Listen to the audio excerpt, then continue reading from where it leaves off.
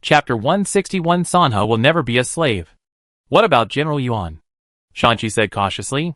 That's not necessary. Lenny waved his hand. It's not a good thing to be too close to your own uncle, so as to avoid your brother's suspicion. Sanha's recruited soldiers expanded to 20,000 people, plus more than 10,000 garrison officers and soldiers, so there are more than 30,000 people at once. Not to mention the salary of the garrison officers and soldiers, just eating has become a big problem. In just 1 week, the food in the granary has been reduced a lot. Lin Yi was furious and gave all his wealth to Shanchi. The silver in the mansion was less than 3,000 taels, which was only enough for daily expenses. When Qin Xinluo came back, he was tanned. He knelt in front of Lin Yi and said, Your Majesty, after several days of investigation, I think that Au Kingdom is determined to come to Sanha. When the enemy comes, we will stop him with our generals, and when the water comes, we will block it with earth. Lin Yi rubbed his brows with one hand and held the teacup with the other hand and said, Some things are useless if you don't fear them. Get up. Don't kneel down. You have worked hard these days. Thank you, Your Majesty. Qin Xinluo stood up and said, Au Kingdom has had a bumper harvest for many years. It is said that the grain in the granary is moldy. It's true that they have too much money to burn. Lin Yi looked up at the beams on the top and said, We still have to pay attention to the use of energy, and use a little to get a lot of gold. He has no moral principles. I hope he will do the right thing, then I will not be polite. Your Majesty is wise. More than 20 people in the living room knelt down. Although they did not understand the specific meaning of Lin Yi's words, they could understand the general meaning. No matter what, Sanha will not retreat this time. In the words of Prince He, don't care about life and death. Just fight if you don't accept it. This time, I will lead the expedition in person. Lin Yi was still very curious about the customs and practices in the south, so he might as well go and take a look. Your Highness, please think twice, everyone said in unison. They were really frightened by Lin Yi's words. No need to say more. Lin Yi said very confidently. Is it possible that I can't make the decision on such a small matter? Your Highness, this is not a small matter. Shanchi couldn't help but said, Swords have no eyes. Your Highness should plan in Baiyun City. He was very puzzled. When did Your Highness become so bold? Don't say more. Lin Yi stood up and stretched his waist. Notify Zhang Mian. And the Navy should also prepare. Besides, Lord Bian, how are your artillery and muskets? He did go to see them once during the trip. The muskets were improved based on the muskets of the Beijing camp in Hongkong City. They were not only clumsy, but also very slow to shoot. When someone else's sword came over, the gunpowder might not be loaded properly. It didn't matter if it was loaded slowly. The key was that the range was too short. If you fired from a distance, it would not cause serious damage to people, especially when the enemy was wearing armor. That is, standing on the city wall, looking down from a high place. It could be of some use. As for the artillery, it was also based on the Beijing camp. It has a long range and is powerful enough to split mountains and rocks. However, it might explode after being pulled to the battlefield. It is better not to use it. He was dissatisfied, but he could not give any specific opinions. Although he was a science student, he studied communications. In this world, it is just a dragon-slaying skill. It is useless. Back then, if he had learned a little mechanics or something else, he could have started an industrial revolution in another world. Press those time-traveling seniors to the ground and rub them until sparks fly. And they won't let go until they say they are convinced. Prince, Bianjing said happily. There was an apprentice in Huang Daoji's blacksmith shop who accidentally added lime to the gun barrel. And the gun barrel he cast actually fired twice without exploding. Adding limestone during the iron smelting process can react with the high melting point gangue in the iron or to form silicates, thereby reducing the impurity content in the pig iron. Lin Yi blurted out, and slapped his head hard. I actually forgot this. Otherwise, he wouldn't have taken so many detours and wasted so much time. After these words came out, the people below couldn't even understand them. It was like listening to a book from heaven. Seeing their bewildered look, Lin Yi continued, Give this apprentice a reward of 50 taels. In the future, anyone who has this intelligence and wisdom will be rewarded. For those who are capable, this king is not stingy. Yes, Bianjing smiled and said, This cannon will be tested again tomorrow. Your Majesty, will you go to watch it? No need. Lin Yi always went with excitement and returned with disappointment. Without hope, there would be no disappointment. So he became more and more lazy to go. This king only looks at the results. The army of the Ahsoka kingdom will cross the 10,000 mountains at any time. The atmosphere in Bayun City became increasingly depressing. Some elderly people have already told their children to be ready to go into the mountains at any time. They can't stay in Bayun City any longer. Lu, the shopkeeper of the silk shop, looked at the old man in front of him, who was grouchy and chattering, and sighed. "Dad, it's getting late. You better go back and rest as soon as possible." "Then do you want to die?" The old man Lu, with a head full of white hair, had his waist completely bent. "It's not that I don't want to go," Lu Duo said helplessly. "It's not easy for my son to fight for this family business. If it's lost so easily, it's better to die directly. Sanha people will never be slaves."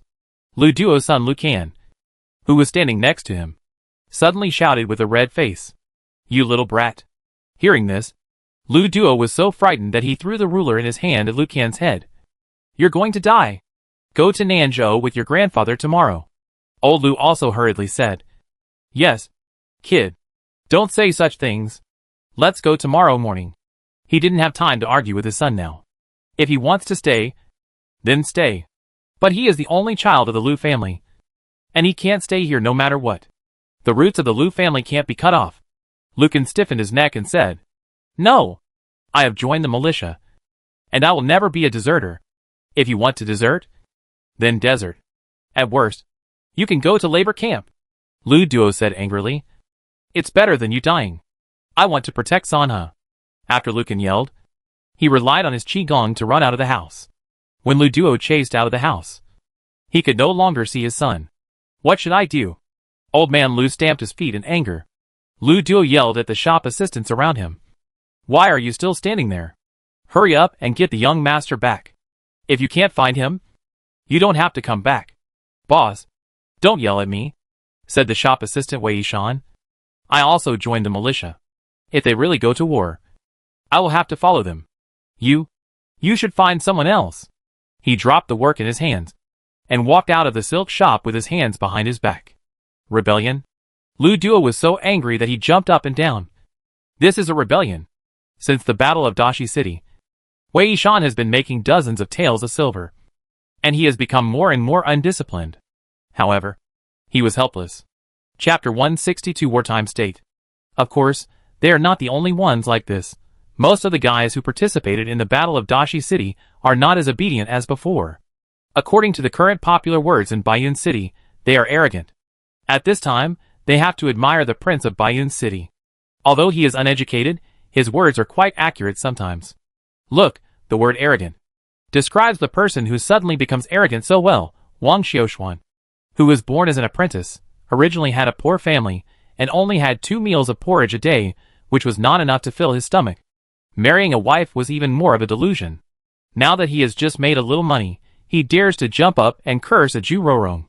So what if Zhu Rorong is a third-rank official? You dare to do it? In public, you just need to go to the ground.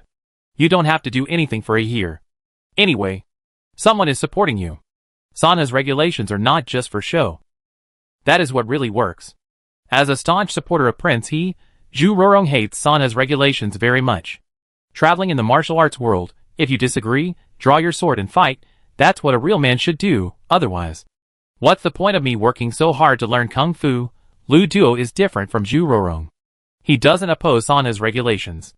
After all, he is a businessman. What he yearns for is making money in harmony. What he opposes are the regulations that are not good for him. For example, one of the regulations is that employees' wages cannot be withheld, which makes him speechless. Wei Yishan patted his butt and ran away now. But he would have to pay his wages to him later. And not a penny less. After all, he was a member of the militia, standing on the righteous cause of protecting Sanha. And he was not absent from work without reason. Nor was he derelict of duty, or engaged in malpractice. What's more exaggerated is that in the Sanha regulations, there is a rule that apprentices must also be paid. It's simply ridiculous. From ancient times to the present, from south to north, even in a remote place like Sanha, there is a rule that is tacitly accepted. Apprentices do not get paid, whether to be an apprentice for 1 year, or for 10 years. It's all up to the shopkeeper and the boss. Providing food and accommodation, letting you learn things, is already the greatest gift. How dare you ask for wages? How can you bear to ask for wages? But this is Sanha. And the prince broke this rule. When it was implemented after the new year, I told the prince in public. Anyone who is stubborn can give it a try. Sure enough, some people took this lightly. Deng Ku, who built a new carpentry workshop on the South Bank, didn't believe it. He had more than 30 apprentices. They all got paid. He didn't run a charity. But he didn't expect that, a month later, Baokue personally took the lead in arresting people. Poor Deng Ku, who was in his early 50s, was still doing labor reform to build roads. The workshop was now managed by his son, who honestly paid the apprentices the so-called minimum wage, 10 copper coins every month. After seeing how the chicken died, the monkeys became obedient. They dismissed some apprentices and paid the remaining apprentices. Prince he then introduced a policy promoting reemployment. Since Prince he came to Sanha, people in Sanha always heard some new words that they didn't understand. But everyone could understand the specific content. If a workshop employs more than 50 people, it can get a tax refund from the governor. At first, no one could believe that the stingy Prince he would do such a good thing. But when Li Sanyang, the owner of the clothing store, rode a horse and paraded through the streets wearing a big red flower, everyone believed it. Li Sanyang was paraded through the streets not because she paid a lot of taxes or hired a lot of workers, but because she hired a lot of female workers. The most unconvinced person was Dong Jinhua, the owner of Chungxianglu. When it comes to female workers who has more than Chungxianglu, she immediately went to the governor's office to complain. With the prince there, she was even more confident. Afterwards, Dong Jinhua also got a chance to be paraded through the streets, but her hands were tied, with a wooden board stuck behind her, as a typical example of tax evasion, paraded through the streets for public display. For a while, she became the laughing stock of Baiyun City. Lu Duo was too lazy to care about other people's affairs. He only worried about himself. He had 7 apprentices in his huge silk shop, and he had dismissed 3 of them, leaving only 4. When he was too busy, he had to do it himself. Now that Wei Yishan has quit, the pressure on me is even greater. Dad, how about I contact the carriage and horse company? You and Mom can go first tomorrow. Lu Duo looked at Old Man Lu and said, take a maid and a waiter with you, and we can take care of you on the way. Did your head get caught up in your ass? Old Man Lu jumped up and cursed. If you die here, an old man and an old woman, what's the point of living? You're still going, I'll just stay at home. Dad, I'm doing this for your own good, Lu Duo said with a smile. When the war is in chaos, I'm afraid I won't be able to take care of you. Who asked you to take care of me? Old Man Lu glared. Even if it's you, you'll die. But nothing can happen to Can. What are you talking about? What do you mean I'll die? Lu Duo said with a wry smile. I'm your own son. You're so old. Can you still have children? Old Lu was furious. Nothing can happen to Kansas. If the Lu family is wiped out by you, I will beat you to death. Lu Duo felt the aura emanating from his father, and finally remembered that his father was a master of Hua Jin, just because he learned a little more kung fu in his square. I know. Lu Duo sighed. The flags called rat flags by Sanha people were flying everywhere in Baiyun City. Even the most heartless people could feel the tension in the air. Sanha entered a wartime state. Everyone had their own troubles. Lin Yi was most worried about not having money. Chungxianglu was used as a designated hotel for reception. And for the first time, all the gentry and landlords in Sanha were gathered together. You are all local tyrants. I envy you very much. My goal is to be as rich as you one day. Lin Yi's first sentence made Shanqi, Xiazan, Chen Disheng and other old men feel ashamed. If this were my students, I would have beaten them to death, because they were afraid of saying something indecent to the prince in such an important occasion. They specially wrote a manuscript in advance. Can't you read it yourself? You have to do it yourself innovation. If you don't blush when you say this, everyone will blush when they hear it. Your Highness, you are too polite. Liang Jin stood up tremblingly, and didn't know how to answer for a while. To hail is a popular word in Sanha, and everyone knows what it means. As rich people, they admit that they are rich, but they will never admit that they are unfashionable. No, no, this time I am not polite at all. Lin Yi sighed. To be honest, this time Au Kingdom invaded the border again, and I am willing to fight the enemy. However, the difficulties, you also know. is that there is no money and no food.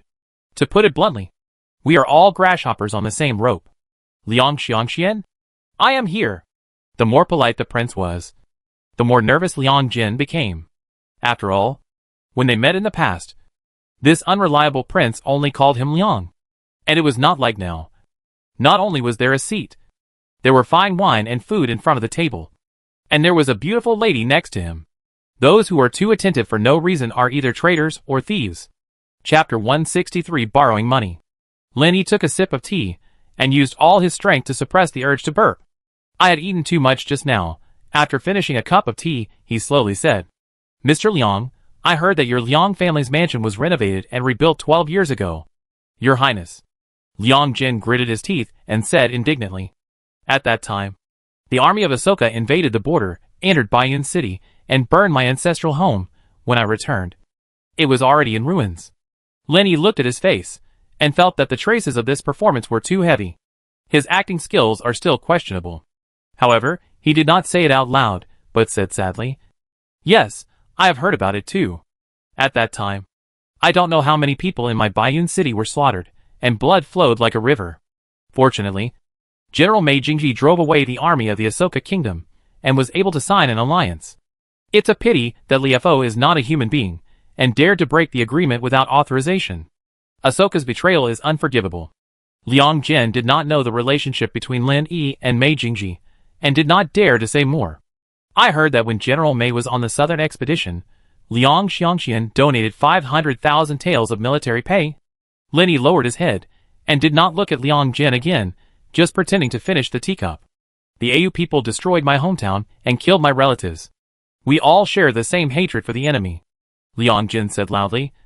All the people in Sanha should work together. I, Mr. Chiu, Mr. Hu, Mr. Yin and others will spare no effort to help General Mei in this southern expedition, so that we can recover the country as soon as possible and return home as soon as possible. Don't just think about me. I'm not the only one who helps with the military expenses. He must stand together with these people. Xiao Wujin, Hu Banquan, Yin Kuishing and others had already cursed Liang Jin's ancestors in their hearts. What good will it do you to drag me into this? Let's not talk about being of the same blood. If it weren't for the prince in front of him, he would really spit at Liang Jin. Not bad. Not bad. Lenny applauded. Everyone loves Sanha so much, and loves Baiyun City so much. I am really moved. Sanha is my home. Such big slogans were painted everywhere in Baiyun City. Even if Liang Jin didn't want to see them, he saw them every day. He was a little disgusted, but he couldn't help but apply what he had learned. He gritted his teeth and said in an excited tone as if his wife had died. My family business was exhausted 12 years ago, and I couldn't survive. But I am still willing to do my best to help with the military pay of 200,000 taels. As soon as Liang Jin finished speaking, Hu Banquan stood up and said, I am also willing to help with the military pay of 200,000 taels. I just hope that Sanha will be safe.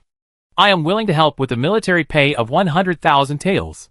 As long as I can see the retreat of the Au Kingdom in my lifetime, I will die without regrets. After Yin Kuishing finished speaking, a group of old men followed closely, and gave 30,000 to 50,000 taels.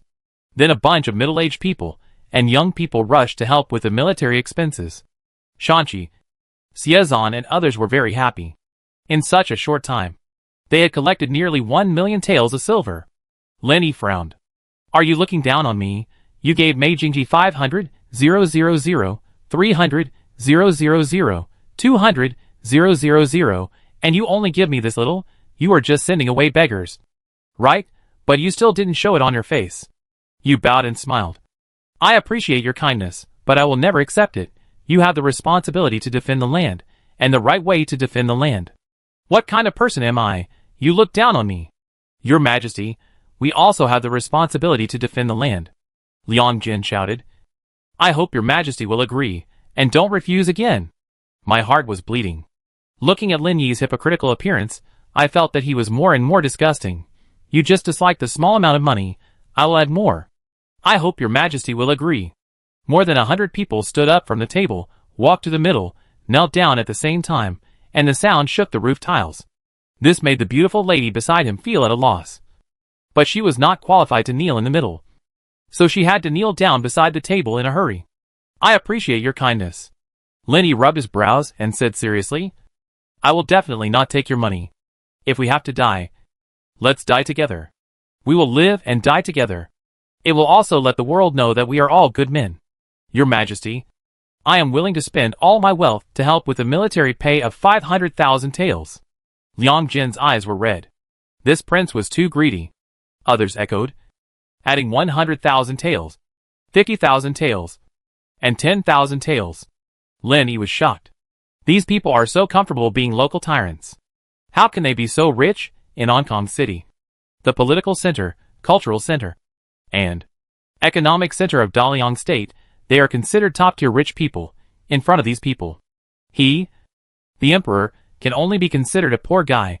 Killing his brothers, Emperor Delong, who was known as a wise ruler, could not even raise hundreds of thousands of taels of military expenses every time the army was dispatched. Otherwise, why would the local border troops rebel with the refugees? Then he thought, it is also very normal. These people have lived here for generations, not paying taxes, not exploiting. Except for the invasion of the Au kingdom more than a decade ago, they have never encountered a serious disaster. Mining, salt profits, sea trade, the money is like a flood. You guys, you are judging others by your own standards. Lenny said unhappily. Am I such a greedy person? Do you want money for everything? The expressions of the people in the audience were, you are just that kind of person. Don't you know what's going on? The entrance of the palace faces south. And if you don't have money, don't come in. Where did you get this saying? Your Highness. When Yan Kuishing spoke, his eyes were already squinting. I am a Sana person when I am alive. And I will be a Sana ghost when I die. These 150,000 taels are my little gift. Please accept it. Your Highness. Yan Shichi's father? How could such an old man raise a spotless, fairy-like daughter? It doesn't conform to genetics at all. If he was born in Hong Kong City, he wouldn't play Sanha either. But when he thought that he might be his future father-in-law, Lenny spoke. He was much more polite, and said with a smile, you all really misunderstood me. This king does not want your money. I only hope you can lend me money, and pay 1% interest. This king never lies. It is only natural to repay debts. This is also the rule of Sanha. This king will naturally not break this rule. Moreover, you also know that there is no point in this king telling these lies. If I really want to take your money for free, I will just catch you all in one fell swoop and arrange people to confiscate your property. At least I can get a few million taels. Right? You can hear a pin drop in the audience. Anyone who does not curse this prince in his heart can be said to be a saint. Everyone in Sanha knows that this unreliable prince speaks directly, but there is no need to be so direct. After looking at each other, no one spoke in the end. Even Shanchi, Xiezan and others all felt the same. Shame on you. Our Dalian kingdom is a country of etiquette. Even Emperor Delong would pay attention to the beauty of subtlety. The prince is not innocent, nor is he quick-witted, but he is hopelessly stupid and treats everyone as fools. Lenny continued, if I don't pay back the money, there is only one possibility. That is, I will die. Or if you all die, I want to pay back the money, but there is no place to pay it back. Otherwise, please rest assured, as long as the person is alive, the debt will not be forgotten. The words were very rough. The people in the audience had different emotions. I didn't know what to say. Touched? Not at all. I wish I could beat this guy to death in front of him. We are all well-known figures. It's enough to talk about it in private. Why do we have to do it in Chungxianglu? In front of a group of beautiful ladies. You don't care about your dignity. I am willing to pay 200,000 taels. This time Hu Banquan got ahead. I will pay 600,000 taels. Liang Jian was furious. No matter whether it was borrowed or donated, just treat it as feeding the dog. Others followed suit, adding 100,000, 80,000, and 50,000 more than before. Lenny listened to their tone, and finally felt their sincerity. He knew that this was really their bottom line. I still say the same thing. I am borrowing money, not donating money. Lenny shook his head and said, you still don't trust me. How come the money keeps increasing? In fact, 300,000 taels is enough for me. If there is more money, it is actually useless. Is it too late to go to Nanzhou, Yuezhou, Hongou and other places to raise supplies? So, I will only borrow 300,000 taels. No more. Each family can borrow at most 10,000 taels. If you want to earn interest from me, you are dreaming. Not only the gentry in the audience were stunned. Even Shanchi and others were puzzled. Although they thought Lin Yi was right. The war was imminent. And there was really no place to buy supplies with money. But it doesn't mean that there is no place to use money. Everyone. Lin Yi stood up and said, "Is this okay?" He really wanted to take advantage of this group of local tyrants. But people should not think about the long term. Now is not the time to fight against local tyrants. Especially in the face of internal and external troubles. We should unite all forces that can be united. Reduce the number of enemies to a minimum. And mobilize all positive factors that can be mobilized. Prince Liang Jin suspected that he had heard wrongly. 10,000 taels? It's worth my trip. Okay. I won't say more. This time, I will personally lead the expedition. I only hope that those who have money will contribute money, and those who have strength will contribute strength. Otherwise, when Asoku arrives in Baiyun City, everyone will cry together. Lin Yi stood up, walked down the main seat under the gaze of everyone, and slowly walked to the door of the hall. Suddenly he turned around and said, "I believe you all know the situation in the court better than I do. If Sanha is lost, I can't return to Hong Kong City. For the sake of my life, I may have to go out to sea to become an island owner." However, this statement sounded sad to others. The next day, it spread in Baiyun City that the prince personally led the expedition and vowed to live and die with Sanha. A dignified prince. He did not care about his life. What else can ordinary people say? Asia people. What's so great about it? Let's fight. Sanha people will never be slaves. Many people who originally planned to escape to Nanzhou or Hongou also stayed. Especially those who observed the actions of the Liang family. Hu family and other gentry. Liang Jin only sent his 3 grandsons out of Sanha, and then personally led the 1,000 militiamen he had organized to the governor's office, expressing his willingness to live and die with Sanha. Others, naturally, followed suit. Lin Yi naturally had no reason to object. The more people the better. And the key was not to pay their wages and provide them with food and drink. Chapter 164 Will to Fight. Donations from the rich families in Baiyun City are not counted. Even some poor people began to take the initiative to send food, livestock, money, meat jerky, everything. Lin Yi did not hesitate to ask Shanchi to refuse. He would not accept anything said by the rich, so why would he accept such a small amount of things said by the poor? Don't waste your family's wealth before the war even starts, and then you have to help the poor yourself, which is not worth the loss. When Sanha held the second military supply supplier conference, Lin Yi said in public, "I am here to make you rich, not to lose money. A country has 3 harvests a year, and the grain is piled up like a mountain, and it is all moldy. If you have the ability, go and move it back." But he made a request. The civilians must also follow the discipline of the officers and soldiers, and not act arbitrarily. Sanha is in a frenzy. This time, all suppliers were running at full capacity at once, and the number of civilians gathered was even greater than expected. Sanha has a limited population, and most of the young and strong are concentrated in the garrisons and militia.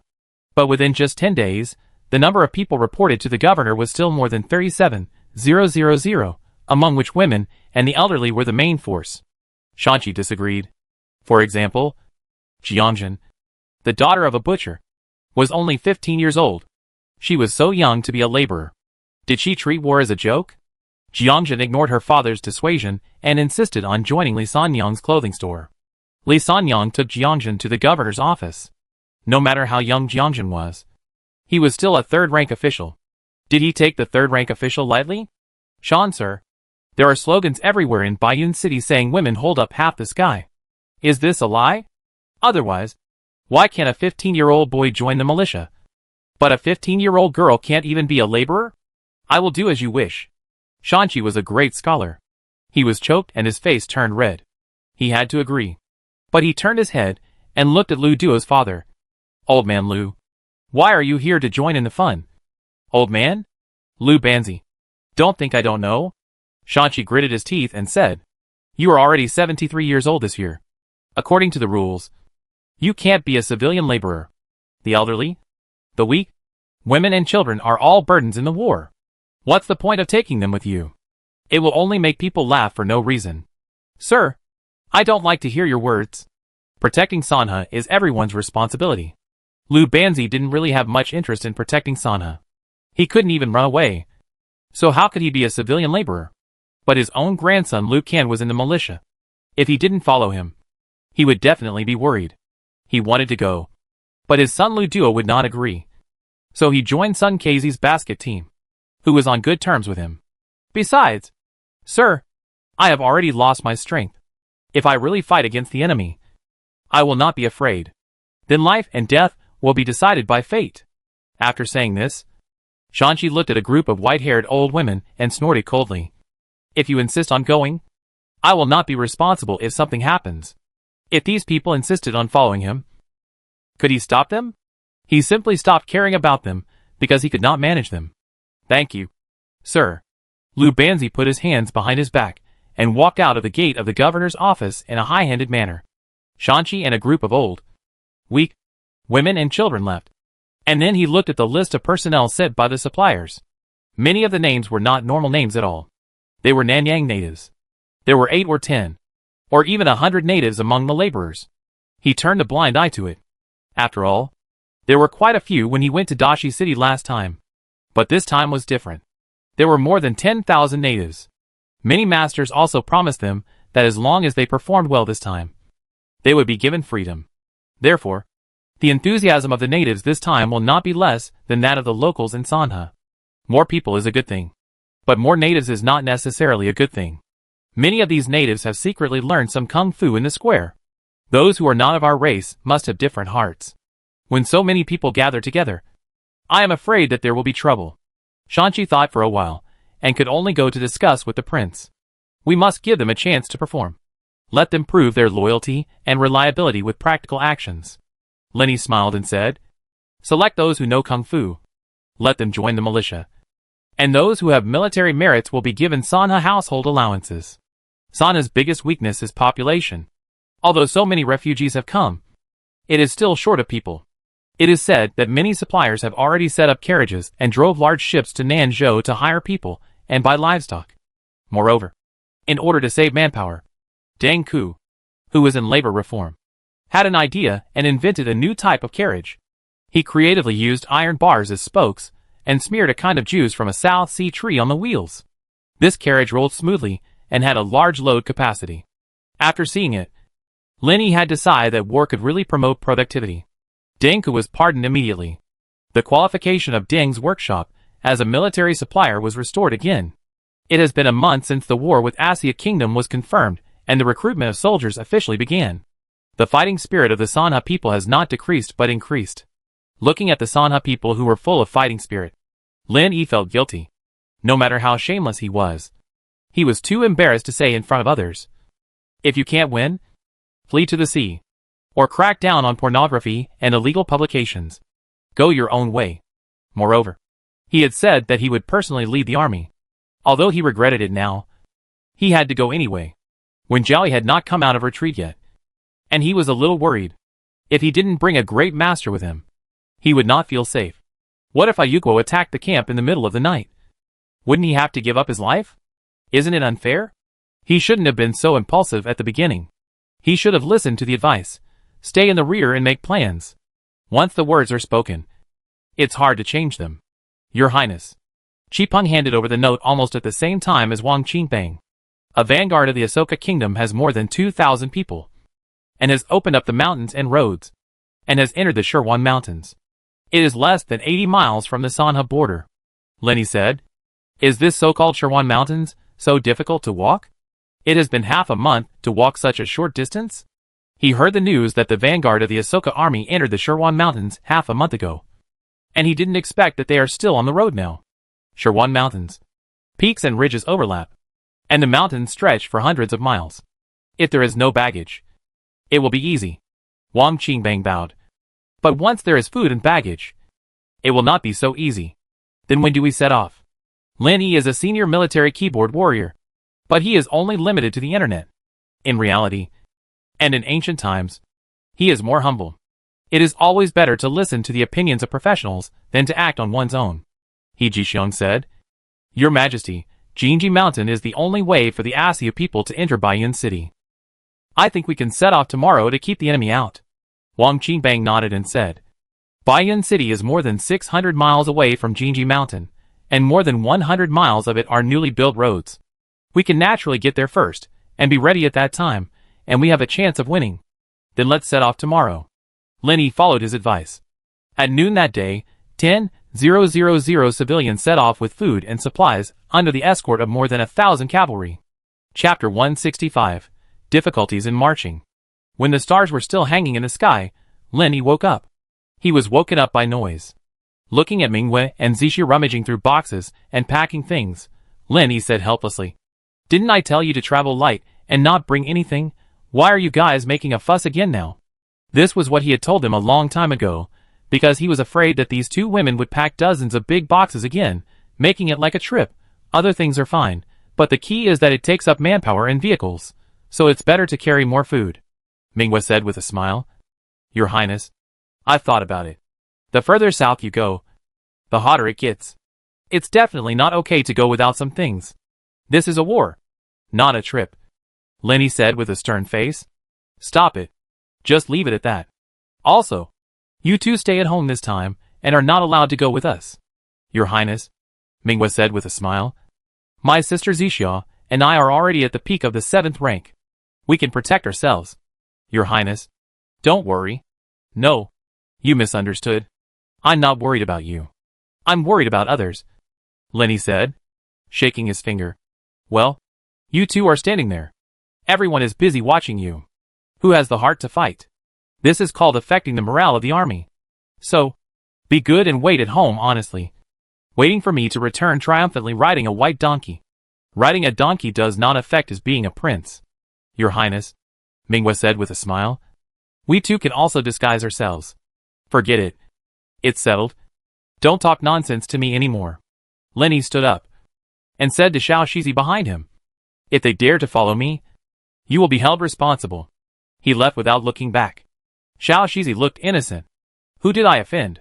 He looked at Mingwei and Zixia with embarrassment, and said with a bow, "Sisters, you heard what the prince said. Don't make it difficult for me." Mingwei pushed him away, and said with a smile, "Xiao Shizi, you will not dare to go to the roof if you don't punish me for 3 days?" Xiao Shizi took a step back and said flatteringly, "Sisters, please forgive me. This is what the prince told you." Zixia said with a smile, "Get out of the way, Xiao Shizi. We will be behind secretly, and I guarantee that the prince will not know. At that time, I will definitely not implicate you." "Really?" The sinister voice suddenly appeared in the ears of the three people. Butler, Mingwei, and Zixia's faces suddenly changed. They didn't know when the butler came out of seclusion. "You are so bold." Honging stepped into the door with his hands behind his back, snorted coldly. "We have only been in seclusion for a month, and you are lawless, and you don't even take the words of the prince to heart?" Mingwei hesitated for a while, and said boldly, "Butler, we are also thinking about the prince. The prince has a long journey. How can he not have someone to take care of him?" "Humph," Honging said expressionlessly. "That is not a reason for you to disobey the prince's orders. Just this once, never again. Just listen to the prince and stay in the mansion." Zixia couldn't help but said, "Will there be no one to take care of the prince?" Honging said, "Do you think my family is dead?" Mingwei and Zixia lowered their heads and didn't say anything. After Honging walked away, they slowly raised their heads and looked at each other. They both understood that the steward was different again. Lenny was yawning at the door of the mansion. Suddenly, he saw Honging and happily took the teacup he handed over. While sipping the tea, he said, "You came out in time. Otherwise, I would have walked a long way. I know my crime." Honging smiled. When Joey looked at Honging in surprise. After Honging helped Lenny onto the carriage, she was shocked and sighed. "I am no longer your opponent. I never thought your skills would improve so much. You are too polite." When Joey, although Honging spoke in a calm tone, he did not hide his pride on his face. "We are still far behind in this skill." Yi Chio on the side also looked incredible. "How long has it been since this eunuch surpassed that old witch? Let's go!" Sun Yi, the head coach, patted Yi Chio on the side, jumped onto the carriage, took the reins, and the carriage began to move slowly. This time, the army went out, and there was no scene of people lining the road to see them off. For this expedition, almost all the people in Baiyun City went out, and there were not many people left. After Lin Yi got on the carriage, he lay on the soft cushion, and the road was flat. So he slept soundly until the sun was high. Standing on the carriage, he stretched his waist, and looked at the endless number of people in front and behind, and suddenly felt a sense of high spirits. The army marched for 10 days, and walked out of the cement road of Sanha. After that, the nearby Lianren and Liren tribes led the way, and acted as guides. There are endless layers of green mountains, and the branches and leaves cover the sky. Although the craftsmen had been sent in advance to clear the road, build a simple wooden bridge, and blast the mountain road, the road is still difficult and steep, and it is difficult to climb. When encountering a place that is really impossible to pass, it depends on people to carry it on their shoulders. Looking down at the feet, white clouds are everywhere, and looking around at the peaks, clouds and mists are lingering. On this road, Lin Yi had to give up the comfortable carriage and ride on a donkey. He was really cautious, for fear that he would fall into the abyss without being careful, and his body would be gone. He deeply understood what it meant to march hard. After walking for another 8 days, they finally saw the craftsmen who were building the road ahead, as well as the civilians and cavalry who had set out a day earlier than them. Your Highness. Bianjing personally welcomed Lin Yi into the cave where the craftsman lived, and brought him a cup of hot tea. The conditions are simple. I hope your Highness will not despise it. What do you mean by despise it? The weather was hot and humid, and he was soaked through. He did not dare to take off his coat. There were lush forests everywhere, and mosquitoes everywhere. He felt safer in clothes. After taking a sip of the tea, he wiped the sweat off his head and sighed. How did the army of Ahsoka come here on this road? The mountains were endless, and the peaks were protruding. There were thousands of gullies, and the gullies were connected. The roads were blocked, and it was no different from a primeval forest. Bianjing smiled and said, because of this, Ahsoka has only come to Baiyan City once in these years. At most, they would occasionally cross the Shirwan Mountain and harass the nearby Qian tribe. Lin Yi sighed. At night, there were lights and sounds of explosives everywhere. Thousands of craftsmen and tens of thousands of laborers took turns to rest, set fire to the mountains, bury explosives to open roads, and build bridges. Lin Yi was terrified. Don't let the mountains catch fire and roast his 60,000 or 70,000 people. It would be a big joke. In front of the power of nature, humans are simply not worth mentioning. Fortunately, the worried thing did not happen. And nothing happened overnight. But the smoke of the sky let him cough. I didn't sleep well at night. He didn't follow the army anymore. It was slowly hanging at the end of the team. The fire has caused more and more naked open spaces. There is a blacker everywhere. Many ashes are still smoking, occasionally on the road. You can also see the wild animals that have been cooked. All you can see must not be eaten. Those who could eat had been stuck into the stomach. It's really an ecological disaster. After Lin Yi murmured, I didn't say more. It's not time to be confusing now. In the evening, it started to rain. Lin Yi hid from the rain for a day at Hong Ying's suggestion. Who would have thought that halfway through the second day, he found that the road he had just built had been washed away by a mudslide. Lin Yi had no choice but to rest for another day, waiting for the workers to repair the road. 2 days later, he walked down a hill and finally entered the plain area. Then he saw a small rice field, where the grass was taller and denser than the rice. Lin Yi curiously picked up the rice ears and pinched several grains with his hands.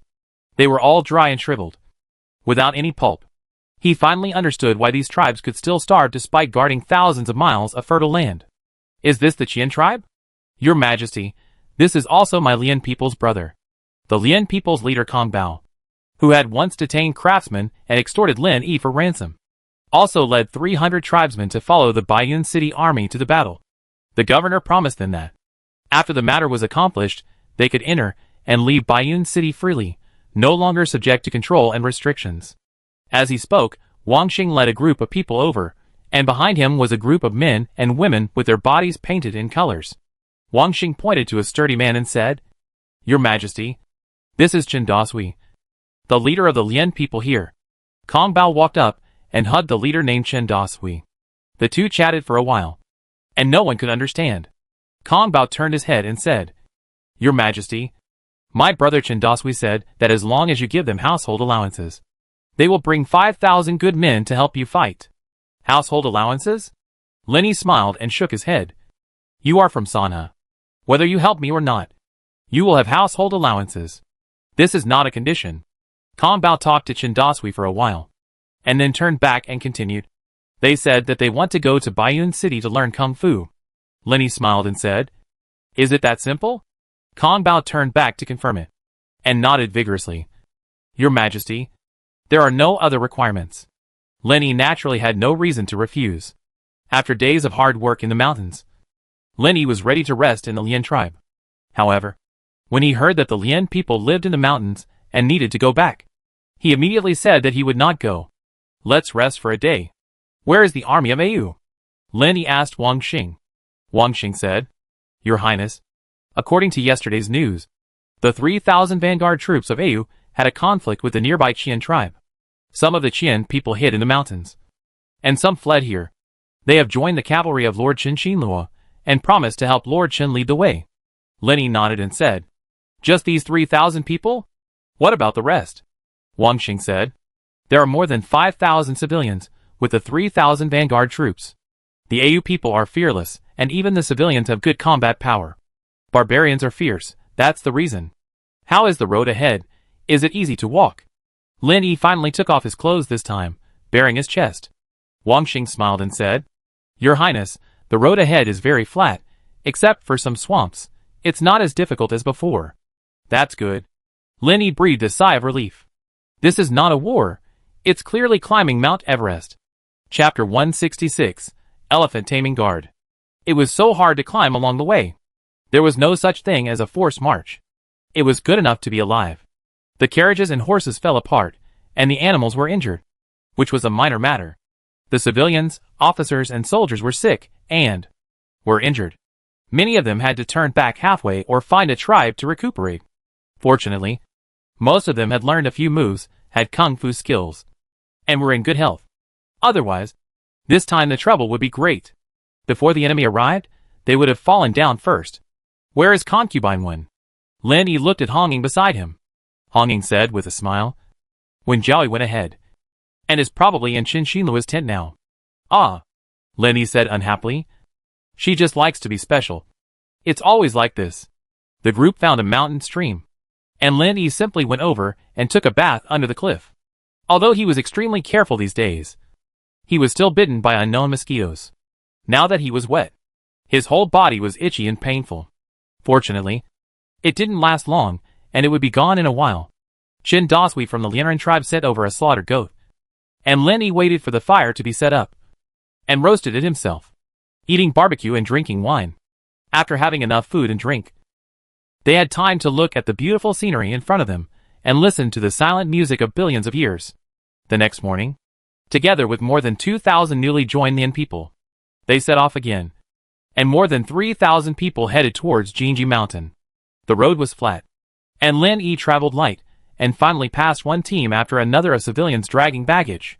When he arrived at Jinji Mountain, Lin Yi suddenly found that it took them nearly a month to walk such a short distance. On average, they walked less than 20 miles a day. This marching speed was so low that it was outrageous. Jinji Mountain is not a mountain, but a group of mountains stretching for dozens of miles. The canyon in the middle is the only way to cross the mountain. All over the mountains and plains, there were otter flags. He Jixiang set up a tent here, naked, skinny, with protruding bones. After Lin Yi entered the tent, he saw him trying to put on clothes, so he waved his hand and said, Don't wear them. It's too hot. I can't stand it anymore. He also took off his clothes. He lay on his back on a chair made of a hollowed-out tree root, staring at the white tent on top in a daze. After this, he suspected that the stories of the powerful and heroic people in history books, with feather fans and scars, were all lies. Only Wuling Mountains with surging waves, Wuming Mountains with majestic mountains and muddy mountains, is more realistic. Thank you, Your Majesty. He Jixiang put the towel he had used to wipe the sweat off his face directly on his shoulders, and said loudly, According to the scouts' report, Ahsoka is still gathering troops, and there are already 50,000 troops at the moment. In addition to these 3,000 vanguards, there are another 10,000 troops entering the Shirwan Mountains. The nearby Qian people have already led their troops to surrender. Lin Yi nodded and said, Once they come, settle them well, and make sure there is no trouble. Where's Pan Duo? Chi Peng was in a wheelchair after all, and had difficulty in moving. So this time Lin Yi brought out the big Silly Panduo, who was beside Chipeng. Chen Xinluo said. Panduo went to get the message. He went yesterday, and has not returned yet. Lenny smiled and said. They are quite capable. They use carrier pigeons. And no one could follow them. The advantage of carrier pigeons in delivering messages is that they are fast, but for a secret organization like Chipeng, it is not safe. According to Wenjiaoyi, a 7th rank master can follow the carrier pigeons and find the recipient with a little effort. Your Highness, I think Chipeng must have his own secrets. Shen Chu, who also came with the army, said with a smile. I did ask Mr. Wang Qingbang, but Mr. Wang just said he didn't know. Who doesn't have a little secret of their own? Lenny said with a smile. For example, you have married a concubine now, and your wife in Oncom City doesn't know. Otherwise she will definitely quarrel with you. Your Highness. Shen Chu was stunned. Where is the secret? How come you all know it? Lenny pointed at Sun Yi and said, if he didn't tell me, I wouldn't know it. Sun Yi saw the murderous look in Shen Chu's eyes, and he wanted to find a hole to hide in. He was complaining in his heart. Their prince is really unreliable. How could he sell people so easily? Okay, everyone knows about your little thing. Lenny looked at Shen Chu, who was blushing, and smiled. Why hide it? Besides, it is normal for a man to have 3 wives and 4 concubines. I haven't congratulated you yet. I will give you a share of money later. He rarely asked others to follow his own moral standards. This is also a place he admired in himself. Unless it was particularly excessive, such as human trafficking, robbery, murder and arson, and beating wives and children. Thank you, Your Majesty. Shen Chu finally breathed a sigh of relief. Okay. I've been running around for these days. I'm really tired. You guys go out. I'll have a good rest. As for military affairs, Lenny decided not to intervene. As amateurs, guiding professionals usually won't have good results. So he lay on the hard plank bed and fell asleep. In the evening, he was awakened by a shout. There were a few faint flames floating in the sky. Pink. And then, one by one, they put away their original light. A large group of people gathered around, cheering for the Lian and Qian people who were fighting. There were about 100 people on each side of the Lian and Qian people, and they did not use any weapons. The fight was dusty everywhere, and blood was occasionally found on the ground. He Jixiang, Shen Chu and others were standing by, and they did not stop them. Lenny washed his face, and was too lazy to worry about these trivial matters. He Jixiang and others must have their own considerations for doing this. Hong Ying moved a chair outside the tent, and Lenny sat on the chair, holding a teacup, squinting his eyes. Your Highness, the people of Lian and Qian have never been on good terms, and now they are probably enemies, and are particularly jealous of each other. Shen Chu walked over and said, it would be better to let them settle their grievances here, and decide the winner, so as to avoid any more twists and turns in the future. Lenny said, you can do whatever you want. Just don't let anyone die. As soon as he finished speaking, the ground shook. Lenny stood up, thinking that there was an earthquake. As a result, the Qian people in the crowd burst into excited screams. Shen Chu jumped onto a big tree, looked around, and jumped down and said, Your Highness, the Qian people's elephant trainers are here. Elephant trainers? Lenny was puzzled, but looking at the fallen trees in large areas, and the elephant calls that were getting closer and closer, I also understood a little. Balkue said, when the country was founded, Sanha first set up the Duzahuashisi, and Emperor Gaozu ordered the people of Guizhou to capture elephants, and each elephant was kept as a slave, and when they were tamed, they were presented as tribute to the capital. Later, it gradually became obsolete. However, the people of Guizhou have kept the elephant taming guard until now. Whenever they fight with others, the elephant soldiers charge and are invincible. Why did they run away when they saw the Asia people? Lenny asked. Shen Chu smiled bitterly. The Asia people and the Nanga people also have elephant soldiers. Chapter 167 The Guizhou people. The more the earth shook, the closer the elephant's hoofbeats and neighs became. Everyone could already see the big ears, like cattail leaves, and the snow-white tusks, which shone brightly in the sun. The trees as thick as arms were trampled down by them. The officers and soldiers of the garrison lined up, and more than 1,000 people drew their bows and arrows. The Guizhou people, who were originally cheering, rushed to the front of the elephant soldiers and shouted loudly, signaling the elephant soldiers to stop. They were not stupid, and they definitely did not want to see their fellow tribesmen shot into hedgehogs. Hundreds of Qian people, including old people, women and children, stood between the elephants and the guards, and the elephant soldiers finally stopped.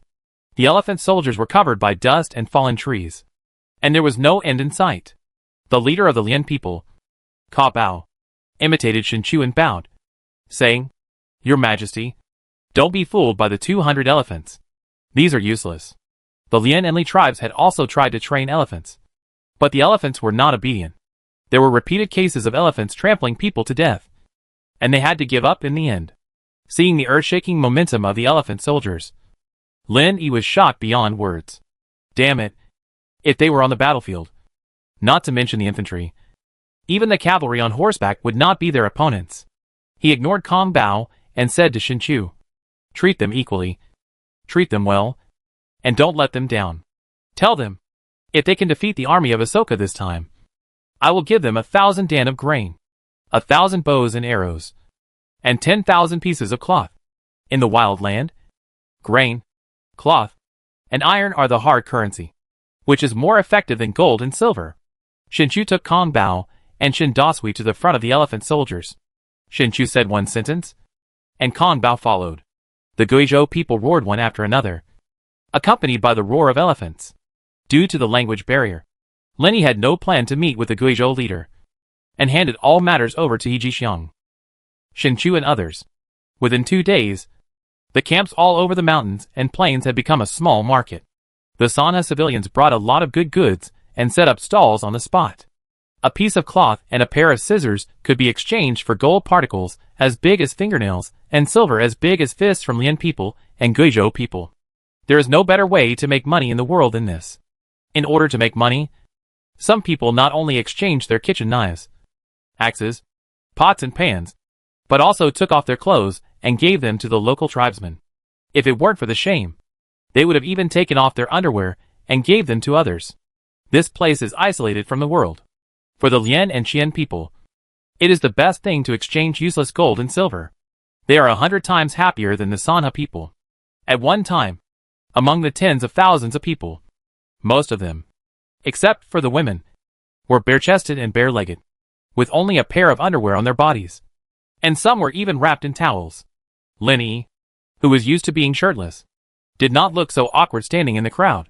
The local tribesmen were dressed quite neatly and walked in the crowd with pride. The officers and soldiers of Sanha were jealous, but they were restricted by military discipline and could not exchange their swords, armor, and underwear for money with the Lian people. Pan Duo finally came back. "Your Majesty, after the 3,000 pioneers left the Shirwan Mountains, they did not continue to move forward. They only sent out dozens of scouts. I have dealt with them all. Are you injured?" Lin Yi saw the blood on his chest. "It's just a minor injury. Not worth mentioning." Pan Duo patted his chest and laughed.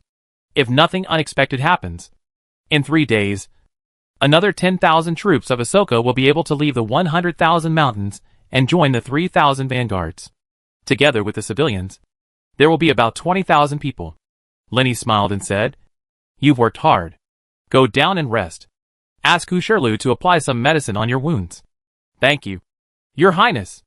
Pan Duo bowed and retreated. He Jixiang said loudly, "Your Highness, don't worry. I have set up ambushes on both sides of Jinji Mountain. Even if it is an elephant soldier, there is no return." Lin Yi said. When Mei Jingji went south, the 100,000 troops only tied with the 30,000 troops of Ahsoka. "Your Highness doesn't know," Qin Dishing, who came with the army despite everyone's dissuasion, said. 12 years ago, Mei Jingji claimed to have 100,000 troops, but there were 40,000 civilians among them. Moreover, there were many northerners in the army who were not adapted to the climate of Sanha. There was also an epidemic in the army at that time, and the morale was completely exhausted. Fortunately, the local tribes of Sanha helped us. Our Sanha is different. There are many locals in the army, although there are many refugees from other places. They have all practiced martial arts. No matter how fierce the Asia people are, we are not afraid." What Lord Chen said is, Balkue had not yet come out of the shadow of failure after the previous defeat in Dashi City. He had been taciturn. But at this moment, he couldn't help but say, "I have fought with the Asia people. They fought with brute force. when the two armies confronted each other. Our Sanha army was not a pushover. Everyone talked one after another, and the discussion was in full swing. After Hong Ying filled Lin Yi's cup with tea, he quietly left the tent. He walked straight to Pan Duo, who was sitting on a stone with his eyes closed. Pan Duo opened his eyes and said, "What do you want?" "General Manager?" Hong Ying said. "You are already at the peak of the 8th rank.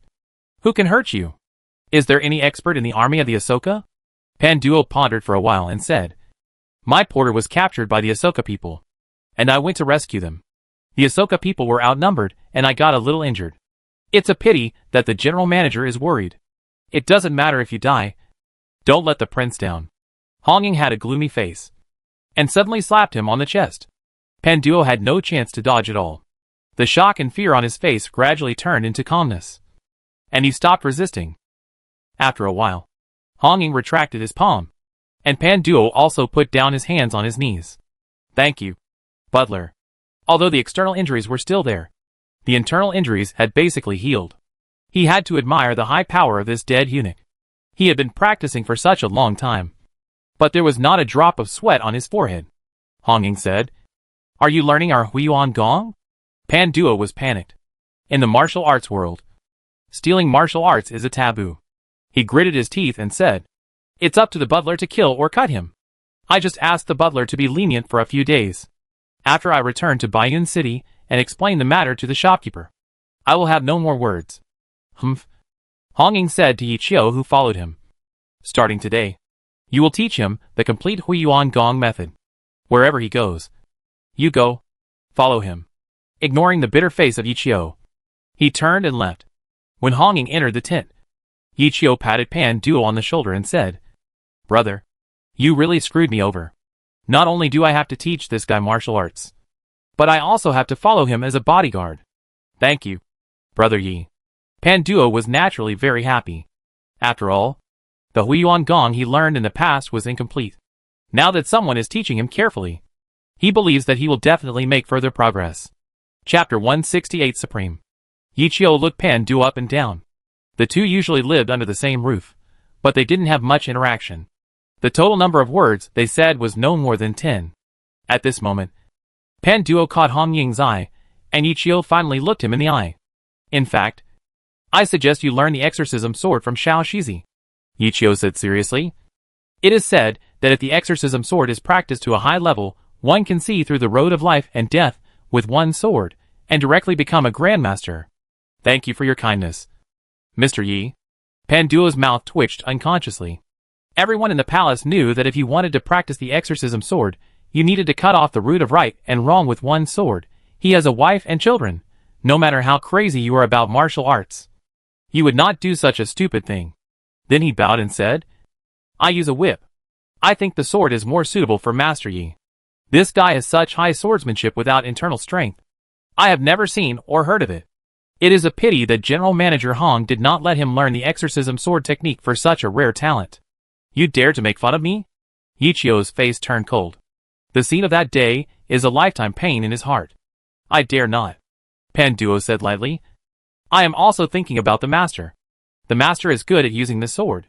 If he practices the exorcism sword technique, I really can't think of anyone in the world who can withstand the master's sword.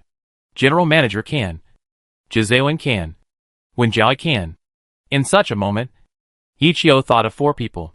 If you don't become a master, you will end up being an ant. After becoming a master, I still seem to be an ant. He was originally proud and conceited, but since he met Hong Ying, he suddenly had self-doubt, and it became more and more serious. Dai stretched his neck and walked over, looked at his good friend Yi Qiu, and then looked at Pan Duo, and then said, "Are you injured? Will you die?" Pan Duo smiled and said, "No problem. Thank you for your concern." "Oh," Dai said with disappointment. "If you die, leave your whip to me. My brother likes your whip very much." Pan Duo opened his mouth and wanted to curse, but thinking that this was someone close to the prince, he finally held back and gritted his teeth and said, "I won't die. The steward has already healed my wounds.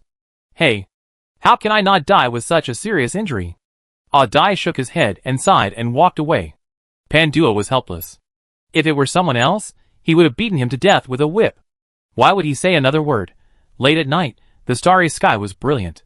There were so many mosquitoes that they could eat people, so they had to build a fire in the hot summer, and add mugwort to it. For a while, the area within a radius of more than 10 miles was filled with smoke. Below the valley, the smoke could not be dispersed, and not everyone could stand it. Lenny hid in the tent, still coughing non-stop. But he couldn't run too far, after all. There were mosquitoes everywhere, and even various poisonous snakes. According to incomplete statistics, more than 20 people have been bitten by poisonous snakes. The lucky ones survived but became disabled. The unlucky ones turned into dry corpses after being poisoned. Lenny never thought that Hushurlu was incompetent. Even in modern society, if a person is bitten by a king cobra without timely treatment with serum, he will be half disabled if not dead. In war, sometimes the bigger enemy is the harsh natural environment. Before dawn, the rapid sound of drums and the loud sound of horns woke Lenny up. I haven't slept well for several days. Now I got up so early again. I sat on the edge of the bed in a daze, unable to open my eyes.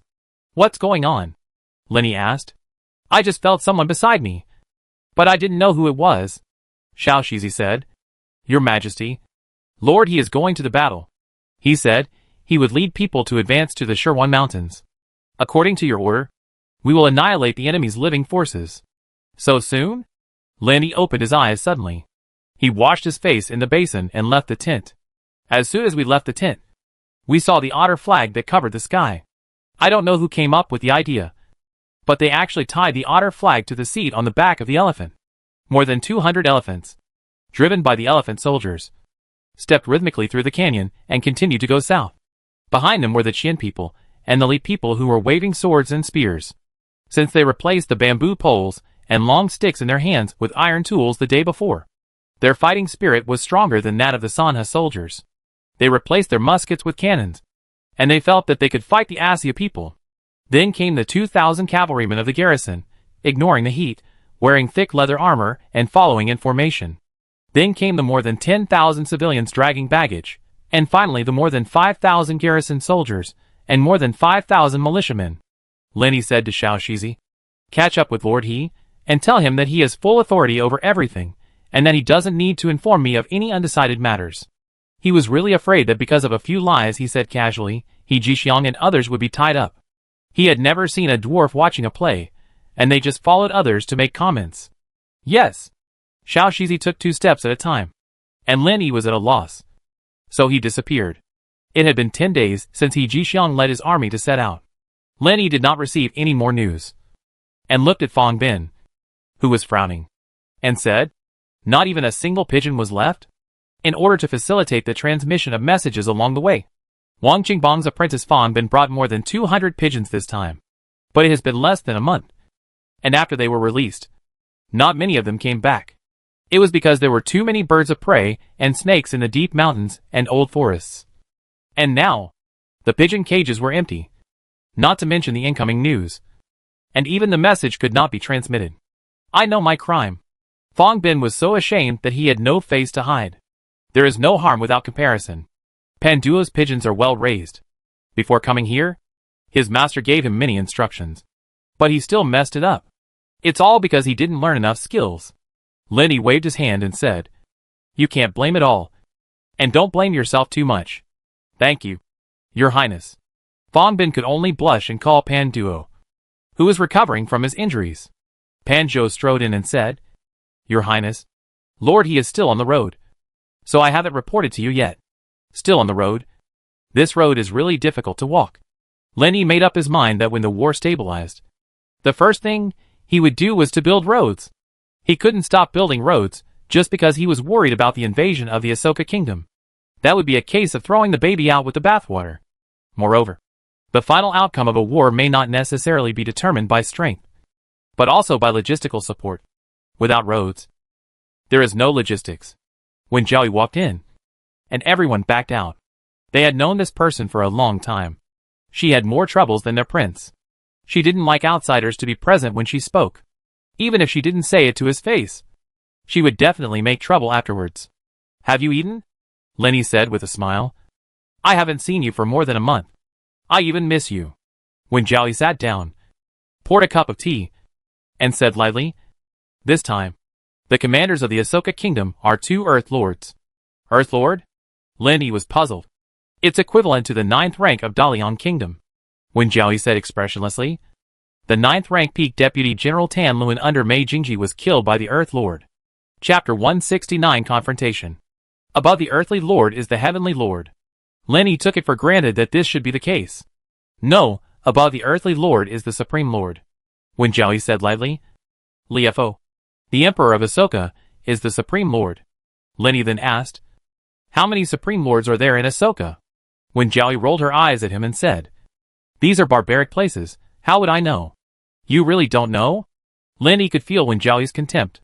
Should I know? Then this old man, he is very dangerous. Lenny shouted without hesitation. Yichio. Your Highness. Behind Yichio were Ah Dai and Yu Shaoshur who came in with him. Lenny said. You three should catch up with Lord He and protect him. Yichio said. Yes. Yu Shaoshur and Ah Dai followed reluctantly. They shouldn't have entered the tent to join in the fun. However, they didn't dare to say no to the prince's order. Otherwise the steward would beat them to death.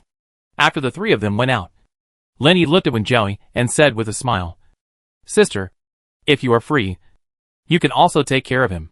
You know, if this expert attacks the camp, he will not survive with the men of Old Man He. I want to eat roasted lamb legs. Wen Jiaoyi sighed. I haven't eaten it for 3 months. Lenny patted his chest and said, it's no big deal. I'll roast it right away. He immediately set mutton over and roasted it outside the tent. Unfortunately, after Lenny finished roasting, Wen Jiaoyi only ate 2 bites and left. 5 days later, Lenny received news that the 10,000 troops of Au Kingdom had left the Shirwan Mountains. Why are they leaving so fast this time? Lenny stood up from his chair. The reason why He Jixiang only brought so many people was because he considered that the Au Kingdom's army would not arrive so quickly. With more than 10,000 troops on his side, it would be no problem to destroy more than 3,000 vanguard troops. Pan Duo bowed and said, the Au Kingdom's vanguard troops have been repairing the road all the way, and the army behind has no obstacles. Lenny looked at Qin Dishing beside him and said, Sir Chun, what do you think we should do? Qin Dishing bowed and said, Prince, you also said that fists are strong only when they are clenched together. We should not disperse our forces. We should catch up with Sir He as soon as possible and join forces with him. Then let's do it. Lenny felt that fighting was meaningless. The ambush at Jinji Mountain was supposed to be arranged. But in the end, something changed. They just kept on going. The army moved out of camp. Lenny rode on a donkey, and Shinchu rode after him on horseback and said, Your Highness, I have already sent out scouts. And at the same time asked Pan Duo to send a pigeon to send a letter to Lord He, asking him to wait for us. Okay. Lenny nodded. Let's do it. Don't ask me about everything. You can decide for yourself. He really just came out to make up for the loss. If he won, he would be wise and powerful. If you lose, you will go out to sea and become the island owner. Thanks to the laborers who built the road in advance. This time, the speed was very fast. It only took 10 days to catch up with He Jixiang and others, who set out half a month earlier. Lenny found that there were many more elephant soldiers, and the Qian people nearby basically gathered here. Prince, He Jixiang said, the Asia people are only 5 miles away from here, occupying a strategic location, and confronting us. If you want to fight, then fight. Lenny rubbed his brows and said, Yes, He Jixiang said loudly. On the morning of the second day, the Sanha soldiers and the Asia people seemed to have a telepathic connection, and blew the horns at the same time. The Asia people's elephant soldiers rushed down from the mountain, and there were at least 500 or 600 elephants, and the ground was shaking under their feet. The Sanha soldiers squatted on the ground, and pulled their bows and arrows. Watching the elephants getting closer and closer, their palms were sweating. Shoot! When the elephants were only 1,000 meters away, Balkue gave an order, and thousands of arrows were fired at the same time, and the flying arrowhead shot towards the elephants and the Asia people behind them. The hard arrowhead hurt the elephant. Although the elephant soldiers on it were gone, and there was no one to command them, they still rushed over like crazy with a roar. The pit that He Jixiang had dug in advance. The trip rope was of no use at all. Retreat! After 2 rounds of arrows, Balkue gave another order, and the officers and soldiers retreated, revealing the Qian people's elephants behind them. There was another unique horn sound. The Qian people's elephant soldiers made a strange croaking sound and directly faced the Asya people's elephant soldiers. For a moment, people were upside down and elephants were overturned. Blood was everywhere. The Asya cavalry moved. Shinchu shouted and charged ahead, followed by more than 2,000 cavalrymen. The Asya ponies had lived with elephants for a long time, and were not afraid of them, and were not timid at all. Their hooves tumbled, and their long manes flew. The horses of the Sanha cavalry, when they saw the elephants, instinctively wanted to retreat, screaming and shouting, and no matter how the cavalrymen shouted and cursed, they dared not move forward even if they patted the horses' bellies.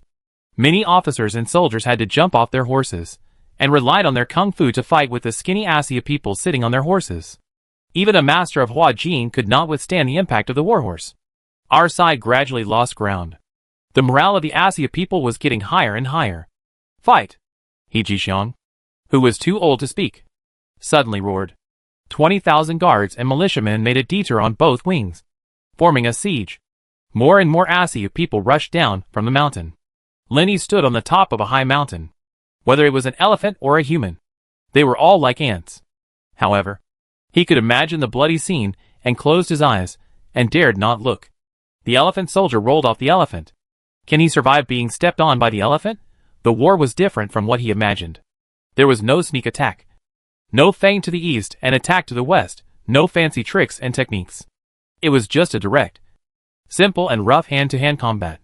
The sun was getting higher and higher. The Asya people were outnumbered after all. Most of them were annihilated and captured. The rest slowly retreated back to the mountain in an orderly manner, with the sound of horns. Lin Yi was about to issue an order not to kill prisoners, but the Asya people had been chopped off their heads by the local Qian people and Li people. Everyone held up their bloody heads and screamed loudly. Although they couldn't speak the same language, Lin Yi could understand that they were comforting their dead relatives.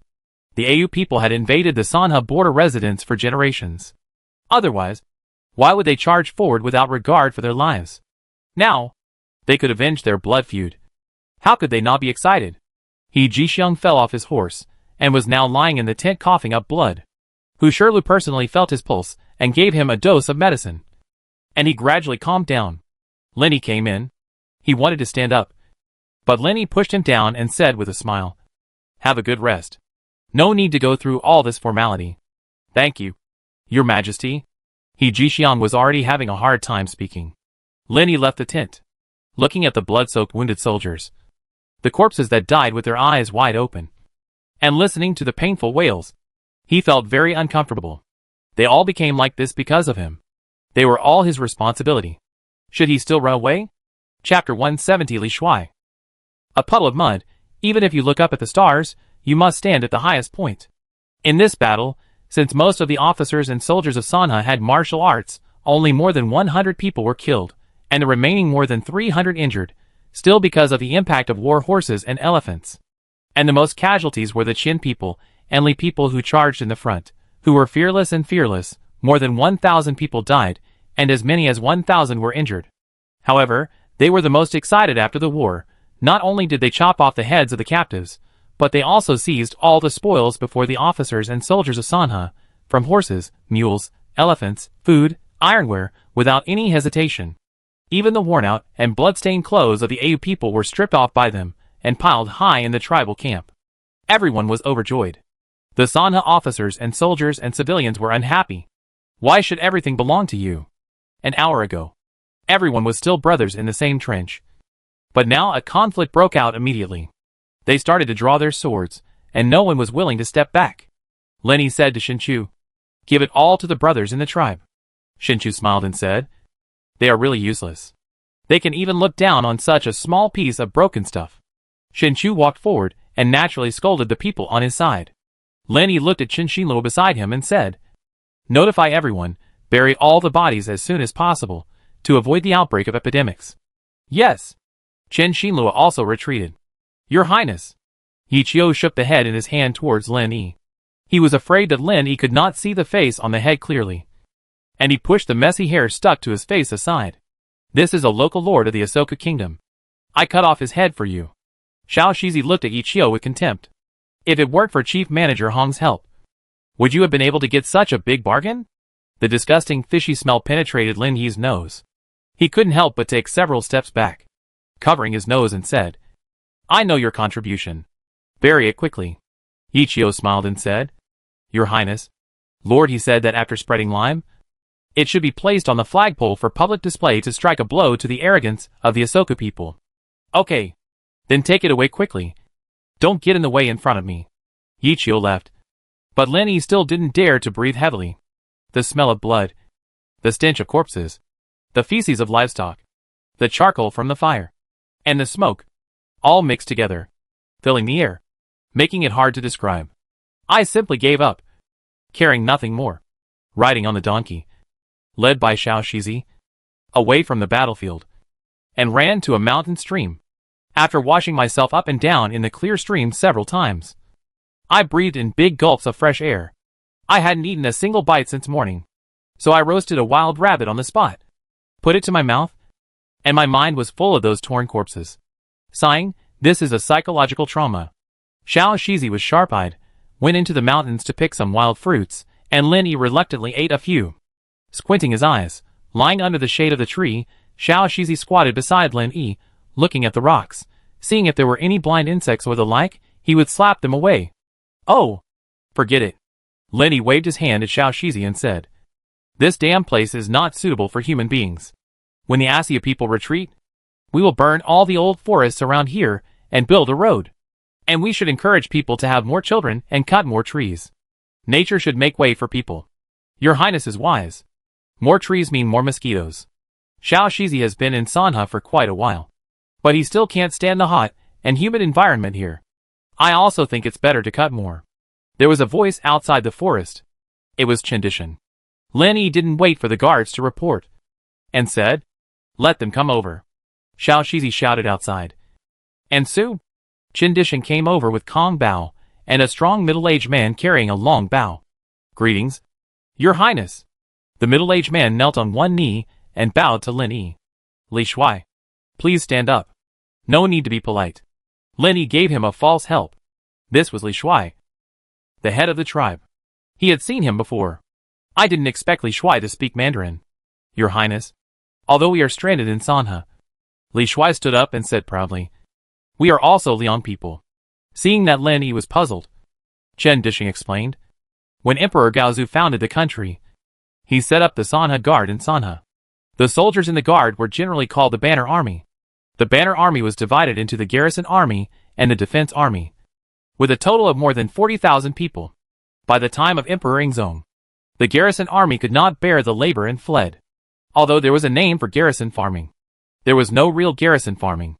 Li Shuai's ancestors were garrison soldiers, loyal to their duties, and lived here for generations without leaving. This prince really admires you. Your ancestor is a loyal and righteous man." Lenny stood up and bowed. "Today I have seen Li Shuai's style again, and it is worth the trip. Thank you for your praise, Your Majesty." Li Shuai bowed. "I am ashamed to accept it," Lenny said with a smile. "I wonder what Li Shuai came to see me for." Li Shuai said, "Your Majesty has a strong army and horses. I am amazed. Why doesn't Your Majesty lead the army directly into the Shirwan Mountains and attack the capital of the Ahsoka Kingdom? I am willing to lead my men and serve Your Majesty." After today's battle, he felt completely different about the officers and soldiers of Sanha. The Ahsoka people, who used to be invincible in their eyes, were defeated so easily. "It's unbelievable," Lenny said with a smile. "You have to walk step by step and eat bite by bite. Although there are 60,000 to 70,000 people in front of us, most of them are civilians, and there are only about 20,000 people who can really fight. Your Majesty, according to my observation, many civilians also have the strength of Hua Jin," Li Shuai said impatiently. "Although the AU people are brave, they are also vulnerable. Besides, there are very few Hua Jin masters in his tribe who dare to fight to the death." Lenny smiled and said, "I understand what Li Shuai means. Let's take a long-term view. Crossing 100,000 mountains and walking for a month or so? What a joke. Don't say that you don't have that strength. Even if you have that strength, you can't go. Let alone other things, food and supplies. There is no way to supply them. Starve to death on the way." Chen Dishing raised his hand and said, "Marshal Li, please. I hope Your Majesty will think about it again." Marshal Li followed Chen Dishing unwillingly. When He Jixiang recuperated until the evening, he ordered people to start attacking the hilltop. Round after round of arrows were shot at the Assia people hiding on the mountain. The Assia people did not show their heads, and there was no movement. Marshal Lee was heartbroken. So many good arrows were wasted, and he could not help but yell. Lord He, if you are afraid of death, I will bring my men. Marshal Lee. Don't worry. After He Jixiang coughed twice in succession, he waved his hand. The officers and soldiers retreated, revealing the trebuchet that had just been assembled in the Ding family workshop behind them. 15 trebuchets started throwing stones at the same time, and with a roar, the trees fell to the ground. The soldiers fired rockets wrapped in oilcloth again. A huge fire broke out on the mountain. The Assia people then realized that the enemy at the bottom of the mountain not only threw stones, but also kerosene. After all, there was no way to hide. Chapter 171 Stalactites.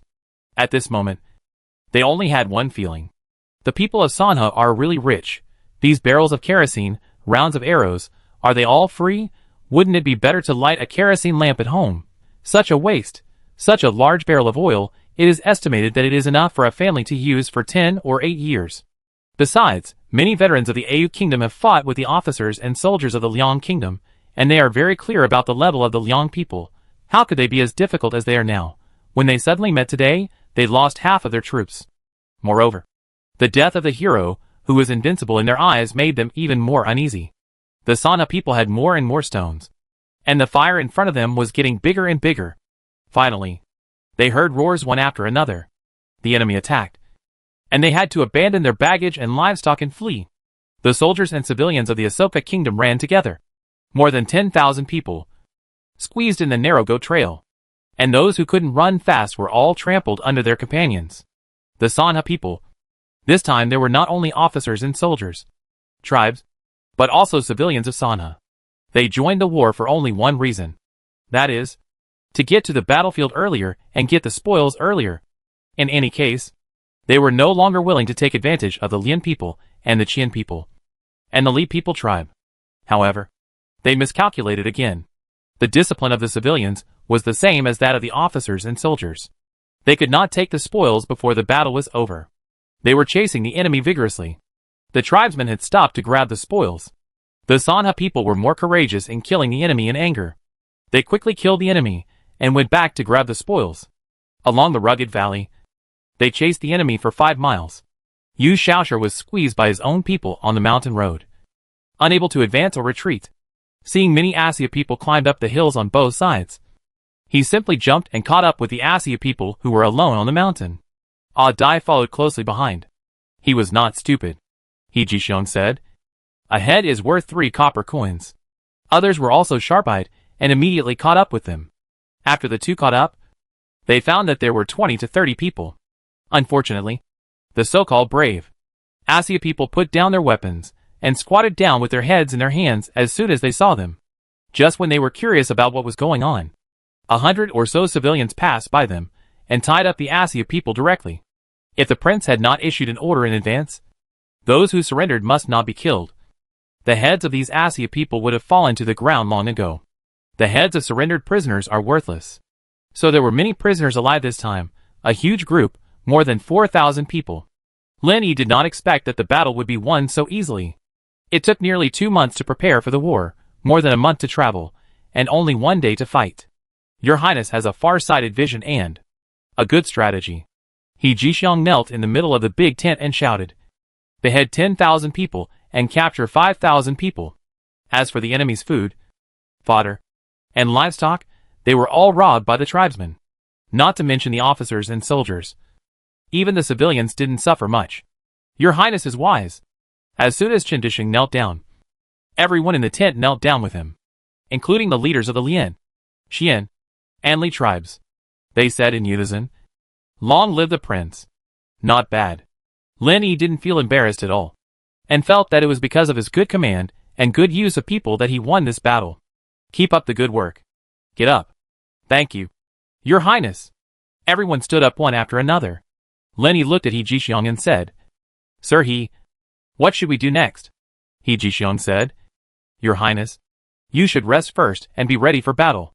Lin Yi nodded and said, "Then we should remain unchanged in the face of all changes and wait for him. Ask you to come." In this way, The Sanha officers and soldiers rested in the flat area again. There is a plateau lake nearby, which is green and spotless, and deep and bottomless. Every day, Lenny eats breakfast in the morning and goes fishing. He sits there all day. There are stalactite caves nearby, which are magnificent. Lenny couldn't bear to destroy it, and strictly prohibited anyone from urinating or defecating in it, or even resting or making a fire. These are different from trees in the forest. If they are destroyed, they will never grow again in 10 lifetimes. Although the order was issued, there are always people who don't know the truth and treat the stone lotus, stone beads, and stone Buddha inside as some rare treasures, and they have to knock them down with a chisel. For this reason, Lenny had to arrange people to guard the entrance of the cave all day. Unfortunately, in the karst landform area, this kind of cave is the most abundant. The more land he prohibited, the more curious his men became, and they went to other caves. Lenny had to use a big trick. Those who entered the cave without permission would be sent to labor reform. While there was limestone everywhere, Sanha's craftsmen and laborers began to build roads together. Their goal was to connect Baiyun City. Even if they were not prisoners, they still had to build roads. But if they became prisoners, they would lose their freedom. On the battlefield, without freedom, it would be difficult to make a fortune. This trip would be in vain. In order to completely eliminate this phenomenon, Lenny showed people the stalactites, stalagmites, and stone pillars that had been damaged. These things are just stones. You can't sell them if you knock them down. Don't cause trouble again. This king doesn't let you destroy them, just because this king likes them. Everyone was skeptical, but they still stopped the murder. The nearby stalactite cave was finally saved. Because there were too many people gathered, the forest fire burned from morning to night, stretching for dozens of miles, with no end in sight. There was smoke everywhere, and it was charred everywhere. Lenny was worried every day, fearing that he would be roasted by the fire. This was the main reason why he stayed by the lake every day. If you are really surrounded by fire, you can just jump into the water. The reed rod float has been silent. He was lying on a big rock. Bored, he only heard Xiao Shizi say, "Your Majesty, Doctor Who is here. You have worked hard these days." Lenny stood up and sat cross-legged on the rock with the help of Xiao Shizi, looking at Hu Shirlu, who had lost weight and had black eyes. He smiled and said, "I asked you to recruit apprentices, but you didn't, Your Majesty." Hu Shirlu sat down beside Lenny without any scruples. "I have recruited more than a dozen children from school, but only 3 stayed in the end. I brought them all out this time," Lenny said. "Then recruit 100 at a time. Maybe 10 will stay in the end. No matter what era it is, doctors are a very popular profession. As long as there are people to teach, there is no need to worry about no one learning. Your Highness, you have to provide food." Hu Shirlu wanted to roll his eyes at this prince. "How much money does your family have? How can you support more than 100 apprentices at once? And according to the regulations of Sanha, apprentices have to be paid." Lenny patted his shoulder and said, "Go back and build a medical school. Let the governor pay for it. You can be the dean." Medical school? Hu Shirlu didn't understand. "It's a place that teaches people to learn medicine." Lenny smiled and said, "When people learned and achieved success, they were all your apprentices." "Thank you, Your Highness." Hu Shirlu always felt that something was wrong, but he couldn't say it specifically. Chapter 172 Enemy Attack. So look how good this is. First, you don't have to pay for food. Second, you don't have to mind your own business. You just need to go to class every day. If you have any problems, the students can help you. It's like free labor. Lenny patted his shoulder again to encourage him. At the same time, you can also cultivate talents for Sanha and make contributions to Sanha. Your Highness is right. Your Highness said before that this water jade can be ground to observe bacteria and viruses that are invisible to the naked eye. I just don't know how to grind this water jade." After saying this, Hu Shirlu carefully took out something wrapped in cloth from his chest.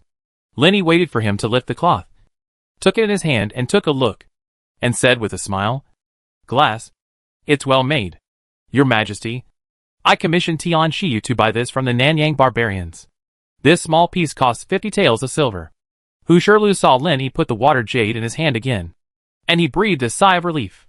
He didn't have to worry about the careless prince breaking it.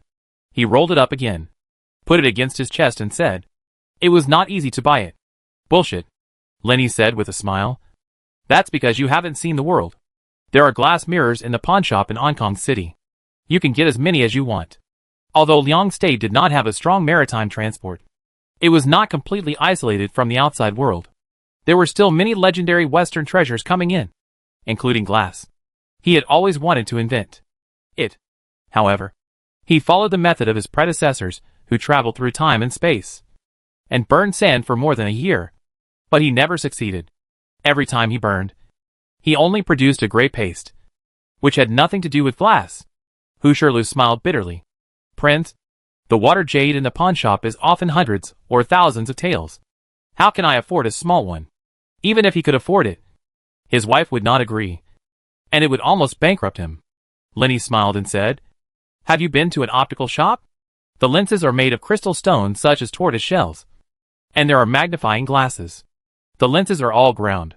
Instead of asking this king, you might as well go to those craftsmen who make glasses. These were all invented by the people of Liang State based on their actual production in life. Hu Shirlu slapped his thigh and said with a smile, Your Majesty is wise.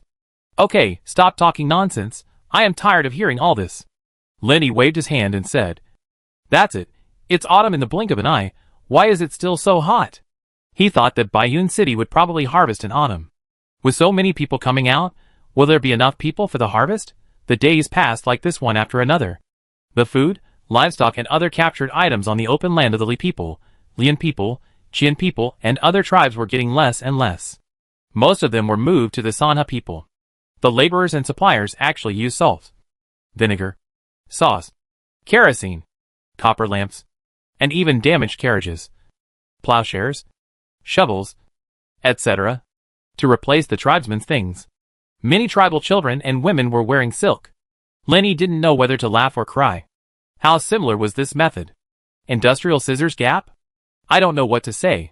These people are getting more and more sophisticated. They can all get the wool and cut the leeks. However, both sides were very happy, and he couldn't say anything.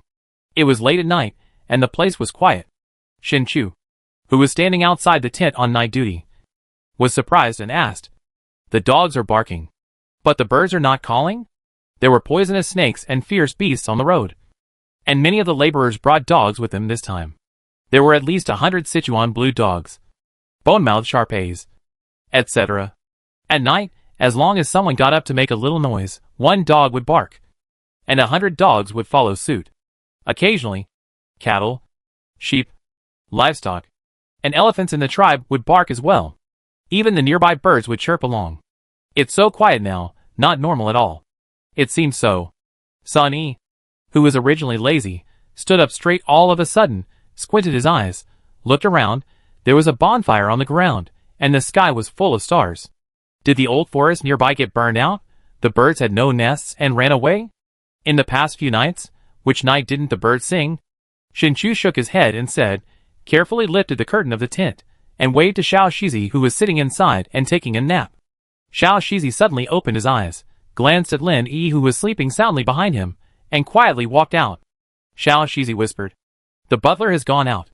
We just need to wait here. Could it be that the butler went out just now because he found something wrong? Sun Yi suddenly realized. No wonder. He and Shin Chu looked at each other, and both of them felt relieved. They all had an inexplicable confidence in Hong Ying. As long as the butler stepped in, there was nothing that could not be handled. Shin Chu patted Yu Xiaoshi who was sleeping beside him. Yu Xiaoshi opened his eyes blankly. Shin Chu said, Go call Yi Qiu over. After that, he kicked Ah Dai who was drooling next to him. What are you doing? Ah Dai hadn't had time to shout angrily before he was covered by Xiao Shizi's mouth. Xiao Shizi glared and said, The prince is sleeping. If you wake him up, you will be in trouble. Ah Dai calmed down his anger, slapped Xiao Shizi's hand, and muttered a few words in a bad mood. Shin Chu said, Get up. Stand up straight. Be alert.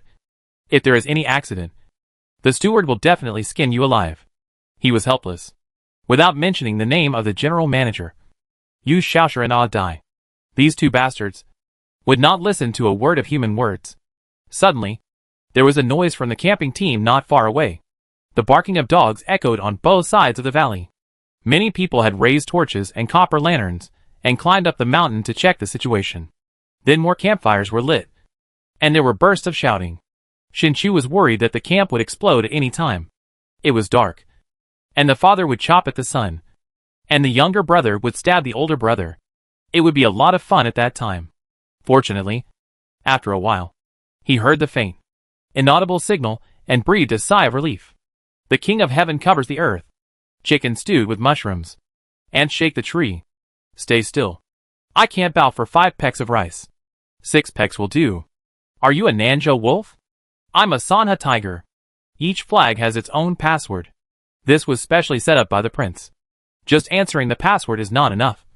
You also have to add the necessary tone of voice, such as pretending to sneeze or blow your nose. It was difficult to figure out the details when the outsiders suddenly came in. If there was anything wrong, someone would immediately surround them. Unless they were masters of the 6th rank or above, they would have no way to escape once they entered the military camp. The torches gradually formed a long dragon and headed in one direction. Guards, don't move, Shinchu growled, fearing that he would fall into the enemy's trap. It was obvious that the enemy's target this time should be the prince. What's there to panic about? Concubine Wen suddenly appeared in a white dress. Yes. Shinchu couldn't help but get excited when he saw her. Chapter 173 Assassination. He felt relieved all of a sudden. It was true that he was loyal to Princey, and he was willing to sacrifice his life. But he would never give up his life easily and without reason. His Shin family had been a single-line family for 4 generations, and he had to give birth to a son in his generation, otherwise he would really let down his ancestors. Unfortunately, his wife gave birth to 5 daughters in succession, but not a single son. The worst thing was that he was not allowed to take a concubine. Seeing that his Shin family was about to be extinct, God bless him, he followed Prince He to Sanha, and secretly married a girl who was pregnant for 10 months and was very happy, but it was still a girl. It's fate. I've also told the prince that if you want to have a son, you must have someone in your family who wants to inherit the throne. Everyone was frightened and blushed. He had given up the idea of having a son. But he couldn't just throw away his 6 daughters and 2 wives. If he died, how would they live? At least he had to earn some dowry money for the 6 daughters in his lifetime. Right? Besides, if he was gone, what good families could these daughters marry into? Thinking of this, he moved a chair for Wen Jiaoyi, and Xiao Shizi helped to make tea. Wen Jiaoyi held the teacup, sitting leisurely on the chair, with her head down, as if nothing had happened. Wen Jiaoyi closed the tea lid in her hand, suddenly stopped, and looked at Yi Qiu, who was yawning. Yi Qiu's ears twitched, and while Yu Xiaoshi was not paying attention, he snatched the hammer from his hand, flew up to Lin Yi's tent, and met an iron hook that shone coldly in the moonlight. The hammer directly hit the chest of the owner of the iron hook, a big man wearing a black robe and a full beard. With a bang, the big man kept retreating, and finally fell to the ground. Under the moonlight, the 2 men were motionless. Earth Lord? The big man frowned inadvertently. Now that you're here, don't leave. Yi Qiu threw the hammer directly, and Yu Xiaoshi had already rushed over, took it, and looked at Yi Qiu angrily. Asshole! Yu Xiaoshi raised the hammer, and vented all his anger on the big man. The big man didn't even dodge, and the iron hook was aimed directly at the handle of Yu Xiaoshi's hammer. Just as he was about to exert force, there was another hammer in front of him. A Dai jumped up, and smashed the big man with a hammer. This time, the big man had to withdraw the hook. Facing 2 7th-grade masters at the same time, he did not dare to be arrogant. After all, he took a step back, but only 1 step. He is the Earth Lord, but Yi Qiu took action. This time, the big man gave up Yu Xiaoshi and Odd Dai, and stomped his feet, and retreated several dozen feet. Just as he was about to land, he suddenly felt a pain in his neck, reached out his hand and touched it, and felt a warmth. That was the feeling of hot blood. Looking at the woman, who was getting closer and closer to him, just as he was about to say something, he suddenly fell to the ground. Neck, the body was split into 2 halves. Thank you, Wen Jiaoyi. Shinchu, who also followed, thanked Wen Jiaoyi. Wen Jiaoyi didn't say anything. Her eyes looked at the top of the mountain without blinking. You take good care of this place. Don't walk around. Wen Jiaoyi ran straight to the top of the mountain after she finished speaking. Shinchu watched Wen Jiaoyi's shadow disappear. His expression gradually became solemn again. 2 people, 1 short and 1 thin, walked out from the sparse shadows. Is this the Earth Lord of Ahsoka? Shanin brought Hongan, Fong Pai, Cui Gingren, Panduo and others out of the shadows, smiled at Yi Qiu. Mr. Yi, is the Earth Lord the 9th rank? Yichio didn't say anything, and stared at the two people. One short and one thin. Panduo stepped forward, exchanged glances with Yichio, and the two of them attacked at the same time. Yichio directly faced the short man. Panduo, at the peak of the 8th rank, directly faced the tall and thin man. Shan Yin and Yu Shaoshar followed almost at the same time, helping Panduo to attack from both sides. With a plop, Fong Pai fell to the ground first, spitting out blood and screaming in anger. Late at night, roaring, screaming, the screams of animals, all the sounds mixed together, and no matter how soundly Lin Yi slept, he was finally woken up. Your Highness.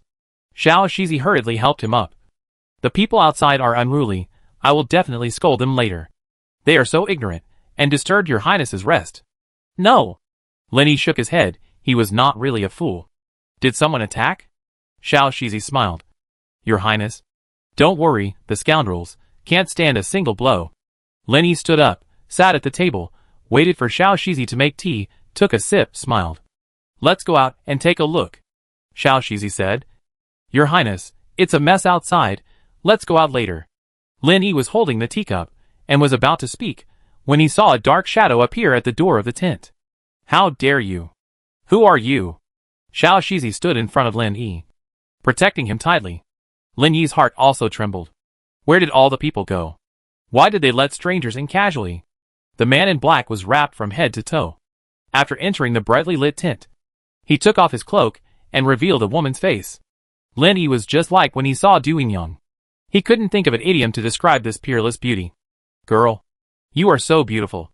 It's not good to fight and kill. Lin Yi's eyes were always on the sword in the woman's hand. Harmony brings wealth. It's good for you and me. Are you He Wang? Even though the woman was full of murderous intent, her voice was as soft as the chirping of an oriole. I will never change my surname. And I will never change my name. Lin Yi picked up the cup again, and said with a smile, I am the handsome, elegant, suave, talented, and a pear blossom that outshines a crabapple, nicknamed the jade-faced little flying dragon. The king of He. Lin Yi. I wonder if the beauty has any advice for me. One more thing. I am not married yet. Beauty. Would you like to consider it? God knows. Seeing the sword with a cold light. How nervous he was. The woman snorted coldly. You are indeed a flatterer. It is not a pity that he should die. Xiao Shizi and the woman drew their swords almost at the same time. But they were one step slower after all. And the woman's sword was about to pierce his chest. Xiao Shizi showed no fear. In order to knock the opponent away with one sword, he used all his strength. And blood dripped from his palm. Xiao Shizi. Lin Yi was shocked. Just as he was about to pounce on the woman without hesitation, the tent above his head was torn apart, and a shadow went straight towards the woman. The woman retreated in an instant. Xiao Shizi finally dodged. General Manager. Xiao Shizi was overjoyed. Xiaoingzi. You came at a good time. Lin Yi finally breathed a sigh of relief when he saw that it was Hong Ying. I'm late. And frightened the prince. Hong Ying suddenly burst into tears, and kowtowed to Lin Yi several times. Let's talk about it after you survive. Lin Yi suddenly felt a little desperate. There were only 2 eunuchs in front of him, and this woman seemed to have good skills. At this moment, not shouting was his last bit of reserve and stubbornness. Thank you, Prince. Hong Ying stood up, looked at the woman, and said coldly, You don't know how high the sky is. You die? Chapter 174. Draw the snake out of its hole. Just you? Have you forgotten that you were defeated? The woman looked at Hong Ying, expressionless and indifferent. Last time I didn't kill you, and let you run away. You won't have that chance this time. Hong Ying snorted coldly. Last time was last time. This time is this time, teacher. You'd better not be careless. Last time? Lin Yi grasped something vaguely, and frowned. Are you from Jizhao Temple? You're not too stupid. The woman smiled and said, I haven't been down the mountain for 30 years. I didn't expect to come here the first time I went down the mountain. I hope that all people can stay warm. It is worth it to go out of the mountains and forests. Your Jizhao Temple is really good. Lin Yi gritted his teeth and said, You actually colluded with foreign tribes. His heart is worthy of death. And his crime is inevitable. Is this what you call saving the world? You actually came with the Assi people to assassinate him. How shameless. I think the prince and I have a misunderstanding. I just met Assia people by chance. The woman smiled and said, although I am proud of my martial arts, I can't enter and leave this tent at will. I didn't expect that Asia people gave me a chance today. If you want to blame someone, blame yourself for your bad luck. I am going to take your life today. Yes. Lenny sighed. Master, even if you want me to die, you have to let me die with a clear conscience. Right? Who asked you to kill me, Prince Yong? I haven't offended him. Why force him so hard? Besides Prince Yong, Lin Yi couldn't think of anyone else. When has Jizhou Temple ever been told what to do by others? The woman said proudly. Besides, Prince Yong is kind-hearted. How could he go against Prince He? Then why are you making things difficult for me? Lin Yi was really angry. How dare you? I am a vassal king. If you kill me, it's equivalent to treason. Are you so impatient in Jizhou Temple? Yong Wang won't kill you, but I, Jizhou Temple, have to consider Yong Wang. The fewer obstacles Yong Wang faces, the better. The woman changed the subject and said, when it comes to courage, you are still more courageous than the prince. You colluded with the governor and arbitrarily collected taxes. What the prince did in Sanha, is there any difference from treason? Lin Yi was even more unconvinced when he heard this. He said unhappily, in terms of threat, isn't the prince a greater threat? Why bother with trouble instead of near? How did he become Yong Wang's opponent without knowing it?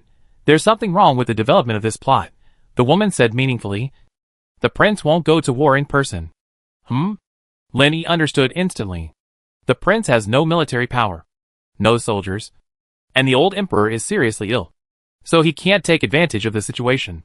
He is just a paper tiger. But he has not only fiefdom, soldiers, money and food, but also an uncle with a large army. Although that uncle is closer to Prince Yong, he is also a variable. What about the seventh prince? Prince Nanling? Lin Yi suddenly became a little curious. He also went to the fiefdom. And his grandfather was Mei Jingji. Mei Jingji is much more reliable than his uncle, and is a die-hard supporter of the seventh prince. Humph. The woman sneered. Prince Nanling doesn't have the same good means as you, Your Highness, to win people's hearts. Even my good sister is close to Your Highness, and helps you with all her strength. Moreover, the people in Baiyun City are all praising Your Highness. After she finished speaking, she turned her head and looked at Wen Jiaoyi, who slowly walked in from the door of the tent. Wen Jiaoyi smiled and said, I didn't expect to meet my sister here. It's really a cause for celebration. Sister? Although Lin Yi had expected it, he was still shocked when the two of them said sister. Sister, what did these women eat to grow up? Each of them looks like a little girl, as beautiful as a flower, smooth and tender. Yes, she is Jing Quan, the head of Jizhou Temple, my good junior sister. Wen Jiaoyi continued, one of the few great masters in Dalian. Excuse me. Lin Yi suddenly panicked. Last time, Yi Qiu and Hong Ying were injured by this woman. Hong Ying almost lost half his life for this. Lin Yi bowed and said, senior sisters and junior sisters are all family. Why do we have to fight and kill each other? Do you think we can make peace? What do you think? Jing Quan suddenly waved her palm and ran straight to Lin Yi. While Lin Yi was completely unaware, Hong Ying directly blocked him in the middle and also swung his palm. Huh? I didn't expect your father-in-law to improve so quickly. I miscalculated, Jing Quan said as he used his right palm to attack Wen Jiaoyi, and his left palm to force Hong Ying back. I can't let you stay today, being attacked by two people. He was still calm. You fight as soon as you say so. You are not moral. Lin Yi looked at the broken tables and chairs, and was so scared that he collapsed on Xiao Shizi, who was supporting him behind him. Every time Jing Quan came towards Lin Yi, Hong Ying always stood in the middle in time. The three of them fought more and more fiercely, and their bodies moved very fast. Lin Yi could only see their afterimages. Soon, the three of them had broken through the tent and ran outside to fight. Your Highness, are you okay?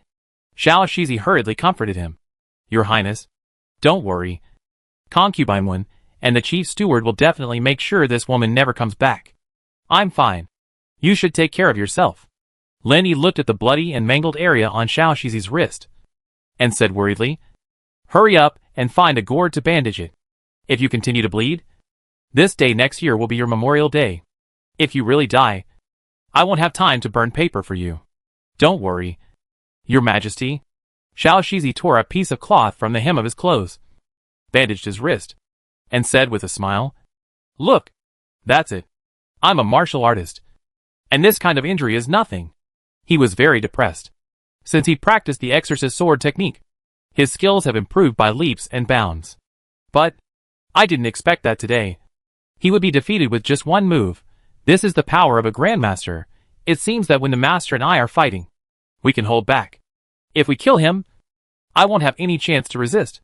It's better not to be careless. Lenny looked at the tent with a big hole in it and sighed. It's fucking bastard. You have to trouble me for no reason. He walked out of the tent, and the dozen guards guarding the door were all lying on the ground. He hurried over to try breathing one by one, and then collapsed on the ground. Your Highness, please accept my condolences, Xiao Shizi said. It is their blessing to be loyal to you. Your Highness. Jizhao Temple. Lin Yi was so angry that he was shaking all over. This hatred is irreconcilable. Your Highness. Shin Chu came over with a blood-soaked Ma Gui. Except for the 2 Earth Masters who escaped, the rest have been killed. In the camp, the mountain was full of torches, cheers, and the neighing of livestock. Lenny said, treat the injured quickly, cremate the rest of the brothers, and take the ashes back for burial. After waiting for Shin Chu and others to leave, he sat at the door of the tent, looking at the starry sky in a daze. He ignored He Jixiang who was standing in front of him. Your Majesty. Xiao Shizi rearranged the table in front of Lin Yi and brewed tea. Whose idea was this? Lin Yi suddenly asked. He Jixiang knelt down and said, I know my crime. Please punish me. Your Majesty. Luring the snake out of its hole. Lin Yi finally figured it out now. Using me as bait is fine, but you shouldn't joke with their lives. They left their families and careers to follow me to Sanha. I owe them. Now they have lost their lives again. How should I explain to their families? According to the usual defense, there are 3 layers inside and outside, and there are sentries everywhere. Ren Jingquan is a martial arts master, and there is no chance for him to walk into his tent so openly. There is only one possibility, I am the bait. And the dozen guards could have saved their lives. Your Highness, those who achieve great things do not care about trivial matters. He Jixiang shouted. Life and death are determined by fate. And wealth and honor are determined by God. Your Highness, why should you be so sad? Hey, you have worked hard, go down. Lin Yi couldn't blame He Jixiang, because he was doing it for himself. To put it bluntly, he was still the culprit. Everyone was suffering for himself. Chapter 175 Return. War. Death is inevitable. Besides, he has seen it many times. He thought he would not feel it again. But this time is different. The dead guards are close to him, who have been with him day and night. Watching them die quietly, he felt very uncomfortable. Xiao Shizi arranged for people to set up the tent again, clean up the inside, and came over and said, Your Highness, it's late at night, you should go to bed early.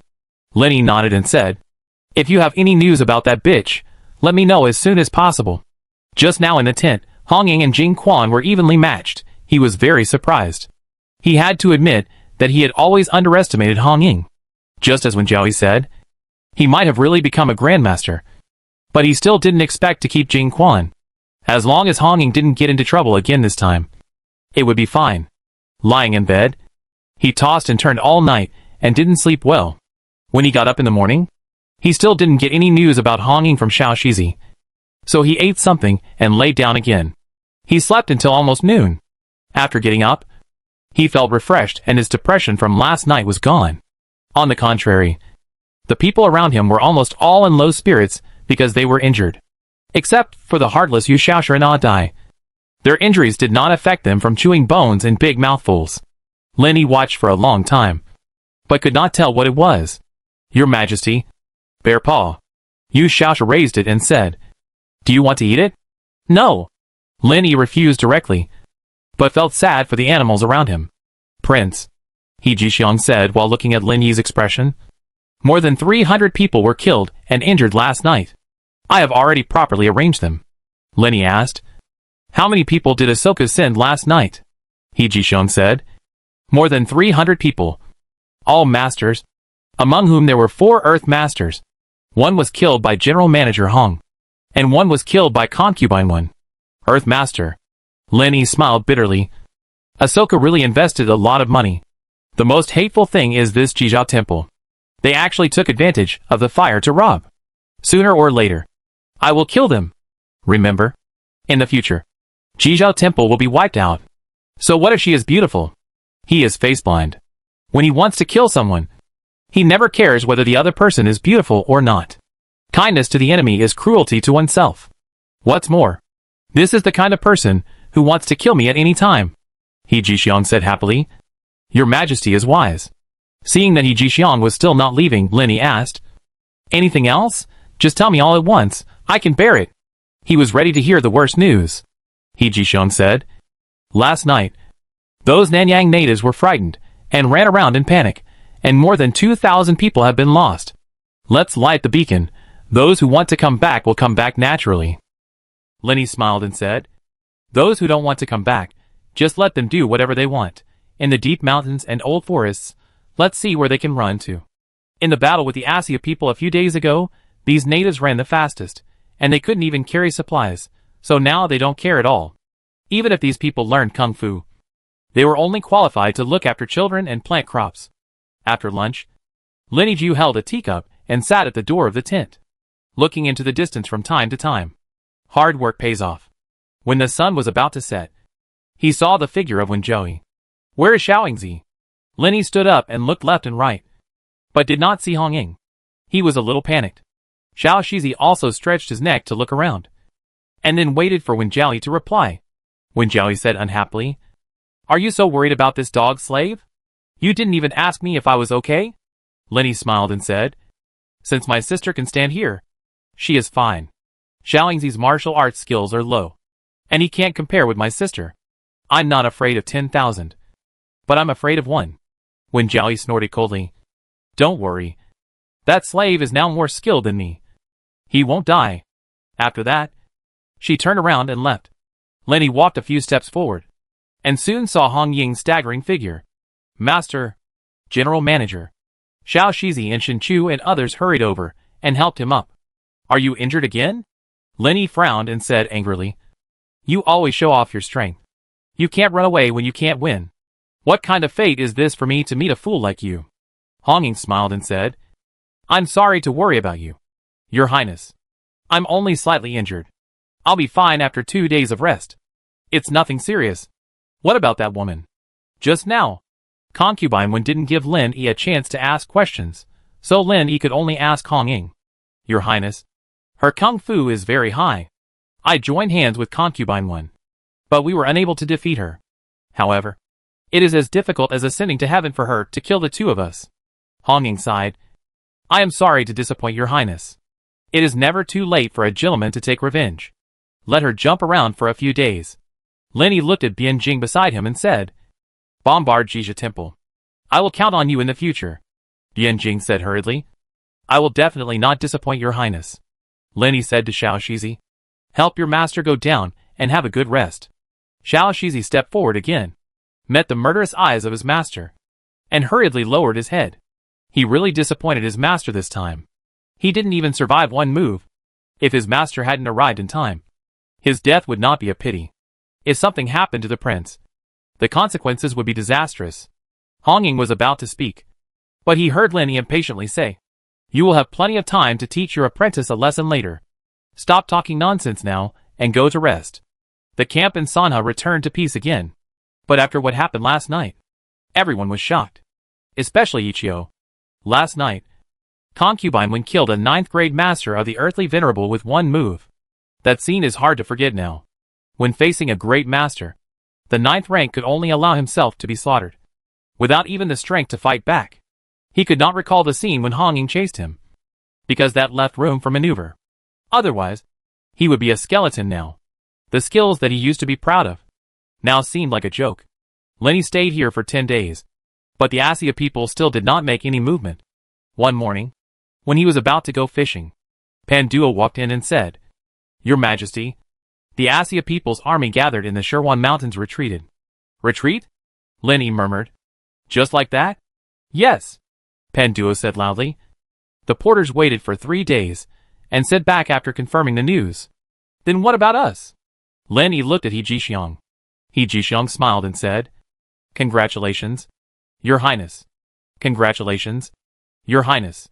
The Asia people must have heard of your reputation, and knew they were no match for you. So they retreated. To defeat the enemy without fighting is the best strategy. I will order the army to return. Okay. We will leave tomorrow. Lenny couldn't believe it. Was it because he was too capable that Mei Jingji seemed a little incompetent? Back then, Mei Jingji led an army of 100,000 and stayed here for nearly 2 years before returning to the court. Most people were very happy to be able to return to Baiyun City. But everyone was reluctant to leave the local tribe.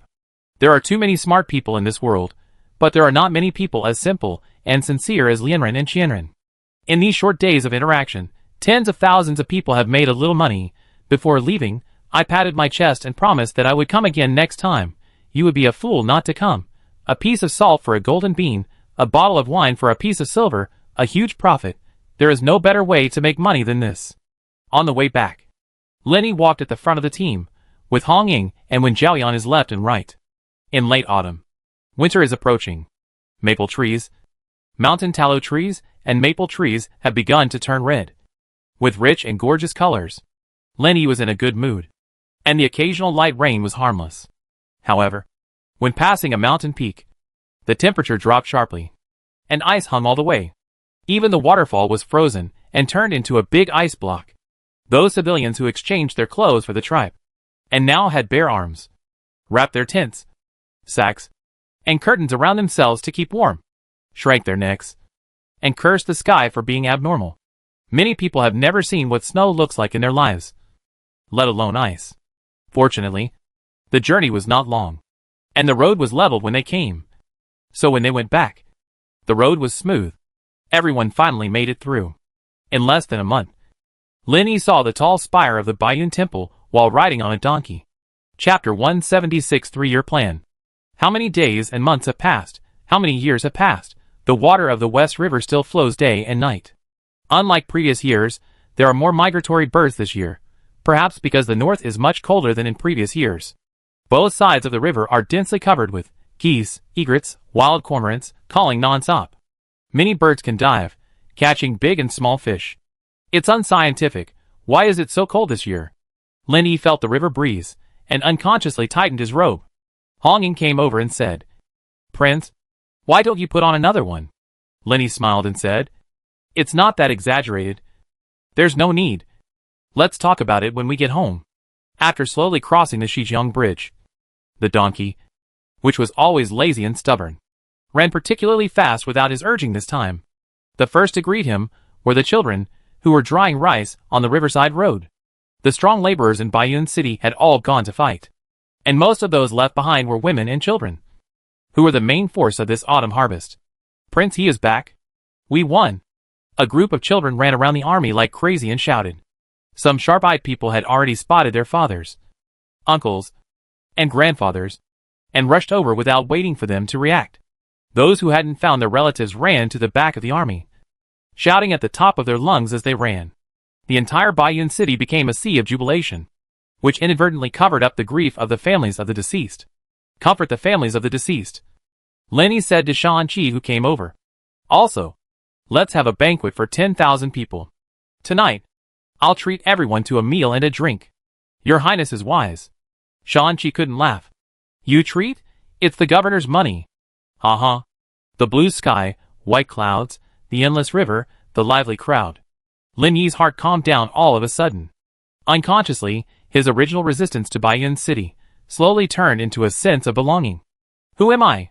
He suddenly turned around and asked. "With the prince?" Shanqi, Xiezan and others were all confused. This question, people don't know how to answer. You are with the prince, the 9th prince of the dynasty. Who else can you be? Are you still asleep? Or are you confused from the war? The prince is the king of Sanha, the lord of Baiyun City, Mingwei and Zixia said in unison. This voice seemed so abrupt in the silent crowd.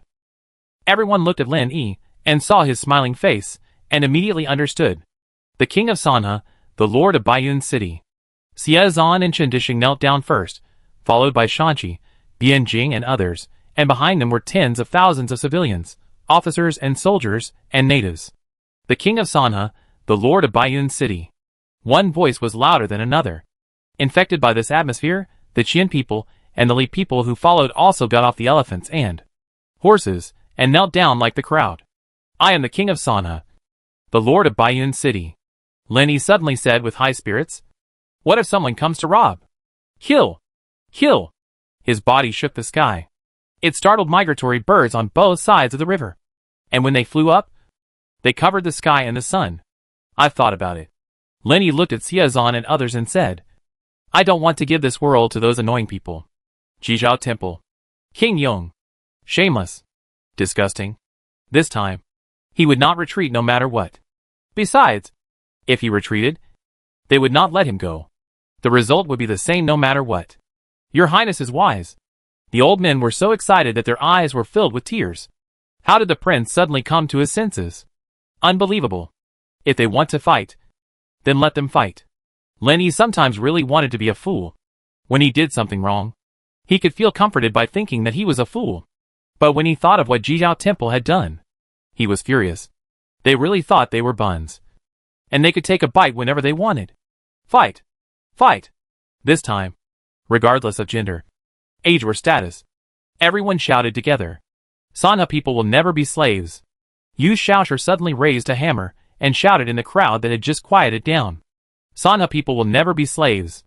One wave was higher than the other. This time, the tribesmen shouted the most vigorously. Ha ha. Lenny laughed and left. After returning to the mansion, Lenny did not eat anything. He lay on the recliner that he had missed for a long time, holding a teacup, looking at the people kneeling in a row below. I have been away for a few months. Nothing big has happened. Right? Your Highness. Chi Peng pushed the wheelchair past the crowd and said with a bow. The Emperor announced, abdicate, pass the throne to the prince, return to politics and retire. Abdicate? Lenny snorted coldly. My father is not such a generous person. When did this happen? Why are you telling me today? Chi Peng said. Your Majesty, I also received the news tonight.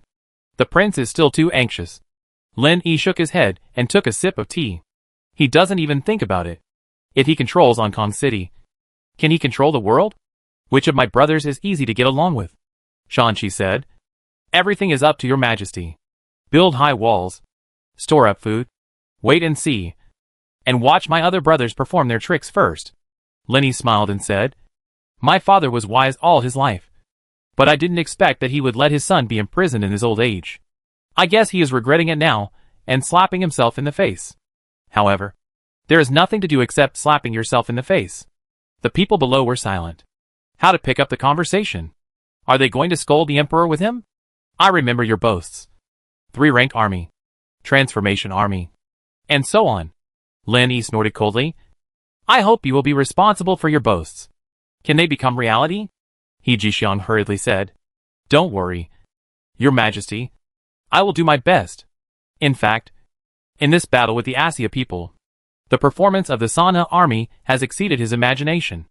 After all, the legendary fierce army of the Ahsoka kingdom only lasted 1 day. It's already like this. What else do you want? Back then, Mei Jingji's 100,000-man army fought hundreds of battles with the Ahsoka people before the situation was pacified. Then let's do it this way. Lenny yawned. I will lie down for a while. Keep a close eye on those Qian and Li people. Don't let them cause trouble everywhere. After everyone left, he lay on the chair and slept until the next night. When he woke up, he habitually reached out to touch the teacup on the table, which was warm. He drank it in one gulp, closed his eyes for a while, then opened them, and stood up and said, I'm going to take a bath. It's too smelly. Mingwa smiled and said, Your Highness, I prepared it a long time ago. Lenny waved his hand and said, I'm not going to take a bath at home. I'm going to take a hot spring bath in the mountains. There was only a little water in the wooden barrel, so he would end up drinking the water he used to wash his feet. He left the mansion, got on the prepared carriage, and went straight to the mountains. There were hundreds of guards around him, and he was really traumatized by Jizhao Temple. Regardless of whether the guards are useful or not, more people means more security. From now on, I can no longer walk freely in Baiyun City. Lenny sighed. I don't have the Emperor's life, but I have the Emperor's disease. What kind of thing is this? I know my guilt, Hongming said ashamedly. It's all because I didn't learn the skills well enough. This is my fate, Lenny said with a smile. Did you really become a Grandmaster? Until now, he still didn't believe it. Yes. Hongming suddenly became happy. God took pity on him. His kung fu once again attracted the attention of the prince. My Huiyuan Gong is almost perfect. How did you learn it? Lin Yi was really curious. In his eyes, Hong Ying had always been just a book fan who had illusions after listening to his novels. The prince's books all have excellent training methods. Hong Ying smiled and said, I have been learning from books. You are really a talent. Lin Yi didn't know what to say. If he said he believed it, it was a bit ridiculous to learn martial arts from novels. If he said he didn't believe it, the facts were right in front of him. He couldn't figure it out. So he simply stopped thinking about it. After all, time travel. Such an unreliable thing happened to him. At the foot of the mountain, the carriage stopped. The mountain road was rugged and wet, and it was inconvenient to walk. Lin Yi, supported by Hong Ying, said as he walked, I'll talk to Bianjing later. The road to the top of the mountain needs to be repaired. Hong Ying smiled and said, Your Highness, don't worry. I'll ask Bianjing to repair it later. The hot spring was not big, and Lin Yi just laid down there. He put his hands on the rocks on the shore, tilted his head, and occasionally took a sip of tea and ate a cake. He kept bathing until it got dark. On the way back, he met a funeral procession. The old people and children were crying. Lin Yi couldn't bear to watch, so he asked Hong Ying to drive the carriage around. At night, he ate something weakly, and slept until he woke up naturally the next day. This is the most comfortable season of the year to sleep under a blanket. Shanqi and others were waiting outside early in the morning. After Lin Yi finished washing up, he came out and said, What's the matter? Why come here so early in the morning? Shanqi smiled and said, Your Highness, it's already noon. Noon? Lin Yi looked at the high sun. I don't feel anything at all. Shanqi said. Tian Shiyu sent a pigeon message, saying that the ship was besieged by the Qizhou Navy on the way to send Prince Yong's army back to Yongzhou. Fortunately, it escaped and is expected to return the day after tomorrow. Qizhou? Lin Yi frowned and said, Who is this Navy chief? Is he crazy? Or has he surrendered to the prince? Shanqi said, The Navy chief is Zhao Chaolu, an old general of Mei Jingji. Lin Yi smiled and said, It turns out that it was the seventh brother who did it. Dogs bite dogs and have a mouthful of fur. Let them do whatever they want. We will just watch the fun from the sidelines. For now, we should take care of ourselves first. Sanha is in great need of people, and talents are the primary productive force. What has always troubled Sanha and Fajan is the labor force. It is a pity to leave thousands of miles of fertile land barren. In front of us, more than 20,000 people from Li and Lian have come with their families. However, they are not considered as labor force first. They don't know how to farm second. They are wild by nature, unrestrained, and definitely won't work in workshops. There is no chance to enjoy the blessing of 996. These can only be used on the battlefield, and can be considered as combat power. Bianjing hesitated for a moment and said, Your Highness, the road to Ahsoka can be put on hold. I suggest that we build a road to Hongzhou first. Then it will be easier for Hongzhou's porcelain to reach Sanha. Hongzhou's porcelain was brought to Southeast Asia by large ships, and in return, it was shiploads of gold, silver, and jewelry. Okay. Lin Yi pondered for a while and said, Where did Han Hui and his bandits go? And where is my good uncle? Wang Qingbang said, Han Hui is still confronting General Yuan's army, but the court has issued an order requiring General Yuan and Mei Jingji to return to the court together to participate in the Inner Zen ceremony. My uncle, an honest man, probably won't disobey the order. Lin Yi sighed. It's hard to say about Mei Jingji. That's right. Wang Qingbang nodded and said, General Yuan is about to call off the troops, and Mei Jingji is leading the army to chase the rebels all the way out of Nanzhou. In my opinion, the direction is probably Nanling. Lin Yi smiled and said, Old Seven is really lucky to have such a grandfather to protect him. Wang Qingbang continued, Mei Jingji is in Lin. Before the trip, Jian Kan, the chief of the Nanzhou Navy, was charged with 18 crimes. Jian Kan took his family on the Navy's ship and has been missing ever since. Well, Mei Jingji is indeed a decisive killer. A ruthless person. Lin Yi was happy. Notify Zhang Mian and Du Sanha. Don't be polite to Jian Kan next time you see him. There are only two options before him. Either surrender to me, or be chopped by me. Yes. Wang Qingbang cleared his throat and said, Prince Hishuan took his family and went to Jiangnan. Old man, you can just run away by yourself. Why take my concubine who has not yet married you with you? Thinking of this, Lin Yi gritted his teeth. It's not easy for him to get a wife.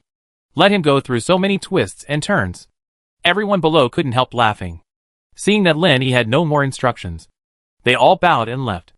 Since Lin Yi decided not to give in to those bastards anymore, he devoted some of his energy to thinking about the development of Sanha. In the stunned eyes of everyone, he took out a 3-year plan. Within 3 years, Sanha will have a population of 1 million. Everyone will have enough food. Implement 3 years of compulsory education. And children of school age will be forced to go to school. Everyone will be a soldier.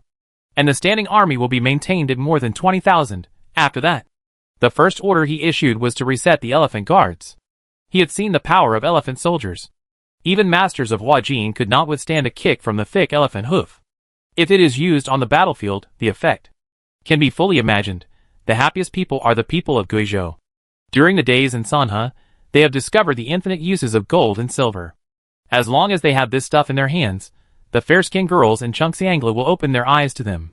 They can live a fairy-like life. They have broadened their horizons. What headman's wife, girl, are just so dark-skinned. While they gave up their fantasies, they also changed their aesthetics. The only pity is that the gold and silver they had accumulated had long been swindled away by those hateful Sanha people. The good brothers who were once good friends are now extremely jealous of each other. They want to stab each other with a fork. In Sanha, everything costs money, and it is difficult to move without money. They used to be used to hunting. But the weird thing is that on the hills near Baiyun City, there are only monkeys and otters, and it is not easy to find a wild boar. It is not easy to live in Baiyun City. Chapter 177, The Enter-Zen Ceremony. Life was difficult, and many Qian people were already discussing returning to their hometown. At this time, they rebuilt the elephant taming guard with the prince, providing food and accommodation. They couldn't help but be unhappy. But the Sanha people who had made money from them were very unhappy.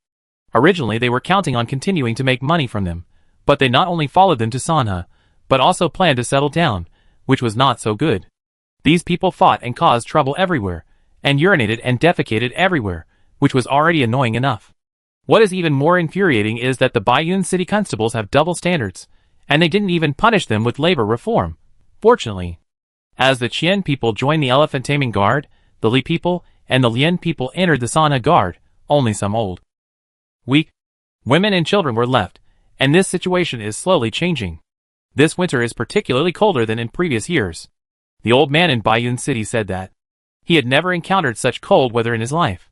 The lazy people lying on the street have no place to shelter from the wind and rain, and they sleep in fear every day, for fear that they will not wake up the next day. As a last resort, many people join the road repair team. Not only can they have enough food, but also have a place to stay at night, and a quilt to cover. It's so damn cold, this day is not normal at all. Lin Yi couldn't stay in the yard any longer, so he went into the living room, looking at the drizzle that suddenly fell outside. Now he goes out less and less frequently, and every time he goes out, he is surrounded by people, which bothers others and himself. It's better to stay at home peacefully. Thinking, I'll kill those women in Jizhou Temple as soon as possible. I can also walk in the sun again. Prince Mingwei made tea for Lin Yi again, and said with a smile, I heard that those Lian people are clamoring to go back every day, because they can't stand the cold. I wonder how cold Ankong City is now. Lin Yi thought of his mother and sister again. No matter how cold Sanha is, it won't freeze people to death, but Ankong City will freeze people to death.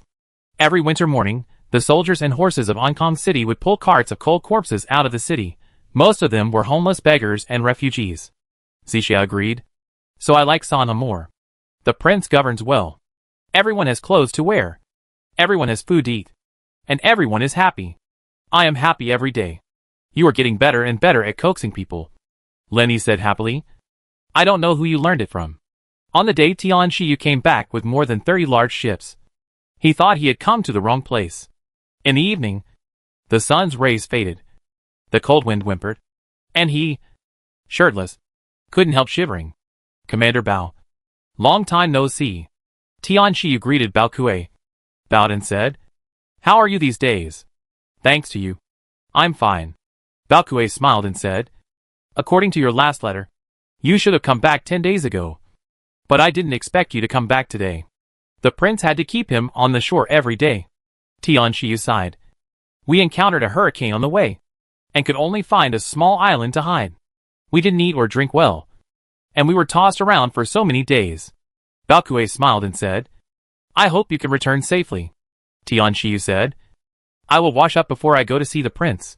Bao Kuei smiled and said, the prince doesn't care about those empty formalities, so you should follow me now. Tian Shiyu nodded, took a horse from the constable next to him, rode it directly, and followed Bao Kuei.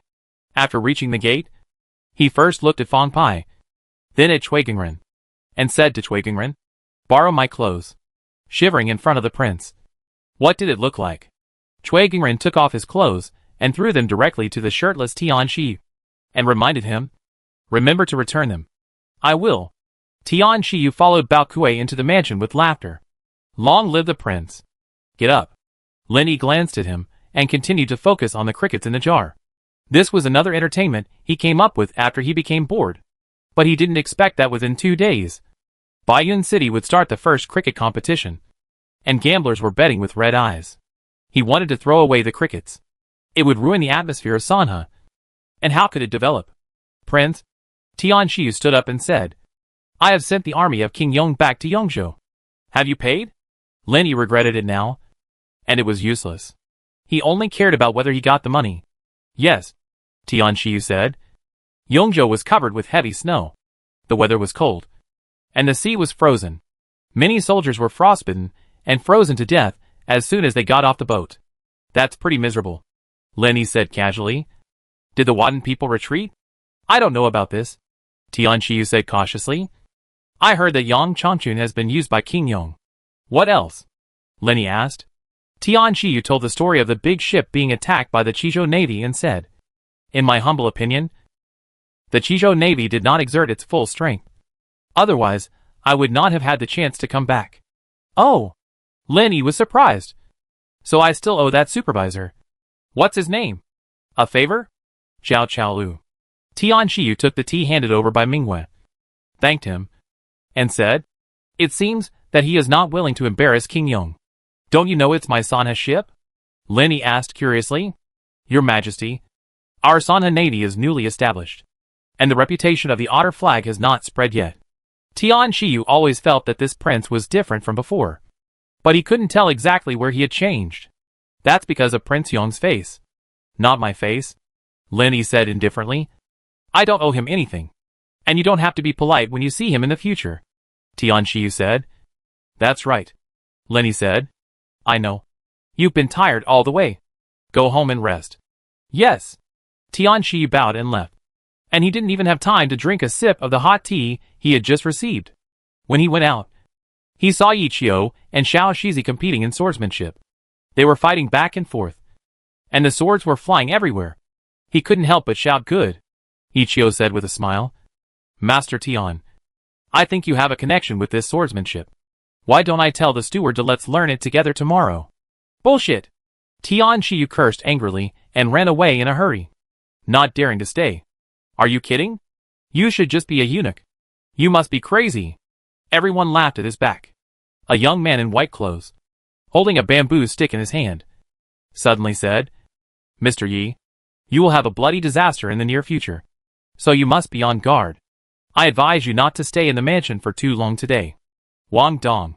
The prince asked you to follow the old Taoist priest Sun Xing to learn fortune-telling by touching bones, which is to cheat others out of money, not to amuse your own people. Yi Qiu, who has always been proud, did not dare to say harsh words to this blind man, because every word of this blind man is true. It's really weird. The more unknown something is, the more frightening it is. Wang Dong shook his head and said, I never lie. You don't need to believe me. Sir, I'm already a 9th rank official? What kind of bloody disaster can I expect? Yi Qiu was a little furious. This guy is a bad-mouthed man. He always says what he means. The secret of heaven cannot be revealed. Wang Dong shook his head, leaning on a bamboo stick, and walked away. Although he was blind, he seemed to have eyes. Without anyone to lead him or help him, he quickly left the Huang mansion. That night, Yi Qiu was beaten by Hong Ying, and his forehead bled. Wang Dong once again amazed everyone. He was really a divine fortune teller. They couldn't refuse to accept it. They were really worried that the old Taoist priest Sun Xing would teach his apprentice and starve himself to death, and his skills were far inferior to his apprentice's. Sun Xing himself was also distressed. The incense of Baiyun Temple became more and more prosperous, and the business was getting better and better. But most people came for his apprentice. After all, the name of the divine fortune teller had already resounded throughout Baiyun City. Now he, the master, actually has to help his apprentice. However, his apprentice also has advantages. He has no concept of money. Most of the money he earns is in his hands. For the sake of money, he just accepted it. Apprentice, come and wash your feet. You have worked so hard. Sun Xing brought his apprentice back from Hu Bangquan's house. He earned 10 taels of silver. He was so happy that he took the initiative to fetch water for his apprentice to wash his feet. Thank you, master. Wang Dong did not move, letting the master take off his shoes and socks. When his feet landed in the basin, he rubbed them while saying, Master, don't go to the Hu family again. Why? Sun Xing asked puzzledly. Among the wealthy families in Baiyun City, is there any family that gives money more generously than the Hu family? Disciple, let's work harder. And when we make money, Master will marry you a mistress. Master, climbing from the ground to the sky. Wang Dong said lightly. Master, you understand better than me. What does this mean? Climbing from the ground to the sky. Sun Xing was shocked, muttering, no one can say this damn thing. Okay, never mind. If you come to us again, just pretend to be sick. Damn it. You can't go looking for bad luck. Yes, I will follow your instructions. Wang Dong smiled with satisfaction. You will not go wrong if you listen to your master. Sun Xing laughed. The end of the year is approaching. One ship after another returned to Baiyun City. More than 200 ships filled the Shijiang River. And there was no end in sight.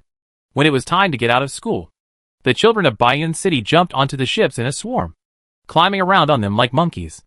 The world of children is simpler than that of adults. But there are just as many conflicts. Children also form gangs and factions. Whether they have learned martial arts or not, they will inevitably fight each other. The scale of the group fight is usually more than 30 people. According to the laws of Baiyun City, those who fight will be sent to labor reform. However, facing these half-grown kids, the constables can't do it. They went to ask Lin Yi for advice. And Lin Yi just said that the children were idle. All the children who made mistakes were punished to copy it 100 times. On New Year's Eve, Qi Peng finally sent news about the capital. The crown prince ascended the throne. The reign was named Zhengchang. And Emperor Delong was honored as the supreme emperor, who was in charge of the government. The Ministry of Rights respectfully announced that Emperor Zhengchang had obeyed the supreme emperor and passed on the throne to the emperor. The Golden Phoenix issued the edict and announced it to the world. After Lin Yi finished reading, he threw the note in his hand directly. Go ahead. Go ahead. I want to see who will be the winner in the end. Your Highness, Qi Peng continued, the Queen and the Princess are fine. Please rest assured. Your Highness, if the boss dares to do something stupid, I will definitely fight him to a bloody pulp. Lin Yi continued. Tomorrow is. It's the new year. The first year of Zhengchang. It's really a change of dynasty. Shanqi said. Your Majesty, General May's 70,000 troops have entered Nanling. Where is my uncle? Lin Yi picked up the teacup. He wants to be a loyal minister.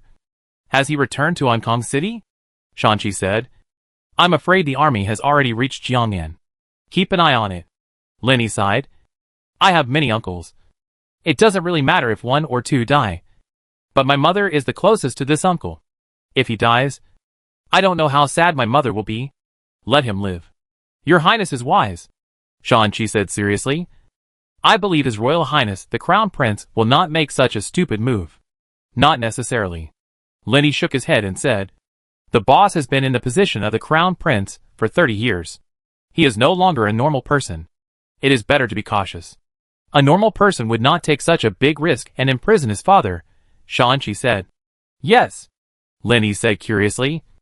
I can understand the betrayal of Yu Boxu and Yuanxi. After all, a new emperor has new ministers. But this He-Jin, why should he take such a big risk?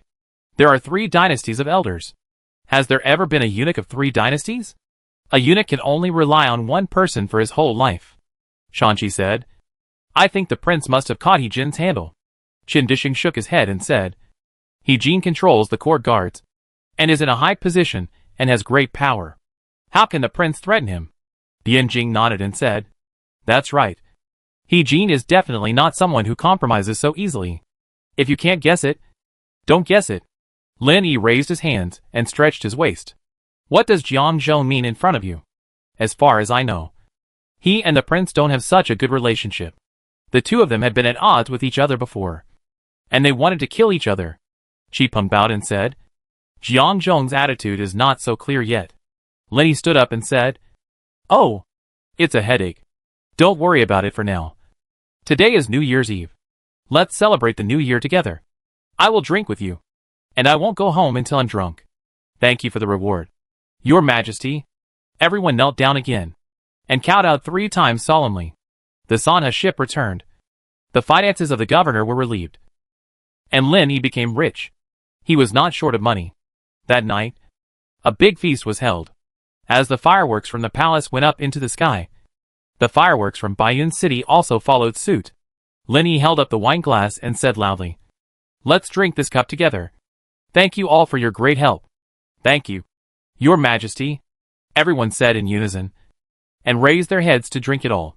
This prince just wants to live a peaceful life quietly, and being mud is good. Lin Yi put down the wine glass and cursed. If they don't let me, I can't do anything. Unless I become stinky dog shit. They won't step on my head. However, this king does not want to be a stinking dog shit. Being a piece of mud is his biggest bottom line. Everyone just listened to him talking quietly. No one dared to interrupt, and did not know how to interrupt. From now on, if this king does something not good enough, you can tell me. Don't hold it in and get sick.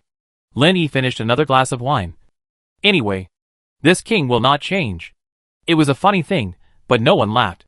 What do you mean by will not change? This is a promise. Chapter 178 Silver Notes. Shanqi smiled and said, Your Majesty's words are as powerful as a mountain. That's exactly the truth. That's good to know. I don't have much to pursue in this life. Lin Yi suddenly stood up, paced back and forth in the living room, and looked at the people who were bowing their heads from time to time. The biggest dream is to be free, unfettered, and do whatever you want. No chaos, no disturbance, no worldly fame and fortune. That's why I came all the way to Sanha, thinking that in the future, the sea is wide for fish to jump, and the sky is high for birds to fly. But he was in Jizhao Temple, holding a bamboo pole to pass through the toilet, passing through the manure. Now I don't dare to go out, for fear of being stabbed in the heart by their swords. I can die, but I can't die so miserably. This man and the prince would occasionally say a few funny words, and no matter how powerful everyone was, they couldn't help it. After Wang Qingbang turned his back and laughed, he bowed and said, Please calm down. Prince. Usually, you see me smiling, and you say that I am approachable and easy to get along with, but if you really make me angry, I will try. The more I thought about it, the angrier I got. It's already unfair enough that he can no longer enjoy air conditioning, cola and watermelon. Now he has to be hunted everywhere. He wants to explode on the spot. Blow up the gang that messed with him. I must tear her bones apart one by one, and let those 2 idiots smash them one by one. Lin Yi gritted his teeth and said, From now on, all of you will follow me. If you don't do well, you can slowly find the reason from yourself. Everyone was stunned. Find the reason from yourself? Is this a human language? However, everyone couldn't refute it in person. Shanqi smiled bitterly. Your Majesty is wise and powerful. You can make great things happen if you plan and strategize. That's better. Lin Yi suddenly laughed. Otherwise Jizhou Temple will laugh. Everyone said in unison, Yes. The prince's meaning was very clear. We must not let Jizhou Temple laugh. Lin Yi raised the cup and said, I will drink another cup with you all. I wish you all good health and good luck in the new year. Thank you. Your Majesty. Live your Majesty 1,000 years. Everyone finally heard a human word, and their eyes were filled with tears of excitement. Lin Yi waved his hand at everyone, signaling that everyone should not be restrained, and eat and drink their own food. For a while, the living room was full of people toasting each other. Lin Yi kicked Yu Xiaosher, who was squatting on the ground holding the wine jar, and said unhappily, Wine is free. Why are you drinking so hard? Yu Xiaosher smiled awkwardly, not knowing how to answer, because he really didn't need to spend money. The wine outside is not as good as the prince's. Dai said loudly. He and Yu Xiaosher spent most of their monthly allowance on wine. It was spent, but the wine outside was not good. It was not as sweet as the wine in the palace. I will deduct it from your monthly salary. Lenny glared at them and ignored them. They drank until late at night. And then the crowd slowly dispersed. Just after the first month of the lunar year, when Baiyun City was preparing for spring plowing, batches of Li people, Lian people, and Qian people rode elephants, drove livestock, and carried food northward and arrived at Baiyun City. The tribesmen who had come to Baiyun City with the Baiyun City army had a difficult life at first. But soon after they arrived, they gradually felt the benefits of this place. They refused to leave no matter what. In the spirit of sharing happiness with others, many of them returned to their hometowns, calling their friends and bringing everything they could. There were 20 to 30 people every day, and thousands of people every day. They were all tribes that came in groups with pots, pans, and pottery. Not to mention Lin Yi, even the people in Baiyun City did not expect it. People who have lived in Baiyun City for generations did not know that there were so many people hiding in the border mountains of Sanha. The names of many tribes were not as familiar to everyone as the Qian people and the Li people, but had never been heard of. What are the rich people? The Ear people? Who has heard of them? Another 40,000 or 50,000 people came in one after another. And Lin Yi had a headache. If these people were left alone, they would immediately cause trouble. They are really unrestrained and love freedom. What are the 3 harmony regulations? What is labor reform? They don't care. They just take up knives and fight against the police. Promoting reemployment is the fundamental thing. Lin Yi allocated a plot of land about 50 miles south of Nan'an to them, lent them farm tools, seeds, and arranged for Baiyun City's farming experts to teach them how to farm. Mandatory requirement: children over 5 years old must be sent to school. He originally thought it was not a big problem, but unexpectedly, it was strongly opposed by the tribesmen. According to the rules of the tribe, children at the age of 5 must learn to hunt and set traps. How can a child who can't use a bow and arrow, can't hunt, have the nerve to call himself son of the forest? You don't agree to provide food and accommodation? Lin Yi didn't believe it. He directly built a new school in a shed at the gathering place of the tribe, and Han Jin, a student who had just barely completed 3 years of compulsory education, was appointed as the principal. He followed Lin Yi's instructions, and cooked and stewed meat at the school gate for 3 consecutive days. The fragrant smell floated everywhere, tempting some children to eat. Not to mention the color, aroma and taste. The most important thing is that there are all kinds of oil, salt, sauce and vinegar. After the children eat one meal, they still want to continue eating. However, on the 4th day, the big stove stopped. The meat was gone, and the delicious candies and sugar-coated haws were gone. Ka Bao, who acted as an interpreter, shouted to the children, "In the future, you can only have food if you study, and you will have no food if you don't study." The children's crying echoed throughout the village.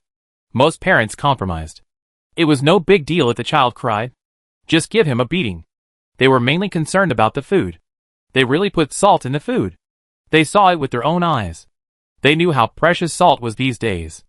Of course, there were still a group of stubborn people. Some refused to send any money, and some only sent their sons, but not their daughters. For the few stubborn people, Lin Yi finally took action. He adopted the headman responsibility system. If a child did not go to school, it was all the fault of the headman. He did not mind the trouble, and actually took advantage of the prestige of Li Shuai at the border to call these chiefs over one by one, and had in-depth exchanges. Those who did not do well were all driven back to the border. These chiefs have always been arrogant and domineering. Now that they were angry with Lin Yi, they naturally took it out on the parents of those children. Since then, the 3-year compulsory education plan has been launched in the tribe. The next focus is that Lin Yi began to promote silver bills in Sanha. First, the governor's tax collection only accepts silver bills from Sanha Money House, and no longer accepts silver money. If everyone wants to pay taxes, they must first go to Sanha Money House to exchange for silver bills. The second is that from officers and soldiers to the guards of the palace, monthly salaries are only paid in silver bills, including suppliers and road builders, all of whom are paid in silver bills. Chapter 179. Blind Man. Want to take the silver to Sanha Bank to exchange. Some people are skeptical, and can't wait to go to Sanha Bank to exchange the silver after taking the silver notes. After all, it is safer to hold the silver in your hand, or put it in your pocket. At the entrance of Sanha Bank, there is a long queue from morning to night. The bank shopkeeper by Lin is so busy that he is even a little nervous. According to this situation, if the run continues, the silver in the silver vault will not be enough. Lenny doesn't care. Credit needs time to prove. The days without war. Bayun City is peaceful. It was noon, and the butcher sold all the meat before the sun came out. At this moment, he sighed while holding the orange peel juice. It is said that girls are like little cotton-padded jackets, but I am probably leaking. You are not at home all day. Why are you following Li Sanyang to join in the fun? For the girl, Jiangjin is a headache. Let's talk about it. She has been to school, and her tongue is more fluent than his. Beat her up. The girl is a third-rank official. He couldn't beat her. Hee. Zhu Rorong from the opposite door leaned against the wooden pillar at the butcher's door. How is it? When it comes to teaching children, you are far behind me. Right? Look at my kid. I can't tell him to catch chickens or chase dogs, and I can't tell him to go east or west. As soon as the words fell, his youngest son suddenly stood at the door of the butcher's shop and shouted, Dad, I want to eat candied haws. Coming, coming. Zhu Rorong answered and hurried back. The butcher laughed at his back. He just looked up and found two people at his door. One carrying a wooden bucket, the other carrying a bamboo ladder. And they skillfully painted the original slogan Sanha is my home on the wall with white lime, and repainted the red slogan Sanha Money House. Deposit money and get interest. Sanha Money House is well known in Bayun City. The third Sanha invention and innovation competition has begun. The first prize was won by a woman who improved the loom, creatively adding a hook spring to the loom. And from then on, it was no longer difficult to step on the loom. The prize money is 100 taels, and you will be paraded with a big flower. The second prize goes to this soap.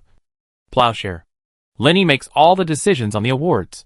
To Lin Yi's regret, everyone only made improvements, and there was no real invention. Yes, Shanqi continued. Hongou and Yuezhou were both destroyed by the rebels, and Han Hui declared himself king. My uncle and Mei Jingji are gone, which is something that can be foreseen long ago, and there is nothing to be surprised about.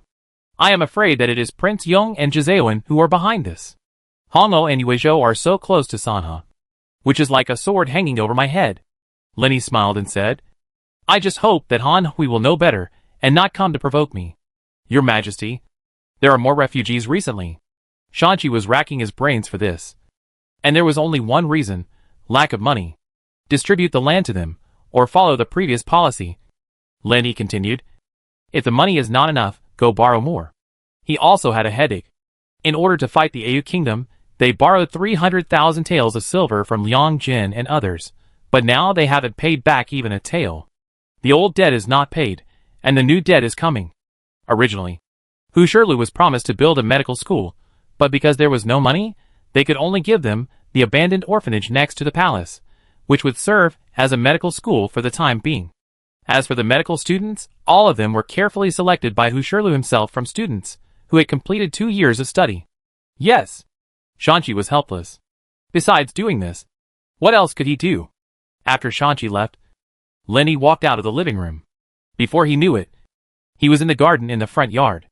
A group of people were surrounding the blind man Wang Dong to tell fortunes. The blind man said a few words, and everyone was overjoyed, as if they could really become high officials in the future. Damn it! Lenny kicked Wang Dong. You are so good at being feudal and superstitious in the mansion. If you have the ability, tell fortunes for me. The prince is rising to prominence, and he is naturally invaluable. Why do you need me to say more? After being kicked, Wang Dong was not annoyed at all, and still smiled. He was originally an orphan from Songang. Both his parents died in the hurricane. If it weren't for the prince, he would have been completely helpless. I'm afraid he would be a pile of dirt at this moment. His best friends are Fong Pai, Yu Xiaosher, Adai brothers. But the people he respects the most are only the prince. You're smart, Lenny continued. Why are you hanging around in the mansion every day instead of going out to make money? I know the food in the mansion is delicious, but you can't come here every day to eat. Right? Speaking of this, he got even angrier. Sunny went out. The guard station provided food every day, but he didn't eat at the guard station, and ran back to eat every day. Fong Pai, Chui Gingren and others, even when they are not on duty, also come to eat. Do you really think he has a mind? Wang Dong said. I am here to follow the steward to do morning lessons. Hey, learning kung fu is not as promising as fortune-telling. Lenny really couldn't hit him. You are a blind man. What's the use of learning kung fu? Can it support your family? It's really a waste of all the painstaking efforts to let him learn fortune-telling from Taoist priest Sun Xing. Your Majesty is right. Wang Dong did not refute. It's good to know. Lin Yi said lightly. Your master is too cunning. You can't let him take all the money he earns. You have to find a way to save money. Otherwise, your master will marry you a mistress. But you haven't married yet. Master loves me very much. And I have no complaints. I said it for nothing. Lin Yi had no choice. I just watched them do morning exercises and practice. The blind man, holding a bamboo joint, faced Ah Dai and Yu Xiaoshi, who were holding hammers. 1 against 2, Lin Yi couldn't believe it. Has this blind man gone crazy from learning fortune-telling? Just as he was about to stop him, Ah Dai and Yu Xiaoshi had already raised their hammers, screaming, and rushed forward. The blind man's bamboo joint trembled in the air, like a cicada, buzzing continuously. Suddenly, Lin Yi didn't notice how the blind man got behind Ah Dai and Yu Xiaoshi. The bamboo joint trembled, and quickly tapped each of them behind them. The 2 men held hammers, like statues, motionless. Thank you, the blind man said, and tapped the 2 men's backs with the bamboo joint. The 2 men's acupuncture points were untied, and the hammers in their hands fell to the ground. And they were trembling with anger. Xiao Shizi held a long sword and instantly wrapped the blind man in a sword light. The blind man didn't move, and the bamboo joint hit Xiao Shizi's wrist directly. And Xiao Shizi's long sword fell out of his hand and fell to the ground. Every move and every style of the blind man was so clean and neat. The people around him were probably used to it, with no expression on their faces. Only Lin Yi was dumbfounded. How did you do that? Lin Yi couldn't help asking after all. He could understand defeating Ah Dai and Yu Xiaoshi, the 2 idiots. But Xiao Shizi was at the peak of the 7th rank. Your Majesty, I am blind, Wang Dong said lightly. Although I can't see, but my mind is better than theirs. Chapter 180. No move is better than a move. Lin Yi rolled his eyes at him and said, Are you kidding me? These people always talk about mysterious metaphysics, which makes him a little skeptical about this world. Should we talk about science? I dare not, Wang Dong said lightly.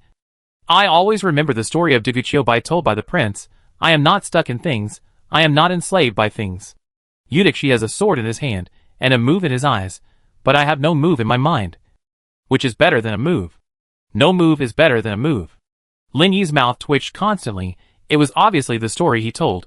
Why didn't he know it, but let these bastards learn it? Is God fair? Your Majesty is wise. Wang Dong grinned inadvertently, and said with a smile, Kung Fu is used to kill people. No matter what martial arts he uses, what moves, I just need to be faster than him. So fast that the enemy has no chance to make a move.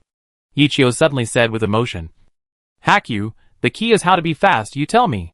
Before, for this blind man, he never paid attention to it. Most of the time, he wouldn't even look at him. He's just a blind man. Can he still ask him to tell his fortune? After all, his fate in this life has been destined to be like this. There's nothing to tell. But, since a few days ago, Wang Dongjin and Wang Fu participated in the daily morning class. He, the 3rd best player in Wang Fu, directly became the 4th best player. What's infuriating is that, as a master, he didn't even last 10 moves in the hands of others. A man's knees are made of gold. Unless he has no choice. That bamboo joint will hit his knees directly. The Grandmaster only needed 1 move to defeat him. But the blind man used 9 moves to defeat him? What level was the blind man? If he and Xiao Shizi were geniuses, then the other party was a monster. The most important thing was that he was still blind. He couldn't help but feel discouraged when he thought that he, a man with all 4 limbs, couldn't beat the blind man. The biggest mistake he made in his life was probably entering the Huang mansion. He had no confidence at all now. In Shanin's words, they were all pitiful creatures. Wang Dong said lightly, If you want to be fast, your sword will be fast naturally. It's the same as saying nothing. Yichio rolled his eyes at him, and didn't ask any more questions. Hey, I can't get anything out of you. Lin Yi turned around, and left with his hands behind his back. Standing at the gate of the mansion, he glanced at Fang Pai and said, Recently, the house has been deserted, so no one has given me money. No. Fang Pai shook his head, and then said, Your Highness, are you going out? I'll go get the carriage ready. Going out. Lin Yi counted with his fingers. You haven't been out for half a month. Right? Fang Pai nodded. Lin Yi hesitated for a moment, and finally said, then go fishing. While being single and poor chose him, he is now accompanied by loneliness. If he stayed in the mansion for a long time, he would be depressed. However, he was tired of being surrounded by people when he went out. So he simply disguised himself and asked the guards to protect him secretly. He was not allowed to go out without orders. Wearing a gray short coat, shorts, slippers woven from yellow grass, and carrying fishing gear, he walked to the main road alone. Under the sun, he walked about 2 miles. Suddenly, the old lady who was setting up a drink stall under the shade of a tree on the roadside grinned and said, "Your Highness, would you like a bowl of mung bean soup with well water?" Lindy was stunned for a long time, and touched his black face that was deliberately smeared with soot from the bottom of the pot. "How did you recognize me?" The old lady smiled and said, "I would recognize others, but your Highness will never recognize me. In Bayun City, who else can fish with golden thread except the prince?" He pointed at the fishing rod in Lindy's hand. "Old lady, you are so smart." Lindy sighed. It would be a pity if he didn't become Sherlock Holmes. The old lady smiled and said, "You are too polite, my prince." "Okay, you are busy." Lindy threw the wooden barrel behind him in anger. Xiao Shizi suddenly jumped out of the woods, caught the wooden barrel steadily, glared at the old lady, and ran after Lin Yi. "That old lady looks so familiar," Lin Yi said without turning his head. "I think I've seen her somewhere before." "Your Highness," Xiao Shizi said with a smile, "it seems to be the mother of Qin Bantu." "Who is Qin Bantu?"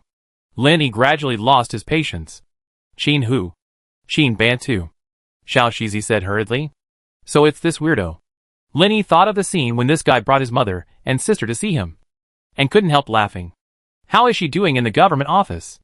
Qin Bantu has just entered the 4th rank, and his kung fu is average, Xiao Shizi said with a smile.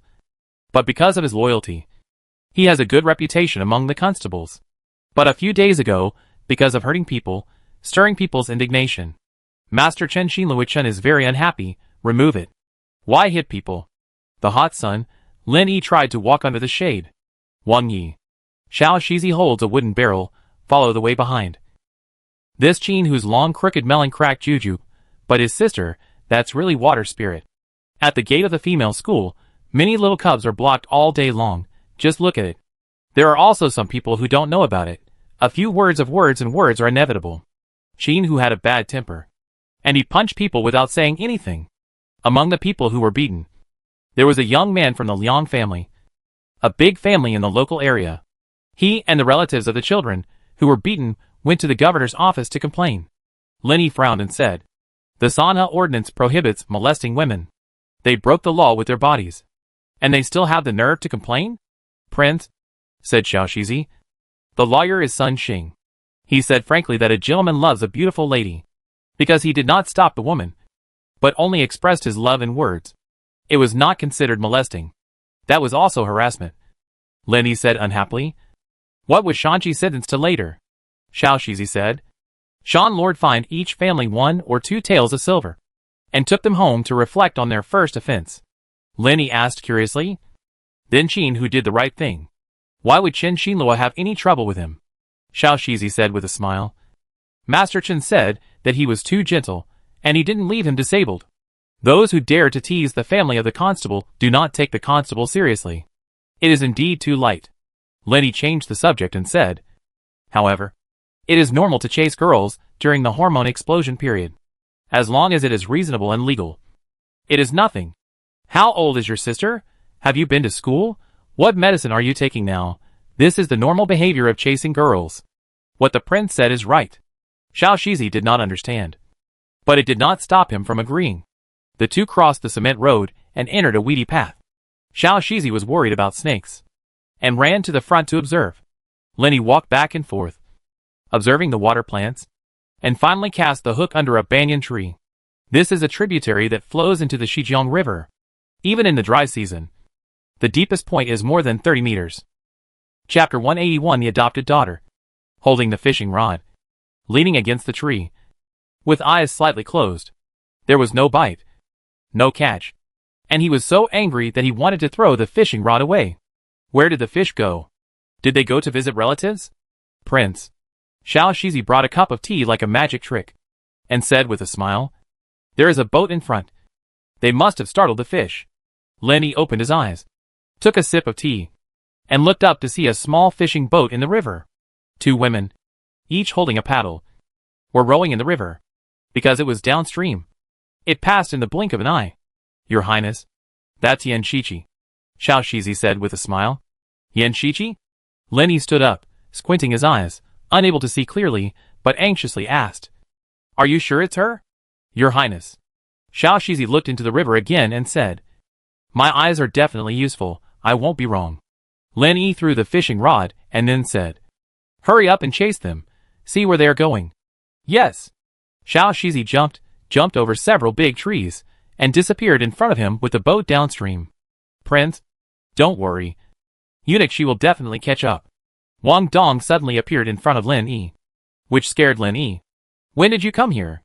Lin Yi patted his chest and said unhappily, If your eyesight is not good, don't wander around. What if you fall into the river? Can you swim? I can't swim, but I can float on the water and won't drown. Wang Dong smiled and said, The steward asked me to come out to protect you. You guys, you still can't tell the priority. Lin Yi said helplessly. Your most important task now is to tell people's fortunes well. Make more money. Make a lot of money. Marry a wife. Have a child. And in the future, when you are old, you will not be left without anyone to take care of you. This idea is very vulgar, and the 3 views are not very correct, but it is very realistic. Wang Dong was not born blind, but was injured in the hurricane, which caused retinal detachment or disease. Even if he had a child, it would not be inherited.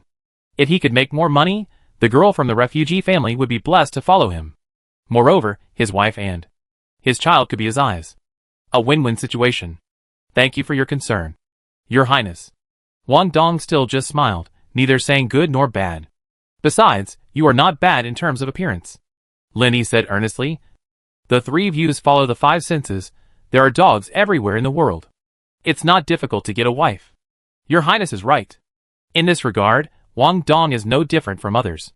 Although he doesn't understand, he pretends to understand. Hey, I can't reason with a wooden man like you.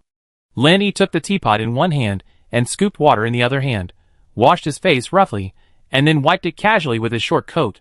He wanted to ask Wang Dong if he had wiped it clean, but when he thought that the other party was blind, he gave up. Your Highness. Wang Su ran over. Yan Shiqi went to the forest in front. Is he going to have a picnic? Lin Yi touched his chin and said, Lead the way and follow him. Yes. Wang Su led the way in front. Lin Yi hadn't walked a few steps when Ma Guia came over with 2 guards, bringing clean clothes and a bucket of water.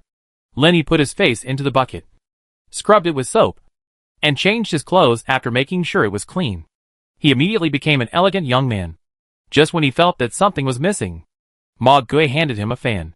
He unfolded the fan, shook it twice, and asked, Is it too ostentatious? Ma Gui smiled and said, Your Majesty is elegant and handsome. Lin Yi rearranged his clothes, closed the fan, and followed Wang Su. After getting on the cement road, riding on the donkey, walking about 2 miles, turning into a small path, Xiao Shizi came over and pointed. Your Majesty, just go through this forest. Lin Yi nodded, waved behind him and said, You wait here. Let me go meet her alone. Yes. After Lin Yi and others responded, he turned around and saw no one in sight. After passing through a dense forest, 2 slender figures in skirts gradually became clear, getting closer and closer, and suddenly stopped and threw away the fan in his hand. With his hands behind his back, he walked slowly forward as if he was taking a walk. The 2 women noticed him and stopped picking up firewood. They looked at him curiously. What a coincidence! Lin Yi waved his hand and said, Miss Yan, we meet again. He was smiling on the surface, but he was very nervous in his heart. He has been single for 2 lifetimes. Never had a relationship. Never flirted with a girl. He only knows the hunger of a hungry man, but not the emptiness of a full man. Greetings, Your Majesty. Yan Shiqi bowed slightly. Do you know me? Lin Yi was a little at a loss for a moment. I didn't know at first. Yan Shiqi smiled and said, On the day when the prince returned to the city after the battle with the Soku, I was fortunate to witness the prince's majestic appearance. He was riding on a donkey at the time. What majestic appearance! Are you sure it's not teasing and mocking? Just as he was about to say something, the two women laughed and walked away. Only a pile of firewood was left on the ground. Lenny felt lost. Prince. Xiao Shizi walked over carefully. Do you want to call him back? Why call him back? Lenny sighed. Start the fire. And catch a sheep? A black wild sheep. I want to eat barbecue. Xiao Shizi said. I'll go right away. There were few wild animals nearby, and the tribesmen hunted every day, so they were basically extinct. It was not easy to catch a rabbit, let alone a goat, and a black one, but the prince's order, they had to do it no matter what. They could only think of a way out of a hurry, and went to the city to buy a goat from a hunter. It was late at night. The stars in Sanha were still so bright, and the moon was still in the sky. The lights in Yan's house were bright. Yan Kuisheng was already 73 years old, and his health was not as good as before. As usual, he had rested. But at this moment, he was sitting in the middle of the living room, and his eyes drifted from time to time to his nephews and concubines sitting on both sides. The news that Sanha's governor and military commander Shanqi wanted to adopt his Yin family's daughter as his adopted daughter came, and everyone was shocked. Not scared, but happy and didn't know what to do. They were a big family in Sanha. They had lived in Sanha for 200 years. Unlike the big landlords in Nanzhou, Hangzhou, Yuezhou, they had thousands of acres of fertile land and were hardworking in farming. But they didn't live on rent. Sanha was full of wasteland, and no matter how stupid the people were, they wouldn't rent their land to farm. They had many powerful servants, and they pushed the people into a corner. They hid in the mountains, and even their shadows could not be found. The labor force for farming mainly came from people bought and sold from all over Nanzhou, or hired locally. Their main income came from selling private salt, and from industries in Nanzhou and Hangzhou. They lived in Sanha, just because they were used to enjoying it, and there were no laws to restrict them. In Sanha, they were the sky, and they were the earth. Chapter 182. The 19th Lady of the Yin family. They are the real local emperors of Sanha, the uncrowned kings of Sanha. But everything has changed since Prince he came. Sanha is ruled by this so-called King of Sanha, Lord of Baiyun City.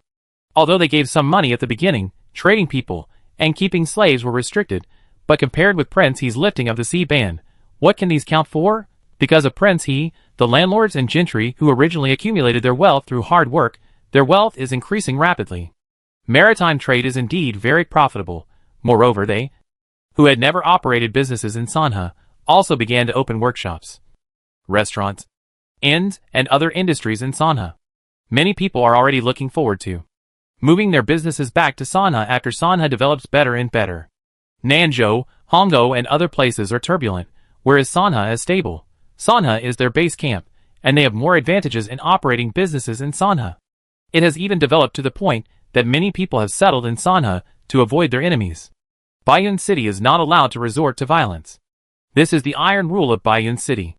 The law cannot make everyone equal, but everyone is equal before the law. This is what Prince he said. Anyone who turns a deaf ear to the Sanha regulations will not have a good end in the end. Many people can only watch their enemies standing in front of them, and can do nothing. The strange situation of the enemy, and the killer living next door to each other, is only possible in Baiyun City.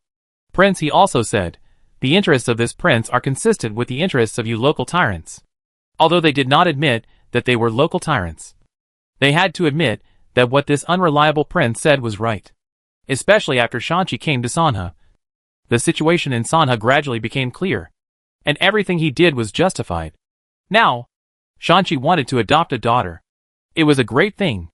In the future, with a second-rank official backing his family, would his Yin family's influence in Sanha be able to grow again?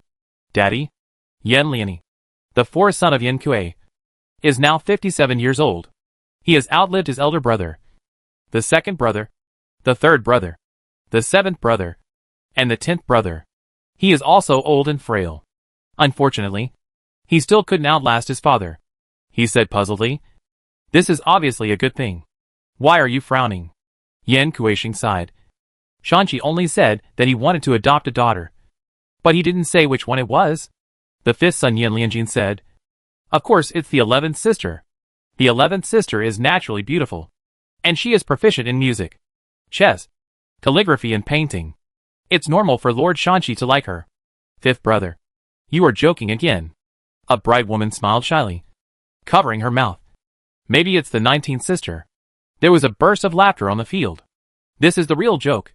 How could a concubine's daughter, whom even her own mother hates, be in the eyes of a second-rank official, Yin Shichi, who was sitting at the bottom, lowered her head and said nothing. Perhaps she had long been accustomed to it. When the news that Shanchi wanted to adopt a daughter reached Lin Yi's ears, Lin Yi was teasing the parrot standing on his shoulder. This parrot has always been unruly, and has a very strong personality. In the past, when he stretched out his hand, it would peck him, and his fingers would be broken. Once it got angry, it was starved in the cage for 2 days. When he was released today, he was actually very affectionate to him. After feeding him 2 grains of millet, he stood on his shoulder and refused to come down. It is true that people die for money and birds die for food.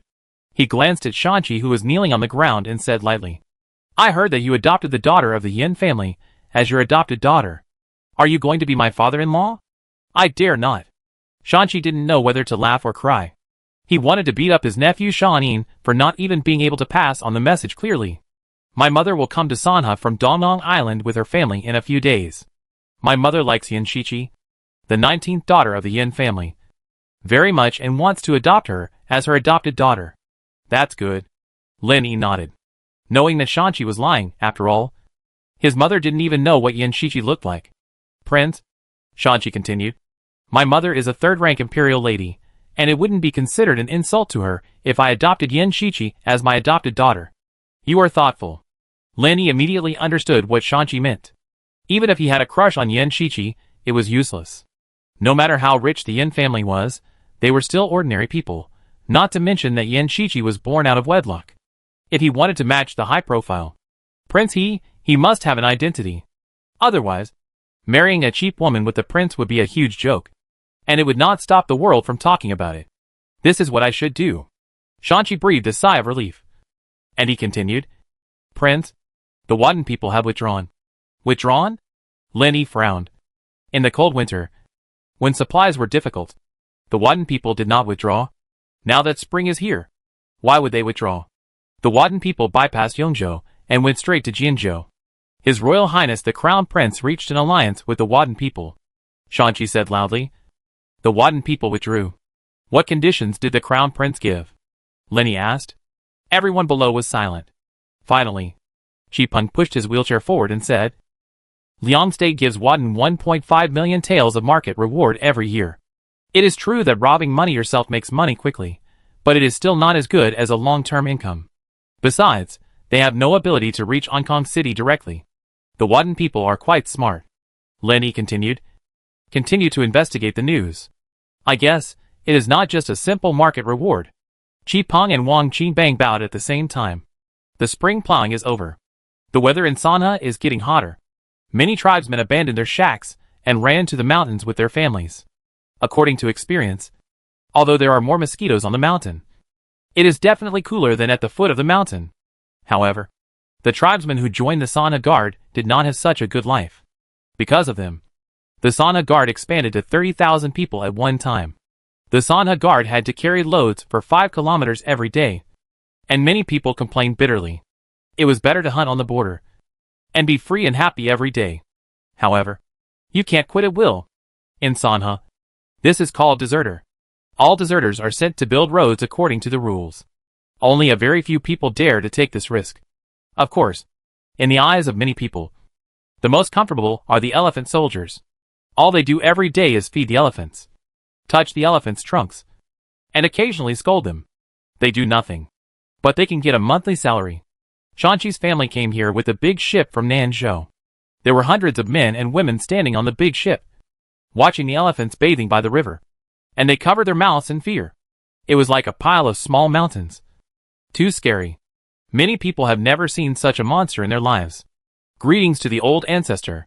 Shanin knelt in front of the old lady surrounded by a group of women, with his head on the ground.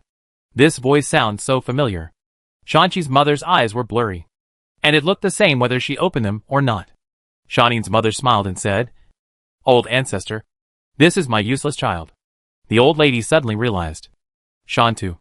Shanin's mother was embarrassed, but then smiled and said, Old ancestor, Shantu is your son. My son is Shanin, your great-great-grandson. Chapter 183. Let him be strong. My son Shantu died so tragically. The old lady suddenly burst into tears and said, "Who framed him? You must avenge him, my poor son." Everyone's face darkened again.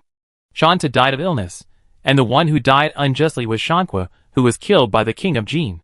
Fortunately, everyone has long been accustomed to it. This old lady is getting more and more confused every year, so everyone stopped explaining. The more they explain, the more confusing it becomes. Fortunately, it is better to pretend to be confused first. Under normal circumstances, the ship only has a thin gangplank, which is shaky when you walk on it, and you have to be careful to reach the shore. However, Shawnee was careful, thinking of the large number of female relatives and the old ancestor who was unable to move.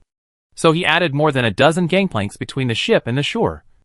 And 4 servants carried the chair to send the old ancestor off the ship and directly to the governor's office.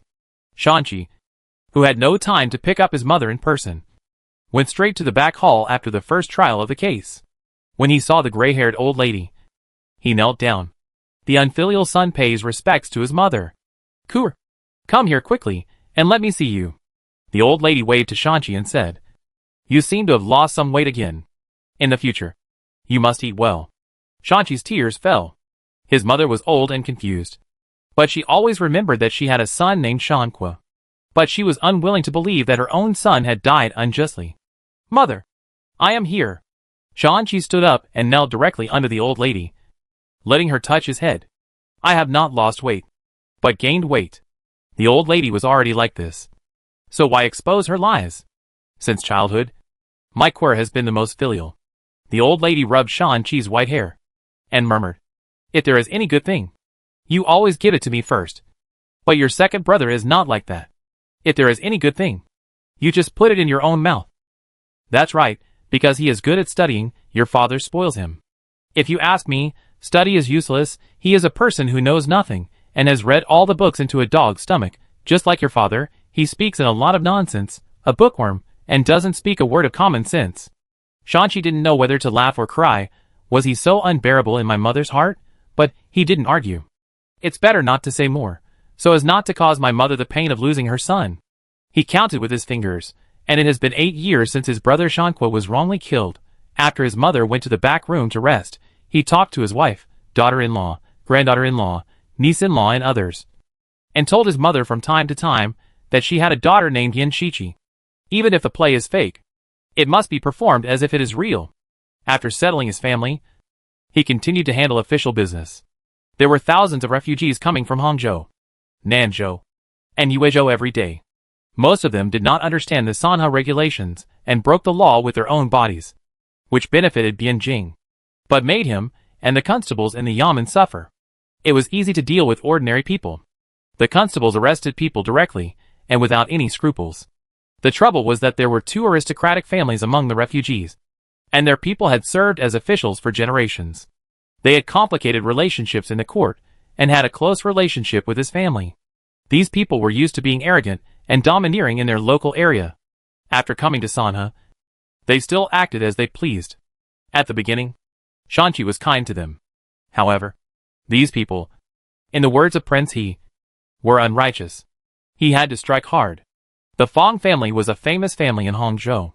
The old man was once the transport commissioner of the capital, a third-rank official, and retired due to illness. Many of his sons and nephews served in the court and were relatives of the Shan family. Logically, Shanchi had to give him some face. However, this old man violated the rules of Sanha again and again. Before, the locals who bumped into the sedan chair of the old master of the Fong family were whipped at will. Shanchi only asked the Fong family to find 2 servants to take the blame, which was considered to be covered up. After all, he was also mixed in the literati circle, and he had to abide by the rules there. But within a month, the son of this old man forced a woman to be his concubine again. He really didn't take the governor and Shanchi seriously. It's impossible to put him in prison and eat idle food. Reform through labor, must reform through labor. After the old master of the Fong family, Fong Zhe, was turned away by the governor, he immediately took a sedan chair to the Huang mansion to cry. The prince directly ordered people to let the dogs bite. It was really satisfying. Lin Yi hated this kind of people the most. The world is unpredictable. Seeing Ichio act like a grandson in front of the blind man, Lin Yi couldn't help but feel a lot of emotion. Ichio, this bastard, was not so well behaved in front of him. Occasionally, he was honest for a few days, but it was because he was forced by Hong Ying. The only martial arts in the world that cannot be broken is speed. The blind man still held the bamboo joint in his hand, surrounded by the crowd, said expressionlessly, "This is what I said to the prince. This is what Yi Lianshan said." Ah Dai said loudly, "How can the opponent break the moves? So only speed can't be broken." Lin Yi's face darkened. It was clearly what he said. He put the lines from Jin Yang's novel into arrogant god of war. "You know nothing." Lin Yi snorted coldly. "Don't you know that there is also anticipating the enemy in advance? And the most brilliant martial arts is to control all changes with no action." He is a master of argument, a disciple of Archimedes. When it comes to arguing, he will not accept anyone. Everything that comes out of his mouth must be right. It is simply the truth of the world and the justice of the world. Everyone was silent, including Hong Ying. In the end, only the blind man said, "Thank you for your teachings, Your Majesty. I understand." "What do you understand?" Lin Yi was confused. "What kind of people are they?" The blind man smiled and said, "Let him be strong, the breeze caresses the hills. Let him be arrogant, the bright moon shines on the river." Lin Yi frowned. Hong Ying sighed. "This is also in the prince's novel, Wang Dong. From tomorrow, you don't have to come to the morning class." There was an indescribable loneliness in his tone. "Your brain is dead." Lin Yi said something that no one could understand, turned around and left. Xiao Shizi followed closely behind. Hong Ying waited for Lin Yi to turn around the courtyard gate, then turned back to look at the blind man, seriously said, "You make your move." The blind man shook his head and said, "You are no match for the steward. I won't humiliate myself." Everyone looked at his gradually receding figure, and was stunned. This is the second person in the Huang mansion who dared to refuse the chief steward's request. Except for Wenjiao. Look at Chief Steward Hong again. He, who always had a stern face, actually smiled so happily. Everyone was puzzled. Only Ichio understood what was going on. His apprentice was better than himself, and he might feel disappointed. But compared with the safety of Huanji, everything was insignificant. After all, he was Huanji's #1 lackey. Everything was for Huanji. Fan Pai said, "Chief Steward, what is this blind man doing? If you can't enter the 4th rank again, we will definitely expose your skin." Hong Ying not only did not answer his question, but also scolded him. Fan Pai shrank his neck, and finally dared not say another word. Chapter 184 Reform. He finally understood the meaning of Xie Zhan's words in class. If you are poor, don't join the crowd. If you have little influence, don't persuade others. If you are poor, don't speak less, because no matter what, his words are not important. And no one will listen to him. Not to mention answering his doubts. The crowd in front of him are either 8th or 9th grade, even Cui Gingren, who is the same age as himself, has entered the 7th grade. He is the most useless, always wandering at the 3rd grade, and not moving forward. If you don't think about it, you won't know. Once you think about it, you will feel the pressure. He was frowning all day long, and he couldn't even laugh. Cui Gingren and Yu Shaoshi went to drink with him, but he didn't feel like it. He even felt that he was not worthy of sitting with them. He was a 3rd rank official, so why should he drink with him? Lock yourself in the ear room and practice behind closed doors. Otherwise, you won't have the courage to see anyone. It was late at night. Lin Yi still didn't sleep. Not writing a novel, but writing a plan for grassroots reform. Since he decided to compete with Prince Yong and Jizhao Temple, he had to take it seriously. It was time to show his true strength. Besides, he did nothing before because he was worried about the reaction of the court and his father. Now his father was not sure whether he was alive or dead. So who was he afraid of? He would fight if he didn't accept it. Then, he would let these bastards kneel in front of him and sing conquer. First of all, he abolished the Baojiao system, and Baojiao was replaced by village names. In the past, the central government's ruling power had never been able to penetrate into ordinary villages. The court's laws and decrees were basically empty words in the villages. No matter what happened, the local clans and gentry had the final say, such as Liang Jin and Wang Cheng. They are usually the gods of the area within a radius of 20 miles. If they don't like someone, they can kill or chop him up, all with a single word. What Lin Yi needs to do now is to take away the rights of these gentry, put them in a cage, and only give them the obligation to make money and contribute to the economic development of Sanha, extend their tentacles to every piece of land in Sanha, and always control the most basic situation of the grassroots masses. Historical experience has proved that anyone who is out of touch with the people will not have a good result in the end. The second is the reform of the military system of the garrisons. It is true that Shinchu and Yijixiang are in charge of the garrisons, but they are not recognized by the court. If the name is not right, then the words will not flow. They feel guilty when people call them adults. After all, they have lost the so-called righteousness. They might as well start from scratch and set up according to the army, division, brigade, regiment, battalion, company, platoon, and squad. He wrote down in detail how many people there are in an army and how many people there are in a squad. The last item is that, while Sanha is settling the refugees, it must once again conduct a thorough and detailed census. First, he had to find out the family background.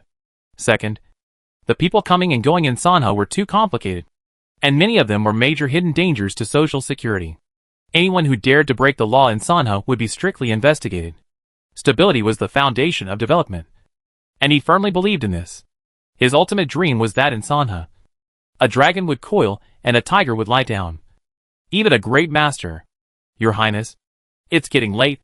You should go to bed early. Mingwei came over, poured out the tea leaves in his cup, and replaced it with boiled water. No hurry, it's a long night, and I can't sleep. Lenny yawned. You guys go to sleep, don't worry about me. After that, he continued to work on his desk, and added some things that he suddenly remembered with charcoal pencil. He kept writing until the rooster crowed before going to bed. When he woke up, the sun was high in the sky. After eating, as if he still didn't get enough sleep, he lay on the chair and fell asleep again. When Shanchi came over, he didn't disturb him, but just sat opposite Lin Yi, holding the teacup, taking a sip from time to time. Suddenly seeing Lin Yi open his eyes, he stood up and said, Your Highness, you came at a good time. Lin Yi rubbed his eyes and said, Sit down. Why are you being so polite? He waved behind him, and Mingwei came in and took the manuscript he wrote. Lin Yi did not take it, but said, Give it directly to Lord Shan. Thank you, Miss Mingwei. Shanchi took it with both hands and read it page by page. After Lin Yi rinsed his mouth with tea, he said, If you don't understand anything, just tell me. Shanchi smiled and said, Your Highness wrote the number of people, which is clear at a glance. The army commander is equivalent to the commander, and the division commander is equivalent to the 1,000 households. There is nothing confusing. Just the name has been changed. Lenny nodded and said, That's good. Let's do it this way. Let Shinchu be the army commander, and He Jixiang be the deputy army commander. As for the division commander, deputy division commander, etc., you can choose them by yourselves. Yes, Shanchi continued. Your Highness said to go to Baojia, and I agree. But I'm afraid it will be difficult to choose the village chief or town chief at the moment. Then choose slowly. Morality comes first, followed by ability. Try to choose from young people, Lenny said with a smile. Let the Li people let their own chief take the position. And there's no need to make things complicated. The tribesmen are unruly, and will not obey anyone except the chief. If a village chief is sent there today, he may die tomorrow. What rules or no rules, if the chieftain is unhappy, just take the troops back to the old nest on the border. The prince is indeed thoughtful. Shanchi breathed a sigh of relief, for fear that the prince would take away the rights of these chieftains in an impulse. There are nearly 50,000 people, and as time goes by, there may be more and more. If they are annoyed, the consequences will be disastrous. I will do so. Lenny thought for a while and said, The training of officers and soldiers must be intensified, and they cannot be relaxed for a day. If there is not enough money, I can't do anything about it. You can figure it out yourself, and take it one step at a time. Yes. Shanchi smiled bitterly. I will take my leave. The following days, while selecting village officials, Sanha launched a vigorous population census campaign. Thousands of detectives divided their responsibilities into different areas, went into the mountains and villages, and registered every household. The farthest they went were to Fengyao Island in the east, Jinji Mountain in the south, and the border of Nanzhou in the north. They mainly followed the repaired roads. Lin Yi did not have much hope for them. The population of Sanha was mainly concentrated in Baiyun City, but the people living in the surrounding areas were too scattered. It would be good enough to be able to count the population of Baiyun City. The population census can give a rough estimate. And it is enough to make a rough estimate. The governor is getting poorer. Shanqi is increasing the intensity of training according to Lin Yi's opinion. But at the same time, he is constantly eliminating people to save money. Every day, they have to cross the country for 10 kilometers with weights. Anyone who can't persist can be eliminated. The most eliminated are the tribesmen who have practiced Hui Yuan Gong for the shortest time. After they were eliminated, they not only had no complaints, but were happy and joyful. However, Shanqi did not let them go, and still put the eliminated ones into the militia, only providing them with food during occasional training, and no monthly salary. Chapter 185 Hot. Lin Yi finally got to enjoy a free sauna. Drinking tea and fanning himself could no longer relieve his desire to change his hairstyle. Go take a shower in the mountain stream? With such a strong sun, you will sweat for hours after going out for half an hour. You might as well just lie down under the shade of the tree. It's up to fate. Stop fanning me. Both of you. Lin Yi waved his hand at Mingwei and Zixia behind him. You are tired. 2. There is no need. Stop. Your Highness, I'm not tired. Mingwei didn't stop fanning herself while she was talking. They say that if you calm down, you will feel cool. Your Highness, why don't you try? It's too hot to calm down. Lin Yi sighed. Zixia said. Prince, how about taking a sedan chair to the mountain? Lin Yi said. No. It's not enough. Just stay at home. I told you to stop fanning me. Don't fan me anymore. Don't let me say another word. It's really tiring to talk nonsense. Yes. Mingwei and Zixia stopped fanning, and stood behind Lin Yi, not knowing what to do. Go down.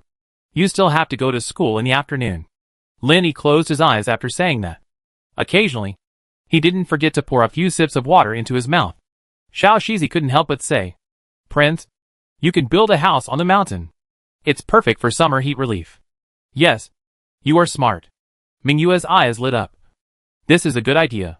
It's okay during the day. But are you going to feed mosquitoes at night?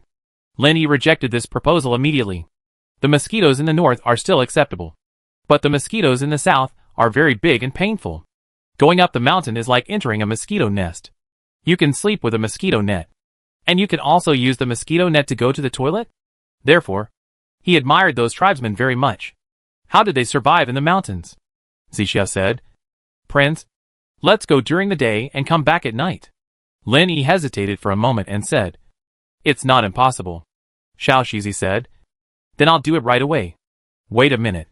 Lin Yi stopped him and said, Just build a shack and a stove. Don't make it too complicated. You have to save money.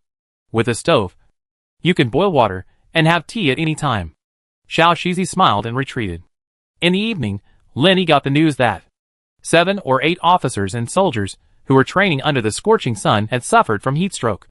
He could only express sympathy. It was impossible to stop. This was their blessing. If they didn't fight when they were young, would they have to wait until they were old? Besides, the villains were He Jixiang and Shen Chu. He and the prince were still kind and merciful, wise and powerful. It had nothing to do with Nu. In the evening, Shi Quan, who rarely came to visit, came over. Please come in. Lin Yi, shirtless, welcomed him in.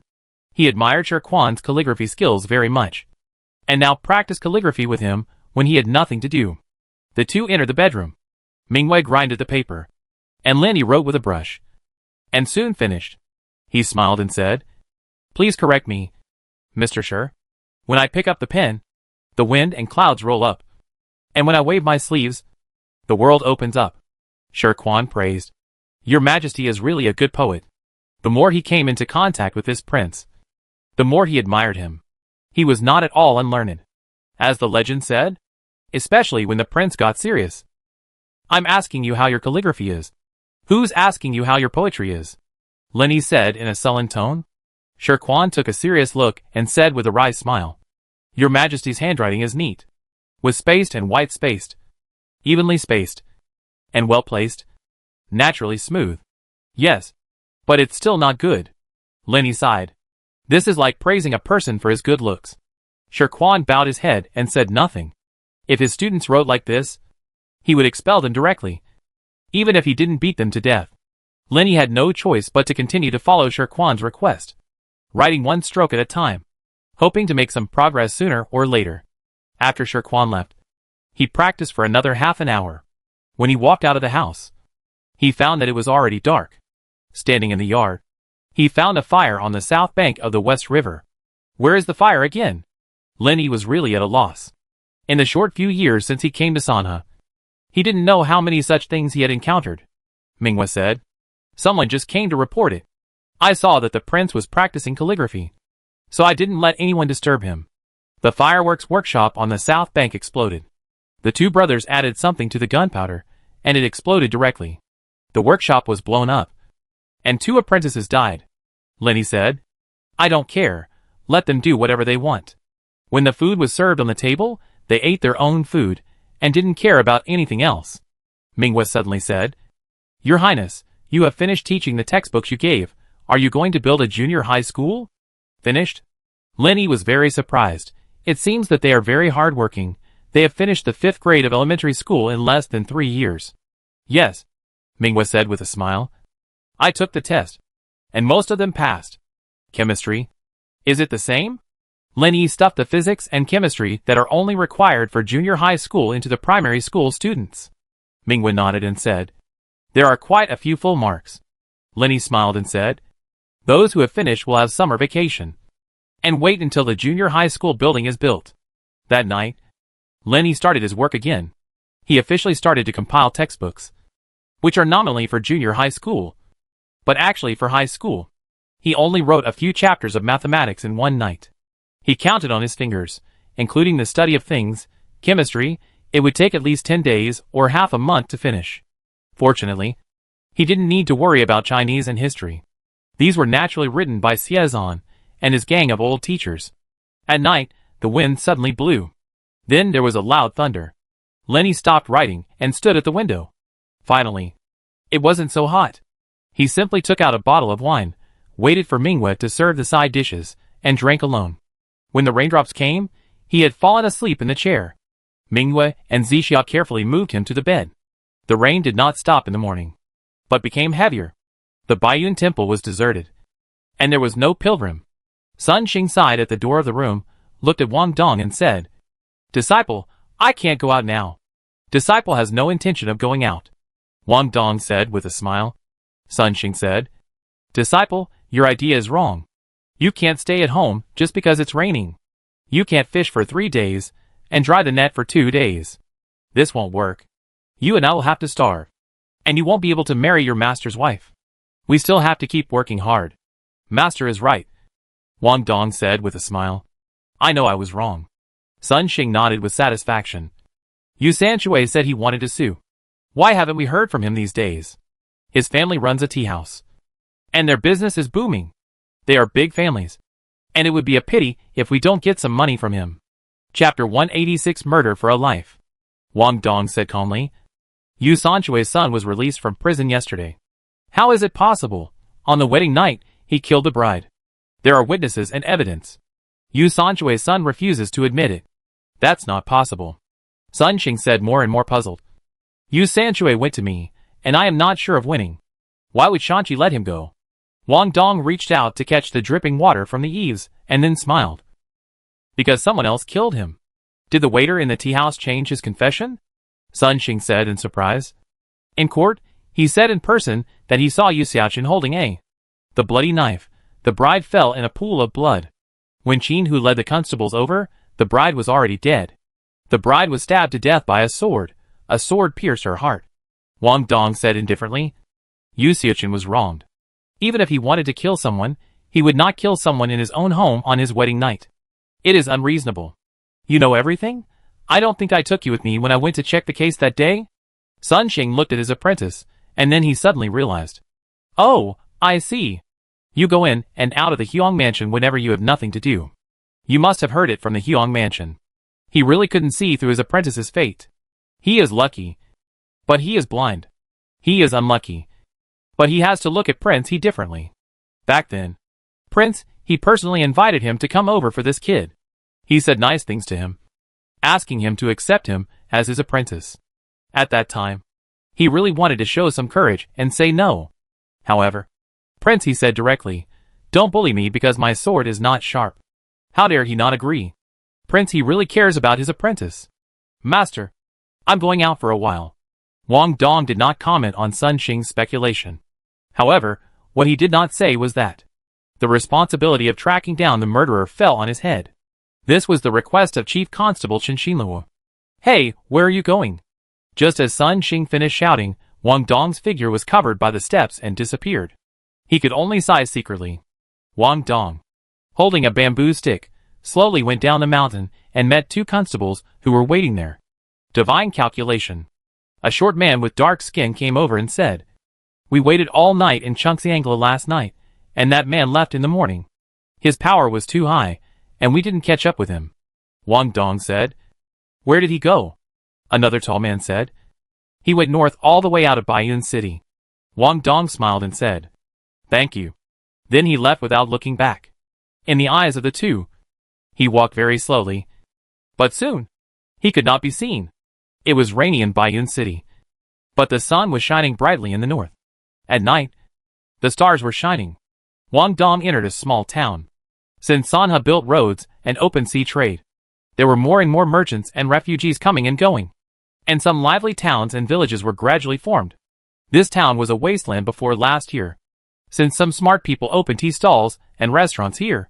There have been restaurants and inns one after another, and more people have gathered here. It has become a place for many guests from all over the country to stay, and it is becoming more and more prosperous. Wang Dong stood in front of a two-story inn with his head tilted. "Sir, do you want to eat or stay in the hotel?" A waiter wearing a gray cloth shirt and a white towel on his shoulder greeted him with a smile. "I don't want to eat, nor stay in the hotel," Wang Dong said with a smile. "I'm here to find someone." "Looking for someone?" The waiter looked into Wang Dong's eyes with a dim light. "Blind man, if you want to beg for food, go somewhere else. This is not a place you can come to. You'd better not ask for trouble." Wang Dong fumbled and took out a token made of Wang Wali from his arms. The waiter didn't need to look carefully to know that it was an otter order, which was standard equipment for the Baiyun City constables. He couldn't help but sigh. "Do as you please." He didn't wonder how a blind man could be a constable, and turned around and left. Even if it was fake, it had nothing to do with him. He was just afraid it was real. He couldn't afford to offend the black-skinned people. In Sanha, the black-skinned people controlled everything, including the sky, the earth, and the air. Wang Dong walked into the inn like this. The inn was bustling with people, and the weather was hot and humid. Many people were drinking and playing finger-guessing games with their bare chests. People were coming and going in the inn, and Wang Dong stood in the middle, turning his head from time to time, and no one noticed him. The day before yesterday, who killed someone in Sanshui Tea House? Wang Dong's voice was not loud. This voice hit everyone's heart like a heavy hammer, as if it was spoken in their ears, and everyone heard it clearly. They all looked at Wang Dong in astonishment. This is a master. They can't afford to offend him, and they are all terrified. Suddenly, Wang Dong looked at the second floor and flew up. Without any movement, the door panel in front of him exploded. In the room, a big man in a gray cloth shirt just opened the window and suddenly turned back to look at Wang Dong. "Who are you?" The big man held the sword hanging on his waist tighter. "Are you going to escape?" Wang Dong asked with a smile. "I just felt stuffy, and I opened the window to get some fresh air." The big man laughed heartily. "I think you must have misunderstood something." "No." Wang Dong shook his head. "I shouted, 'Who killed someone?' and you immediately opened the window." The big man's face was tense, but he still smiled. Maybe it was just a coincidence. Wang Dong still shook his head. "Anyway, please come with me to the governor's office. If it really has nothing to do with you, I believe that the good Lord will not wrongly accuse you." The big man snorted coldly. "Do you have to be so overbearing? Don't go too far."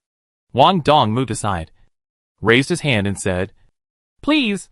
The big man had been ready for a long time, and now he saw that he could not ease the situation. So he drew his sword, sneered, and rushed up with the sword. The sword was as fast as lightning. The diners standing downstairs all saw the sword light. The big man was at least a 7th grade master. I didn't expect there would be such a master. The sword was about to pierce the blind man's chest. Everyone's heart was lifted. Then, they saw the blind man standing in the corridor swing the bamboo pole, as if swinging it casually, and the big man suddenly stood still. The big man's eyes widened, and his face was full of disbelief. Who are you? The big man shouted in panic. Wang Dong did not answer him, but said to the downstairs, little second brother, please notify the constable to pick up the person. Then, under the gaze of a group of people, he walked down the stairs, passed through the lobby, and slowly left the restaurant. Little second brother, untie my acupuncture points, and I will definitely reward you handsomely later, the big man shouted. Otherwise, I will slaughter your entire family. The innkeeper wanted to cry, but had no tears. Is this a troublesome thing even if he stayed at home? He walked upstairs, kicked the big man in anger, and cursed. Is this your first time in Sanha? Do you understand that killing someone means paying with your life? After entering the governor's office, you still want to come out alive and slaughter my entire family? You? The big man was furious, but he had no choice. His acupuncture points were pressed, and he could only keep the sword-thrusting posture. Chapter 187 Commander of Nanzhou. 7th rank? A skinny man with bare chest, raising a wine glass, burped and said, Is it so great? You dare to kill people in Baiyun City? You are really brave. I admire you. I admire you. I really admire you. All the diners laughed.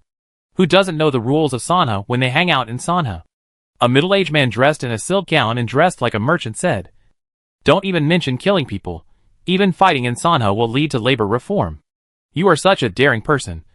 You don't know how high the sky is and how deep the earth is. You can run away even in Ankong City. But you have no hope in Sanha. Everyone laughed again. Suddenly someone shouted, Boss, tie him up quickly, and then notify the constable.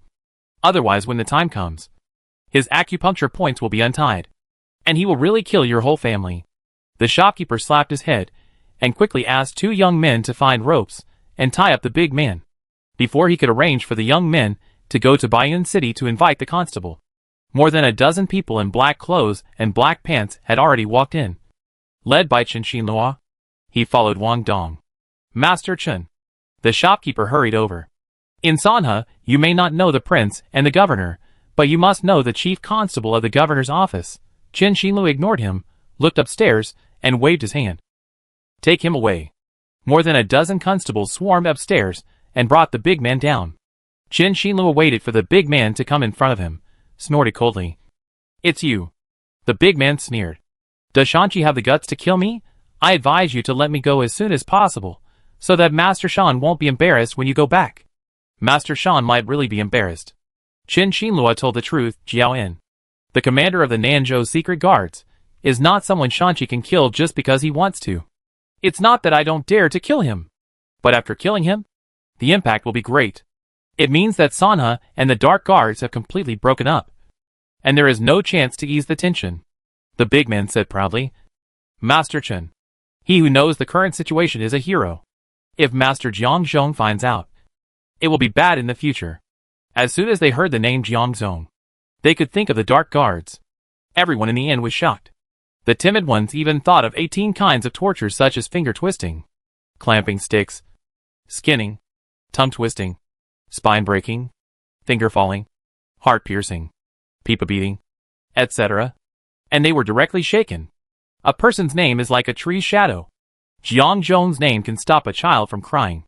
They couldn't understand why the secret guards came to Sanha, and the big man in front of them was a 7th rank man. If he were a secret guard, he would definitely not be an unknown person. As for killing, it was nothing unusual. The secret guard's job was to kill people. If according to the rules of Sanha, killing people means paying with one's life, none of the secret guards would survive. Chen Xinluo laughed at Jiao Enshi, turned to the people in the inn and said, Do you know who this person is? The inn was completely silent. You can hear a pin drop. After a while, the innkeeper took the opportunity to speak. Please enlighten me, Lord Chen. Who is this person in front of you?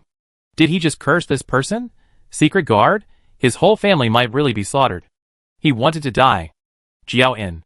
Chen Xinluo stared at Jiao En and said, Lord Jiao, would you like to introduce yourself to everyone? Jiao En, commander of the secret guard of Nanzhou. Everyone was stunned. What kind of person is worth traveling to Baiyun City to hunt down in person? I will not change my name when I travel or when I sit. Jiao En laughed.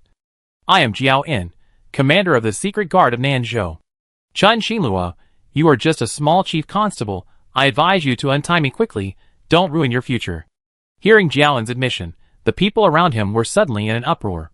How dare the Sanha provincial government office tie up the Nanzhou governor, from the prime minister and the princes, to the common people, who dares to disrespect?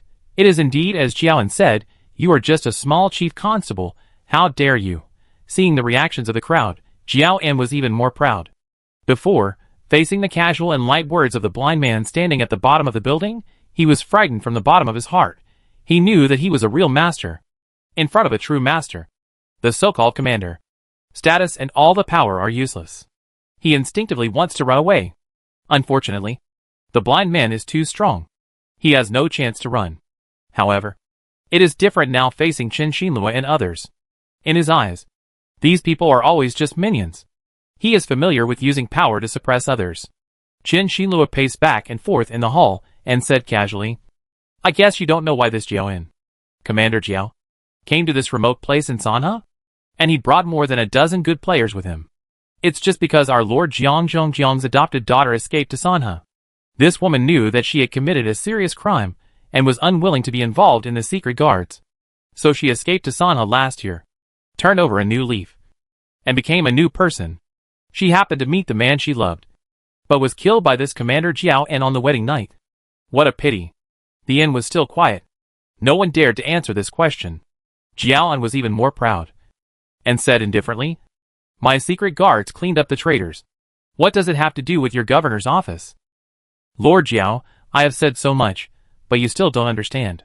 Qin Xinlue stared at him and said, How your secret guards do things, I Sanha governor's office really can't control, but you shouldn't kill people in Sanha.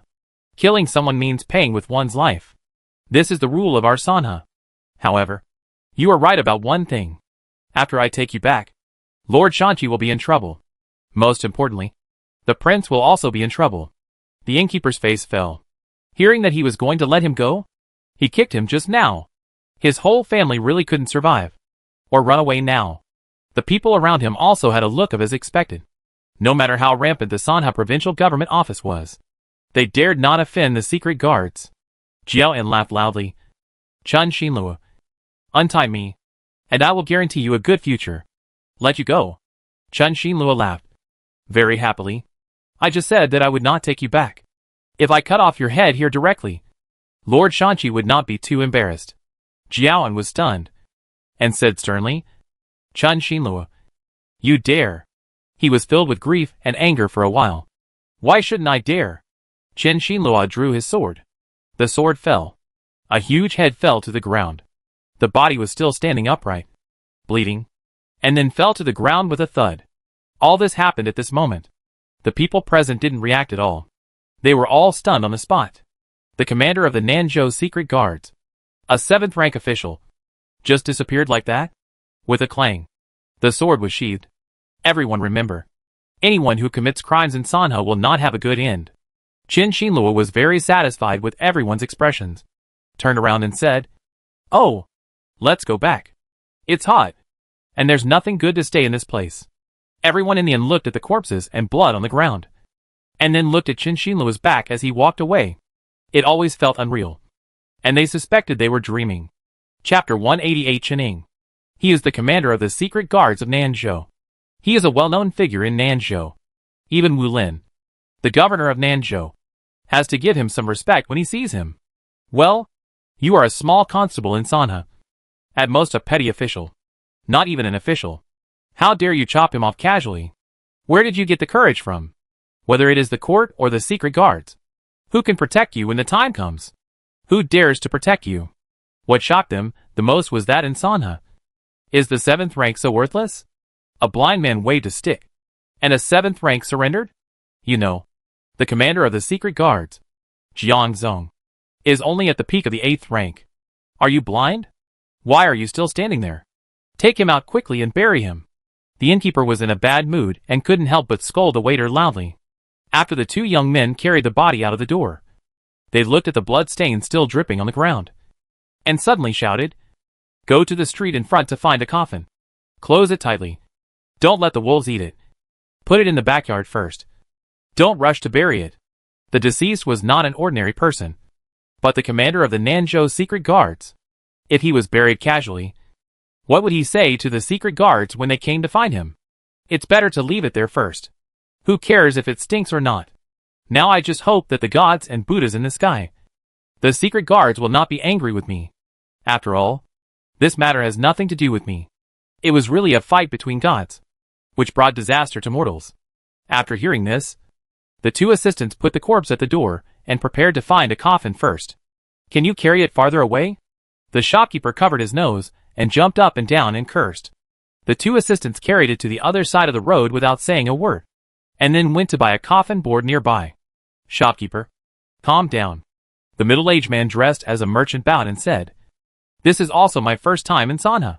I am not familiar with many things. Is the law of Sanha really so strict? Killing a person means paying with his life. Is there no room for relaxation? Is this dead body fake? Look at the head. There is no burr. It is smooth and neat. Captain Chen's knife skills have become more and more advanced. I believe he will soon be promoted to the 8th rank. Before the shopkeeper could reply, he was preempted by a shirtless man. The regulations of Sanha are not just for fun. Prince, he said it himself, if you look down on the Sanha ordinance, you look down on him. If you look down on him, he will dare to make you cry. Those who kill will pay with their lives, those who steal fight, and provoke trouble will all be sent to labor reform. No ambiguity at all. You've heard of Wang Chung from Sanha, right? His son Wang Xing is no exception. He was such a rampant man before, but after Prince he came, he was almost killed. Look at this road in front of you. It was all built by prisoners, 2 meals of porridge a day, and working every day. It's not a life for human beings. The people around laughed when they heard this. The merchant laughed and continued, This prince is an interesting person, but it's just a rumor. Seeing the expressions of the crowd, he hesitated for a while, but didn't finish his words. I know what you want to say. A young man dressed as a scholar, playing with the wine glass in his hand, said lightly, We and the prince have said that he is not good at literature or martial arts, and he can't do this or that. If he needs to fight and do things, Sanha will be finished soon. The inn burst into laughter again. Yes, an old man said with a smile. How noble is our prince. If he has to fight even in person, what is the use of guards and soldiers? It means they are useless. Our Sanha will definitely not have a future. Sooner or later, we will be at the mercy of others. That's the truth, the merchant said with a smile. It's just that the constable was too arbitrary just now. The commander of the Nanzhou secret guard died here. I'm afraid it won't end well. The old man snorted coldly. So what? The Asia people are so cruel. But they were still beaten to a pulp by our Sanha people? No matter how strong his secret guards are, can they be stronger than the Asia people? Although the old man is old, he has been a civilian, and saw with his own eyes that the Asia people's head was like a watermelon and fell to the ground. I was afraid that his secret guards would not come. If they did, they would still lose their heads. When the Asia people were mentioned, the discussion in the inn became more intense. Many people here had been laborers. The shopkeeper could not get a word in, and he personally carried the head out with his eyes wide open. When he came back, he saw that the blood stains on the bluestone floor had been wiped clean by the waiter, and he finally breathed a sigh of relief. However, there was still a faint fishy smell in the room. He gritted his teeth, poured several bowls of wine on the floor, and asked the waiter to wipe it again, and finally covered up the smell. The next morning, Lin Yi just got up and saw Chen Xinluo kneeling at the door. He yawned and ignored him. After washing up, he ate and said, What's the matter? It's so early in the morning. Get up. It's tiring to look down at people. Your Majesty, I killed someone. Chen Xinluo was still kneeling. His voice was low. You constables are responsible for killing people, which is offensive to others. After Lin Yi finished chewing the biscuit in his mouth, he continued, You are not asked to be little white rabbits. Just kill people. What's so strange about it? The person I killed was Jiaoan, the commander of the Nanzhou secret guards. Chen Xinluo whispered. I didn't inform Master Shan. I just chopped off his head. The commander of the Nanzhou secret guards. What a high official. Lin Yi asked in confusion. He came to Sanha? Exactly. Chen Xinluo explained. The day before yesterday, Jiaoan killed the bride Chening at the Sanshui tea house on Yu Xiaochun's wedding day. According to the Sanha law, killing someone means paying with one's life. I took the initiative to chop off his head. Chening? Lenny frowned. What kind of person is this? Is it worth it for a commander to come and kill her personally? Jinning is Jiang Zhong's adopted daughter. Qipeng suddenly interrupted. A traitor to the secret guards. Jiang Zhong must get rid of her as soon as possible.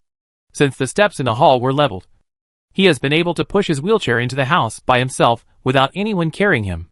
Lenny said impatiently. Say everything you have to say. Don't just answer one question for me. Yes. Qipeng smiled and said. Qin Ying's family was killed when she was young, leaving only her. Jiang Zhong adopted her as his adopted daughter. Qin Ying was taught by Jiang Zhong's famous teacher.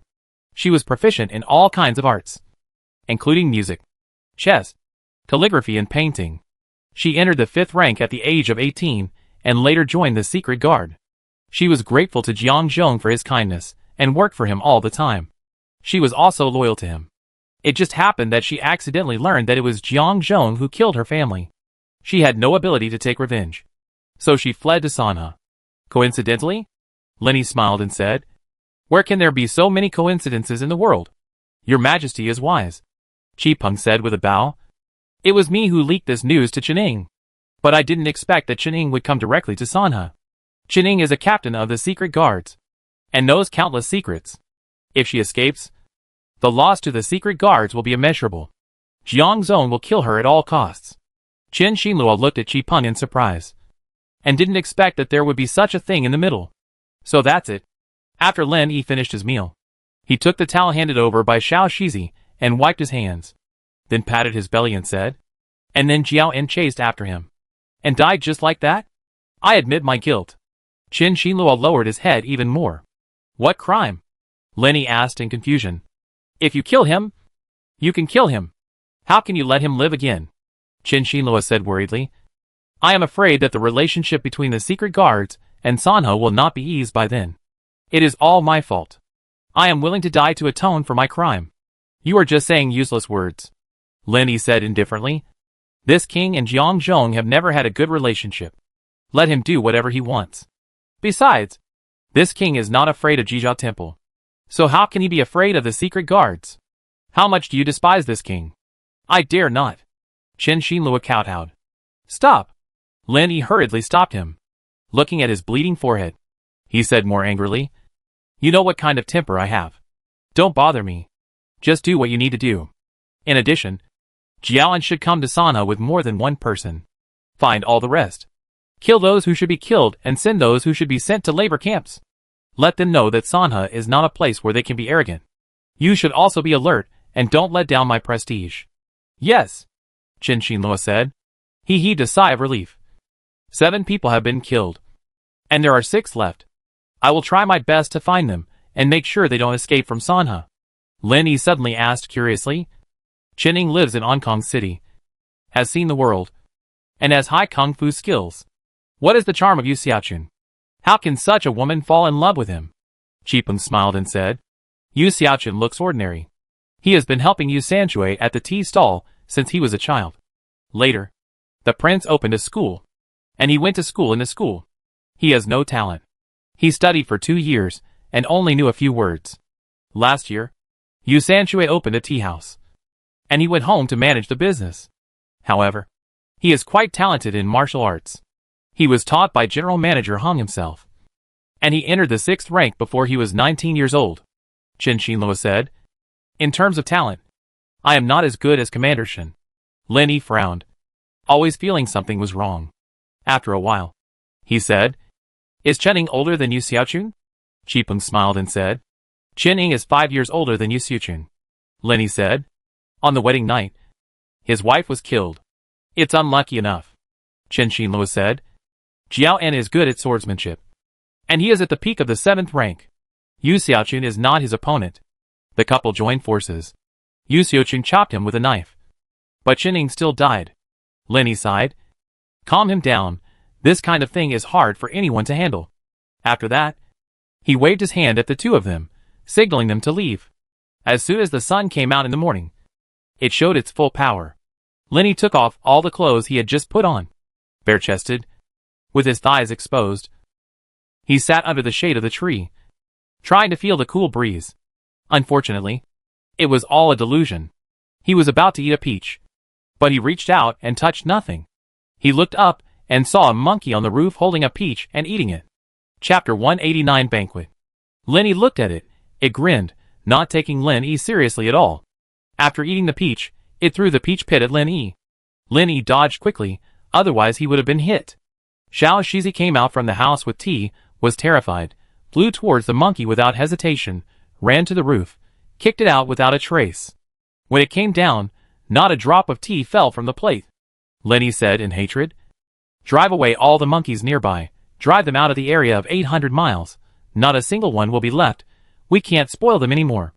Damn it, you are totally ungrateful, you are just a bully." He was really pissed off. Although monkeys are not stupid, they are too vengeful. If you treat them well 10 times, as long as you treat them badly once, it will be too much, and they will definitely bear a grudge. The fish in its pond and the flowers in its garden are almost destroyed by them. Occasionally, they will throw their own shit at him. The angrier he gets, the happier the monkeys are. Xiao Shizi said happily. "Your Majesty, it should have been like this a long time ago. Animals are always animals, and you can never tame them." He also hates these monkeys to the extreme. If the prince hadn't stopped him, he would have killed them long ago. Lin Yi said, "Ah, I have done my best for them." To put it bluntly, he was too new to them. And now he understood their nature. Xiao Shizi put the tea in front of Lin Yi and said, "Your Majesty is wise. You really can't indulge them anymore. Otherwise they will be lawless." Lin Yi asked, "Is the shed on the mountain not built yet?" Xiao Shizi smiled and said, "Your Majesty, it will be ready tomorrow." "Then let's go tomorrow." Lin Yi yawned and was about to say something when Wang Qingbang ran in. "Prince." Wang Qingbang wiped his sweat and said, "The emperor issued an edict, requiring all princes to return to the capital to mourn."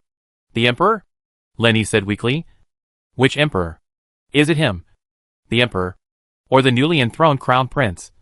"Emperor Zhengchang. The one who issued the edict is the emperor emeritus." Wang Qingbang said worriedly, "I'm afraid that within a month, the edict will reach Sanha. Come if you want. What else can you do?" Lin Yi said listlessly. "Is it Prince Yong who can go back? Or the 4th, 5th, and 8th brothers? Knowing that it is a dangerous place. Going back is just seeking death. They are not that stupid. But the boss's move is really vicious. When the time comes, he will be accused of being unfilial. It will be really uncomfortable. The world is full of people, and it is hard to stop them." Wang Qingbang sighed. "That's right. Let's see how Prince Yong and the others deal with it." Lin Yi smiled and said, "If they are not in a hurry, I am not in a hurry either. Just wait and see who is afraid of who." "Your Highness is right," Wang Qingbang said seriously. "His Royal Highness the Crown Prince is very ambitious. I am afraid he is not easy to deal with." "He is definitely ambitious." Lin Yi smiled and said, "The boss is much older than me, but I know him well. He doesn't have this brain. The idea must have been given by others. Come on. Is there anything else?" Wang Qingbang said. "The prince welcomed Qi Yong's daughter Qi Shuxian into the palace, and conferred her the title of noble lady." Lin Yi said, "It's all a good plan. For now, forget about it. I will follow the established plan in Sanha. Build high walls and store up food. I will do my best to survive and die. I'm not afraid of anything. Also, write a letter to Lao Lu for me." "On behalf of the king?" Wang Qingbang was surprised. Lin Yi nodded, and then said, "Tell him that I miss him very much. And send 2 pounds of tea." "Only the sentence? How much more should I write?" Lin Yi said to Xiao Shizi, "Go and prepare the paper mill for Lord Wang. And remember to stamp it with my seal." The two bowed and left. Lin Yi lay in the yard until the evening, and only went out to walk when the sun was not so scorching.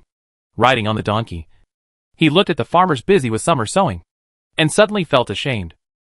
In order to rush the sowing, they ignored the heat, and worked from morning to night without complaining. He could get sick just by lying down. He sighed, but he had no intention of making progress. He just swung the fishing rod, and wandered by the river for another day. The sun was setting. After Chen Shilua closed Yu Xiaoqin's case, he came out of the governor's office early. "Chen, the case is over, and the prince didn't blame you. Why are you still so sad?" Wang Su asked in confusion. Chen Shilua shook his head and said, "It's over. But I always feel something is wrong. This case is not that simple. Have you ever thought about why Chening came to Sanha instead of anywhere else?" Although Sanha has developed over the years, it is still a remote place. This, Wang Su looked around and saw that there was no one else. So he whispered, "Didn't Chi Peng say that Lu Ruyan is also a member of the secret guards? The prince also asked us to investigate carefully. Do you think Chen Ying came here to seek refuge with Lu Ruyan? It is said that the two are like sisters." Chen Xinluo frowned and said, "It's not impossible. But Chen Ying came last year. We have been keeping an eye on Lu Ruyan and have not found any contact between the two." Wang Su smiled and said, "Boss Chen, if we find her so easily, can we still count the secret guards? What spy did you get? Don't boost others' morale and destroy your own prestige." Chen Xinluo snorted coldly. "Who can jump around under our noses?" Wang Su laughed dumbly. "Boss Chen, they are all Huajin, second-grade ones. Wouldn't it be easy for the secret guards to do something?" "Humph," Chen Xinluo said with his hands behind his back. "In that case, we will go to Chuanxiang Tower to find out tonight." Wang Su's eyes lit up. "Boss Chen is right." Chen Xinluo smiled. "You treat us." "What?" Wang Su suspected that he had heard wrong, and hurriedly chased after him. "Boss Chen, you know how much I make a month. Where can I get the money to treat me?" Their monthly salary is not small. However, Baiyun City has many gambling games, dog fighting, cock fighting, horse racing. And every time there is a gambling game, he can't help but bet. I basically lost all my monthly allowance. Chen Xinluo laughed. "It's settled." "It can't be settled like this," Wang Su said anxiously. "We have to ask Chengxianglu if we can buy on credit. I can't afford to lose face." Chen Xinluo rolled his eyes at him. "Think about the people around us. Who is the richest?" "Of course it's Mingwei and Miss Xixia," Wang Su said without hesitation. "The two of them are in charge of the prince's purse. So how can they be without money?" Chen Xinluo said carelessly. "If you can invite these two masters over, it's not impossible." Wang Su sighed. "Don't cheat me. Then I can only find Wang Xing." "Wang Xing?" Chen Xinluo clapped his hands. "I almost forgot about this old guy. Among the officers and soldiers in Sanha, who else can be richer than Wang Xing? After all, his father is the richest man in Sanha." Wang Su said. "Is it settled then?" Chen Xinluo said. "Take Ma Gui with you, and say that Ma Gui and I are inviting him to dinner." Wang Su nodded, and returned to the governor's office. Although Wang Xing was only a militia captain, he had his own cell in the governor's office. He was sitting on a chair and scolding the two people under him. The two people in front of him were submissive and did not dare to say a word. "Brother Wang, honored guest, please sit down." Wang Xing saw Wang Su coming in, stood up, and then said to his men, "Why are you standing there? Hurry up and pour tea." Wang Su stopped the two people and said, "Don't be polite. I'm here to talk about something, and I'll leave after I finish talking." Wang Xing patted his chest and said, "Brother Wang, if you have any advice, just say it. I'm all ears." Wang Su smiled and said, "Tonight, Captain Chen and Commander Ma are hosting a banquet at Chuanxiang Tower. Captain Wang, please do me a favor. Commander Ma wanted to send you a message, but I stopped him. I thought we were brothers, and doing those nonsense would only make us feel distant." Wang Xing suspected that he had heard wrong. Ma Gui and Chen Xinluo invited me to dinner. One was the commander of the palace guards, and the other was the chief constable of the governor's office. These two people usually wouldn't look at me straight in the eye. Now they actually invited me to dinner. And it was Chengxianglu. I couldn't help but be happy. I hurriedly said, "You're welcome. You're welcome," Wang Su said. "That's it. See you tonight. Goodbye." Wang Xing personally escorted Wang Su out of the classroom door. When it got dark, the moon hadn't even had time to come out, and it was pitch black. Chen Xinluo, Ma Gui and others put on casual clothes and stood at the door of Chengxianglu. Even if they turned into ashes, the eunuchs would recognize them. After all, they were frequent customers here. And of course, they didn't come here to consume, but to check if there were any people buying and selling people, making Chengxianglu a mess. The customers were so scared that they dared not come. It was simply a disaster. "Captain Chen, Commander Ma." The eunuchs smiled and greeted them one by one. Chen Xinluo smiled and said, "Today we are here to talk about love. It has nothing to do with official business." The eunuchs didn't know how to respond for a moment. Chen Xinluo kicked him and said, "What are you standing there for? Hurry up. Call out all the girls here. I don't need your money." "Hey!" The turtle slave said hurriedly. Please come in. Sir. He threw the white towel in his hand, walked in front, and welcomed the few people to the best private room upstairs. Tea was served, and the towel for wiping hands was thrown away. Chen Xinlua said to the turtle slave, Welcome to the door. See if Captain Wang Xing is coming, and bring him here directly when he comes. Yes. The turtle slave ran down again. Not long after, Wang Xing came upstairs, entered the room, and bowed to Ma Gui, Chen Xinlua and others. Brother, please forgive me for being late. We are all brothers, Ma Gui said with a smile. You are too polite to say this. Please sit down. After Wang Xing sat down, he personally helped to pour the wine. I dare not. I dare not. Wang Xing stood up and held the cup. I am flattered, Ma Gui said. We came to Sanha, and we are all grateful to you, Brother Wang, for your care. I have never been able to thank you. Today, I specially held a banquet to show my gratitude to you. Brother, it's okay if you don't mind the simplicity. Brother, Wang Xing said loudly. What you said is pure and shameless. How dare I let you spend money? Chapter 190 The Secret of the Secret Guard. Wang Su smiled and said, Brother, don't do that. You are looking down on Commander Ma and Chen. A meal only costs a few dollars. Why are you so hesitant? No. No. Wang Xing said happily. Please give me a chance and save face for you brothers. Without further explanation, he shouted at the servant standing at the door. What are you standing there for?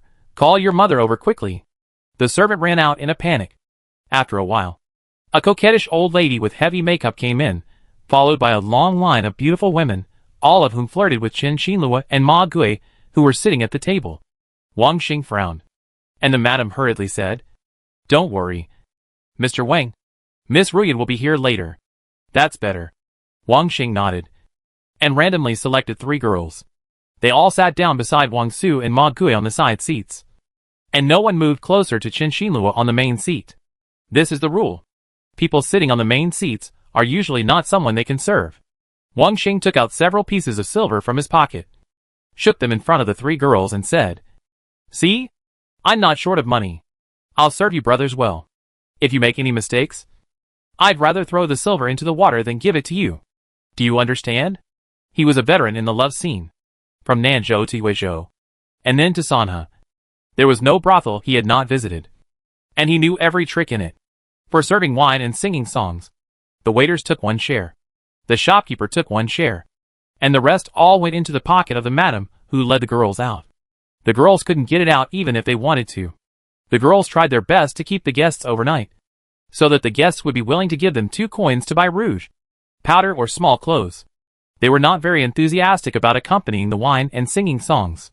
Even if Wang Xing was rich, the girls would treat him the same as ordinary guests, no matter how attentive they were.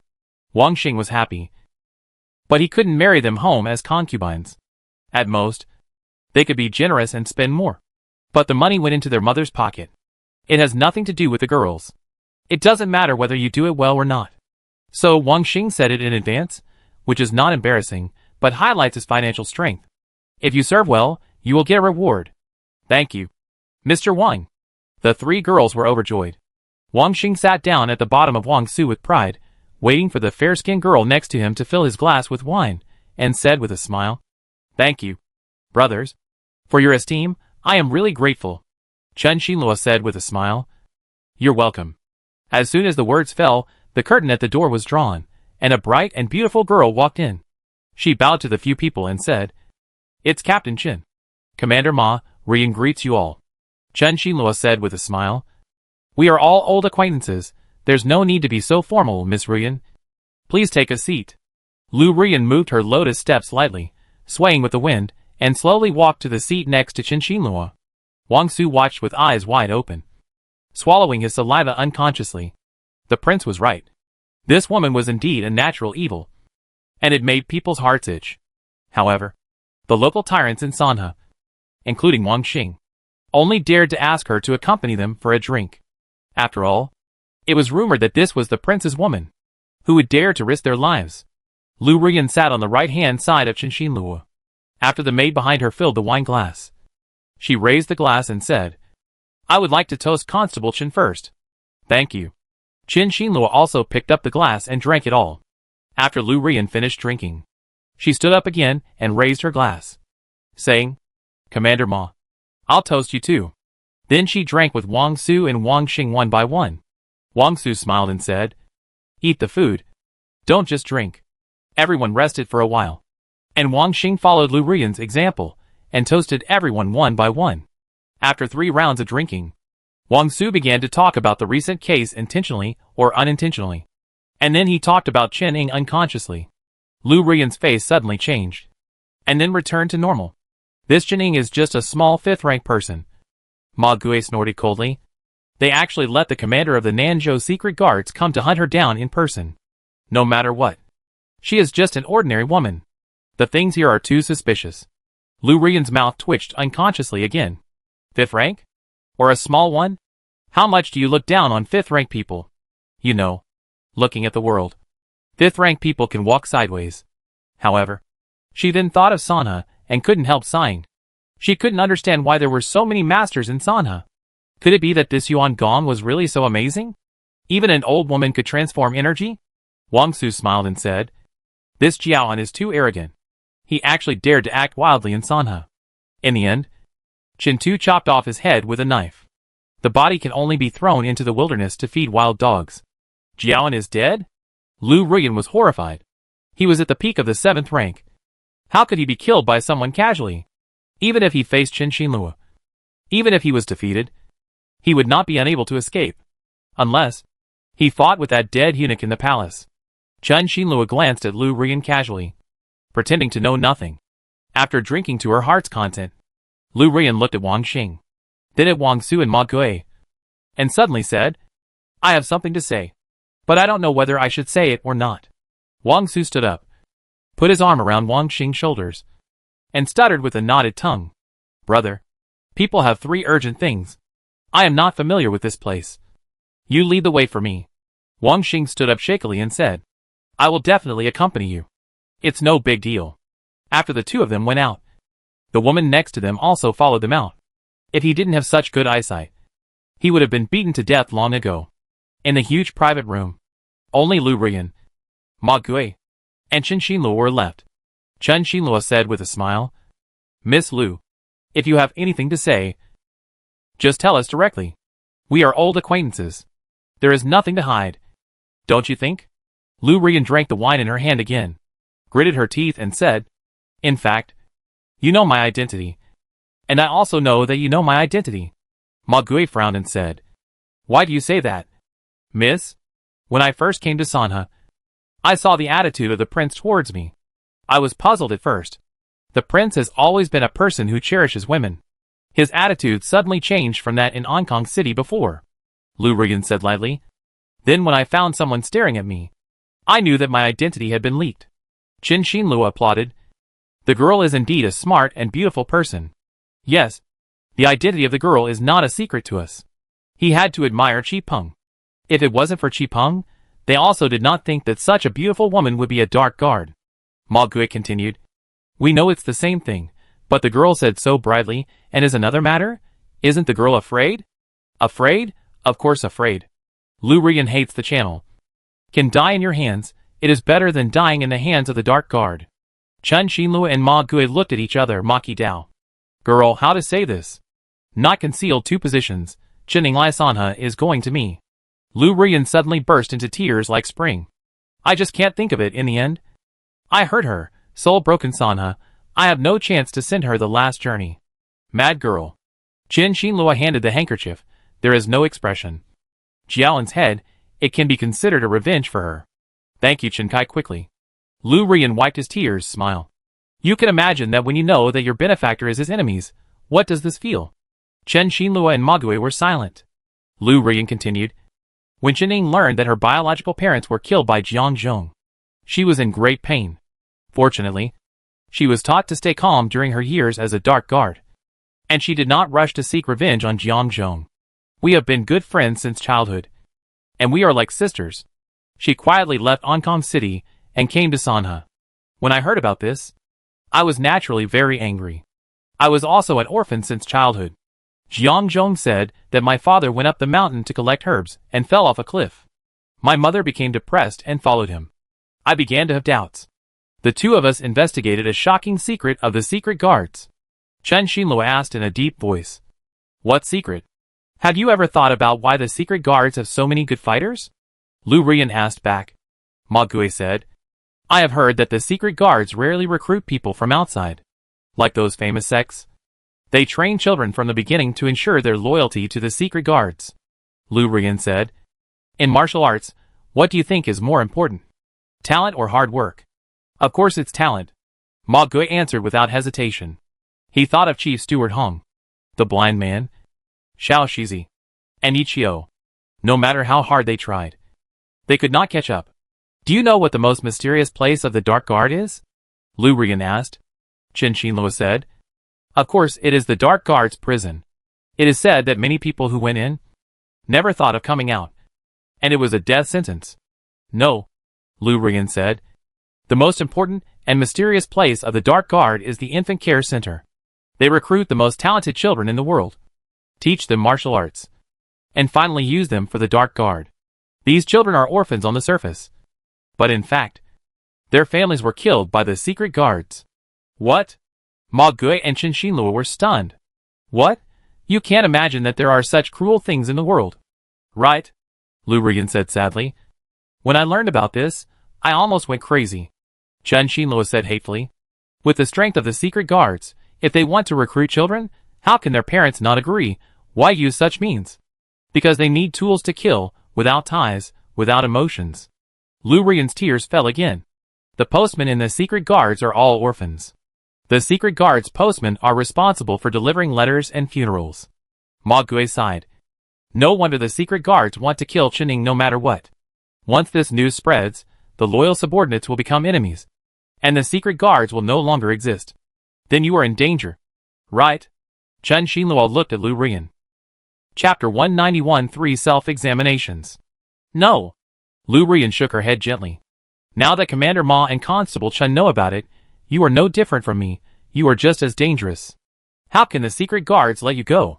Ma Gui laughed loudly. Heaven and earth know you know and I know. Constable Chen and I won't tell anyone.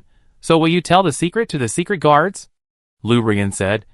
The secret guards and I have broken off, so I won't tell anyone. But since the moment you two entered Chuanxiang Tower, you have been targeted, and the secret is very big. The secret guards will not let any suspicious person go. You are here just in time. I was worried that I couldn't find them. As long as they dare to make a move, they will never come back. Chen Xinluo's face suddenly changed, not because he was afraid, but because he was angry. He didn't expect the secret guards to dare to stay here, but most of them were in disguise, so he couldn't find them for a while. Lu Rian picked up the wine glass, took another big sip, and said lightly, You two better be careful. I know more about the methods of the secret guards than you do. I will not give up until I achieve my goal. Ma Gui smiled and said, Thank you very much. This is Sanhe. No matter how rampant the secret guards are, they can't jump around. Lu Rian hesitated for a moment, stood up, bowed to the two of them and said, I have an unwelcome request. I hope you will agree. Chen Xinluo and Ma Gui looked at each other, and then said, Miss, please tell me. If I can do it, I will do my best. If you can't do it, please forgive me. I want to see the prince. Lu Rian said word by word. I hope you two can introduce me to him. See the prince? Ma Gui frowned and sighed. I'm afraid this matter is not something we two can decide. Besides, you can go to the mansion to find someone to report. Why do you need us to report it? Lu Rian bowed again and said, I just hope you two can report it to the prince. As for whether the prince will see him or not, I believe the prince has made his own decision. Ma Gui said, Okay, but it depends on the situation. I have to talk to the prince when he is in a good mood. If he is in a bad mood, you just wait slowly. Rian understands, Lu Rian said with a smile. Commander Ma, thank you for your trouble. As he said that, he took out 2 silver bills from his sleeve and placed them on the table. Ma Gui put it in his pocket without hesitation.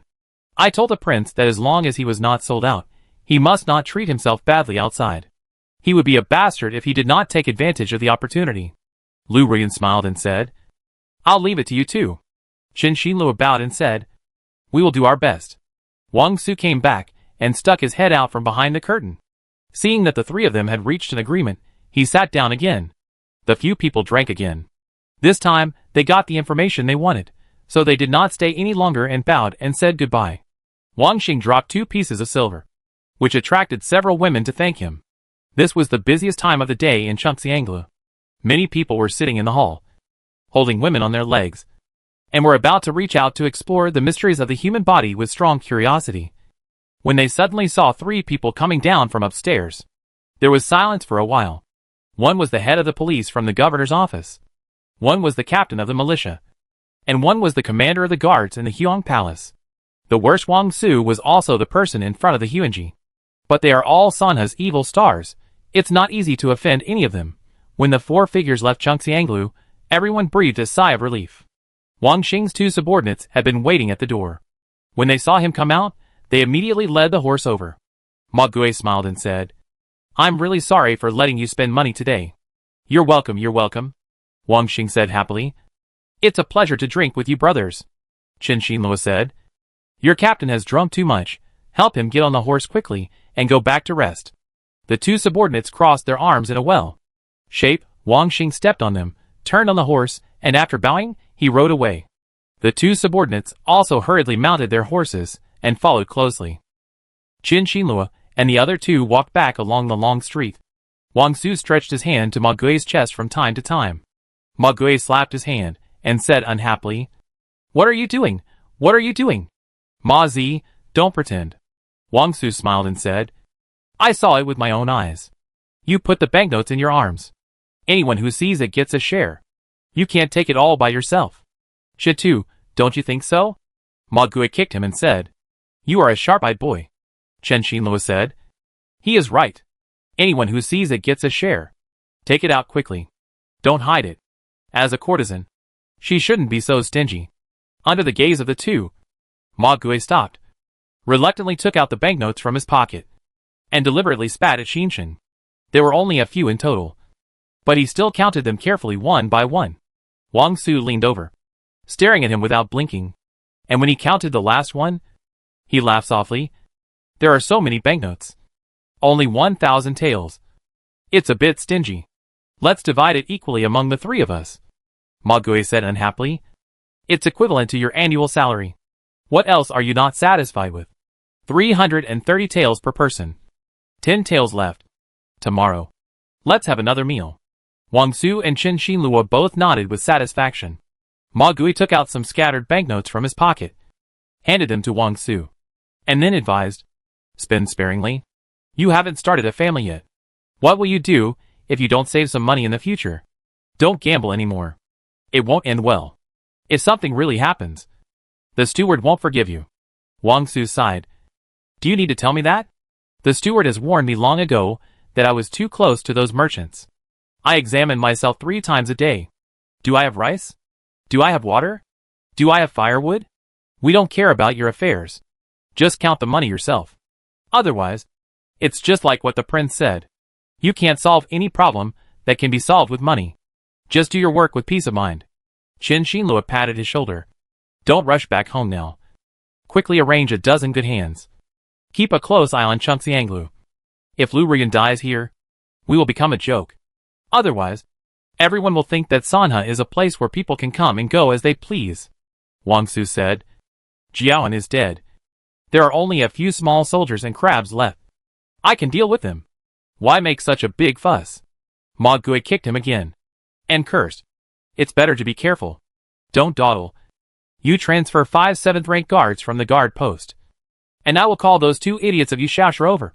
When there are 7 7th-rank guards, I don't believe the secret guards dare to confront them head-on. Sanha is poor. The only thing to be proud of is this aspect. The masters mobilized may be more than the whole Hong Kong city. Okay, I'll go now." After Wang Su finished speaking, he sped away. Soon he disappeared into the darkness. Chapter 192. The real man never shows his true colors. Ma Gui suddenly said, "Are you trying to keep this kid in the government office?" Wang Su was originally staying in Prince He's mansion, and occasionally served Prince He, but after being borrowed by Chen Xinluo, he never came back. Chen Xinluo sighed. "It's for his own good. If this fool stays in the mansion, he will be beaten to death by the steward sooner or later. Besides, you can't control him. He's here. At least he's willing to listen to me. That's right, Ma Gui said with a smile. We were brothers who played together before, and sometimes we can't save face. In fact, by keeping Wang Su and Chen Xinluo behind, he also had less trouble. Chen Xinluo said. I don't know when he will grow up. Oh, by the way, find an opportunity to teach Wang Cheng a lesson. Otherwise he won't even know his last name. We can't let him ruin the reputation of the prince outside. You don't need to tell me. I will do it naturally. Ma Gui snorted coldly. I have been looking for an opportunity to deal with him for a long time. Don't worry. I have thought of the idea. Let Yu Shaoshi and Adai go. Beat him up. He won't be able to say anything. And it's impossible to beat him. And it's impossible to reason with him. Don't mention it. Your trick is good. Let's do it this way. Even if we find the prince, he won't punish these two idiots. Chen Xinluo clapped his hands and said, These two are really lucky fools. If it doesn't work, Yi Qiu or the blind man will do. That little bastard Yi Qiu won't listen to me. Ma Gui said unhappily. The blind man is almost the same. How good is this blind man's kung fu? Why didn't I notice it before? The blind man came to Sanhe with them from Songyang. Because he had no eyes. It was inconvenient for him to walk. He took care of him a lot along the way. Later, when he arrived at the prince's mansion, he also took good care of him. Even when he ended up in an orphanage, he still took care of him. Although these were done in accordance with the prince's request, the blind man had to think well of him. But what he didn't expect was that this child grew up so fast. He became a master without knowing it, which was unbelievable. This is called a real person who doesn't show his true colors, and a person who shows his true colors is not a real person. Like Ma Gui, Chen Xinluo was very glad that he had not abused the blind man in the past. I suddenly understood. Ma Gui sighed inexplicably. What did you understand? Chen Xinluo was puzzled. Look at the blind man, the butler, and the bastard Yi Qiu. Ma Gui sighed. If you want to practice magic, you must be lacking something. Chen Xinluo smiled and said, What does Yi Qiu lack? The prince said that Yi Qiu lacks humanity. Ma Gui answered without hesitation. That's right. Chen Xinluo couldn't refute it. As he walked, he suddenly stopped. And Ma Gui also stopped. Looking into the dark night sky, Ma Gui cursed. Wang Tuozi, if you dare to play tricks again, I will beat you. Don't. In the darkness, a shadow jumped down from the roof next to him. I'm just joking. Chen Xinluo scolded. Why are you sneaking around? Wang Tuozi smiled. Boss, didn't you ask Wang Su to send someone to keep an eye on Lu Ruyan? I'm coming right away. Chen Xinluo said unhappily. Where are the others? Wang Tuozi said. I'm fast, so I came first. They're dawdling and are still behind. Chen Xinluo said. As long as they're above the 7th rank, what's the point of you coming? Wang Tuozi said. Boss, I run fast, so I can be useful for gathering information. Take it easy, and stop jumping around. Ma Gui scolded. Don't let the night watchers misunderstand you, or you'll be shot like a hedgehog, and you won't even have a chance to cry. Wang Tuozi was stunned for a long time. Why didn't he think of this? How careless. Okay. Chen Xinluo waved his hand at him. Keep an eye on it. If anything happens to Lu Ruyan, I'll definitely skin you alive. Got it. Wang Tuozi ran away. Chen Xinluo smiled and said, I'll have to ask Tian Qiyu to bring my family over in a few days. So anxious? Ma Gui said in surprise. Didn't you say you wouldn't bring them over for the time being? Things are different now. Chen Xinluo put his hands behind his back and said as he walked, You, the guard Ma, are already the commander Ma and I, a nobody, have become the chief constable of Laozi. You are not the same person you used to be. And I am not the same person I used to be. The prince wants to achieve great things, and we cannot hinder him. Ha. Ma Gui laughed. You are thinking more and more long-term now.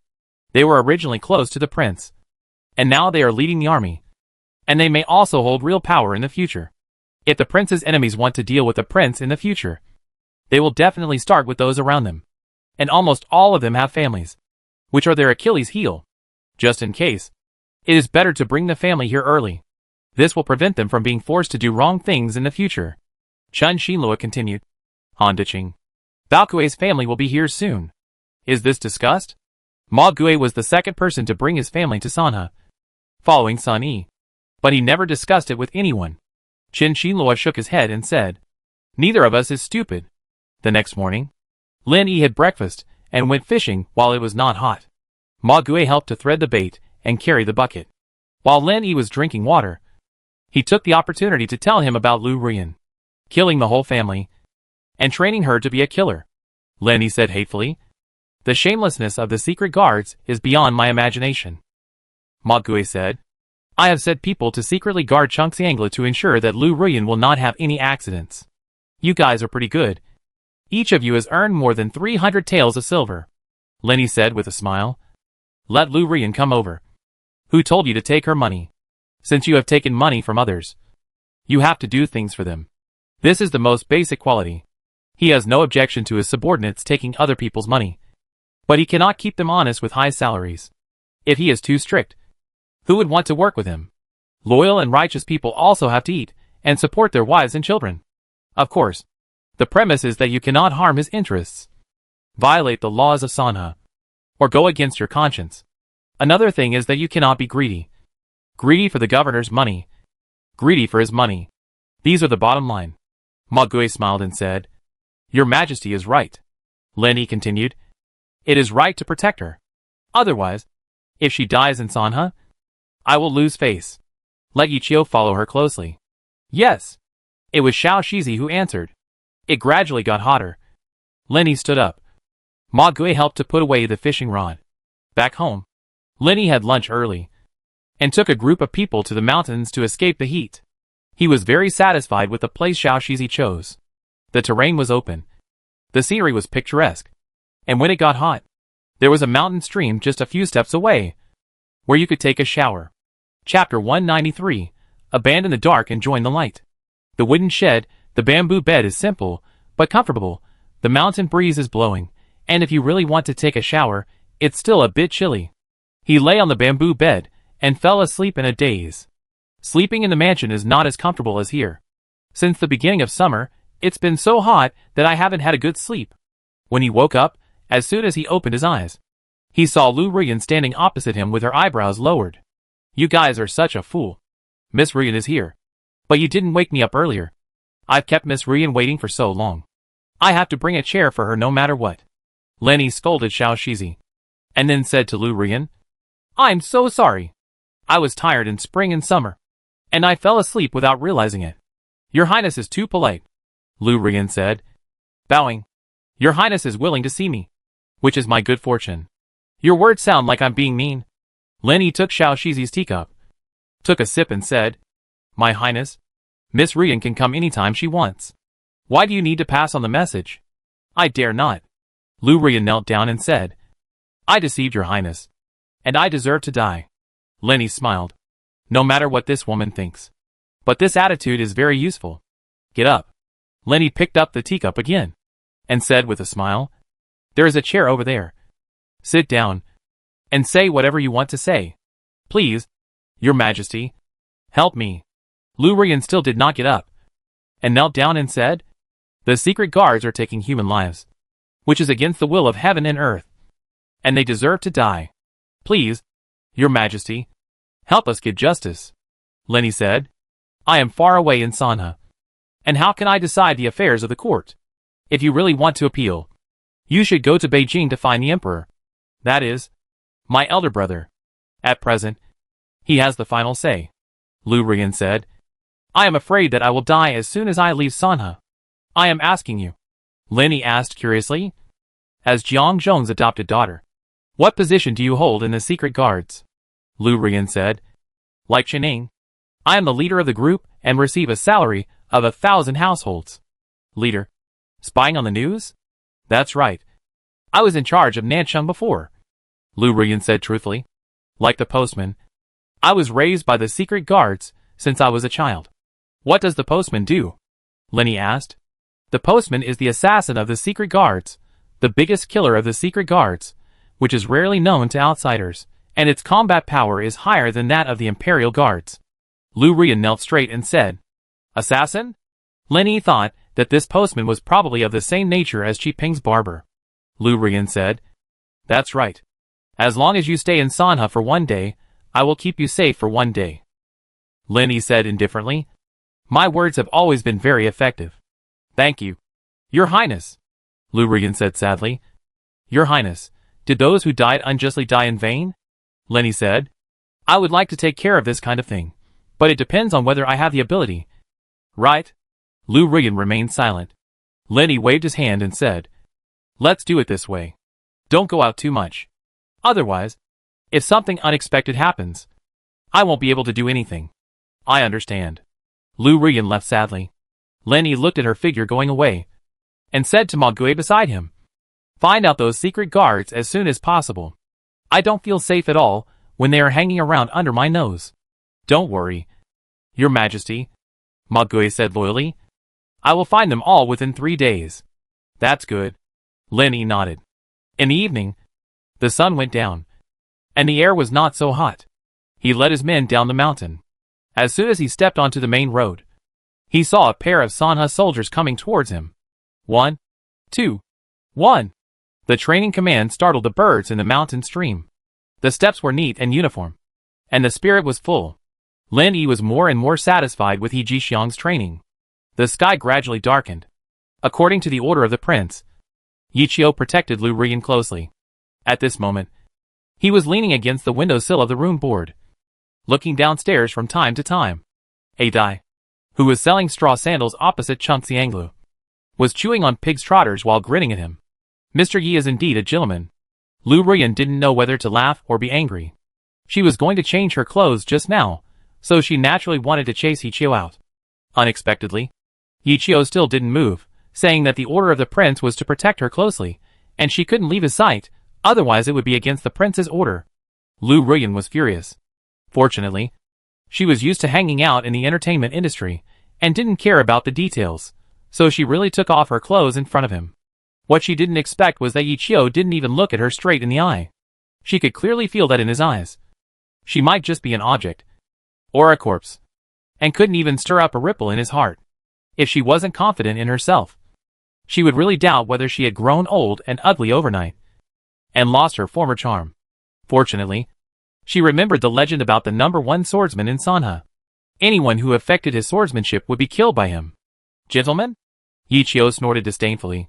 Lu Rian said indifferently, Mr. Yi, if you are tired, go to bed and rest for a while. You delayed my practice. Yi Qiu sighed. What's the point of sleeping? It's all my fault, Lu Rian said with a smile. Thanks to Mr. Yi's kindness, I will prepare a table of wine and food to apologize to you. I don't have time. Yi Qiu turned his head again, and this time he saw Yu Shaosher next to A Dai. They waved at him at the same time. Lu Rian bit her teeth in anger. Such a man is really hard to deal with. Late at night, Yi Qiu was sitting cross-legged in Lu Rian's room. While he was practicing, his eyes suddenly opened and he stood up. Lu Rian asked, Mr. Yi, what's wrong? Although she was a prostitute, she was still a virgin. It was late at night, and there were multiple men in the room. She was not used to it. She couldn't sleep for a while. When she saw Yi Qiu standing up, she hurriedly asked. Before Yi Qiu could reply, she heard a noise, and vaguely heard someone shouting that the water had gone out. Just sleep well. Yi Qiu picked up the teapot, filled the cup, and said slowly while drinking, Unless the Grand Master comes in person, you won't die. Thank you, Mr. Yi. Lu Rian remembered at this time that the man in front of her was at the peak of the 9th rank. Even if Jiang Zhong came in person, it would be useless. Then, she heard the sound of fighting again. Suddenly, she grabbed the sword hanging on the mosquito net and shouted, Master Yi, someone is coming. Unless it's the peak of the 8th rank. Yi Qiu still didn't move. There were 2 idiots at the peak of the 7th rank guarding under the window. When the 2 of them swung their hammers at the same time, sometimes I had to use some tricks. Chapter 194 Homesick. The loudest sound in the fight was from the 2 idiots. He seemed to hear the sound of hammers breaking through the air, and screams one after another. There seemed to be more and more people shouting below. 2 bangs, the window was hit by a torch. The window and door were wide open, torches were burning in the house. Yi Qiu stood up, took the flower branch in the vase, and shook it in his hand. The torch went out, still smoking. He looked up and saw the torch flying in, and another flower branch. The torch fell back to the fighting crowd outside the window in midair. He stood at the window, looking at the huge crowd below, holding torches and swords. While attacking the two idiots, he did not forget to throw torches upstairs. He swept them down one by one. Seeing Yichio standing at the window, 5 or 6 people jumped up with swords raised. Yichio used a branch as a sword and slashed at several people, and they fell to the ground without even a scream. Lu Rian was shocked. The few people just now were all 3rd grade, 4th grade, all good players among the secret guards, but they didn't expect that they couldn't get away with a single move in the hands of this person. Moreover, he used soft and weak flower branches. This person's skill can be said to be unfathomable. 1, 2, 1. Officials are investigating the case, stray people. Please get out of the way. A long line of torches gathered not far away, coming from far to near. The Sanha constables came.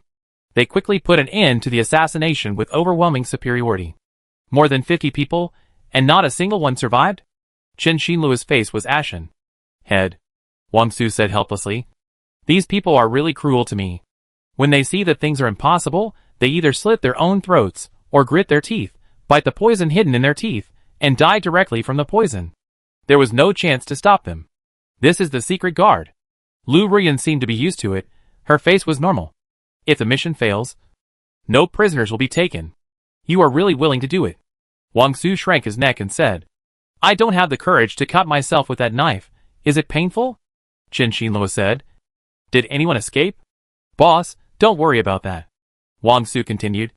Everyone who comes in and out here, even a mosquito, must be carefully checked to see if it is male or female, to ensure that no one escapes. Don't relax. Continue to investigate. We must eradicate the secret guard's power in Sanha.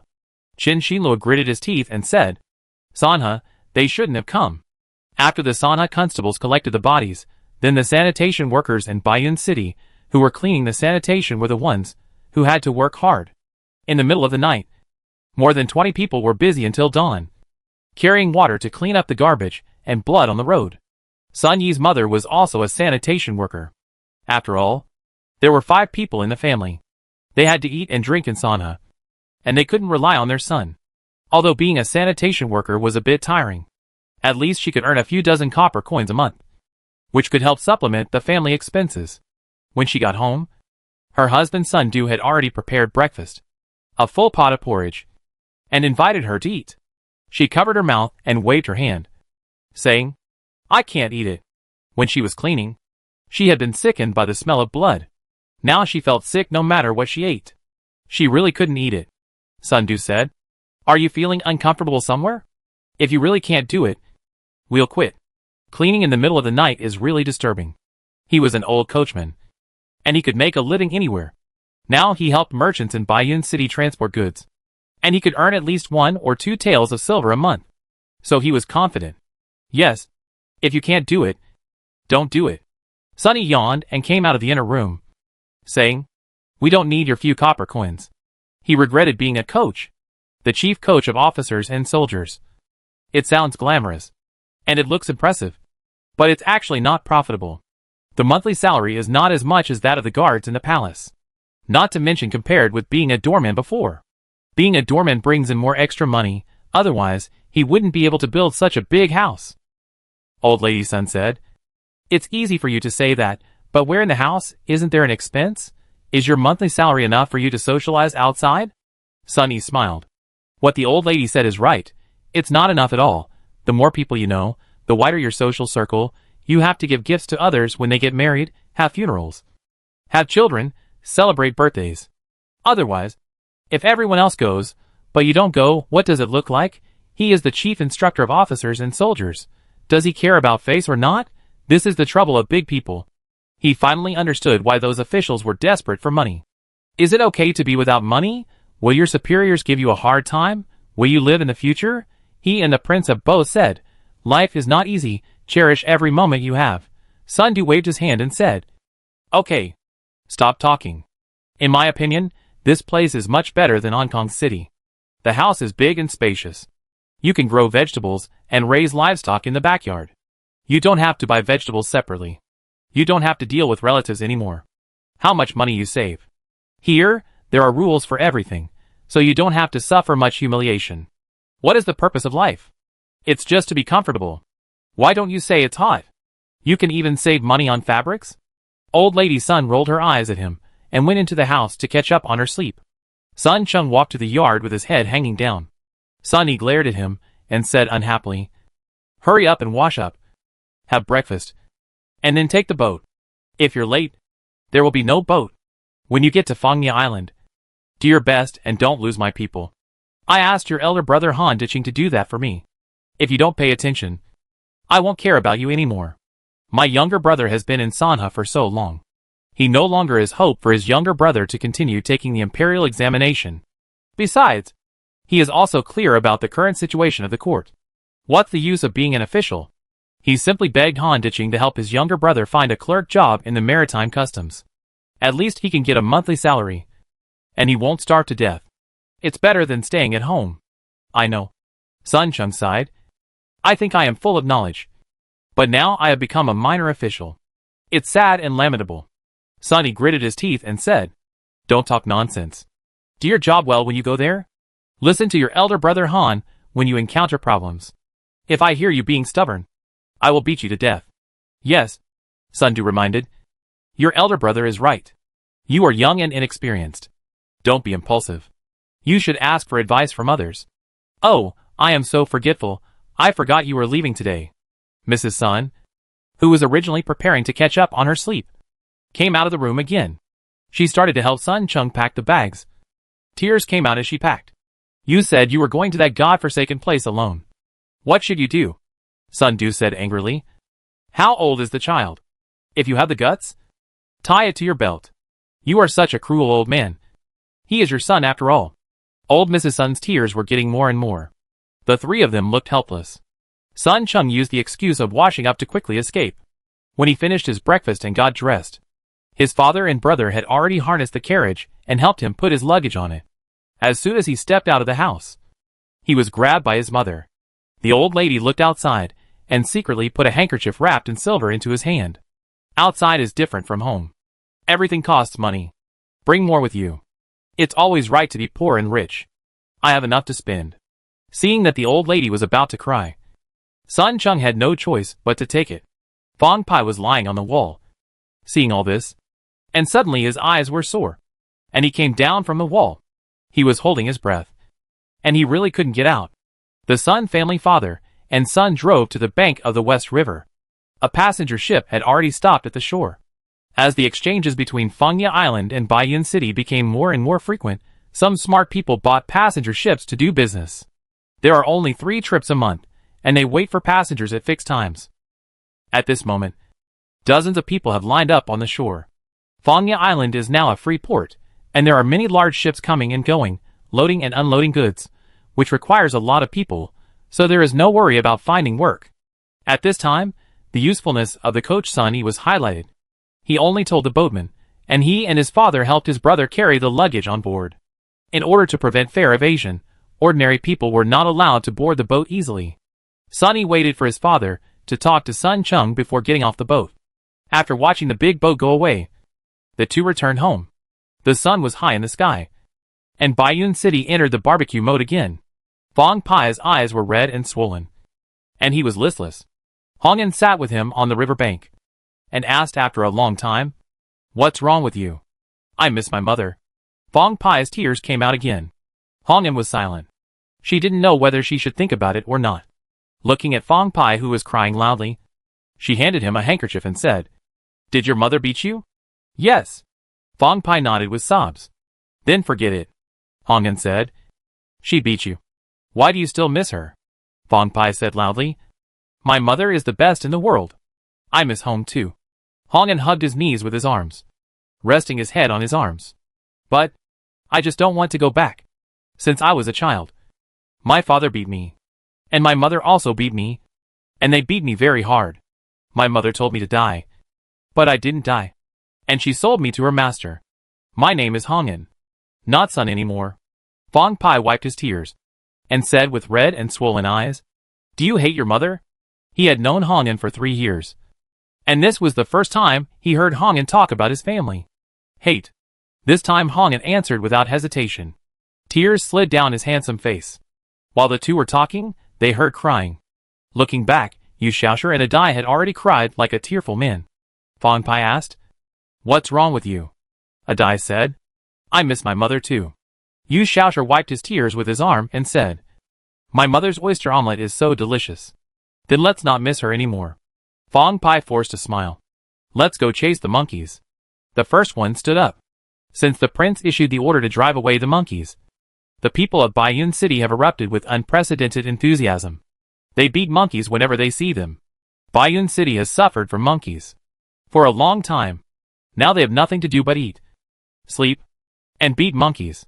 In just a few days, within a few miles of Baiyun City, there is no monkey to be found. Most of them have gone deeper into the old forest. Chapter 195 Female Constable. Except for those who are kept as monkey performers. Now the Baiyun City Square is becoming more and more lively. From morning to night, there are monkey performers. Of course, there are also people performing tricks, acrobatics, and singing songs. Most of them are refugees from the north. Baiyun City is much better than they imagined. Not to mention how much money they can make, the most important thing is that they have gained the stability they have never had before. They make a living by their skills, and no constables, street hooligans, come to trouble them. After paying the so-called garbage disposal fee, the money earned every day belongs to you. This was unimaginable in the past. Here is a truly peaceful life. Of course, performing on the street, it is inevitable to be looked down upon. However, they don't care. After all, they make a living by pleasing customers. What does it matter if they are scolded? This does not mean that they are cowardly and easy to bully. They are more familiar with the rules of Baiyun City than the locals. If anyone dares to push them, they will spend a copper coin to find a lawyer to write a complaint and sue directly. Therefore, there are more and more lawsuits in the governor's office. Shanqi was too tired to handle it alone. So he informed the prince and brought Shirquan over. After all, Shirquan had been the magistrate of Yongzhou, and was much better than Shanqi in litigation. Sometimes, Shanqi had to ask Shirquan for advice on cases he didn't understand. Now, in the governor's office, two people took turns sitting in court. And from time to time, Qin Disheng and others would come to help judge two cases. Some cases could not be judged in 1 or 2 days, and they could not be sent directly to beheading or labor reform. The original prison of the Metropolitan Commandery could no longer meet the needs. So they had to build a new prison near the governor's office. Nowadays, Sanha Prison has become a place that many people are afraid of. In the past, fewer and fewer people liked to come to the gate of the governor's office to stroll and watch the excitement. Fong Pai accompanied Hong An to stand at the gate of the governor's office, and occasionally put his head inside, and asked in confusion, Hong An, do you really want to be a female detective? Hong An nodded and said, I'm 15 years old. I've already told Sister Minghua that I don't want to study anymore. I have a headache when I read. Fong Pai nodded and said, I also have a headache when I read. It must be very impressive to be a female detective. He is already 17 this year. Before he knew it, he had been in Sanha for 3 years. As the two were talking, there was another woman behind them, dressed in a tight suit, staring at the 8 characters on the screen wall in the courtyard of the government office. Confess and be treated leniently. Resist and be treated severely. Sister Jiangjun. Hong An shouted in surprise. The two were classmates in the girls' school, so they were not strangers to each other. Sister Jiangjun. Fong Pai shouted. Fong Pai, you deserve a beating again. Jiangjun glared at him unhappily.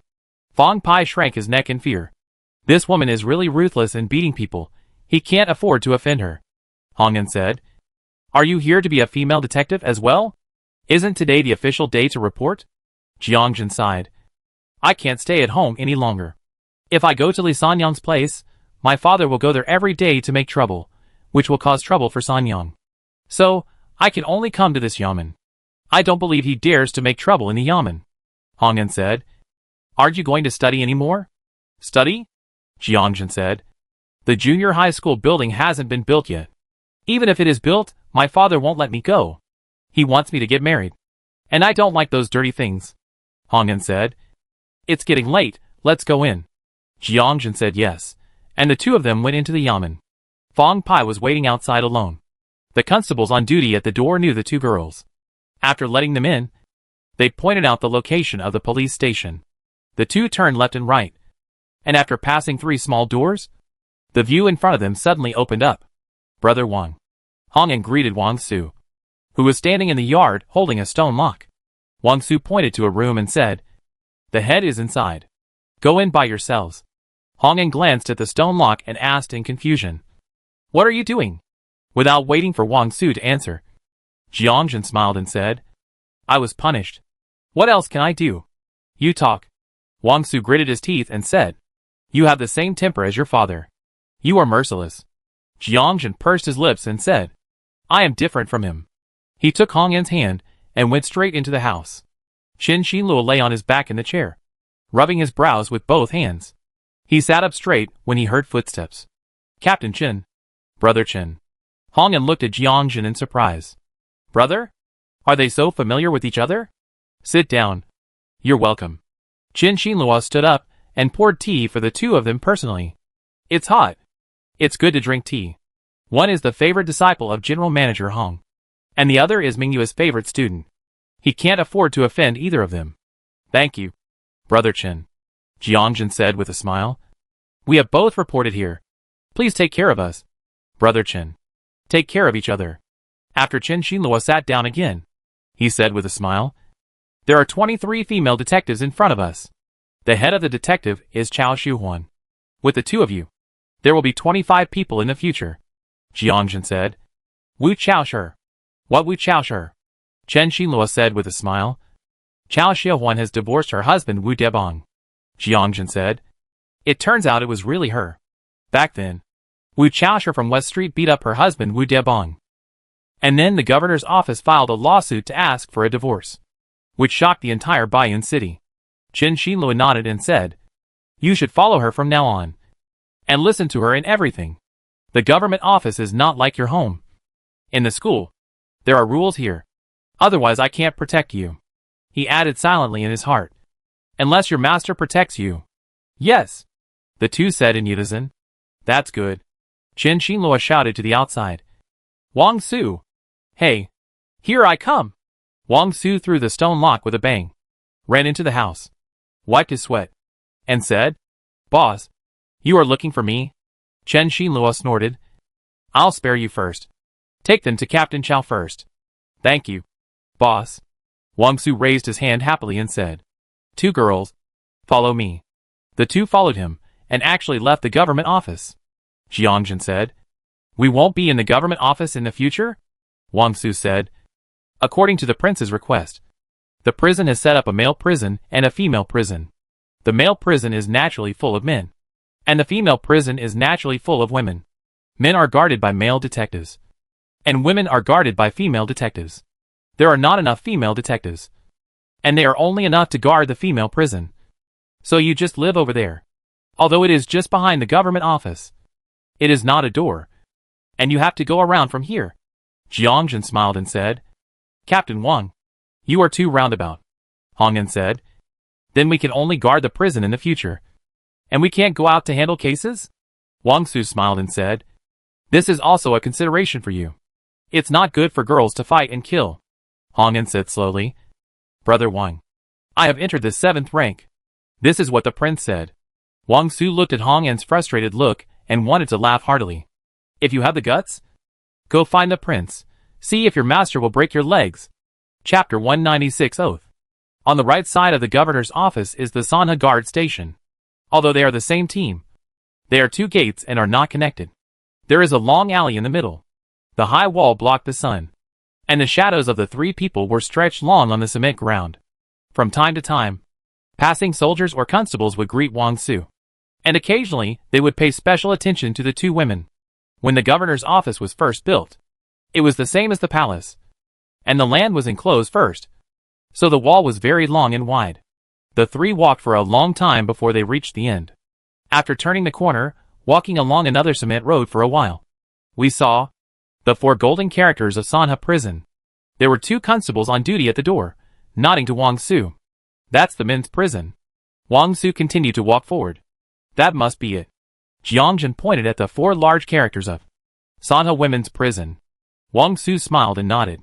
He walked to the door and flashed his token to the female constable, and took the 2 women around the screen wall and into the yard.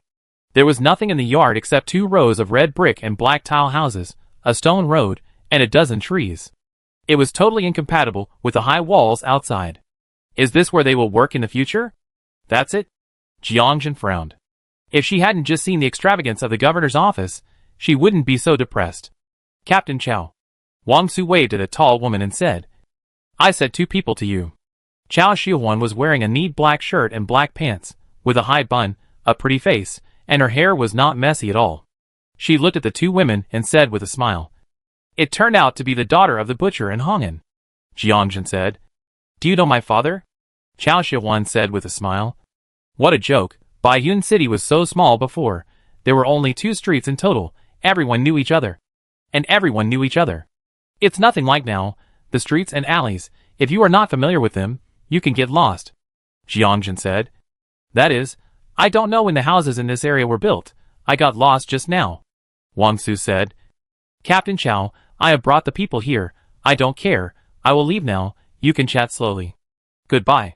Chow Xiuhuan waited for Wang Su to disappear behind the screen wall, looked at the 2 women, there was no smile on his face, said with a stern face. One of you is a 4th rank, the other is a 7th rank, so there is no need to say more about Kung Fu. But the constables have their own rules. And they still need to be trained. Zhou Sun. Here. A petite girl ran over immediately. Chow Xiuhuan said. You take them to get familiar with the rules. Yes. After Zhou Sun agreed, he said to the 2 girls, Come with me. The 2 followed Zhou Sun into a large room with a bluestone floor. 2 long tables. 4 long benches. And nothing else. Zhou Sun took out 2 pieces of paper from the pile of papers on the long table. Put one in front of each person. And then said, Memorize the contents above first. Constable regulations? Jiangjin's face fell all of a sudden. I still need to memorize it? She became a constable. First to get away from her father. And second to stop studying. Although she and her father don't get along. She agrees with what her father said. That girls just need to recognize all the characters. Zhou Sun said expressionlessly. The regulations for constables were written with the prince. All constables must not only memorize them, but also do this. Ah. After Jiangjin and Zhou Sun left, he lay on the table, holding the paper in both hands, and read with a look of despair. Article 1. Sanha constables belong to the people and serve the people. Article 2. The task of the constable is to maintain public order and social security in accordance with the law. Prevent theft, fire, robbery, protect the people's property, protect the people's rights and legitimate interests, and ensure the 3 harmony development. Article 3. You are not allowed to extort, demand, or accept bribes. The more he read, the smaller his voice became, and he looked at Hong'an who had said nothing from beginning to end. What are you doing? How can I carry so many? Hong'an spread his hands and said, Don't you want to be a constable? Jiangjin said. Now that you are here, how can you leave? Hong'an smiled and said, That's it, hurry up and get it done. Jiangjin took a deep breath, clenched his fists, and encouraged himself loudly. I'm a good girl, so wet and crumbly. The 2 lowered their heads and began to carry them. She recited until she felt dizzy, and only managed to memorize it in the evening. Zhou Sun came to check, and Hong'an recited it from beginning to end fluently, word for word, stumbling a little, but she finally finished reciting it. Zhou Sun took out the otter flag, hung it in the middle hall, and said to the 2 women, Raise your hands and make fists, and swear with me. Zhou Sun raised his fist. The 2 women also raised their fists. This scene was the most familiar to Hong'an. All the guards who entered the prince's mansion had to swear. She heard footsteps, turned around and found that there were 2 more rows of people behind her. Standing straight, Zhou Sun shouted, I swear! I swear! The 2 women also shouted, I volunteered to be a constable. And I promise to be loyal to Sanha and the law. Obey orders. Obey commands. Perform my duties. Fear no sacrifice. And live and die here. I am a sharp sword in the dark, the guard of Sanha, and the shield that protects the people. I dedicate my life and honor to Sanha. The voices of the 2 women became louder and louder, as if something suddenly filled their hearts, and they were excited. Zhou Sun turned around and looked at Chow Xiuhuan, who was walking slowly towards him. After standing at attention and saluting, he walked silently to the queue. Chow Xiuhuan said, You have already sworn an oath, so you must abide by it. Don't do anything that violates your oath. Yes. You have also learned cues in school, which is great. It saves you from training. Chao Shihuan continued. From today on, your every move represents the image of a constable, which means that your dignified behavior cannot be the same as before. Zhou Sun. Here. Zhou Sun stepped out of the queue. I'll leave them to you. From today on, you take care of them. Yes. Chao Shihuan nodded and left the house.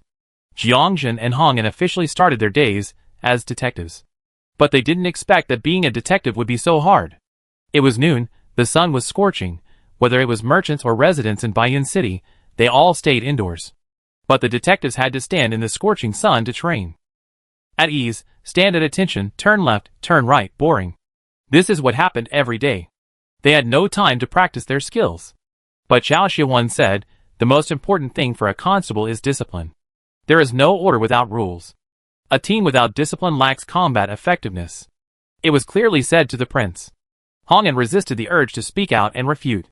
At the beginning, she heard the prince instruct Shen Chu and Bao Kuei in this way in the Huang mansion. Chapter 197, Reclamation. The butcher put his hands behind his back and strolled around the gate of the women's prison, looking inside from time to time. Seeing a female constable coming out, he hurried forward and said, Miss, where is my daughter? Why didn't she come out? The female constable shook her head and said, I've told you that your daughter doesn't want to see you, saying she's busy. You'd better wait until she's free next time. What? The butcher was so angry that he jumped 3 feet high. Don't see me? What kind of words are you talking about? The female constable nodded. Okay, I've delivered the message, and it's none of my business if she doesn't see you. Then she continued to stand upright at the door on duty. Alas, it's true that a girl cannot be controlled by her father when she grows up. The butcher was furious. Baiyun City has changed a lot in recent years, especially the south bank of Shijiang River.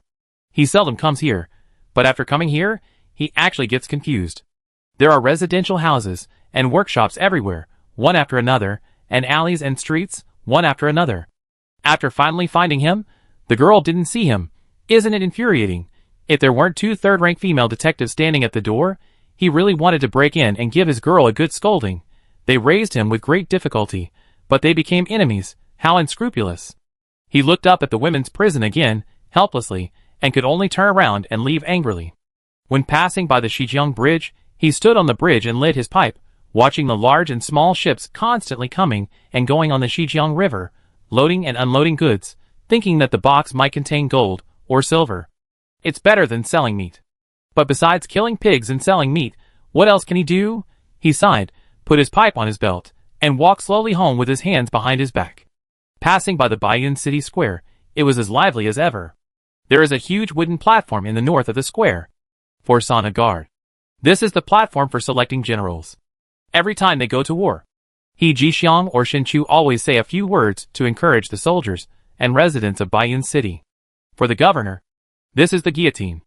All prisoners who have committed capital crimes are beheaded here for public display. During normal times, this is the place for opera singers, storytellers, and acrobats. The price for using it is different every hour. The most expensive is at night. Only opera singers from the north are willing to spend 500 copper coins to rent it for 2 hours. The price before sunset is not cheap. At this moment, it is occupied by the Nanzhou Opera. There are circles of people below. Most of them are refugees from Nanzhou. After all, it is sung in Nanzhou dialect. No matter whether they are locals or people from Yuezhou or Hangzhou, they can't understand a word. Young and old men, they cheered continuously. The iron plate for collecting reward money was hit by copper coins one after another. The butcher saw that the iron plate was about to reach him, and he turned around and left. There was also a circle of people around the bulletin board in the southeast corner of the square.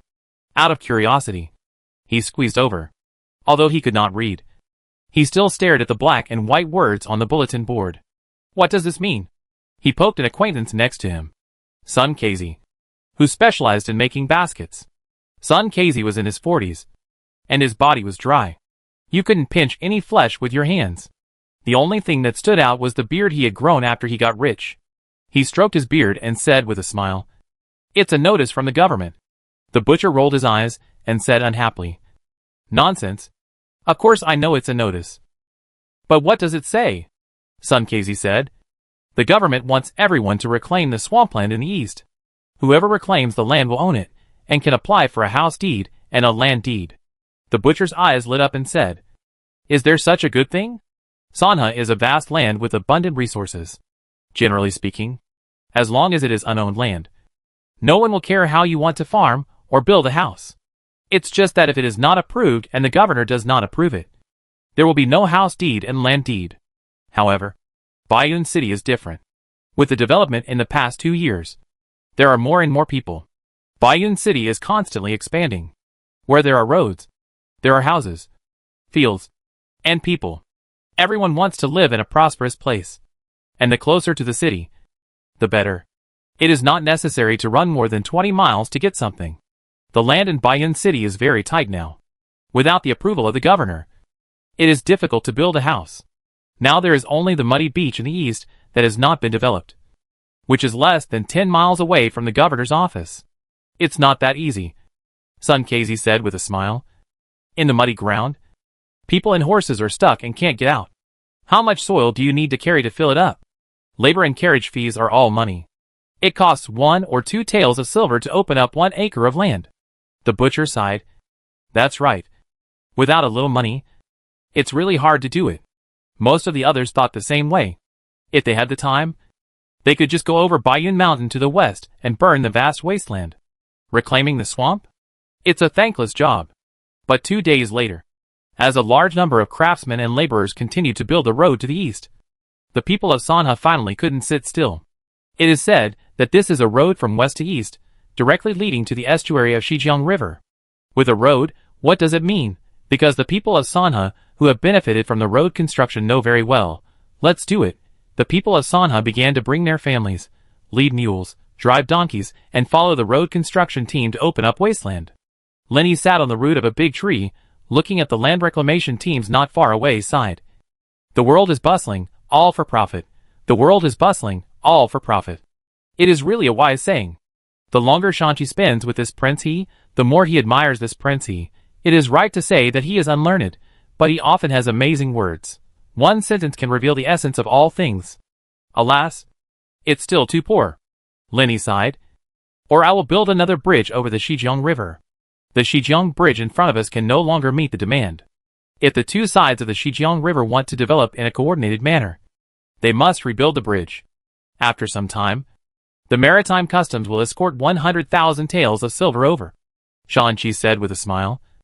It can also alleviate the urgent need at that time. Of this 100,000 taels, keep 10,000 taels to repay the debt. Lenny said helplessly. Give each family a little. Mainly to tell them that I haven't forgotten this debt. It's easy to borrow and repay. And it's not difficult to borrow again. Shanchi couldn't help but say, Sanha Money House can also draw some silver. No need. Sanha Money House will sooner or later be a hen laying eggs. Lenny said with a smile. Killing the chicken to get the eggs is boring. Is the gold mine in Jinji Mountain still not making enough money? He had never thought that opening a gold mine could lose money every month. He spent a lot of money and only got a little gold sand. Your Majesty, please forgive me. The mine in Jinji Mountain is a poor mine, and it is not easy to mine. Shanchi bowed his head and said nothing. Lenny said fiercely. Contract it out. It will lose money if you keep it. Open bidding, and give it to whoever offers the highest price. It is better than losing it in his own hands. Your Majesty is wise. Shanchi breathed a sigh of relief. It was very hot outside. Lenny didn't want to stay any longer, and walked back directly. As soon as he arrived at the gate of the palace, he saw Yi Chio and Jiang Xixi. The master and the disciple stared at each other without saying a word. Lenny smiled, ignored the master and the disciple, and went in directly. After Jiang Xixi waited for Lin Yi to go in, tears came down, and he cried, Master, you must avenge your disciple. Han Diqing beat your disciple. Isn't this a slap in your face? He doesn't take you seriously at all. Waste. After a long time, these 2 words came out of Yi Chio's mouth. Master. Jiang Xixi knelt down, crying and snotting. I'm ashamed of you. Master. From today on, I will formally teach you the sword of exorcism, Yi Chio said calmly. After you learn it, you can go anywhere in the world. Ah! Jiang Xixi cried even louder. I feel like a bastard. This beating by Master Han has woken me up. I think it's better not to bother with him." After saying that, he ran away. He has a wife and 2 concubines. If he practices the sword of exorcism, how can he be a husband in the future? Chapter 198 Expedition to Yuezhou. No matter what, he didn't want to become a man and a woman. What's the point of living like that? There's no fun at all. It's better to just die. He fled all the way in a panic. Seeing that the master didn't catch up, he finally breathed a sigh of relief. He didn't know whether it was a blessing or a curse to meet such a master. He was originally a small thug in Jinji Mountain. He followed the big boss and a group of brothers and had no food to eat. After all, Sanha was too poor, and Jinji Mountain was even more remote. There was not even a passing caravan. The tribes nearby are all very poor, so there is no need to rob them. Moreover, the Lian people are quite fierce, and it is hard to say who will rob whom in the end. It is better not to provoke them. As for the wealthy families in Sanha, each of them has hired servants to protect their homes, including masters of Huajin and second-grade masters. Their bosses only have some fake moves and are a little stronger than ordinary people, so they dare not go there. The main purpose of their gathering is to protect the gold mines in Jinji Mountain. Although it is difficult to mine, there are occasional gains. At the same time, they would also take the initiative to help salt smugglers and smugglers transport goods. And they could also earn a little money, which was considered to be a barely living. In any case, they would not starve to death. It was just that there were unexpected changes in the weather, and people were subject to misfortunes at any time. Their stronghold was on the top of Jinji Mountain, with only a few broken huts, which were mainly used to keep away mosquitoes, tigers, leopards, and wolves. Otherwise, it was common for them to be taken away in their sleep. The most distinctive thing was their toilet, which was built on the cliff, so they could go to the toilet while enjoying the scenery under their feet. And there was not even a trace of stench. The biggest advantage is that once the toilet door is closed, there are no mosquitoes, because mosquitoes cannot get up from the bottom of the cliff through the manure pit. Unlike in the old forest, squatting for a while, your buttocks will be red and swollen. One side is bitten by mosquitoes, and the other side is slapped by your hands. You can neither live nor die. That night, their boss went to the toilet, and the wooden board he was standing on suddenly broke apart, and he fell directly down. There was a bottomless abyss below, and with the fog, you couldn't see the bottom at all. This was really unexpected. If they had known earlier, they should have replaced the board. The boss was dead. There was no doubt about it. The only person who could survive after falling down was a living god. Obviously, their boss was not one. Just when everyone was about to divide the things and go home to farm, his master Yichio came. He went up the mountain with a sword, and he didn't use a sword to fight them. He was kicked, and it took him a month to recover. He even had difficulty breathing. Everyone was injured, and had to endure the frustration and serve his master carefully. Later, his master announced the name of swordsman in public. Then he started to lead them to rob. After being bandits for so many years, this was their first robbery, and they robbed the salt smugglers. This was something they had never dared to think of before. His master's kung fu was so high that he had no rivals. So far, under the leadership of his master, in just half a year, their reputation in Jinji Mountain rose rapidly, and they ushered in a truly good life, eating big pieces of meat, drinking big bowls of wine, and dividing silver with big scales. Thinking about it now, he still misses it a little bit. After all, it was his master who did all the hard work. They just followed behind, waving flags and shouting, to show their strength and move things. Moreover, when he kept pestering him, he shamelessly called him master. Although the master was impatient, he still gave him some pointers. He officially embarked on the path of martial arts. Unfortunately, the good times did not last long. Suddenly one day, the master said he was going to challenge the masters of the world, and then he left. There was no explanation. Then he became the head of Jinji Mountain, and continued to suffer with his brothers under the name of his master, swordsman. He didn't have the ability to challenge the salt smugglers like his master. He was even afraid of the salt smugglers' revenge, so he hid in the mountains and didn't dare to come out. He lived a miserable life. What he didn't expect was that his master would suddenly come back and bring him to the prince. Jinji Mountain belonged to the prince, and he and his brothers were also sent to Sanha Guard Station, stationed on Fangya Island, became people who lived on monthly wages. and married a wife and 2 concubines from the refugees. This life can make you laugh even in your dreams. The only thing that was not beautiful was that his immediate boss Han Ditching made things difficult for him everywhere. This time, he even dared to beat him up. The master, who was his biggest support, couldn't even support him. It was really frustrating. He walked, shaking his head. Halfway through, he remembered that he came here on horseback. But he didn't dare to go back. He could only wait until night to sneak back, so as not to run into the master. His family lived on the south bank of Shijiang River, which was a plot of land allocated by the governor. He and his brothers basically lived together, and built a house with the money from the buyout of Jinji Mountain given by the palace. He got the most money, so he naturally built the biggest house, with 4 rooms in the front, 4 rooms in the back, and 2 walls on both sides.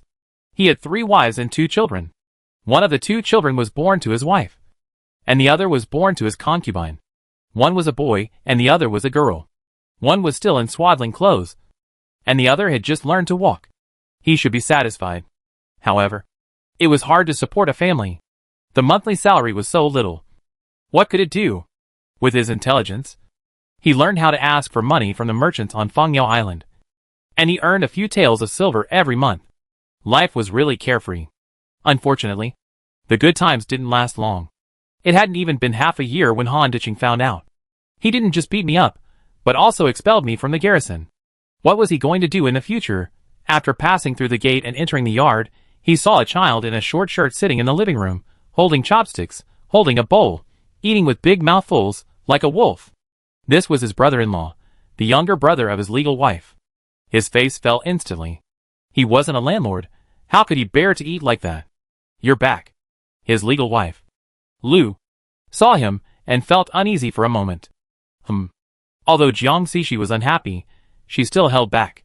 After all, the condition for marrying him was to help raise his younger brother. "Is there no class today?" "If there is, the school will provide meals.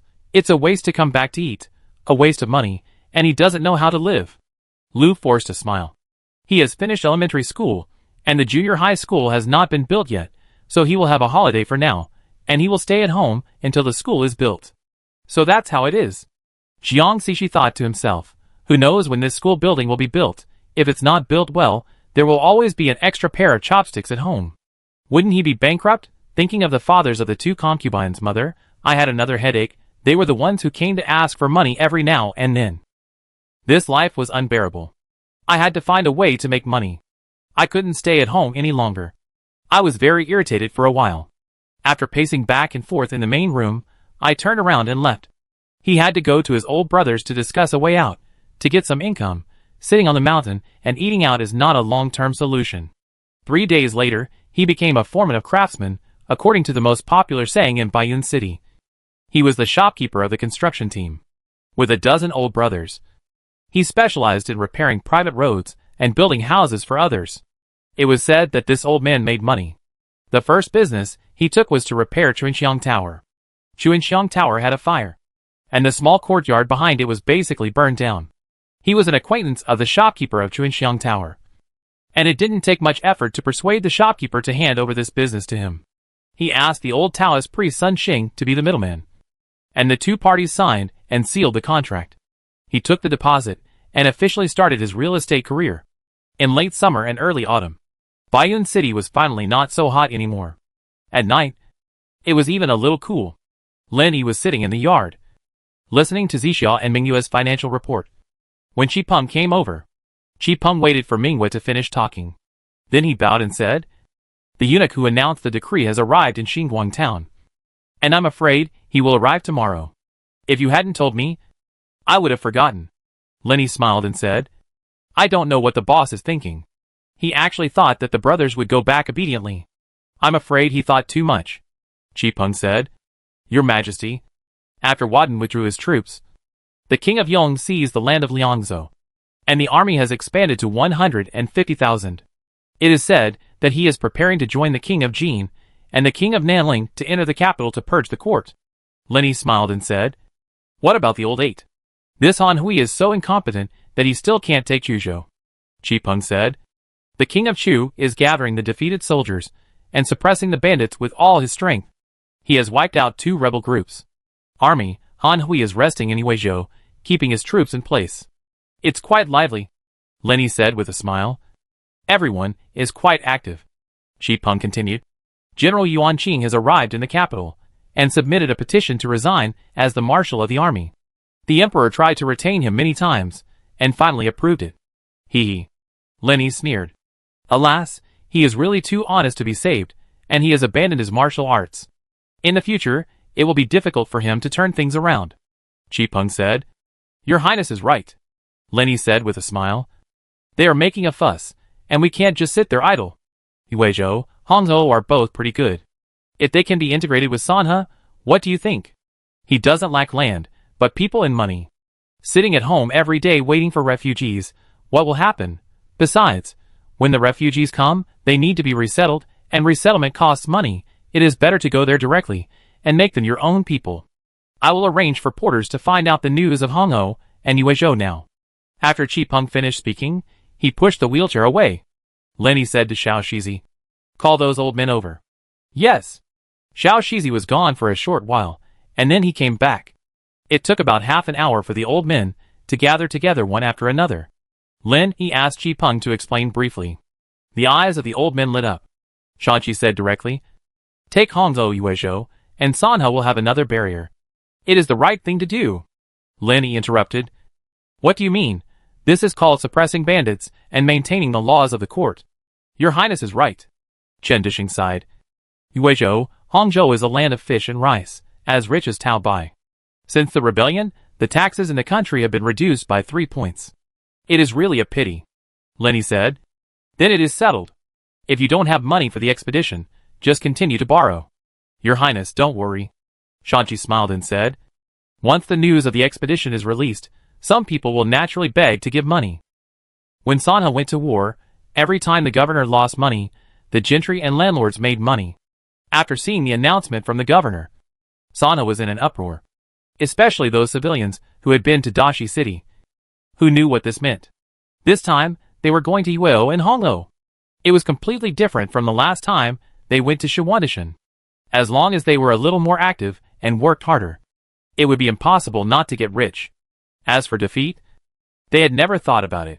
Lin Yi himself didn't know that these people had developed a mentality that Sanhe was the best in the world, including the refugees from Yuezhou and Hangzhou. They were more active in preparing for war than the officers and soldiers of Sanhe garrison. Dian Jing was the most anxious. The craftsman on the road construction site just ran away. Before the supplier conference was held, the big and famous customers in Sanhe had already decided on the quotas, and without waiting for orders, they began to prepare goods actively. Bidding rigging, Lin Yi gritted his teeth in anger, but he couldn't get rid of them. They were all his creditors. What could he do? But the efficiency was beyond words. It only took half a month to prepare the materials for the expedition. However, this time, there were more Lian people and Li people as suppliers. They provided 1,000 ponies for them. This was a business without capital. They captured wild horses that followed water and grass. They could bring back dozens of horses after a trip. They then domesticated them with a unique method and sold them to locals and foreign merchants. Since they settled in Baiyun City, they have been doing this business. The most annoying thing is the Qin people. If you don't pay, they won't move. They also asked to be suppliers. Lin Yi cursed. You eat and drink what I eat, and you get a monthly salary every month. And I still help raise my son and daughter at school. Even their houses were built with their own money. How dare you say such things? You have no conscience at all. He called the leader of the Guizhou people over and said nice things to him, but he still only cared about money, not people. He also brought out the slogans he painted on the wall. There is a reward for every effort. Win-win cooperation. Development is the only truth. Lin Yi doubted whether these were still the simple, honest tribesmen he knew at the beginning. Why are they all obsessed with money now?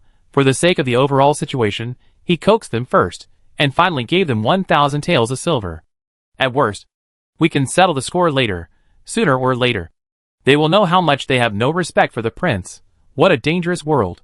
Unlike the last attack on the Asia people, the commander-in-chief of this expedition is Zhang Mian, the commander of the navy. After all, he is the only military commander in Sanhe who has been recognized by the court. Although He Jixiang is still the commander-in-chief, he is only a supporting soldier, can only act in secret, cannot appear in front of outsiders openly, can only be Zhang Mian in public. After all, we have to stop the gossips of the world. On the day when the army set out, He Jixiang did not have time to encourage morale in front of the officers and soldiers, and hurriedly led the army north. Because 30,000 civilians had left 3 days ahead of them, he had to catch up quickly. Many of these civilians were martial arts masters, and they were lawless. He had to keep an eye on them. Moreover, the baggage was with the civilians. If he could not catch up, would the 30,000 officers and soldiers starve to death on the way? The 3 armies were moving their food and grass before they moved, and they were moving too fast. These civilians were becoming more and more unruly and more unreasonable. Chapter 199, a business that does not lose money. He did not expect it to turn out like this. He planned to learn from this lesson and to appoint an escort officer to keep these suppliers in line. They could not act recklessly anymore. The army marched quickly. Relying on the dry food they carried with them, they finally passed the civilian labor team after 5 days and had a few hot meals. Since the road was unobstructed, they moved very fast all the way. They arrived at the border between Sanhe and Yuezhou in a few days. The road in Yuezhou was still the same as before, rough and bumpy, and difficult to travel.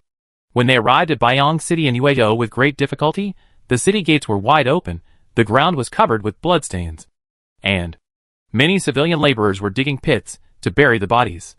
Suppliers set up stalls at the city gates, and there was a long line in front of them. Some carried rice bags, some held silk, and some held jade. He Jixiang was stunned. Although he had received the news that the civilians had broken into the city, he still couldn't believe it until he saw the scene in front of him. He didn't know whether to be angry or laugh. This bunch of bastards actually took down such a big city without authorization. Mr. He, you are a step late. The butcher laughed with a pipe in his mouth. Killed 4,000 enemies. Captured more than 2,000 people. And the bandit leader Yang Chong had his head chopped off with a knife. How about taking it down and showing it to you? After saying that, he pointed to the tall city wall, where a head was hanging on the battlement. Seeing He Jixiang's unhappy face, Li Sanyang hurriedly said, Master He, don't worry. We have always followed military discipline and have not disturbed the people. These properties were looted from the rebels. All the properties must be confiscated. Have you forgotten? He Jixiang said unhappily. Liang Qishu, the head of Liang Jin's family, smiled and said, Master He, calm down. These are all done by the civilians without authorization. I can't control them even if I want to. They insisted on sending something over, and it was hard for me to refuse it. Balkue rode over and said, Sir, all the prisoners have been handed over, a total of 2,352 people, half of whom are injured, and I'm afraid many of them will not survive. Hand them all over to the civilians, and then rest for a day. He Jixiang nodded and said, We will go straight to Shiba City tomorrow. Liang Qishu bowed and said, Sir, I'm afraid the Wang family, the Yin family, and others have already arrived in Shiba City, and may have already captured it. He Jixiang frowned. Who are the soldiers? Who are the civilians? There are more than 4,000 civilians in the 2 families, Li Sanyang said with a smile. Most of them are Huajin, and there are many 3rd and 4th grade. He Jixiang said angrily. What about Granary City? The butcher said. I heard from Hu Bangquan's family that they went to Granary City. Sun Keizi and Huang Daoji went to Daliang City. Chaos. It's all a mess. He Jixiang's mind was full of confusion. How dare these bastards act on their own? Liang Qinshu saw He Jixiang's angry look and hurriedly said, Don't worry, Lord He. There will definitely be no shortage of food and grass supplies. We have made other arrangements. That's good, He Jixiang said angrily. Go straight to Tancheng tomorrow, Yeyang's capital city. Han Hui's old nest. The civilians have already captured the towns along the way. Where else can he go except to the capital city? 30,000 troops entered the city. Baiyang City, a pile of ruins, a pair of eyes appeared in the broken doorway, watching the army marching into the city in rhythmic steps. He Jixiang stopped his horse aside, turned his head, and looked at Liang Qinshu who was following behind him. Tomorrow we will distribute porridge. We must let them understand the prince's kindness. Liang Qinshu was shocked, and hurriedly said, Lord He, the grain and grass are all counted, and keep the account. He Jixiang interrupted. You will have to pay when you go back, and besides, you have taken over the warehouse here, how can you be short of food? Yes. Liang Qingshu didn't dare to say anything else. He Jixiang entered the government office and sat on a chair in the back office. He just squinted his eyes for a while. And Zhang Mian walked in. Zhang Mian bowed and said, Sir, this group of suppliers didn't rob the silver vault. The silver vault didn't move a penny. Didn't move? He Jixiang was very surprised. Zhang Mian smiled and said, That's right. I guess they don't have the courage. He Jixiang snorted coldly. Fortunately, they are not so greedy. They still have some brains. Otherwise, they really think the regulations are just for show. The most important thing is to let Prince He know. This matter can't be resolved peacefully. Taking advantage of Prince He, I'm afraid he really doesn't want to live. Zhang Mian smiled and said, Lord He, that's more than 100,000 taels of gold and silver, which the rebels looted from all over the city. They don't have the guts to touch it. So much? He Jixiang was shocked. He never thought that there would be so much silver in this small city of Baiyang. He could imagine how excited the prince would be when he knew about it. He immediately arranged for 500 officers and soldiers and 200 civilians to escort the gold and silver and return to Baiyang City immediately, accompanied by the bound captives. The sun was setting. The civilians put firewood at the 4 gates in the east, west, south and north, and on the central axis of the city to burn big pots one after another. And the fragrance of porridge floated all over the city. The purpose of beating gongs and drums and shouting all over the city was to get people in the city to come out and drink porridge. No more than 100 people came out. It was not until nightfall that someone carefully opened the door and quietly came out, looking left and right. The civilians who were cooking the pot finally became impatient and shouted, I want to kill you. The broken door can't be blocked. Come and eat quickly. It will be porridge soon.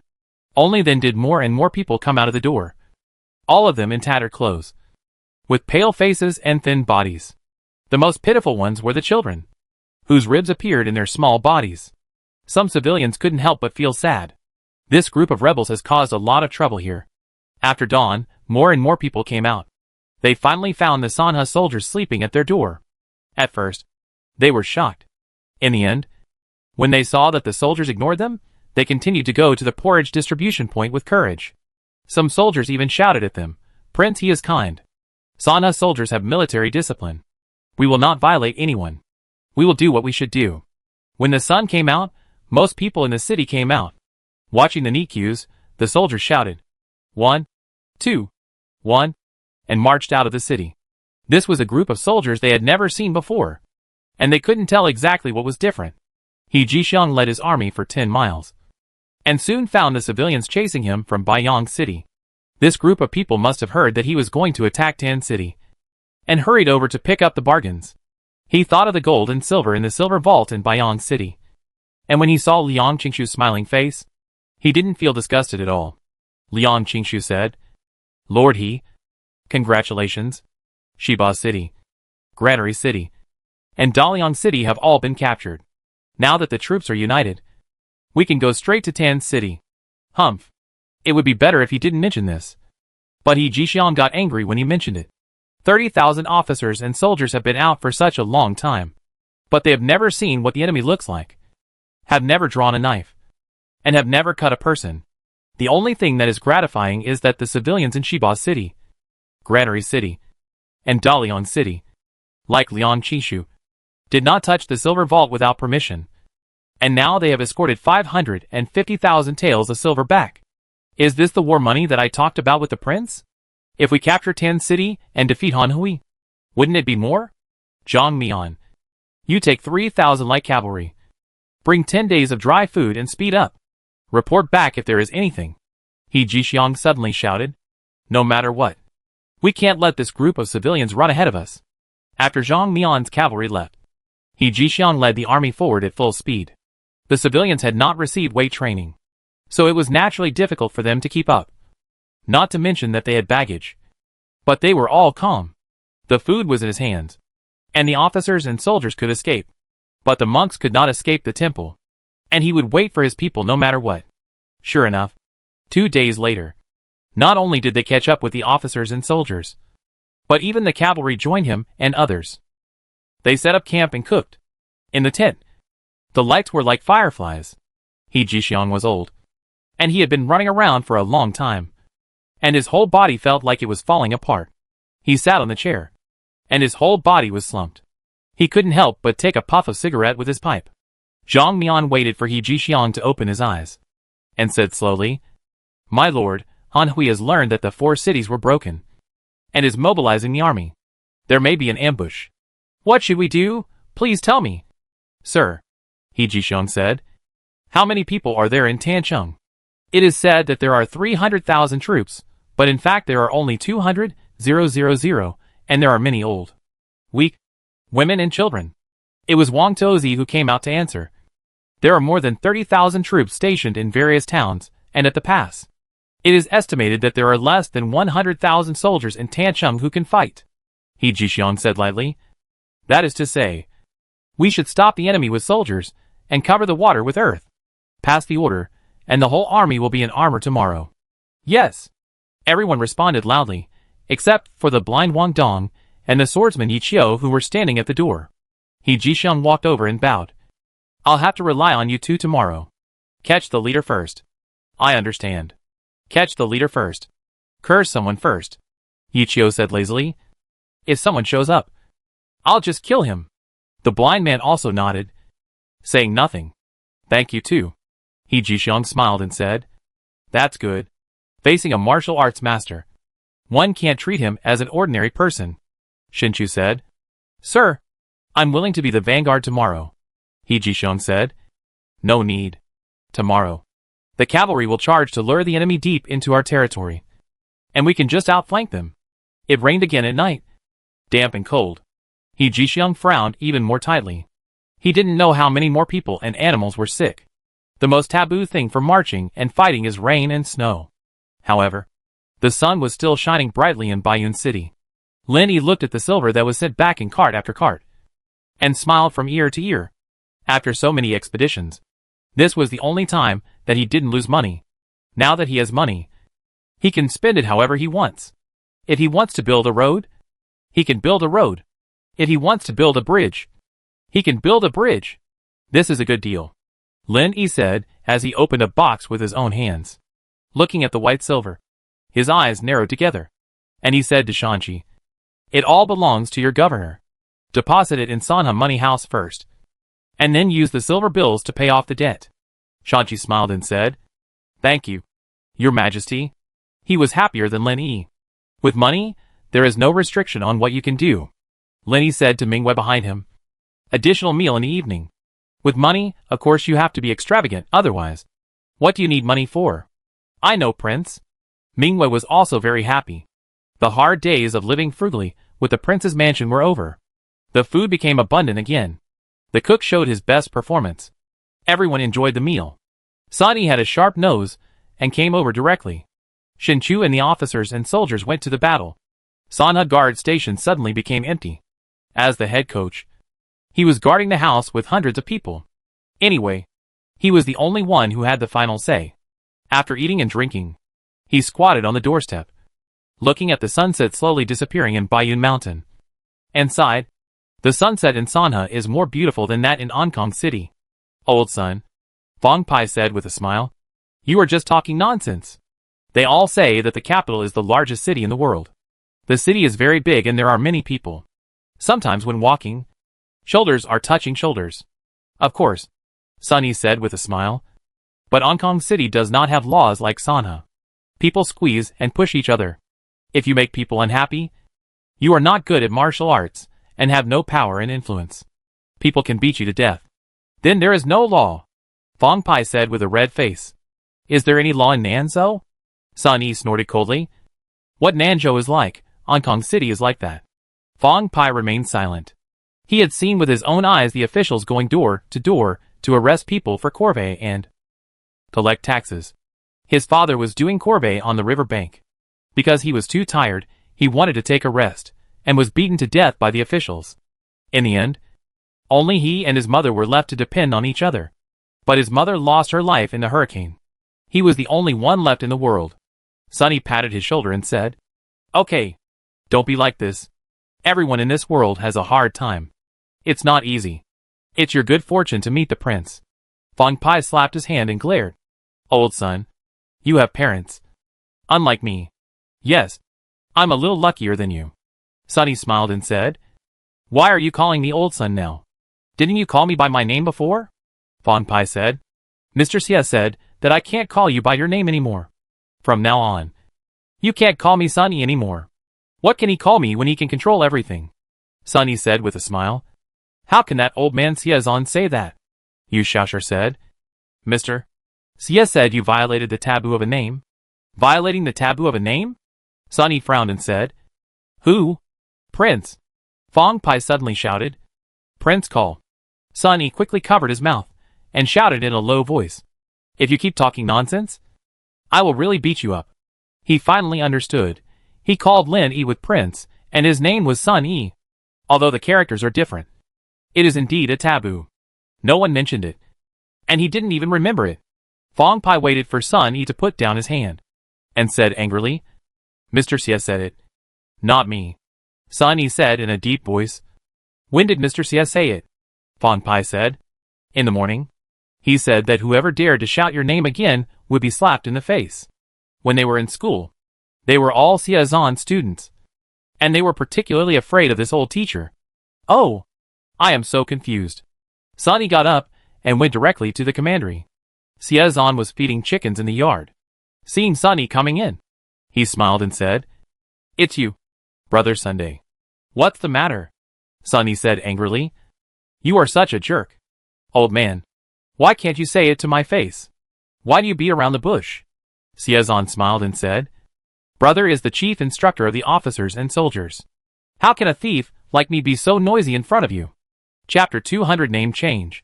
Sunny sat down on the millstone at the door, reached out to pick a star fruit from the tree, and ate it while saying, Old man, you are not kind. You are deliberately trying to hurt me, but you only said it now. He was originally a groom, and the few words he could barely recognize in the private school were not enough to support him to understand the complicated rules. Xiezon smiled and said, You didn't need to avoid it originally. Sunny said. Then why do you want to do it now? Xiezon said. There is no need to be so anxious now, but I think it will happen sooner or later. If you change it now, you will save trouble in the future. After hearing this, Sunny pondered for a while. The more I thought about it, the more I felt that what Wen Jiaoyi said in private was right. Someone has to be the emperor. Why can't it be the prince? I can't use the emperor's name. It's better to change the name early. Finally, I bowed and said, Please help me choose a name. Mr. Xie. Xiezon shook his head and said, Your father is still alive.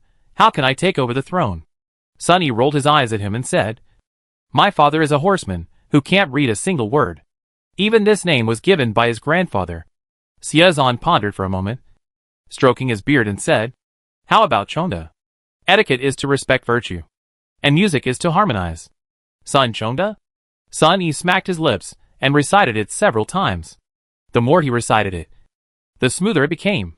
He slapped his thigh and said, From now on, I will be called Sun Chonda.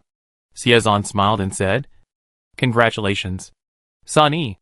Oh, no, it's Sun Chonda. Bowed to Xiezon again to express his gratitude, and turned around and left. After returning home, he immediately announced his name change to his father. His father was sitting on a bench and planing a board.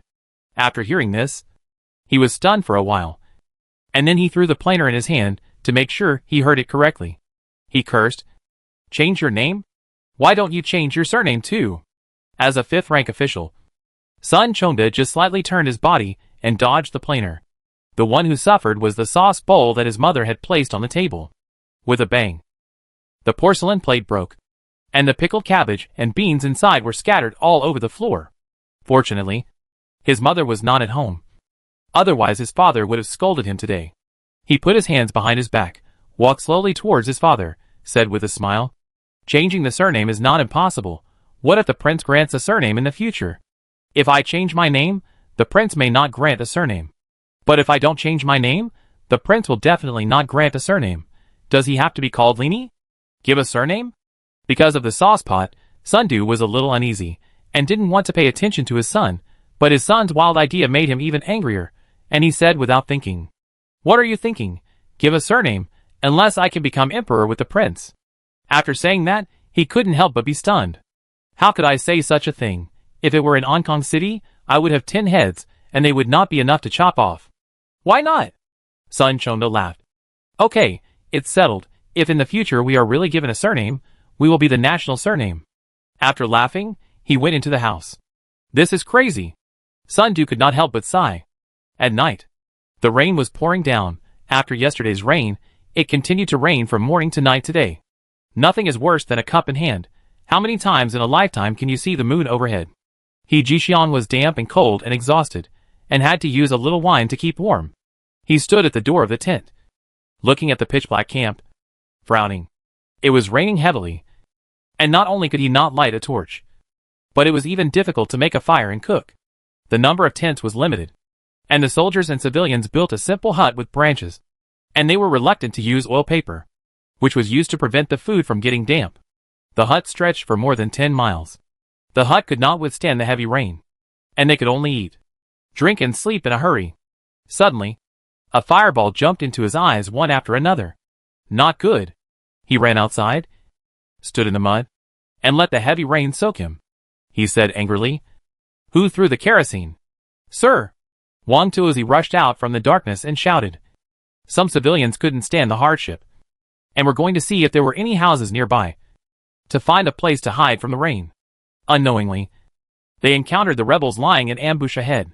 He Jixiang gritted his teeth and said, "Didn't I order them to be restrained?" He had already discovered this ambush of rebels, but he had never alarmed them. Unexpectedly, the civilians ran into them. The kerosene was strong. Even in the rain, it still did not go out, forming patches of fire in the dense forest. "Line up." As He Jixiang's voice fell, the horn sounded.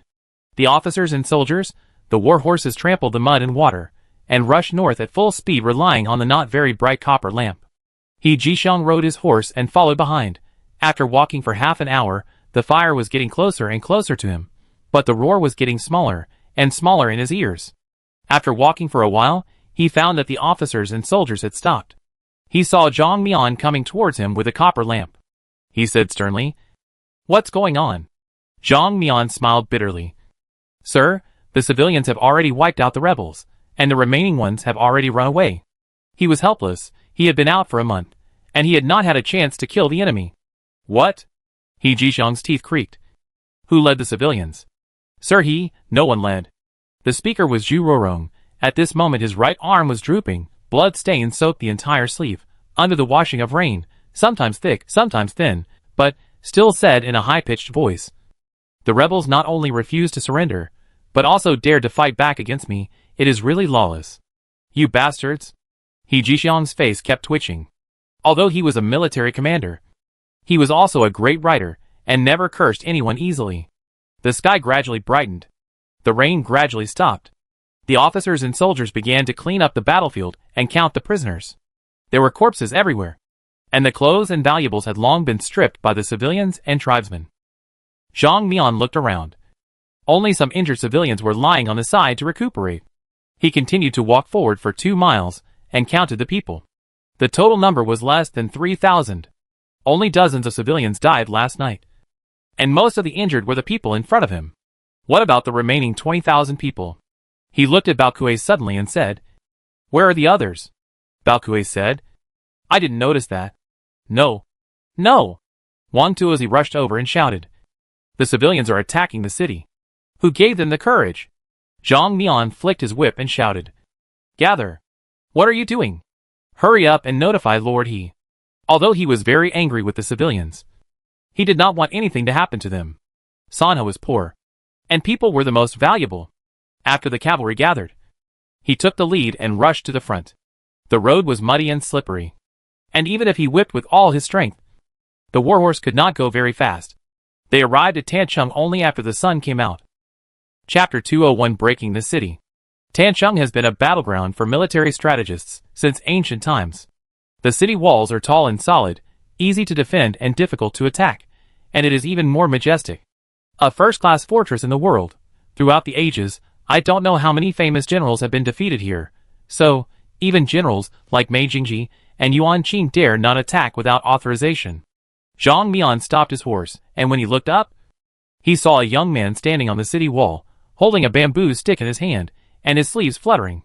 "Sir, that's a divine calculation." Wang Tuozi reminded. I'm not blind yet. Zhang Mian looked at the city gate angrily.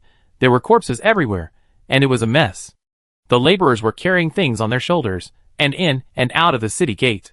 The suppliers set up stalls at the city gate as usual, and there were piles of things behind them. Such a big city was conquered just like that, and they were facing a force several times their own. How did these people do it? Damn it! He really didn't want to live anymore. He would be too ashamed to tell anyone about it. In conquering cities and territories, he was actually not as good as the laborers. Master Zhang. Liang Qinshu was originally calculating with an abacus. When he saw Zhang Mian riding his horse over, he quickly stood up and bowed. It was not easy to conquer Tan City. The city wall was too high, and it was not easy to climb. Fortunately, we have powerful brothers among us. We finally climbed up. 1 against 10. Haha. We are really vulnerable. How dare you? Zhang Mian became more and more angry as he thought about it. Han Hui has 100,000 people. And you are just a small group. You are really not afraid of death. Sanha implements the policy of everyone is a soldier. All the civilians, regardless of age, have been trained in the militia. However, the intensity of training is completely incomparable to that of officers and soldiers. In his eyes, they are always a mob. Master Zhang, Huizhou is not like Sanha. Not only is the weather getting colder, but it is also raining. Brothers can't stand it anymore. The butcher said carelessly, thinking that the city walls here are high and there are many rooms. We rushed in to hide from the rain. It's better than starving and freezing outside. Fortunately, it was dark and rainy. We just had to climb up and kill them one by one. Then we opened the city gate. The Guizhou people were really nice. They rode their elephants and rushed over. The rebels turned around and ran away. They didn't dare to fight at all. Sir Zhang, you don't know how hard it was for us to chase these rebels. Son of a bitch. Zhang Mian really wanted to whip the butcher and beat him to pieces. You attacked the city just to avoid the rain. Who would believe it if you told them? The butcher echoed loudly. You are a son of a bitch. You ran too fast. Where is Han Hui? Zhang Mian said coldly. This is all thanks to the divine calculation. Han Hui had originally escaped from the southwest gate, but the divine calculation chased him directly. He was captured alive, and is now locked up. When Liang Qinshu saw Zhang Mian looking at the goods behind him, he hurriedly said, Master Zhang, don't worry. This time, we didn't take any grain from Tancheng.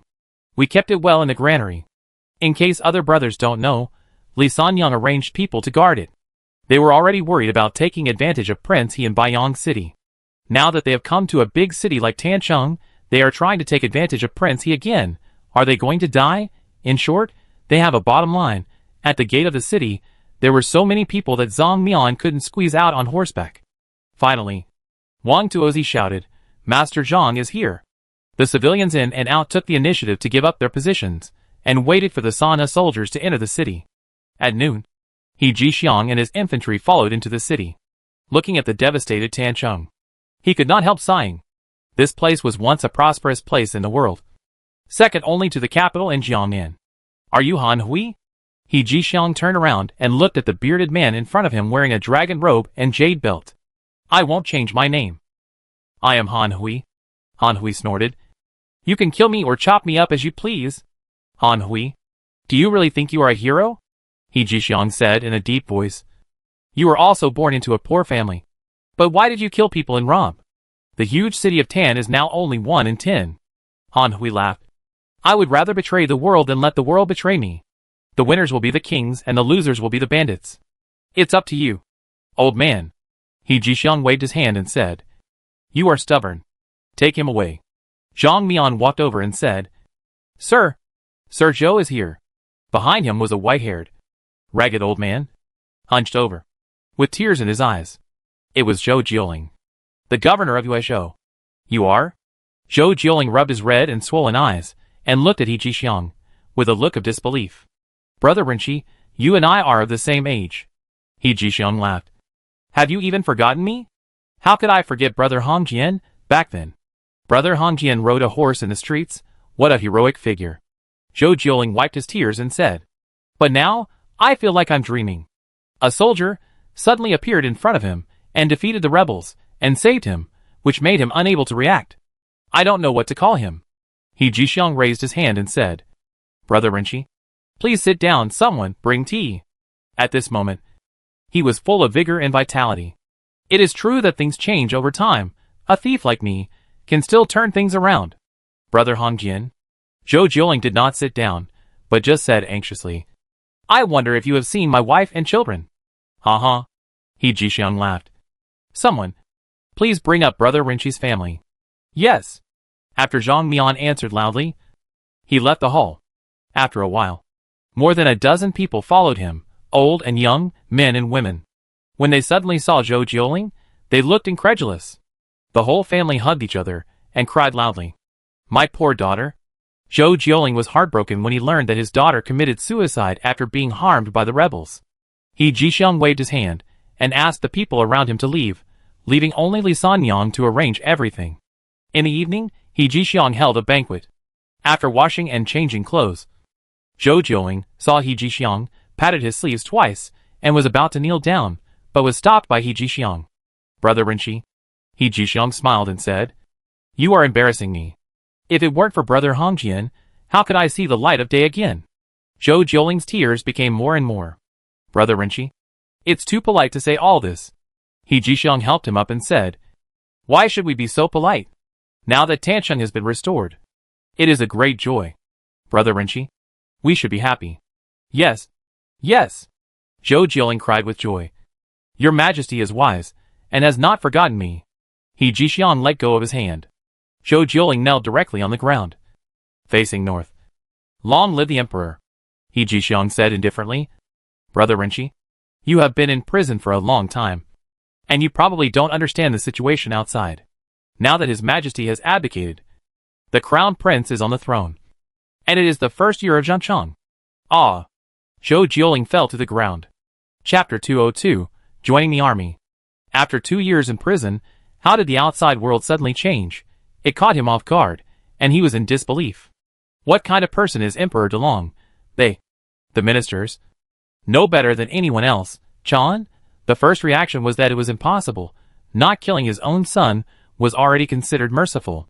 Not to mention giving up the throne. If what He Jixiang said was true, there must be something else going on. The prince rebelled and usurped the throne. Fathers and sons killed each other. The monarch and his ministers slaughtered each other. Endless palace conspiracy tragedies. Many thoughts popped up in his mind at once. The more he thought about it, the more frightened he became. Which side should he take? Who should he turn to? On the first day of the first month of the first year of Zhangcheng, the prince ascended the throne. He Jixiang looked at Zhou Jiuling, who was stunned, and said lightly, The Emperor Delong is the Supreme Emperor, and now the Golden Phoenix has issued an edict, announcing it to the world. This is certainly not wrong. Brother Rinchi, if you don't believe it, you can naturally go and ask for it yourself. I dare not. I believe what Brother Hongjian said. Zhou Jiuling stood up and said with a bow, Congratulations. Brother Hongjian, you are now back. It is really a cause for celebration. His attitude was much more respectful than before. A new emperor appoints his own ministers. There will always be some who are in high spirits. But there will also be others who will be tortured to death and left to sleep in a desolate grave. He may become the latter, because he is not a princeling. Therefore, He Jixiang is urgently needed to speak well of him, to avoid being liquidated in the future. Why should I be happy? He Jixiang said with a smile. I am still a soldier, and I am struggling to survive. Zhou Jiuling was puzzled. He was not old, and his eyes were not blurry. He had clearly heard many people calling He Jixiang sir. The most important thing was that he recognized Zhang Mian, the former commander of the South Gate Army. He Jixiang's resurrection was beyond doubt in his eyes. His eyes followed He Jixiang, who was pacing back and forth, and looked outside the hall. The big flag at the door, red with a gold border, has a small animal on it. Is it a mouse? He has been in the political world all his life, and thinks he is knowledgeable, but he doesn't know whose flag this is. Brother Hongjian, please enlighten me, he said with a bow. I really don't understand what you mean. He was really a little confused. He Jixiang pointed at the guard standing at the door, and said with a smile, To be honest, Brother Shi, these are the officers and soldiers of Sanhe. What Hongou and Yuizhou were like in these years, I think Brother Rinchi knows better than me. There were almost no people. 4 out of 10 followed the bandits. 6 out of 10 were displaced and died of famine. And there were zombies everywhere. And they were all eaten. And there were even fathers, sons, and couples eating each other. It was really a tragedy. Prince he was kind, and although he was not strong enough, he still asked me to come to Yuo to suppress the bandits. Now that Yuezhou can be recovered, it is all thanks to Prince He. Prince He? Zhou Jieling really suspected that he had heard wrongly. He thought of many people, but he never thought that it would be Prince He who was rumored to be ignorant and unlearned in the capital. Brother Rinchi, please have some tea. After He Jixiang picked up the cup, said with a smile, I believe Brother Rinchi still remembers Mr. Xiezan, Chen Disheng, Wang Qingbang, Xing Keshou, and other old gentlemen. Right? Zhou Jieling sat below He Jixiang, picked up the cup, nodded and said, Of course I dare not forget them. As far as I know, they were all exiled to Sanha. He Jixiang nodded and said, Prince He knows people well, and appoints them to positions. He looks at us differently. Although we are old and incompetent, we can only work hard until we die. Zhou Jieling pondered for a while and said, Lord He, just say whatever you want to say. We are old acquaintances. He Jixiang said with a smile. This time, the thieves are defeated. I have not failed the trust of the prince. I will lead the army back to Sanha tomorrow to report, and then the Yuezhou will be fully entrusted to Lord Zhou. Lead the army back to Sanha? Zhou Jieling never thought that He Jixiang would say such a thing. The soldiers of Sanha left, and he was left alone to guard such an empty city? What if the thieves come again? He has been imprisoned for 2 years, suffering humiliation, and living a life worse than death. I really don't want to repeat the same mistake. Maybe by then, he won't even have the chance to go to jail, and will die. He stood up and said, Sir He, you must not do that. Didn't Sir Zhang Mian just say that Han Hui's leaders are still entrenched in various places in Yuezhou? If Brother Hongjian leaves, I'm afraid the bandits will come back again. Sir Zhang, you know that Sanha is poor and weak. He Jixiang sighed. We have been on the expedition for a long time. If it goes on for a long time, I'm afraid that the food and grass will not be enough. Although we are not afraid of mutiny, we will lose soldiers. Qi, without the fighting power, it's the same whether you stay or not. Brother Rinchi, don't worry, I will definitely send someone to escort you and your family to Hong Kong City safely.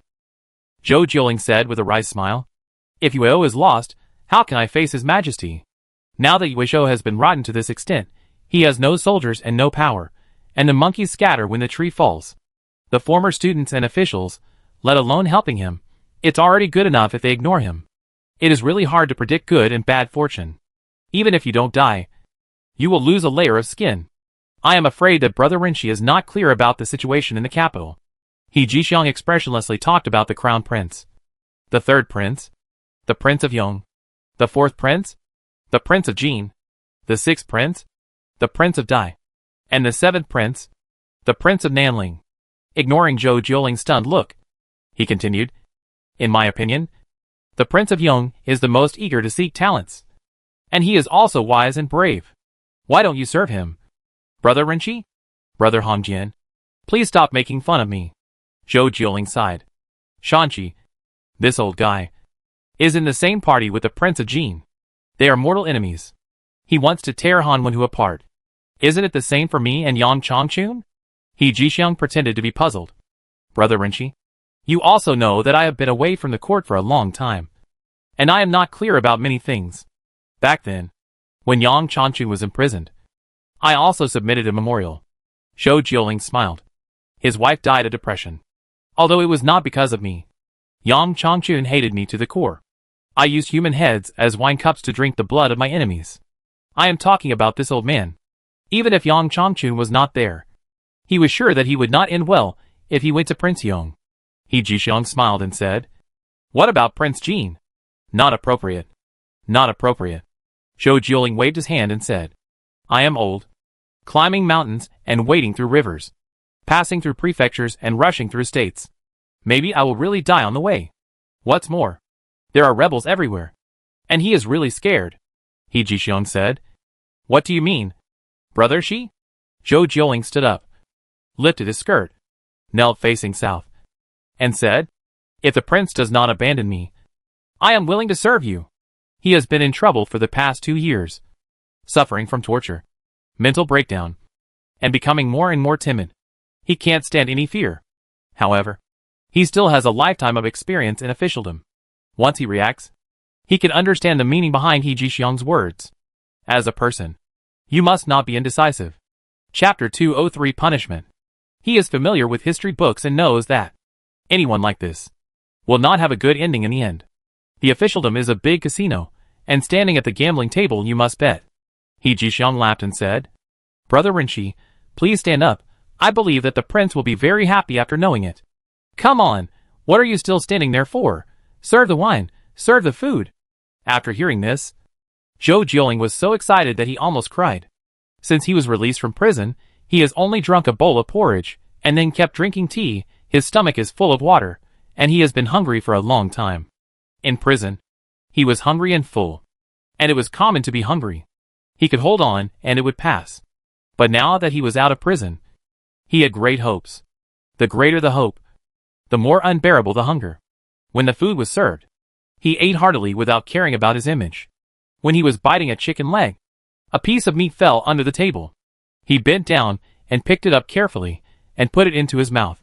He Jixiang did not laugh at him. Before he and the prince came to Sanha, he and Xiezan and other old men were like this. He didn't know the taste of meat in March. He finally had a meal of meat. He wanted to chew even the bones into crumbs and swallow them into his stomach. Zhou Jieling was halfway through his meal when he suddenly raised his head and said embarrassedly, Sir where is my good-for-nothing rebellious son now? His wife died of shock in prison. One daughter committed suicide because she could not bear the humiliation. One son was killed.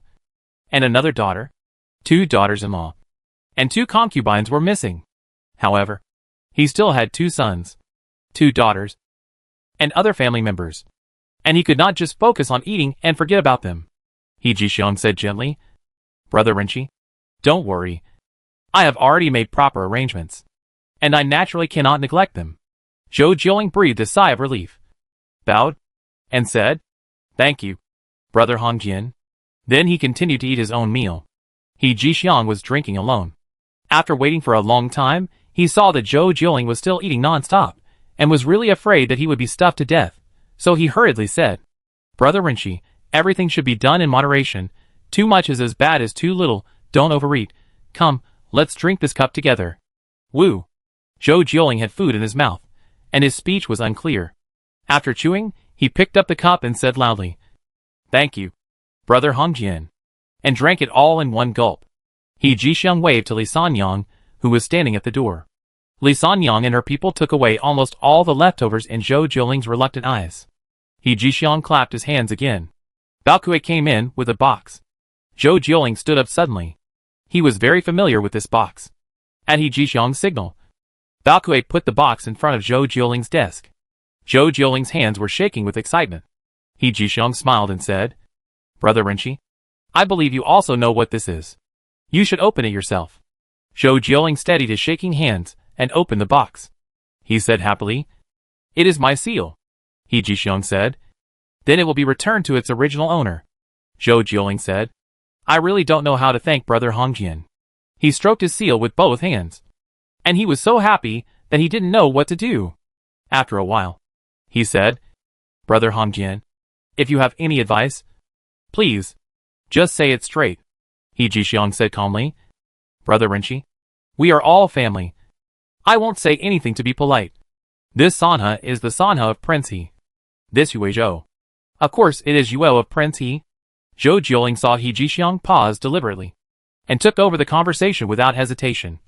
From now on, I, Zhou Jieling, will follow the lead of Prince He. If I break this oath, I will be struck by lightning. Mr. Zhou. He Jixiang smiled and shook his head. No need to make such a poisonous oath. I have to congratulate you. It is a great achievement to wipe out the chief bandit Han Hui. Ah. Zhou Jieling did not react for a moment. This great achievement was given to him, just because he said a few words of loyalty? I wonder what Brother Hongjian means. The better the situation, the more cautious Zhou Jieling was, for fear of stepping into a trap. He Jixiang said lightly, Brother Rinchi, don't be modest anymore. Now that the bandit leader has given up, the most urgent task is for Lord Vo to rectify the local area and settle the people's hearts. Zhou Jieling smiled bitterly. Family members know their own affairs. I am afraid that the Emperor will not believe me even if I submit this memorial. Besides, such things cannot be concealed at all. If Lord Zhou doesn't submit this memorial, There will be no chance to submit memorials in the future, He Jixiang said with a smile. Zhou Jiuling opened his mouth, but couldn't say a word for a long time. He sighed, drank the wine in the cup, and sighed, "Thank you, Lord He." He was responsible for the corruption of Yue Zhou. According to the law, he would not be able to chop off his head even if he had 10 heads. However, if he could take the credit for recovering Yue Zhou, it would be considered as making up for his mistake. At least it would stop the gossips of the court and the world. As for whether they believe it or not, that is another matter. At least on the surface, he cannot be dismissed from his position as the governor. Then he thought again. This is also for the sake of Prince He. Prince He is just a vassal king, and sending troops to Yue Zhou will inevitably be criticized. Therefore, this plan is to kill 2 birds with 1 stone. He Jixiang nodded with satisfaction and said, "Brother Rinchi is indeed a man who understands the great cause. You're polite." Zhou Jiuling couldn't help feeling sad in his heart again. From now on, he can't avoid the fate of being a puppet. After 3 rounds of drinking, with the help of 2 officers and soldiers, he returned to his familiar bedroom. Unfortunately, things have changed, and he couldn't help crying. The rain in Yuo finally stopped. It was a rare sunny day with stars all over the sky. He Jixiang sat on the high hall, looking at Zhu Rorong kneeling below. The butcher, Li Sanyang, Liang Qishu, and other shopkeepers of the suppliers, with stern faces, and never said a word. The people below were so guilty that they felt like they couldn't breathe. When did a sickly old man become so powerful? Sir He, if you have any instructions, just tell us. We will obey you. Han Dongsheng, the shopkeeper of Hu Bangquan's family, couldn't help but speak first. He Jixiang looked at Zhang Mian beside him and said, "Disobeying orders? Committing treason? What crime should be committed?" Zhang Mian hesitated and said, "The crime of disobedience should be beheaded." "Ah, sir, spare my life. We are innocent." Everyone was frightened at once. Sanhe's laws are really not a joke. Beheading is beheading, without any ambiguity. The tribal leaders of Lian people, Qian people, etc., who were standing upright on the side, couldn't help but grit their teeth and kneel down together. "If I spare you, how can I explain to Prince He?" He Jixiang became more and more angry. Since he set out from Baiyun City, he hasn't fought a single battle. The first merit, all was taken away by the civilians. Where can I seek justice? Chapter 204b Content. In short, I am holding my breath in my heart, and I will feel uncomfortable if I don't let it out, Zhu Rorong said with a silly smile. "Lord He, even if we have no merit, we have worked hard. In order to chase the enemy, his arm was injured. Luckily the cut was not deep, otherwise the arm would have been broken." "Yes, Lord He," the butcher said aggrievedly. "We have broken 5 cities in a row, from Baiyang to Tancheng. It was not easy for us brothers along the way. We ran all the way in a hurry, and our legs were almost broken. If you run slower, others will take all the benefits. Fighting doesn't require much skill, but stealing requires great ability. If you don't act smarter, you will have to go back empty-handed and watch others enjoy the good life. You can't even walk straight. Merit? Hard work? How dare you say that? It would be fine if you didn't mention this, but when you do, He Jixiang gets so angry. The common people make a fortune, which makes the officers and soldiers jealous. We are all born and raised by our parents. Who the hell doesn't want to make money? Now the officers and soldiers are uneasy. To use the words of the prince, it's hard to lead the team. If this goes on, who will want to be a soldier? Master He, Li Sanyang said puzzledly.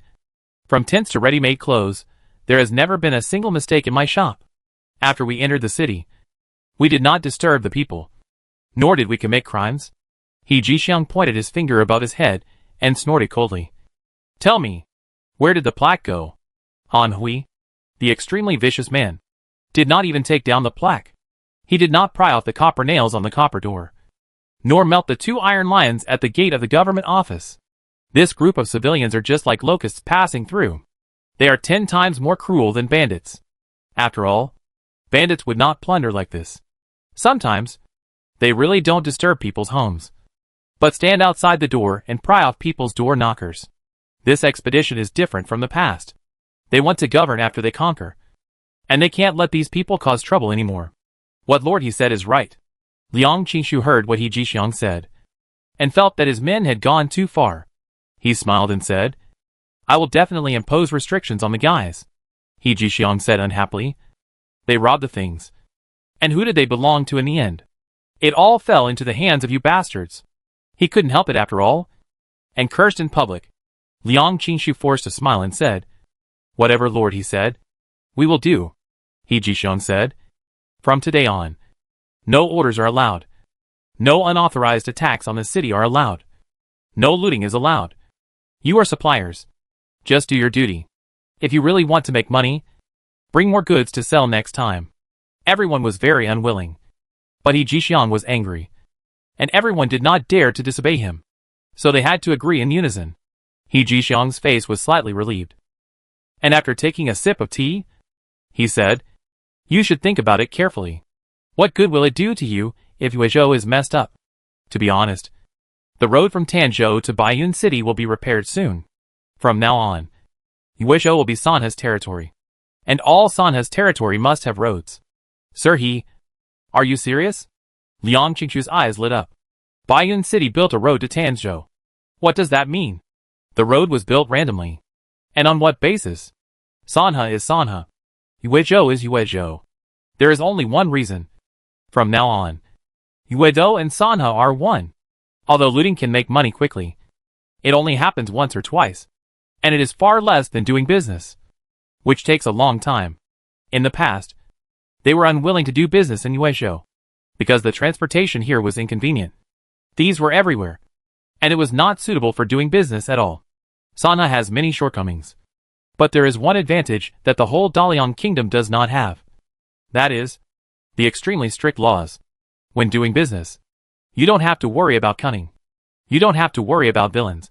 And there are no cruel officials to exploit you. If Yuezhou follows the rules of Sanha completely, it is equivalent to making money without doing anything. The rebels have been defeated. And it is only natural that Yuezhou is taken into Sanha's pocket. They don't think there is anything wrong. Yuezhou will be my home in the future. Although Zhu Rorong reacted a little slowly, he finally understood it. In the future, love Yuezhou as much as you love Sanha, Han Dongxing said with a smile. Prince, he is wise. After that, he knelt down towards the south. Your Majesty is wise. The others also turned around in time. After seeing that He Jixiang's face was not so ugly after all, they finally breathed a sigh of relief. This matter was over. Come here, He Jixiang suddenly shouted. Sir, Bao Kuei responded. He Jixiang said word by word. From now on, Yuezhou will implement the laws of Sanha. Whoever breaks the rules will be punished. He didn't need to say anything else. From civilians to officers and soldiers, there was basically no one who didn't understand the laws of Sanha, and many of them had suffered. Yes. Bao Kuei retreated. That night, after the order was passed down, the laborers in Sanha were as sad as if they had lost their parents. Do you have to follow the laws of Sanha when you go out? What you can't do in Sanha, you can't do in Yuezhou either. The laborers abide by the rules of not disturbing the people. In the streets and alleys of Tancheng, in the ruined temples, in the city gates, they set up sheds and made fires. At this moment, few people are happy. Wang Xiaoshuan leaned against the battlements, sighed to Wei Yishan, who was adding firewood next to him. If this goes on, I won't come again. He used to be Zhu Rorong's partner, and made a small fortune in Dashi City. This time when he came to Yuezhou, he was also the most active one. This time, from Baiyang City to Tan City, he was the most courageous one in killing the enemy. He had the same idea as others. That is, he was the first to enter the city, and the first to take the good things. Although he was stabbed in the chest by a spear when climbing the city wall, he still did not rest. After entering the city, he went straight to the lair of Han Hui, the governor of Yuezhou. With the civilians, he was not disappointed, and his wealth doubled again, now that the Sanha law is suddenly implemented. What else can he do in the future? Don't be ungrateful, Wei Yishan said while adding firewood. It's better than being bullied by the shopkeeper. If Lu Duo hadn't begged me this time, I wouldn't be willing to follow him. I might as well drive the carriage for Li Sanyang. Anyway, I am content. In fact, Yuezhou is better if it is stable. Now that I have money, I will come here to do business in the future, Wang Xiaoshuan said. Do business? That's good. This Tancheng is really big. I have never seen such a grand place in my life. When will our Baiyun city have such grandeur? Look at the wall of Tancheng. It's really high. I almost couldn't climb up. Wei Yishan pouted and said, Why does our Baiyun city need a wall? Are you afraid of someone attacking us? Wang Xiaoshuan was unable to refute for a moment. It seems so. Who dares to attack their Baiyun city? It's good enough that Baiyun city doesn't attack others. Chapter 205 Not an idiot. They now have a blind and strong self-confidence. No matter what kind of enemy they encounter, they can strip them of their underwear without the help of soldiers. Now they only say that the Three Harmonies law will be implemented in the city, but not on the battlefield. We must find a way to make up for it on the battlefield. Usually, there will be silver or copper coins on the corpse. Even if there is none, taking the clothes and weapons is not in vain. When Wei Yishan was about to speak, he heard the quarrel coming from the city. He stuck his head out of the battlement and looked down at the city. Bao Kuei was riding on his horse and confronting a group of Guizhou people. Bao Kuei shouted, Ka Bao. Translate to them. They must abide by the rules of Sanhe, and anyone who dares to violate them will not be forgiven. After Kong Bao's chatter, the Guizhou people also chattered. And then the elephants lying under the city wall also neighed. Kong Bao sighed. Master Bao. They said that the Guizhou people are not cowards and will not surrender to you. Really? Bao Kuei waved his hand, and torches appeared on the city walls and roofs. For a moment, the lights were bright, and the black bows and arrows flashed coldly in the firelight. Thousands of Guizhou people quickly drew their swords and gathered together tightly. The leader yelled at Bao Kuei. Bao Kuei looked at Kong Bao. Kong Bao smiled and said, They are also from Sanhe. Sanhe people don't fight Sanhe people. This is what the prince promised. Damn it. The prince is right. This group is really not stupid. This sentence doesn't need to be translated. Bao Kuei smiled. Just tell them to put down their weapons. The prisoners will be beaten with 30 sticks, and then compensate the girl for her losses, and then return to Sanhe for labor reform. This matter is over. Otherwise, the law will not tolerate mercy. Kong Bao spoke to the Guizhou people again. The Guizhou people looked at each other. Finally, the leader of the Guizhou people looked at a thin man with a knife. The thin man was flustered, and the knife in his hand gradually began to be unstable. The leader yelled at him twice, and he walked slowly towards Bao Kuei helplessly, trembling all over. Bao Kuei turned around and looked at a disheveled woman behind him and said, Girl, is this person? Don't be afraid. Just point it out. We will back you up. He was very lucky that the civilians found it early and rescued the girl in time. Otherwise, the Qian people would be beheaded according to the law, and the conflict would be completely intensified. Helping relatives instead of helping others is the reason why the tribes can be united. No tribal leader will give up this principle. The woman was thin and pale. She stared at the man from Guizhou who frightened her to the core without blinking. After a while, she looked at Bao Kuei again and finally nodded with gritted teeth. Bao Kuei said loudly, Come on. Execute him. 2 soldiers came forward immediately, ignoring the man's struggle, and pressed him to the ground. Then someone took a board and slapped him hard on the butt. 1. With a click. Someone began to count. 2. Every time the board was hit, there was a scream. After 30 boards, the count ended. The people of Guizhou swarmed over, carrying the thin man who breathed in less than he breathed out to one side to apply medicine. The leader took out a silver ingot from his arms, threw it to Kong Bao, and then left with a cold snort. Wei Yishan stood on the city wall and saw everything clearly. He said to Lu Qian, the son of Lu Duo, a soldier standing on the side with his bow and arrow, Brother, put away your bow, and there will be no more trouble. He felt a little regretful that he didn't shoot the group of Guizhou people to death when they entered the city to rob things. The group of Guizhou people fought with them everywhere. For the stability and harmony of Sanhe, they could only pretend to be grandsons everywhere. Lu Qian snorted coldly. They are smart. A dispute was resolved just like that. Before Wei Yishan could say anything, Lu Qian had already joined the ranks of officers and soldiers, stood at attention, at ease, turned left, started walking, and disappeared into the darkness. He was a little envious, but then he thought that he would lose his freedom as an officer and soldier.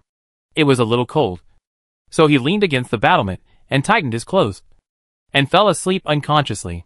When the fireball-like red sun slowly rose from the horizon, the civilians had already set up the big pot.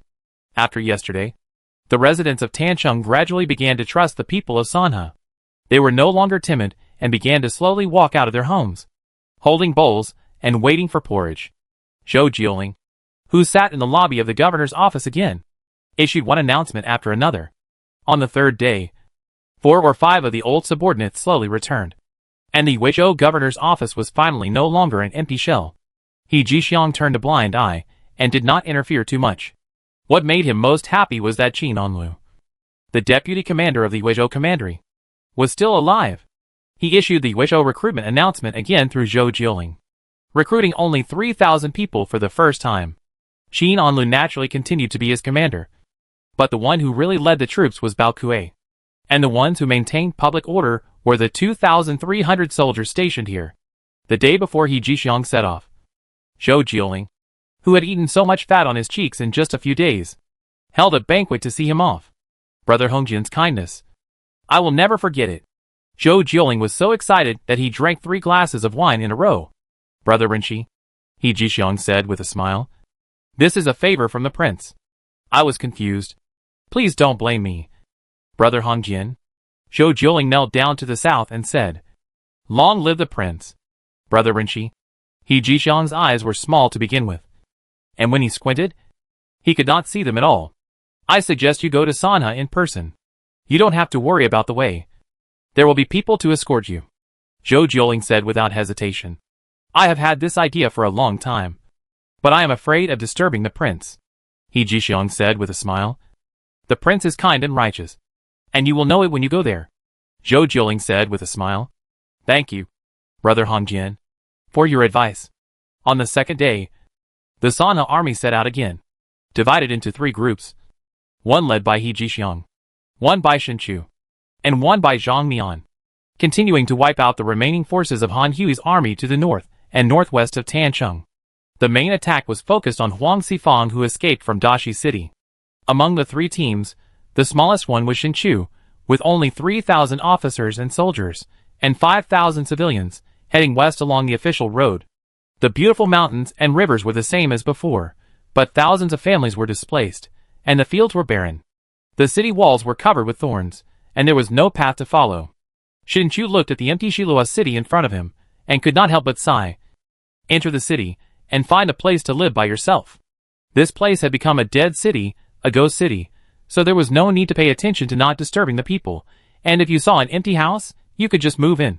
In the evening, Zhu Rorong came over and asked if he could take anything he wanted. Shen Chu hesitated for a moment, but finally nodded. After all, if he didn't take some things, they would just rust. What about us? Finally, some soldiers couldn't help it. Shen Chu closed his eyes and nodded. The soldiers and civilians all cheered. The sound of explosives was everywhere in Shilua City. They were already skilled workers in blasting. Chapter 206 Heaven Has Eyes. The soldiers' explosives are from the government, so they don't need to spend money, and they can blow up as they please. But for the civilians, they have to spend money to buy their explosives from the gunpowder supplier Emotion's family, and they can't waste explosives casually, which requires them to improve their blasting skills. Many of them have learned to make explosives by traditional methods, but in terms of effect, they are definitely not as good as those of the MO family, which test the blasting skills even more otherwise. Let alone blasting pits, you can't even raise a dust. A lifeless ghost town, but they managed to make it smell like the world of fireworks. Everyone felt a sense of urgency, after all. Shen Chu only gave them 2 days. If 2 days were over, they would have no chance. They had to hurry up and take as much as they could, because if they lost this opportunity, they might never have it again. In the middle of the night, many people did not even sleep, looking for cellars, dark rooms, dismantling copper, and smelting iron all over the city. Wei Yishan and Wang Xiuxuan moved into a wealthy family. It was dark, and the 2 men each held a copper lamp.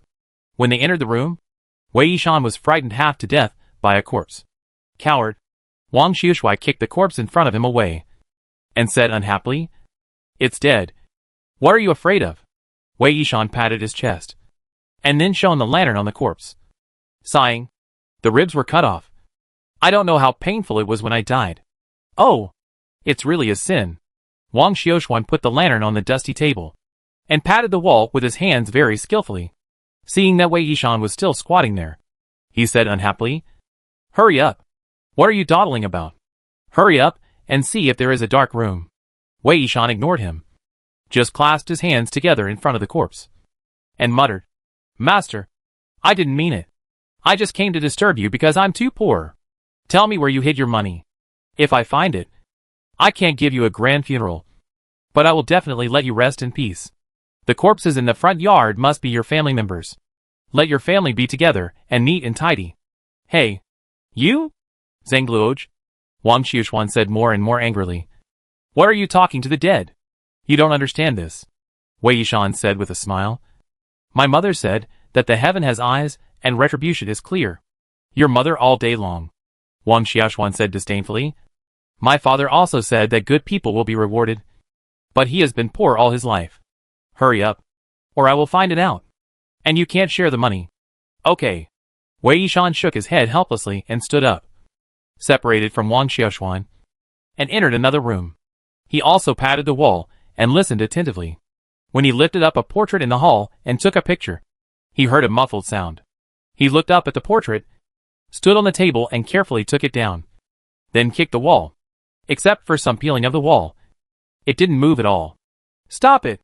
Wang Xiushuan pushed Wei Yishan away. "Can you do it? Let me do it."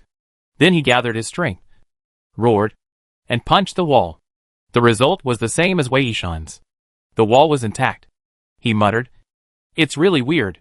He had entered the 5th level, and ordinary walls could not withstand his punch. Wei Yishan said with a smile, "I'll go get a hammer." "What hammer?" "Look at me!" Wang Xiushuan took off the explosive pack on his back, found the right position, and lit the fuse directly. "Run quickly." The two had just run into the yard when there was a bang. When they turned around, they found that the roof had collapsed and there was a smoke. Wang Xiushuan said with a frown, "What should we do?" Wei Yishan snorted coldly. "I said you are not professional in blasting. But you still don't believe it. Let's see what we should do now." Wang Xiushuan gritted his teeth and said, "What can we do?" "Go in." Wei Yishan sighed, and followed Wang Xiushuan into the ruins filled with dust and smoke. Based on their intuition, they felt that there must be good things here, and they could make a fortune.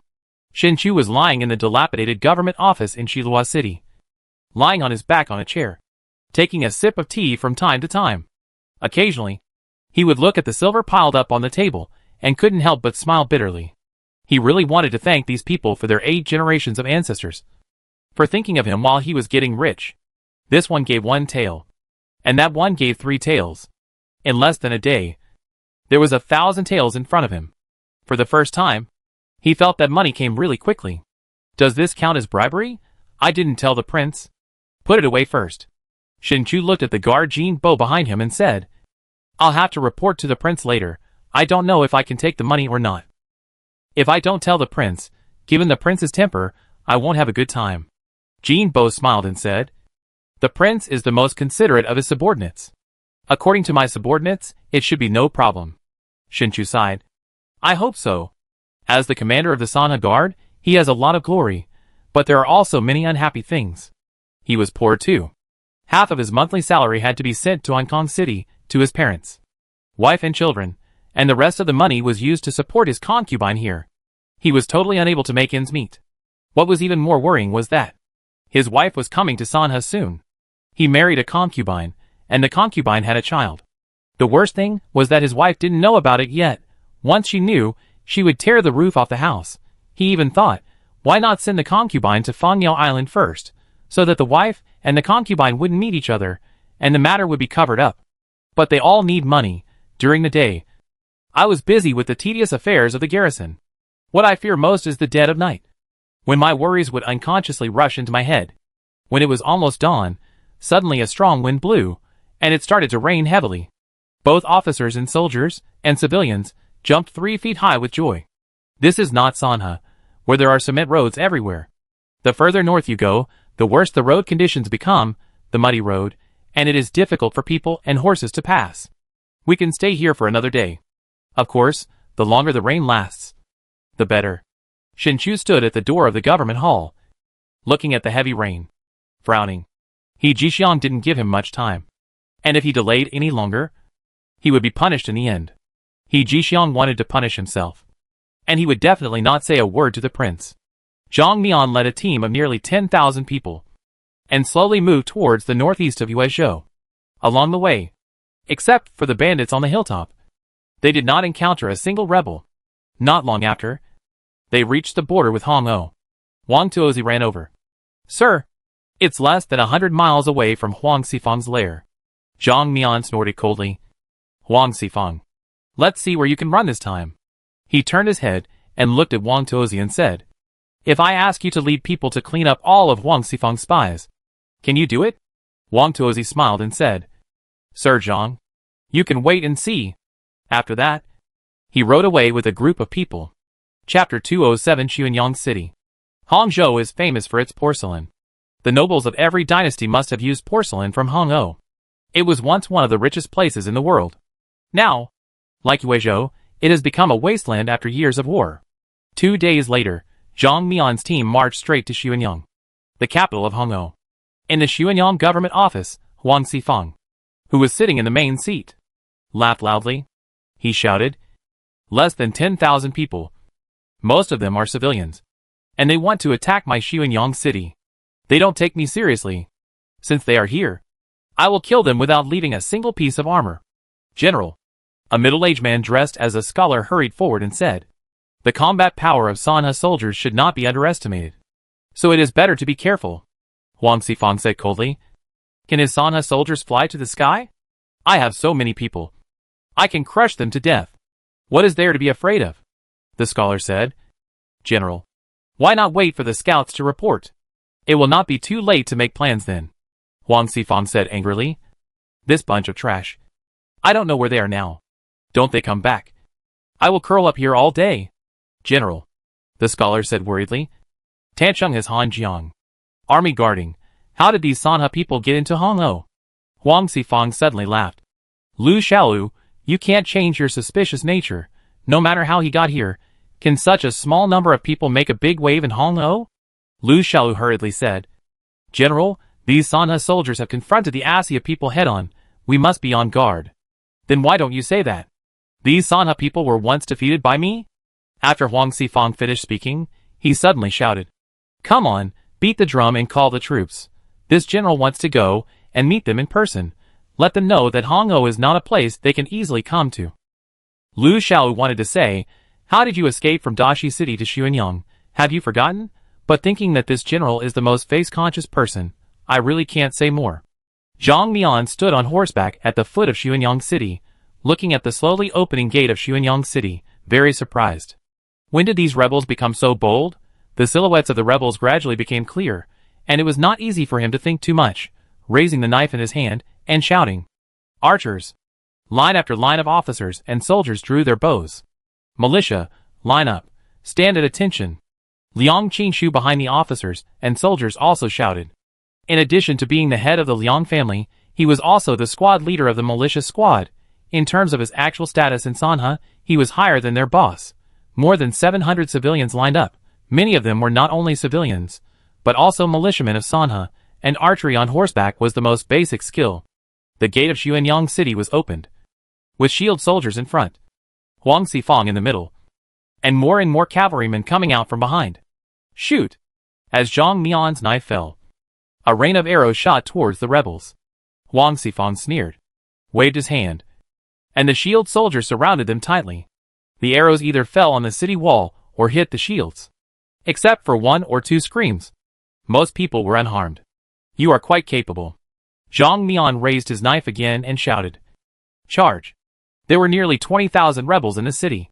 If they were allowed to leave the city together and form a formation, it would be difficult for them to deal with it. So they had to block them inside the city gate before they left the city. 5,000 soldiers rushed up with swords and guns in hand, following Zhang Mian.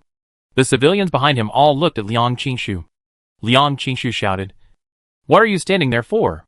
Damn it, Lord, he only said that we are not allowed to attack the city without authorization, but he did not say that we are not allowed to fight the enemy. If you stand there for a while, the swords will come at you. Are you waiting to die? At this moment, he did not look like a businessman at all. He rolled up his sleeves, tied the hem of his shirt around his waist, and rushed forward. The civilians also shouted, and chopped at the enemies in the city gate without caring about their lives. That tall and thin guy is mine. No one can compete with me for it. The sharp-eyed Wang Xuxuan had already noticed the jade ring on the hand of the tall and thin guy. The tall and thin guy's big knife was about to chop his head, but he didn't care and directly chopped the wrist of the tall and thin guy with the knife. The hand holding the knife fell directly, and the jade ring on his hand was covered with blood. Ha, the fortune teller is right. As long as my knife is fast enough, others can't chop me. Wang Xiushuan laughed loudly, didn't rush to pick up the spoils on the ground, but continued to chop at a sword and shield soldier. The wooden shield was directly split in half. The sword and shield soldier's forehead slowly oozes blood, and he fell to the ground directly. The civilians have gradually formed a tacit understanding that whoever cuts down the enemy will get the spoils. As for those who don't follow the rules, they will show their knives to each other afterwards. People die for money and birds die for food. Who is afraid of whom? Of course. Sometimes, when they face tribesmen who don't speak the same language, they can only swallow their anger. Fortunately, this time all the tribesmen followed He Jixiang.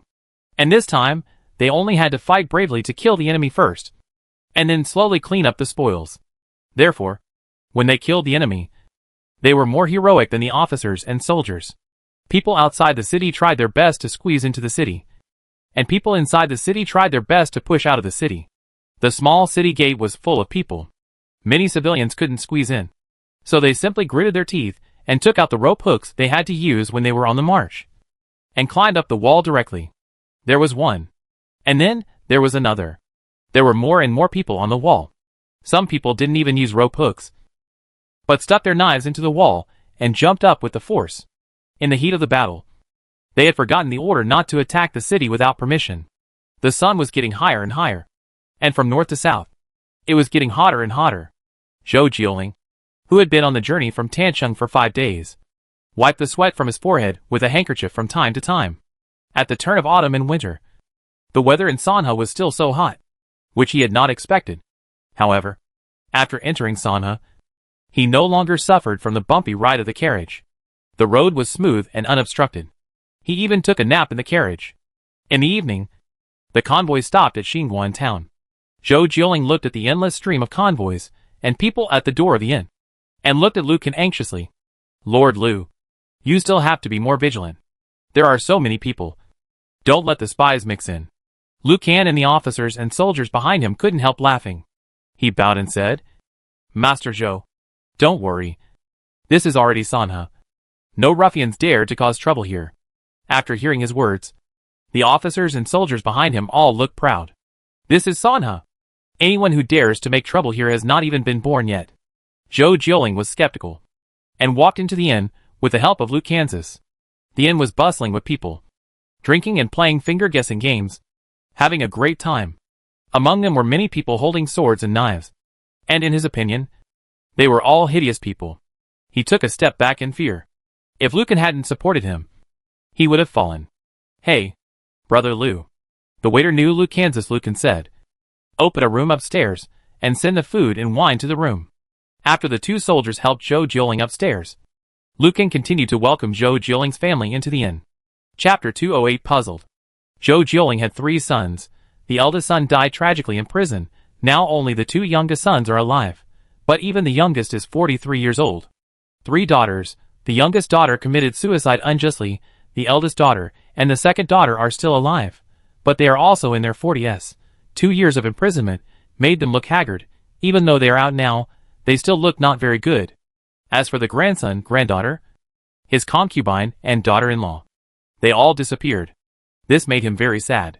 His old Zhou family, it is very likely that he will be exterminated. However, this time He Jixiang asked him to bring his family with him. Although he knew that he was taking his family as hostages, he agreed without hesitation. The reason is very simple. There is no choice. Along with the Zhou family, the family of Qin Anlu, the deputy commander of the Huo command, also got off the carriage, an old lady and a child who was not even 20 years old. Unlike Zhou Jieling, Qin Anlu took the initiative to ask for it. He was only in his 30s. He was not afraid of his wife's death. The most important thing was his future. After seeing the powerful army of Sanhe, he suddenly had a wild ambition. He could start all over again. What court? What Emperor Zhengchang? The most important thing at the moment was the trust of the prince. So, he took the initiative to send his mother and only son to Sanhe. The old lady was holding the child in her hand at this moment. When she entered the inn, she suddenly felt as if she was in another world. For a long time, She had not seen such a lively scene. After the people in the inn watched the group go upstairs, they looked at the officers and soldiers sitting in the hall. Hey, little brother, someone with sharp eyes immediately recognized Shundi among the officers and soldiers. You are escorting people back. Who was that old man just now? Shundi drank 2 pots of tea in big gulps. In the expectant look of everyone, he said lightly, Do you know what a secret is? Is this something you can ask? Hey, you kid. The old man who asked the question said angrily, I am just old. Otherwise I can go to war. How is the bandit suppression? Did you win? Before Shundi could reply, the people around him started talking. A middle-aged man said, Old Huang, no one likes to hear what you say. We all go out to win the battle. Otherwise, why would we go out so far? We have nothing to do. That's right, that's right. Others also joined in. We have fought so many battles, how can we not win? Who dares to fight with us Sanha people? Does he really think we are vegetarians? We can't kill him. Shundi smiled without saying anything, and lowered his head to eat his own food. Zhou Jieling, who was eating in the private room upstairs, listened to the different accents downstairs, looked at Lu Ken who was sitting opposite him with confusion, and said with a smile, Brother, if I am not mistaken, there should be many people from Yuezhou among the people talking downstairs. Although he was from Yuzhou, he had been an official in Yuezhou for 10 years, and was in charge of the local government. He was naturally familiar with the accent of Yuezhou people. But these people downstairs called themselves Sanha people, which puzzled him. Lu Ken smiled and said, Lord Zhou must know that Sanha was originally a remote place with few people. Outsiders rarely set foot in Sanha, and they only called us barbarians. He and the prince came to Sanha, repaired roads, established schools, and accepted refugees. Once they came, they became Sanha people. That's why Sanha is so prosperous now. Zhou Jieling smiled and said, I see that you are very eloquent. So you must have a rich family. Why do you need to be a leader in the army? Lu Ken said, Mr. Zhou doesn't know this. In Sanha, all people are soldiers. When you reach the age, no matter how rich or poor you are, you have to join the army. All people are soldiers? After Zhou Jieling came to his senses, he nodded and said, There are few people in Sanha, so we should be self-motivated. There was a quarrel on the avenue outside the window. He turned his head and saw 2 strong men swearing at each other. Both of them had broad swords on their backs. Although the quarrel was fierce, no one drew his sword. A big man in gray cloth locked his hands behind his back and shouted, Come here if you dare, I'll beat you to death, you bastard, you're messing with me. Beat me to death if you dare. Another shirtless big man also locked his hands behind his back and put his head directly in front of the gray-clothed big man. Come! Hit me! Hit me! The gray-clothed big man was startled and quickly stepped back, then spit on the shirtless big man. I'll hit you with the lungs. The shirtless man leaned sideways, narrowly avoiding the spit. And in anger, he also spit at the gray-clothed man. For a while, the two began a saliva war. When the spit was not enough, they kept retching. It was so lively. Zhou Jieling was puzzled. Although he was a civil servant, he was also a second-grade warrior, and he knew a little about kung fu. The 2 men spit at each other, jumping and dodging, and he saw clearly that the gray-clothed man had entered the 3rd grade, while the shirtless man had not yet entered the Huajin. If they were to fight, the gray-clothed man would be able to defeat them without any effort. The shirtless man was not afraid, and was still arguing. Lu Ken smiled and said, The Sanha law is very strict. Fighting in the street will be punished, and no one will be spared. For the sake of momentary pleasure, a man would be sent to labor reform for half a year. Not even a fool would do it, especially those who did not believe in evil at first, and had already suffered this pain. Everyone knows that labor reform is not something that ordinary people can endure. Moreover, the prince has already proposed. Everything is about money. In Sanha, only the rich are the boss. Haven't you seen that the local tyrants in Baiyun City are all guests of honor of Prince He? They all speak softly to Prince He. Zhou Jieling nodded and said, In troubled times, severe punishments should be used. Prince He is indeed wise. The next day, before dawn, the motorcade of more than 100 people set off again, and finally entered Baiyun City in the evening. The motorcade finally stopped at the governor's office in Baiyun City. Shanqi came out to greet him in person, and said loudly, Lord Zhou, we haven't seen each other for many years.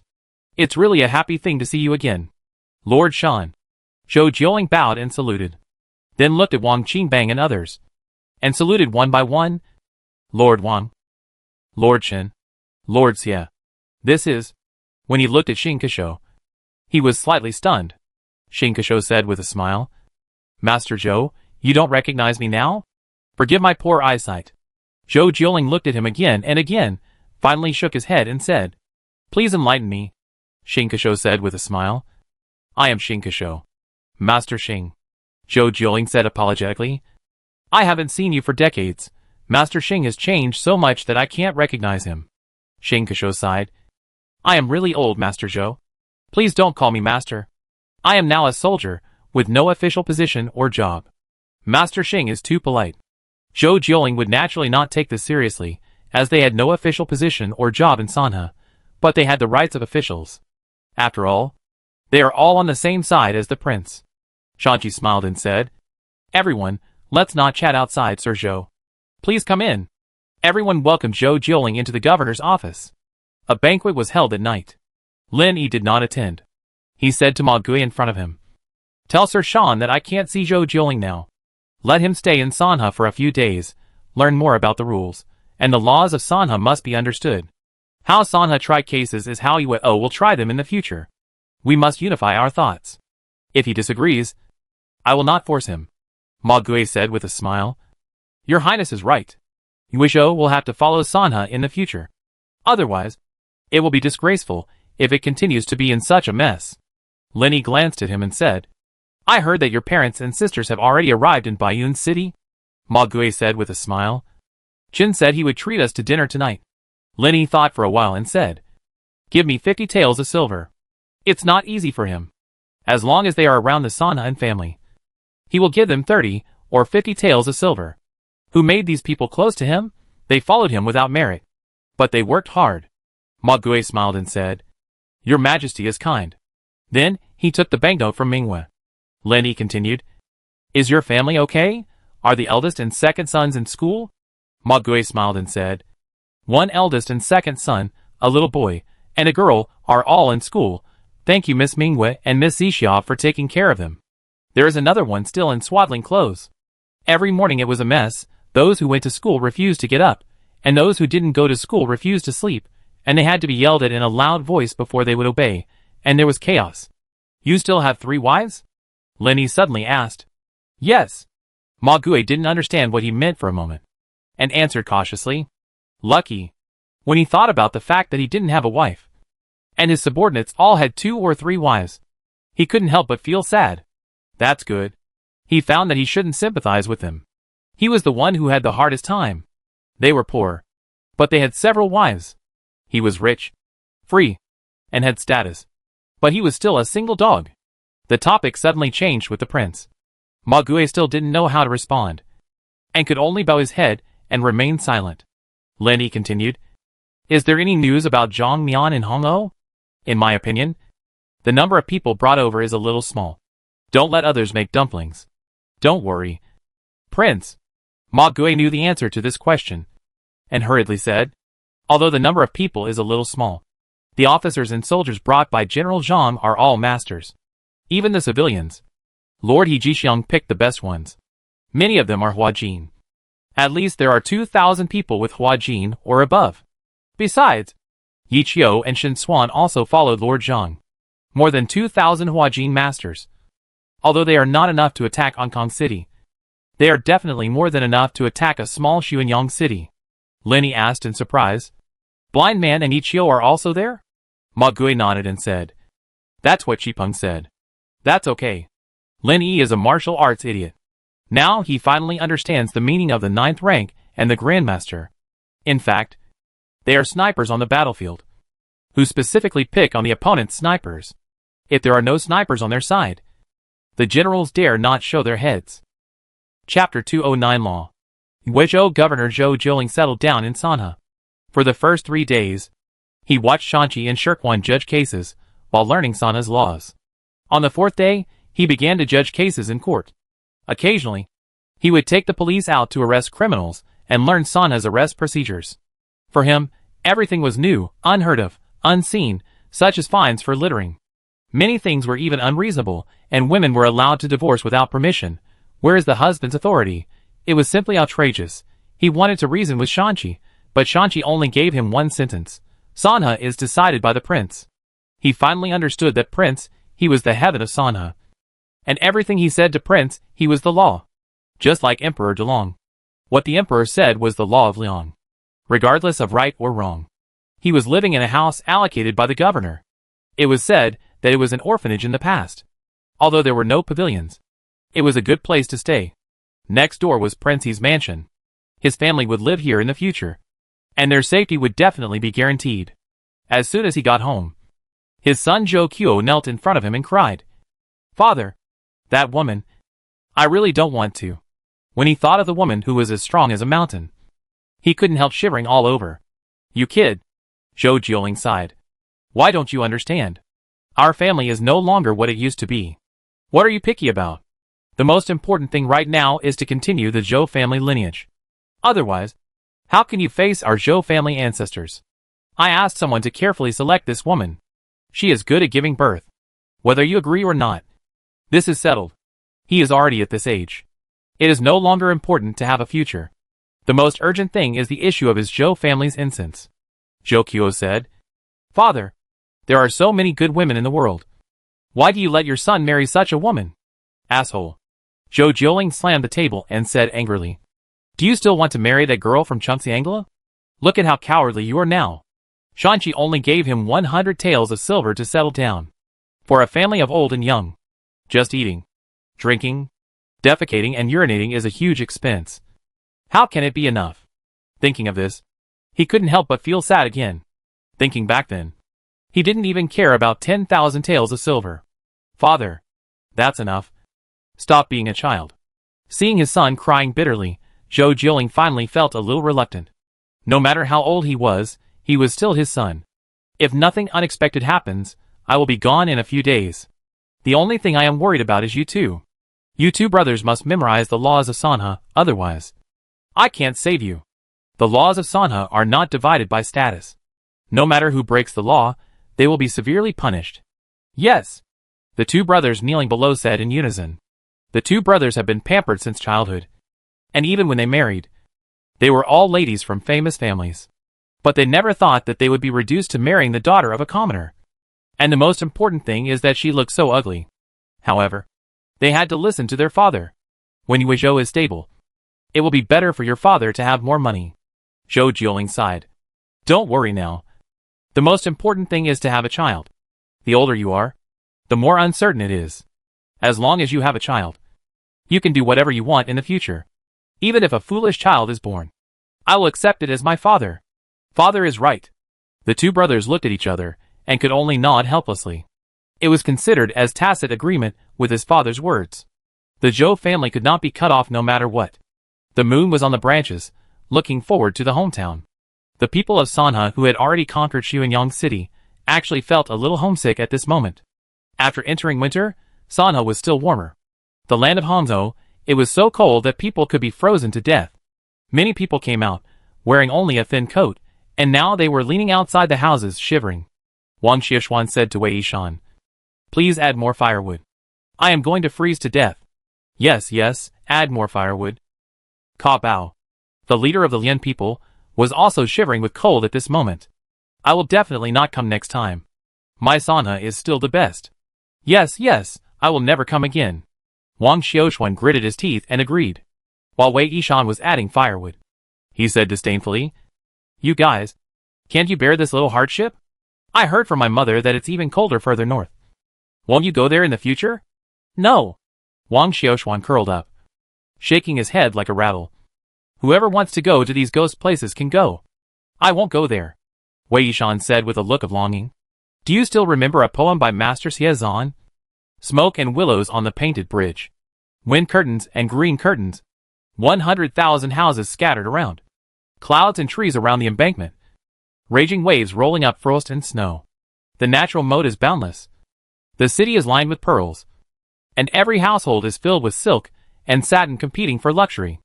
It's the Jiangnan area, which is in the north, and is the richest place in the world. Are you sure you won't go?" Wang Xiaoshuan was stunned for a moment. and then gritted his teeth and said, "Damn it. I'd be a fool not to go. Today, I watched the snow drifting in the cold night, and drifted far away with a cooled heart." He sang unconsciously. At first, he sang very sadly, which made people want to laugh. However, slowly, some people began to sing along, and then a large group. And finally the civilians and soldiers in the area for several miles began to sing along.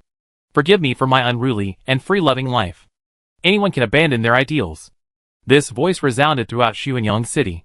The local Hongou people hiding in the houses could not understand the lyrics sung in Sanha dialect, and they were all a little confused. Xuanyang City Government Office. The lights were bright. Zhang Mian sat in the main seat, looking coldly at Huang Xifang and other bandit leaders kneeling below. "Sir, spare my life." Huang Xifang's head hit the bluestone slab, and blood was faintly seen. Zhang Mian smiled and said, "I thought you were a good man, but now you are like this. I am so disappointed." 20,000 rebels in Xuanyang City. He only thought he would take it down, but he didn't expect it to be so easy. Huang Xifang and other bandit leaders, seeing that things were going to fail, tried to flee from the west gate, but were stopped by Yi Qiu and Shen Xuan. Nearly half of the rebels surrendered. "Sir, I am innocent," Huang Xifang shouted. "I was forced by Han Hui. Otherwise he would have chopped off my head." Zhang Mian snorted. The massacres of Baiyang City, Dashi City, and Xuanyang City were also forced by Han Hui. Huang Xifang was about to speak. Zhang Mian continued, "Come on. Take him away." Such crimes were too numerous to list, and he wished he could chop them off with a knife. However, he still held back, and finally, he would be taken back to Baiyun City to be beheaded in public. "Sir, please don't get angry." Zhang Mian's personal bodyguard Wang Dahai handed him a cup of tea and said with a smile, "It's not worth it for such a person." Zhang Mian took a sip of tea and looked at a pale-faced scholar kneeling below. "Are you Lu Xiaolu?" Lu Xiaolu hurriedly said. "Yes, I am. I am from a good family. People outside say you are called the poisoned scholar?" Zhang Mian didn't give him a chance to speak. "Come on. Take him down and chop him off." "Ah." Lu Xiaolu was taken to the ground by 2 officers and soldiers, and he was so scared that his face turned pale. He shouted, "I am innocent." The officers and soldiers dragged him out of the government office without saying anything. He couldn't figure it out. He wasn't the main culprit. Why was he the first to die? After a while, everyone in the government office heard a scream. The remaining bandit leaders were so scared that they trembled all over, and some of the timid ones even wet their pants. Zhang Mian said disdainfully, "Take them all away." "Yes." The officers and soldiers on both sides responded loudly. Looking at the tent that suddenly became quiet, Zhang Mian suddenly felt a sense of pride. This feeling was something he had never experienced in Ankang City. In Sanha, you don't have to please your superiors, you don't have to feel aggrieved, you can do whatever you want at any time. It's so great to avenge your enemies. Come here, please invite the governor up.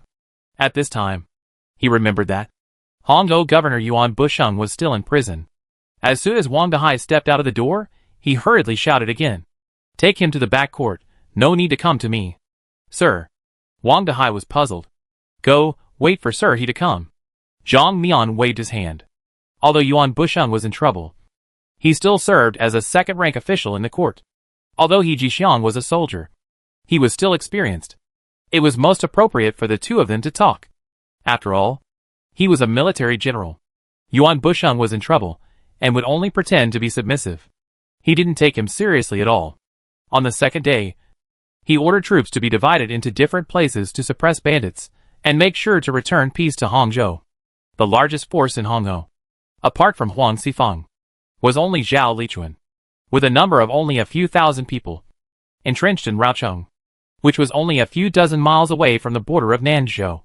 He stayed in Xuanyang to guard the city. 1 month later, Xuanyang was covered with heavy snow, and finally welcomed He Jixiang and Shen Chu who had come late. After entering the city, He Jixiang broke the military discipline of not disturbing the people for the first time, and allowed the Sanha soldiers to stay in the houses of the people. Many of the Sanha soldiers saw snow for the first time in their lives, and from the initial freshness, curiosity, excitement, they gradually turned into complaints and curses. Even warriors, facing such ice and snow, still had their hands and feet frozen and swollen, and some even had difficulty walking. The happiest person was Li Sanyang. He sold the cotton-padded clothes and silk he had collected from the civilians and soldiers at double the price. Why is it so cold? She leaned the butcher against the chair, wrapped himself in a quilt. I want to go home. You want to go to Hong Kong City with your cowardly attitude? Zhu Rorong laughed. That's ridiculous. When you go to Hong Kong City, you will know what it means to freeze water. Even Ping can freeze into ice. Gentlemen, here is some hot water. Wash your face. An old man carefully brought a basin of hot water. His face pale. Zhu Rorong smiled and said, Master, don't be afraid. We are not bandits. We are just staying here for 2 nights and will leave. If you have any food, bring it all to us. After that, he grabbed the old man's hand and stuffed 2 silver coins into it. Chapter 210. Let the tiger go back to the mountain. I dare not, I dare not. The old man hurriedly returned the silver in his hand. I still have some millet at home. I will go and make some porridge for the officials. Zhu Rorong slapped the silver on the table with a clatter and said loudly, You have to accept this silver today, whether you want to or not. I'm talking to you nicely, but why don't you listen? Who the hell wants to drink porridge? Take the silver and go out and see if you can buy some food. Huang Xifang was tyrannical by nature. Every time he conquered a place, he would massacre the city and let his soldiers plunder, so that places like Baiyang and Dashi City were flooded with blood, and only 1 in 10 people survived. Xuanyang City was an exception. They probably planned to stay there for a long time, although they also killed many people and looted many things. Xuanyang City still maintained basic business operations. The old man was too scared to speak. He carefully picked up the silver on the table and left.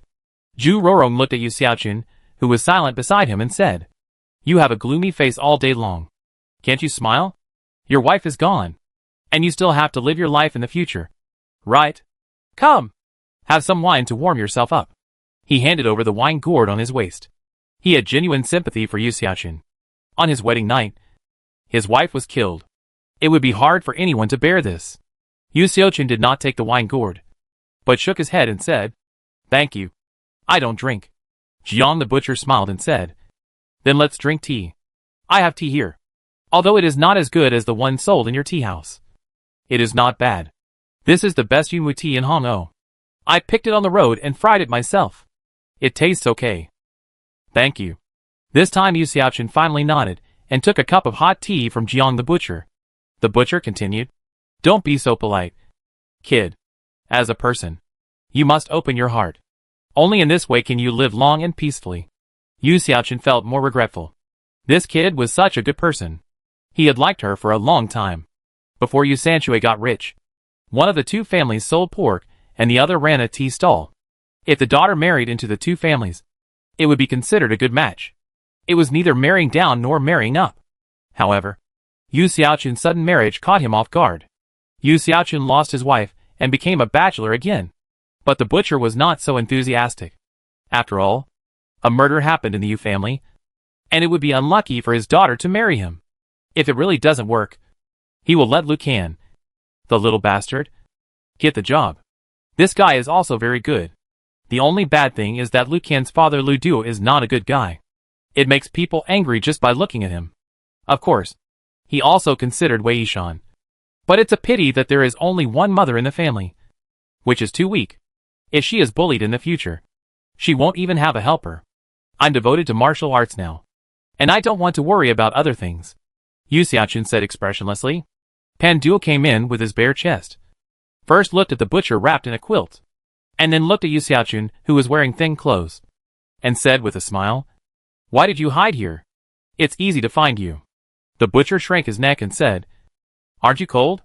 I'm cold for you. Pan Duo said proudly. I'm from Yongzhou, and I've been rolling in the snow since I was a child. Compared with Yongzhou, Hongou is nothing? Why don't you say you were in 8th grade? The butcher said unhappily. It's really amazing to have high martial arts skills.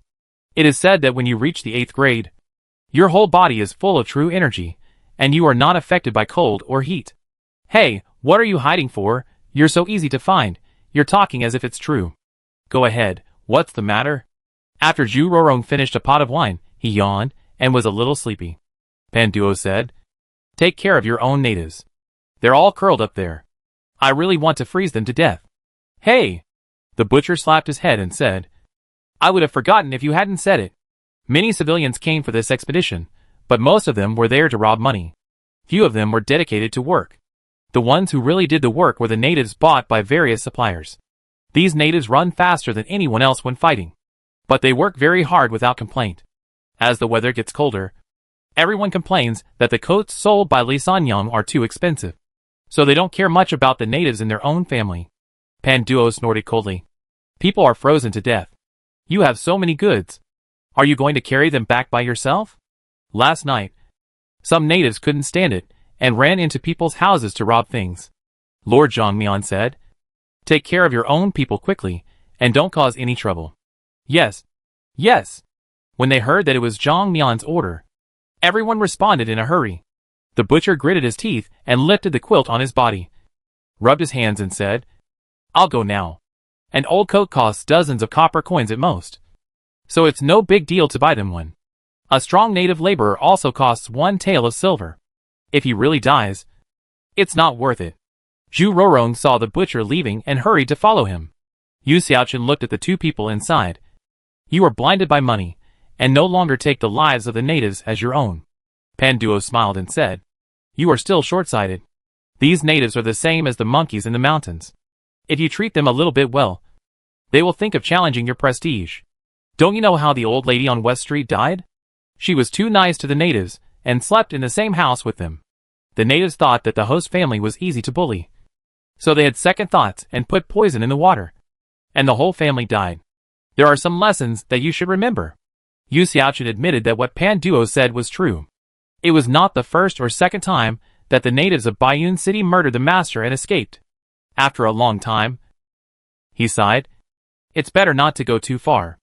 I told the prince that once you come, you are from Sanha, Pan Duo said.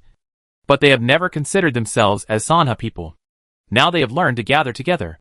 Believe it or not, if they are a little more relaxed, they can bully you. Then he changed the subject and said with a smile, do you really want to kill the dark guards? Yu Xiaochen gritted his teeth and said, I have an irreconcilable hatred with the dark guards. I swore in front of Inger's grave that I would kill Jiang Zhong with my own hands to avenge him. After Pan Duo threw a note over, he said lightly, the people Jiang Zhong sent to Nanzhou this time are all good players. You should be careful. Otherwise, if something goes wrong, your father will still find me. Yu Xiaochen stared at the note, finally bowed and said, thank you. Without waiting for Pan Duo to speak, he leaped onto the roof with big strides and disappeared in the wind and snow. Pan Duo shook his head helplessly. As the night fell, the snow became heavier and colder. He Jixiang sat in the living room of the yamen, holding the heater, looking at the bruised Yuan Busheng in front of him. He said with great emotion, Sir Yuan, you have suffered so much. Thank you, Sir He. Yuan Busheng said with tears in his eyes. If it weren't for Sir He, I really don't know if I would have the chance to see the light of day again in my lifetime. I am so rude. Sir Yuan has been out for some time, and I don't even know how to wash and groom him. It's really a sin. After He Jixiang finished speaking, he turned his head and looked at Wang Dahai and shouted, You bastard! What are you still standing there for? Why don't you quickly arrange for someone to help Sir Yuan take a bath and change clothes? Thank you, Sir He, for your trouble. Yuan Busheng, who looked like a beggar, burst into more tears. He had been out of prison for more than a month. But he could only eat, drink, defecate and urinate in his room every day. Not to mention taking a bath. He didn't even have a basin of water to wash his face. If he even wanted to drink a glass of water, he had to carefully ask the soldiers guarding the door. After Wang Dahai took Yuan Busheng away, Zhang Mian said with a smile, Sir He, is this eagle still alive? He Jixiang said with a smile. This man is just like Shou Jiuling. He has been scared out of his wits. There is no need to wait. But it is not wrong to be careful. After all, Yuan Busheng was originally the prince's man. And he cannot be trusted. Zhang Mian said, Sir, if we leave Hongou, who should we stay with? He Jixiang said, I have already thought about it. Let Jin Bo, who is beside Chenchu, stay here with 3,000 people.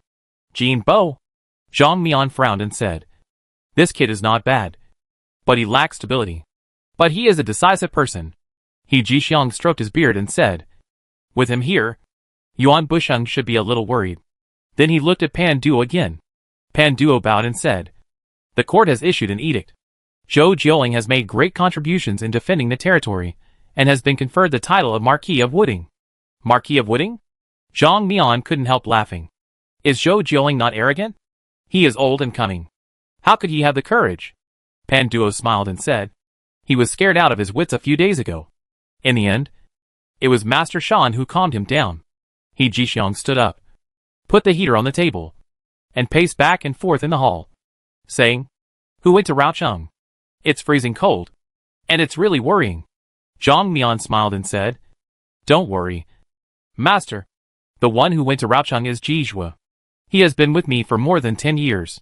I know his character and ability very well. A few days ago, I arranged for Wang Tuozi to lead people to deliver supplies. Zhao Lichuan, who guards Raocheng, is really a good-for-nothing. He is not to be feared. Moreover, I also obeyed the order of the adults, and only asked him to drive the rebels into Nanzhou. He Jixiang walked to the door, looked at the increasingly dark sky, and said with a smile, since he is a good-for-nothing, it is not enough to drive him into Nanzhou. Go and release Huang Xifang and his men. My lord. Zhang Mian and Shen Chu were both shocked. He Jixiang said calmly, tell Huang Xifang that if he wants to survive, he can only go to Nanzhou, Chuzhou and other places. Whether it is Sanhe, Yuezhou, or Hangzhou, there is no place for him. Shen Chu couldn't help but say, sir, I really don't understand. Huang Xifang is a vicious person. If you let the tiger go back to the mountains, there will be endless troubles. The key is that he can't explain to the prince. He Jixiang smiled and said, only when Nanzhou, Chuzhou, and Jingzhou are in chaos, the prince will have a chance. Zhang Mian wanted to say, the people are so innocent. Chapter 211, Announcement. But he finally held back. He said to He Jixiang, sir, you are indeed a man of foresight. I admire you. I will listen to you. Sir. After hesitating for a while, Shen Chu had no choice but to agree. He Jixiang held the heater in his arms again, sitting on the chair with his back hunched, sighing. I am old, and I don't have much time left. The world will still be yours in the future. In troubled times, heroes should emerge. Sir. The corners of Shen Chu's eyes, Zhang Mian's, and others were actually a little sore and swollen. Yu Matzi, a waiter from Jinfu restaurant, came in and said with a smile, my lords, we are going to cook a stew tonight. Do you want to eat now? He Jixiang said. Just bring it in. Zhang Mian personally went to the kitchen to bring in 2 large stoves, placed them in the middle of the hall, put the pots on them, and after several people warmed up their wine, they ate together. It was snowing heavily in Hangzhou. In contrast, the sun was shining brightly in Baiyun City. Zhou Jioling, who had already finished studying trial cases in the Sanhe provincial government office, thought that his studies were over and he could return to Yueo. But he was arranged by Shanqi to go to school. He heard a lot of new terms again, such as 3 years of compulsory education, compulsory school enrollment for children of school age. The saddest thing was that he had to learn to count from scratch, write numbers, and be able to skillfully use addition, subtraction, multiplication and division. These were not difficult for him. The most difficult was the accounting course, such as where there is a credit, there must be a borrow, and the borrowing and lending must be equal. The increase of borrowing and the decrease of credit is an asset, and the equity is the opposite of it, which made him dizzy. However, he also had to learn it.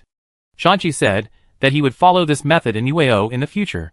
Fortunately, within 10 days, someone was with him. He never thought that he would have a day to share the joys and sorrows with his former opponent Yuan Busheng.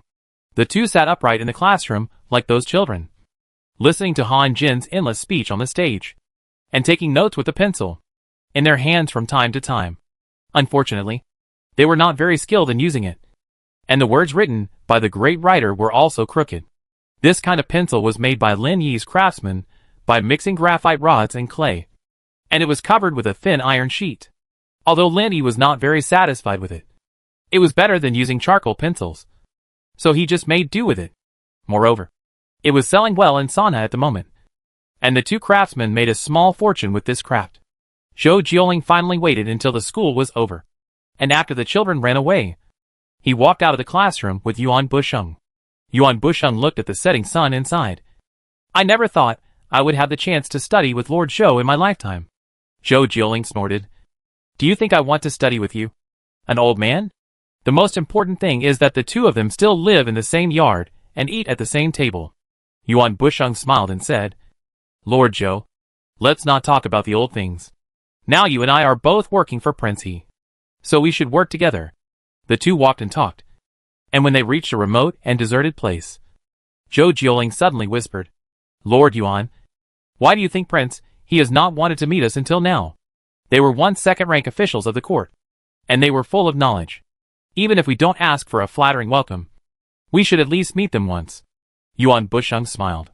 Lord Zhou, you and I are now prisoners, and it is a blessing to be able to survive. Humph, Zhou Jieling said unhappily. Lord Yuan just said that we should work together, and it is too meaningless to say these words now. Yuan Busheng smiled and said, Lord Zhou, you are making things difficult for me. It is said that this prince, he was a reckless person when he was in the capital. How can we judge him by ordinary people? Zhou Jieling sighed. This prince, he is indeed an extraordinary person.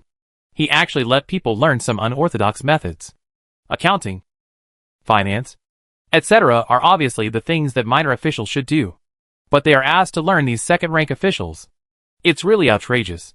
Since you are here, you should make the best of it. Why think too much? Yuan Busheng was about to speak when he found that the road ahead was blocked.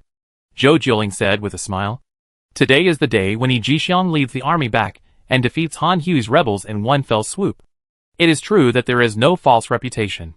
From now on, Yueo and Hangzhou belong to Prince He.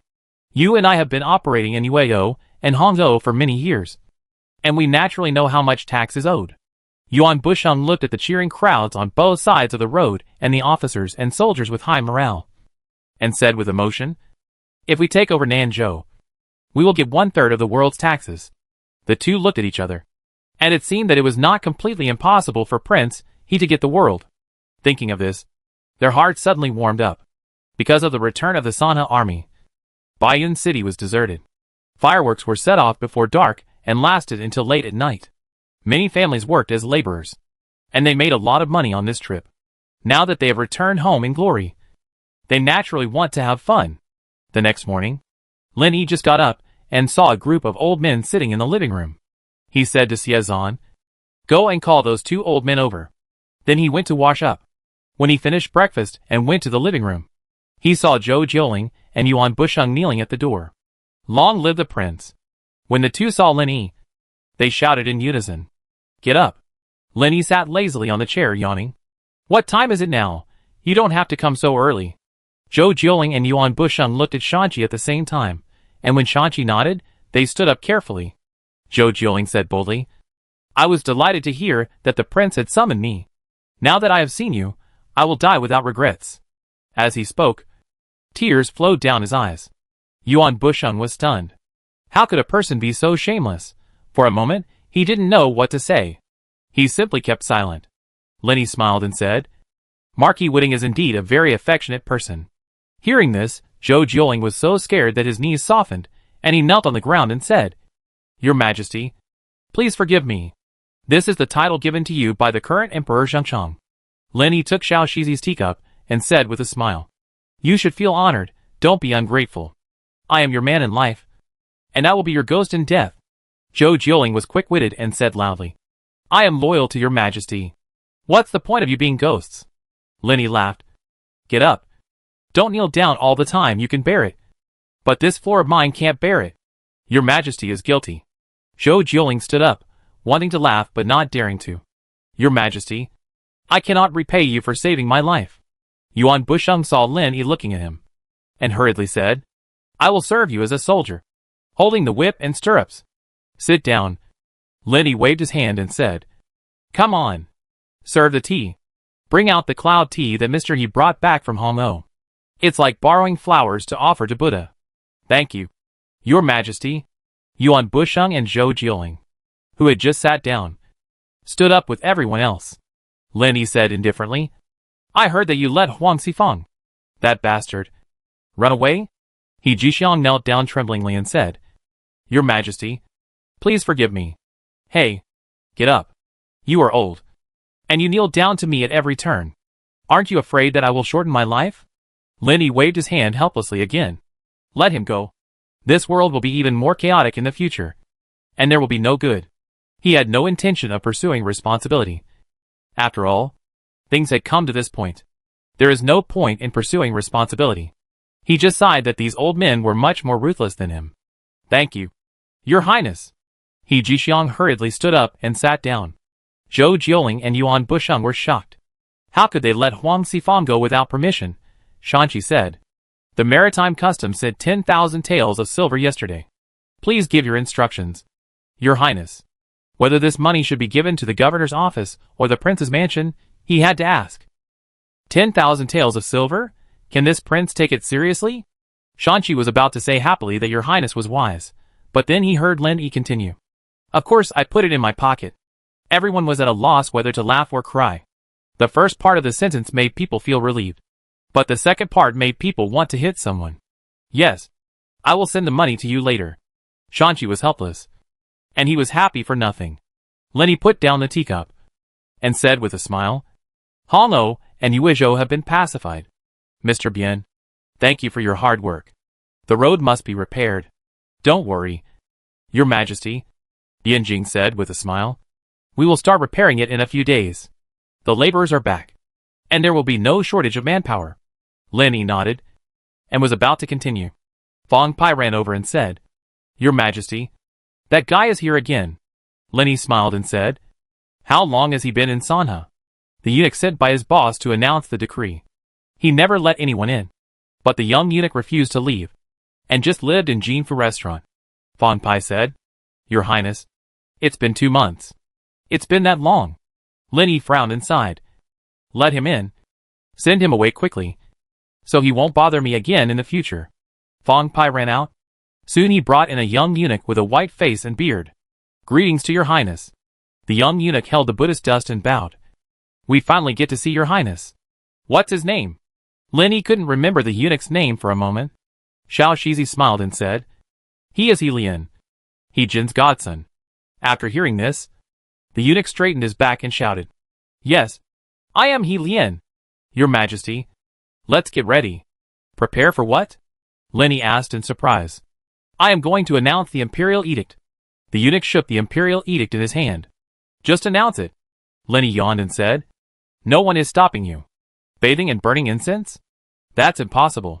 He Lian was furious. Seeing Lin Yi and a group of old men sitting there motionless. He simply gritted his teeth and unfolded the imperial edict. He couldn't help but shout. Your Majesty.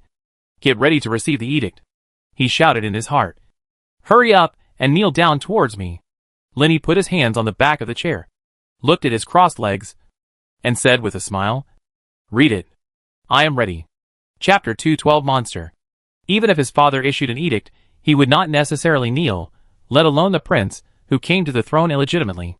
Now he vaguely understood why his ambition suddenly swelled. Jizhao Temple, Prince Yong was aggressive on the one hand, and on the other hand, it was because he did not have the habit of kneeling to others at every turn. This kind of stubbornness and arrogance is hidden in his bones. If he is not careful, it is difficult for him to find it. Seeing Lenny like this, He Lian was very angry, but he could not get angry, after all. He was a prince. He could only look at Shanqi, Wang Qingbang and others. The prince won't kneel. How can you not kneel? How dare you? He didn't recognize any of the old men except Shanqi. Finally, his eyes fell on Zhou Jioling. After confirming again and again, he was not mistaken. This person was the governor of Yueo. He was very surprised why this person came to Sanha. If Zhou Jioling came, it wouldn't be too strange to see Yuan Busheng. Right? Yuan Busheng felt uncomfortable when He Lian looked at him. At a certain moment when he saw the edict, he really had the urge to kneel down. However, he did not dare to do so. He and the prince did not move at all. Shanqi and others were also calm. If he knelt down directly, wouldn't it mean that he acknowledged the prince's throne? Therefore, he must not kneel down. Zhou Jioling had the same idea. If he did not kneel today, he would offend the prince. If he knelt, he would offend he and the prince. He knew which was more important. After all, this was someone else's territory. As for the prince, if he wanted to attack him, he was too far away to do so. Even if he lost to he and the prince, that would be a matter for the future. He should take care of the present first. Good. He Lian gritted his teeth, unfolded the bright yellow imperial edict in his hand, and said loudly, "By the grace of heaven and the mandate of heaven." The Emperor. The edict says, the closest relatives are those of father and son. So when the father has the world, it is passed on to the son. When the son has the world, the honor is returned to the father. This is the highest level of human nature. Now I honor the old man as the supreme emperor. I am blessed by heaven and inherit the imperial lineage. I respect the established constitution and follow it. The supreme emperor was initially ill with diarrhea, but later developed other diseases, and was unable to help himself. I am very worried about it. I heard that filial piety and brotherhood are important to human relations, and the family is loyal to the clan to show harmony. Filial piety and brotherhood are the most sincere and ethical. I hereby inform you that the ninth son of the Emperor Taishang is endowed with extraordinary talents and a dignified character. He shall enter the palace to serve the morning today, and shall be allowed to wear a sword and shoes when entering the palace. He shall not bow when entering the court, and shall not mention his name when praising or bowing. He shall be given the opportunity to play the drums and banners in front and behind. I respect you. He Lian finished reading the edict, but still held it in his hand, motionless. That's all? Lenny understood it. The meaning of the edict was very clear. The son took over the father's position, and it was natural for me to be the emperor. Don't talk nonsense. What happened before will happen in the future. Anyway, I, the emperor, follow the old rules. Don't say I don't give you face. The emperor got sick on his own. It has nothing to do with me. On the contrary, I am very worried. You, the ninth one, should stop being a vassal king. You should come to the palace to serve the old emperor. Otherwise, it would be unfilial. Of course, you will not be treated badly when you come to the palace. You are allowed to bring a sword to the palace. You don't need to kneel down. Look, brother is kind. Right, Lenny wanted to say to him, MP, knowing that I don't know kung fu, you still let me bring a sword to the court? What are you thinking? Your Majesty. He Lian couldn't help it after all. Accept the order. Seeing Xiao Shizi coming towards him, he was about to scold him, but he found that the edict in his hand was gone. It had been taken by Xiao Shizi and handed to He Wanya. Asshole. He Lian was so angry that he was shaking all over. Tan Shizi. You? You are being disrespectful. You are unforgivable. He. Tan Shizi said with a smile. Little Lianzi. We have known each other for a long time. You know my family. We are not afraid of being scared. Besides, we are family members. We should not be so polite. Leaving the palace without permission is also a capital crime. He is not afraid, let alone being disrespectful. Too many debts do not worry. Too many lice do not itch. He Lian gritted his teeth and said, Aren't you afraid of having your entire clan executed? He regretted it after saying it in a hurry. Tan Shizi. This guy doesn't even know his parents' names. Where does the 9 clans come from? Little Lianzi. Little Shizi said with a cold face. It's better not to be presumptuous in front of the prince. He kept nodding at him from time to time. He Lian followed the direction of Xiao Shizi's mouth and saw Honging standing at the corner. He was so scared that his face turned pale. Honging never quarreled with anyone in the palace. But there were many legends about him in the palace, because anyone who offended him would end up with a bad ending for no apparent reason, either drowning or having a bloody head. Many people wanted to testify against him, but there was no evidence. That's enough. Lenny put the imperial edict on the table and said to He Lian, Your mission is also completed. Just do what you should do, and don't bother me anymore. Your Majesty, He Lian said hurriedly. How should I report to the emperor? Lenny said. It's said that Sanha is remote, and I have to prepare well before I can set off. I definitely can't leave now. Yes. He Lian finally said nothing more, and was led out of the prince's mansion by Fang Pai. Lin Yi threw the imperial edict to Shanqi, and said with a smile, You can take a look at it yourself. Shanqi took it, glanced at it casually, and then passed it to Xie Zan and others. Finally, it was passed to Zhou Jiuling and Yuan Busheng. After Zhou Jiuling finished reading it, he knelt down and said indignantly, Your Majesty, you can't go back to the capital. Your Majesty is a precious person. How can you put yourself in danger? I second the motion. Yuan Busheng regretted it again. He was always slower than this old man. You think so too? Lenny took a sip of tea and sighed. The boss is the emperor now. It's really difficult for me to go against him. Besides, it is legitimate to serve the morning. And I do not want to be known as an unfilial son. Your Highness can just claim to be ill, Yuan Busheng hurriedly said. I believe the emperor will also understand your Highness. Mr. Yuan's idea is really brilliant. Shanqi clapped his hands and praised. Thank you, Mr. Shan. Yuan Busheng smiled awkwardly. This method has been used by heroes in history, so it is not good at all. Shanqi said this, just to save his own face. Well, then let's do it this way. Please help write a memorial for the deceased. Old gentleman, Lin Yi said to Xiao Shizi. Tell He Lian not to leave in a hurry, wait for the memorial to be written, and take it back to the capital together. Yes. Xiao Shizi bowed and went out, catching up with He Lian. He Lian rode his horse, feeling depressed. He didn't expect that after waiting for 2 months, this would be the result. When he returned to the entrance of Jinfu restaurant, the waiter came to help pull the reins, helped him down, said with a smile, Eunuch, what do you want to eat today? We have to go back today, He Lian said helplessly. After staying here for 2 months, he had very little silver left. He was probably the most miserable eunuch who delivered the imperial eunuch. Not only did he not get the reward, he even lost money. He was really miserable. He sighed and went upstairs to pack his things. As soon as he put the bag on his shoulder, he saw Xiao Shizi pushing the door open. Oh, are you really going to leave? Xiao Shizi sat down and poured himself a cup of tea. What are you doing here? He Lian rolled his eyes at him and said, Are you here to see our family's joke? We are here to congratulate you. Xiao Shizi smiled and said, After finishing this errand, you will be promoted, won't you? Of course, He Lian said proudly. After this trip, my godfather will let me be the chief of the 12th prison. Congratulations. Congratulations. Xiao Shizi smiled and said, Wait until later, and bring back a letter from the prince, so that you won't be returning empty-handed. Humph. He Lian didn't say yes or no, but just threw the bag in his hand on the table. Xiao Shizi patted his shoulder, and said with a smile, You and I are brothers. We haven't seen each other for a long time. Let me treat you to a meal. Who is your brother? He Lian threw his hand down in anger.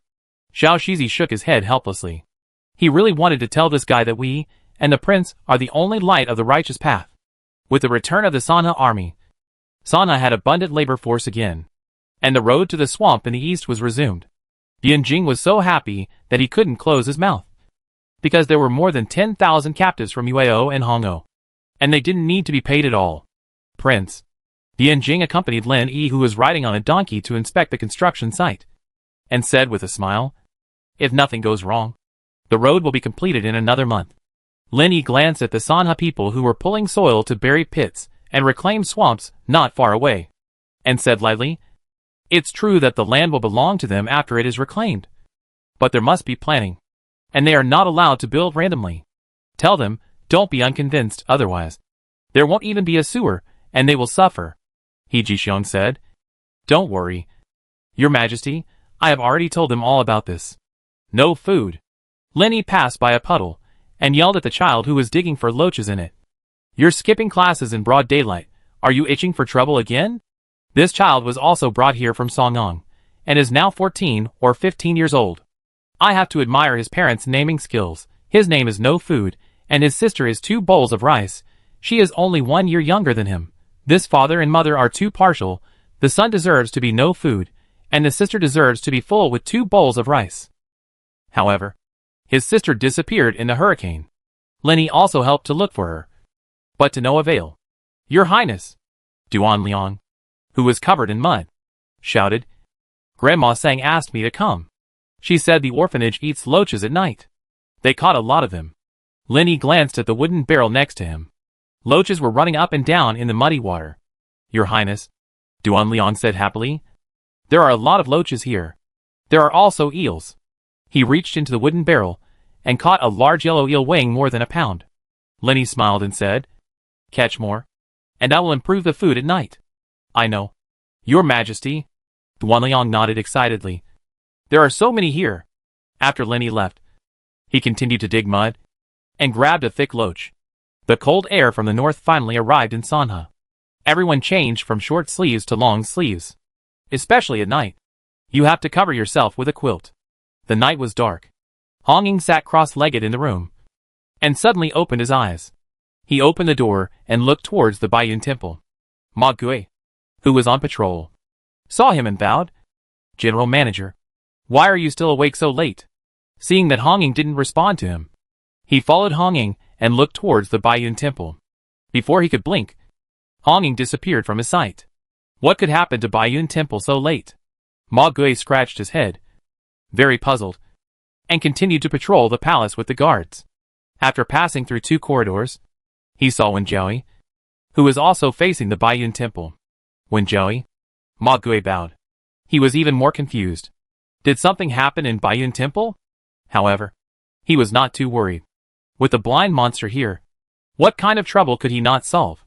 He should be worried about the thief. He was so blind that he ran into a peak 9-rank master.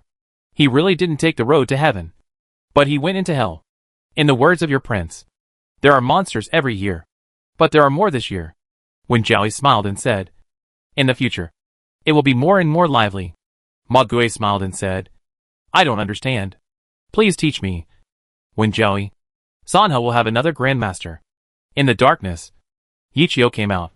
He sighed. He is no longer considered a human being. Is the grandmaster? Ma Gui and the people behind him were stunned, and they looked at Baiyun Mountain unconsciously. The first person they thought of was the blind fortune teller Wang Dong. Who else could it be except the blind man? Yichio said helplessly. Could it be you or me? The more he thought about it, the more depressed he became. A grandmaster who is less than 20 years old. Just think how terrible it is. There is no one before or after him.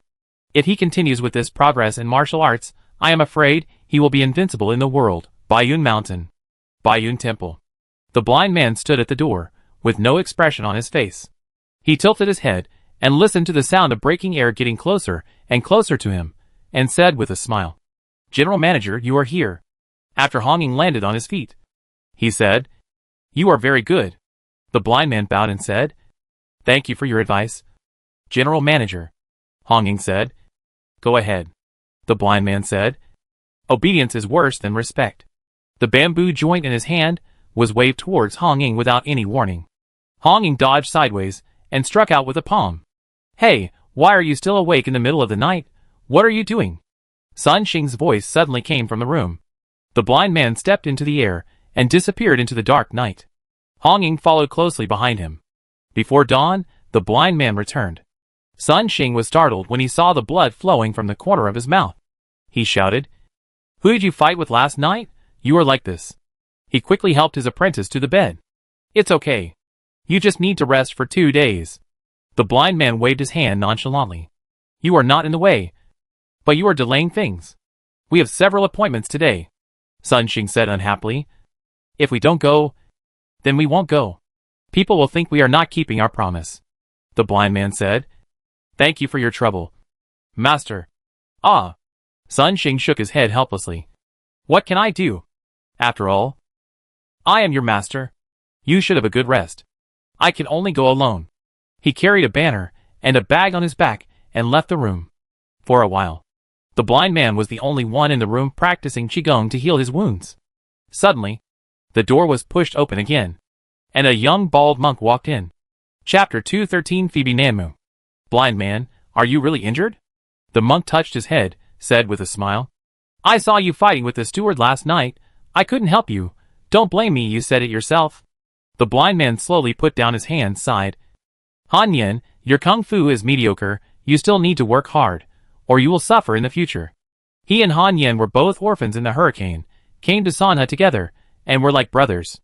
After leaving the orphanage, he became a Taoist priest, and Han Yen became a monk. In a big temple, they became closer than before. Han Yen became a monk not because of his disability, but because he was interested in the Buddhist teachings in the prince's novels. He begged the steward to learn the great power Heavenly Dragon, and took Fahai in the novel as his role model. His Buddhist name is now Jihai. If it weren't for the prince's face, the monks in Baiyun Temple would have beaten him to death. He actually gave himself a Buddhist name. It's a pity that after so many years, he is still hovering at the 3rd rank like Fang Pai, and has not made any progress. Who said that? Han Yen said unhappily. I think I will be able to break through the 4th rank soon. The blind man smiled but said nothing. No matter what Han Yen said, He ignored her and focused on healing. Seeing that he didn't talk, Han Yin felt bored and closed the door and left. He returned to the Zen room to continue meditating. After Lin Yi finished his breakfast, he was shocked to hear that the blind man had become a grandmaster.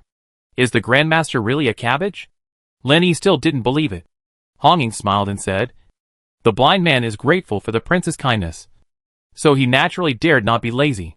He studied hard day and night and achieved today's achievements." Lin Yi looked at Wen Jiaoyi, then at Hong Ying, and asked curiously, "What if the three of you join forces to fight against Jingyi?" This woman always made him feel uneasy, like a sword hanging over his head, and his neck could be cut at any time. Hong Ying lowered his head and said nothing. Wen Jiaoyi shook her head. "Is this old witch so powerful?" Lin Yi stood up and said, "I can't beat her to death." Wen Jiaoyi said, "I can't beat her now, but I don't know what will happen in the future. My junior sister is a genius. How can she be an ordinary person?" Lin Yi didn't give up and said, "What if she faces Jing Quan?" Wen Jiaoyi pondered for a moment and said, "It's difficult for her to kill the three of us, but it's also difficult to keep her. It means that she can only fight Jing Quan to a draw?" Lin Yi lost his excitement all of a sudden. Wen Jiaoyi snorted coldly, "Except Jingyi and Master Wuxiang, who can fight Jing Quan to a draw. Wuxiang? Xiao Yao?" Lin Yi had never heard of these two people. "Who is this?" "Prince." The speaker was Wang Qingbang. "Wuxiang is the great elder of Jinggangtai and Yuzhou. His cultivation is shocking, and he has not appeared in the world for more than 50 years. Jinggangtai? Lin Yi patted his head and said, "I remember you said that Du Sanhe, also known as Nie Yudao, also came from Jinggangtai?" Wang Qingbang nodded. "That's right. Who is the devil Xiao Yao?" Lin Yi asked. Wang Qingbang said, "The world's #1 demon sect is called Chunshan City, and the city lord is Xiao Yao, whose martial arts are unfathomable.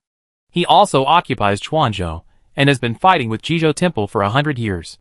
I don't know how many blood feuds have accumulated between generations, and it has reached a situation of no end. Also in Chuanzhou?" Lin Yi was happy. "Are they enemies of Jizhou Temple?" Wen Jiaoyi said coldly. "The scum of the demon sect. Everyone can kill them." No, that's wrong." Lin Yi shook his head and said, "The enemy of our enemy is our friend. If they don't provoke us, we won't provoke them. We should keep our distance." Wen Jiaoyi stood up and said, "The demon sect is evil and weird, and it harms the people of the world. How can we seek the skin of a tiger?" Lin Yi spread his hands and said, "I didn't say that we must cooperate with them. Don't be so excited. Chunshan City. It sounds like a city?" "Of course," Wen Jiaoyi said hatefully. "Separatism, oppression of the people, is exactly what the demon sect does." Suddenly frowned, floated out of the house, and shouted, "Witch!" Then there was a silver bell-like laughter that resounded throughout the palace, crisp and pleasant. Lin Yi was actually in a trance, feeling that he was wrapped in a light, very comfortable. "Prince!" Hong Ying shouted, which made Lin Yi sober up all of a sudden. It really is someone from the demon sect. Shanqi was also awakened by Hong Ying, sighing, "It's so fascinating. It's hard to guard against. It's so fascinating." Lin Yi thought it was unscientific, and stood up and walked out of the house.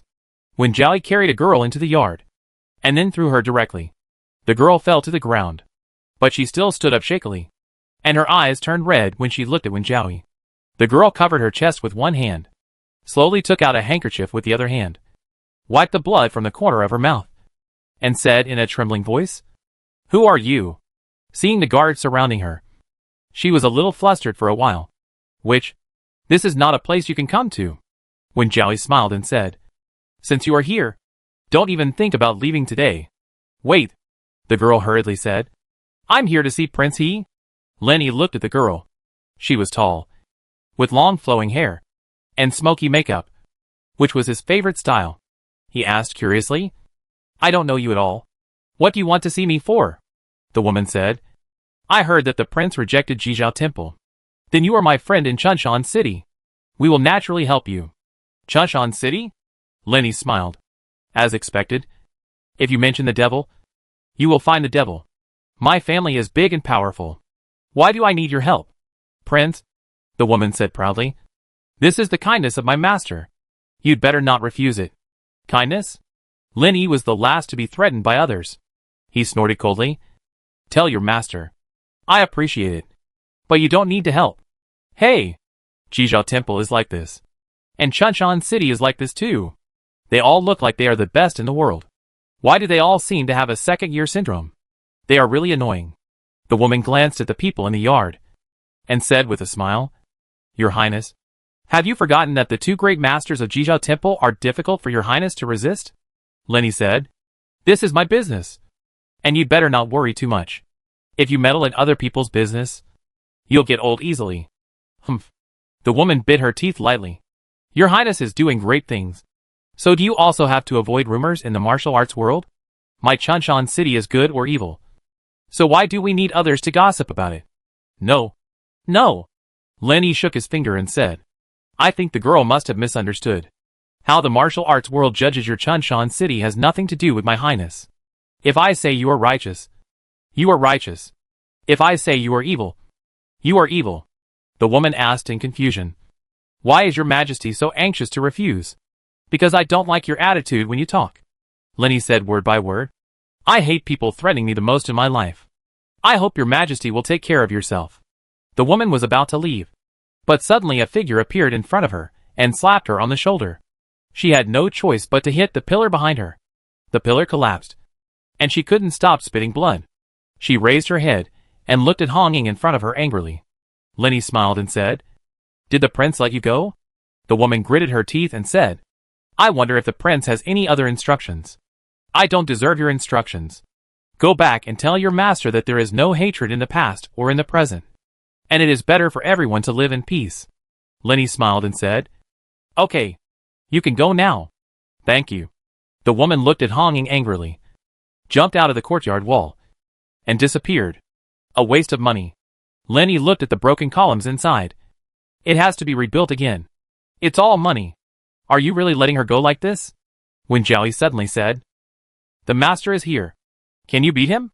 Lenny rolled his eyes at her. It was the same situation as Yi Jinyu. She was so angry. But she couldn't do anything to him. Wen Jiaoyi was silent. Lenny looked at Bian Jing behind him, muttering, Cannon. Cannon. I need cannon. I need people to understand that this is not a restaurant. Not an inn. You can come as you like. Leave as you like. Yes. Bian Jing bowed his head and said guiltily, What happened with the palace? No one in Baiyun City knew. They continued to practice martial arts and ride horses. The racecourse built by Nanzhou merchants in the north of Baiyun City was finally completed. From then on, horse racing in Baiyun City entered a new stage. Every day, there were crowds of people outside the wooden fence of the racecourse. Many of them were there to watch the fun. But there were also many who hoped to make a fortune. Lenny was in disguise, stroking his sticky beard from time to time, and took a look outside. He felt it was boring and did not stay for long. On the way back, he was riding a donkey and heard someone calling him from a distance. He turned around and saw that it was Han Yin. Your Highness. Your Highness. Han Yin caught up with Lin Yi carrying 2 large buckets. Oh! It turns out to be our master Ji Hai. How is the monk doing? Lin Yi joked. Your Highness. Ji Hai smiled and said, I am a good monk. I ring the bell every day. Lin Yi looked at the 2 large buckets on his shoulders and asked in surprise, Did the head monk in the temple abuse you? Ji Hai shook his head and said, The masters treat me very well. You can't tell good from bad? Lin Yi said unhappily. If they treat you well, why do they let you carry water with iron buckets? Do you know how heavy these 2 buckets are? And what's the matter with the chain on your feet? He only heard Ji Hai's clattering when he walked just now. And now, he looked closely, and saw that he was wearing an iron chain on his feet. Ji Hai said happily, Your Highness, these are the buckets and chains I asked you Xiaoshi and a dye to make for me. Each bucket weighs 100 jin. Psycho! Lin Yi scolded. Is it fun to carry water in an iron bucket? Your Highness, Ji Hai said innocently. Old monk Jue Yuan practiced his magic skills with an iron bucket. You said so. Jue Yuan? Lin Yi didn't react. Zhang Sanfeng's master. Ji Hai said even louder. Jue Yuan carried water with an iron bucket? Lin Yi had even forgotten it himself. Many stories were changed beyond recognition by him. After finishing some novels, I would forget them. Yes. Ji Hai nodded vigorously. Hey, just be happy. Lenny was helpless and didn't know what to say. If you are not happy as a monk, just follow my arrangement and go to the blacksmith shop to forge iron. I don't want to forge iron. Ji-hai shook his head like a rattle. I want to practice peerless magic. You are only a third-grade one. Dai next to him said sincerely. Humph. Ji-hai was very angry. He turned around. Every time he climbed a step, the iron chain on his feet would clang. Lenny looked at his receding figure. He felt that he was really sinful. Children from orphanages, nowadays. It seems that few are normal. He continued to walk home. When Yu Xiaoshu walked, there was also a clang. He held the reins and said, Yu Xiaoshu, what are the clogs on your feet made of? He looked at the wood grain and felt a little familiar. He looked at Dai again. Take yours off. Two, let me see. The two took off their clogs, as he was told, and handed them to Lin Yi. Lin Yi didn't take it. He stretched his head forward, and then yelled, You bastards! My golden Nanmu! You actually used it to make clogs! How can you put your feet down? Aren't you tired? Your Highness. No matter how stupid Yu Xiaoshu and the Dai were, they knew they were in trouble. You bastards! Lin Yi pointed at Yu Xiaoshu and the Dai. Beat them up. Beat them to death. My golden Nanmu. After Xiao Shizi received the order, he threw the Buddhist dust in his hand to Yu Xiaoshu's back without hesitation. Don't hit me alone. Yu Xiaoshu was not as fast as Dai, and fell behind, and his back hurt. Lin Yi saw Ma Gui and others were still in a daze, and said angrily, Why are you standing there? Catch up with Dai. That bastard, hit him hard. Yes. Ma Gui was helpless. He galloped on his horse, but he couldn't touch Dai. Even if he did, he was no match for Dai. He could only chase and shout. Don't run, you can run away. But you can't run away from the temple. Just let me hit you once, I won't hit you hard otherwise. The butler will hit you harder later. Butler, Dai shivered with fear and stopped. He turned around and looked at Ma Gui who was chasing him, and said with a bitter face, Hey, it's not that I can't beat you. It's that I asked you to beat me. And we agreed that you are not allowed to hurt me. Ma Gui turned over and got off the horse, and said with a smile, Don't worry. I will definitely not hurt you. I have watched you grow up, and I can't do that to you. He laughed and punched Dai in the face. Bastard. I have wanted to beat you up for a long time. You never take me. The commander. Seriously? Dai opened his eyes wide and watched the fist coming towards him, and instinctively turned his head to avoid it. Ma Gui's punch hit nothing. Don't hit my face, Dai said angrily. Then can I hit you on the back? Ma Gui asked softly, fearing that the other party would be stubborn and run away again. The back? Dai hesitated and nodded in agreement. Ma Gui said, Then turn your back. As long as I can beat you up today, it will be fine. Yu Xiaoshu turned around slowly, closed his eyes, waiting for the punch to fall on him. Suddenly, he felt a strong wind. He kicked back in fear, and kicked Ma Gui in the chest. Ma Gui was kicked and sat on the ground, covering his chest, coughing non-stop, pointing at Dai, and said angrily, You did it on purpose. I'm afraid of pain. Dai cried directly. Chapter 214 Graduation. Why are you crying? I didn't really hit you. Ma Gui looked at the fat man in front of him, who weighed more than 200 pounds, and was crying. He was obviously the one who was beaten. Is there any reason to talk about it? Then hit me lightly, don't hit me too hard. Dai said while sobbing. I'm really afraid of pain. I won't hit you anymore. Ma Gui said unhappily. Run quickly, see, Xiao Shizi is coming, you can't run away. Dai looked behind him, and saw the figure getting closer and closer to him, so he ran away in fear. You are really not stupid. Ma Gui became even angrier. He stopped in front of him, because he was no match for him. He did not stop in front of Xiao Shizi, because he was no match for Xiao Shizi. Besides, it was useless to act pitiful and innocent in front of Xiao Shizi. Only a fool would run away. After Xiao Shizi passed by him, Ma Gui squatted on the side of the road and waited for Yu Xiaoshu, who had a bruised face. He joked, There is so much blood on your face. Go back and wash it quickly. Don't let it flow on your clothes and stain them. Yu Xiaoshu grumbled twice, and walked away, like a fly along a fork in the road. Hee. Ma Gui was overjoyed. He really hated these two little bastards for a long time. But unfortunately, he couldn't beat them. He got beaten today. It was as if he really wanted to get what he wanted. He couldn't help but be happy.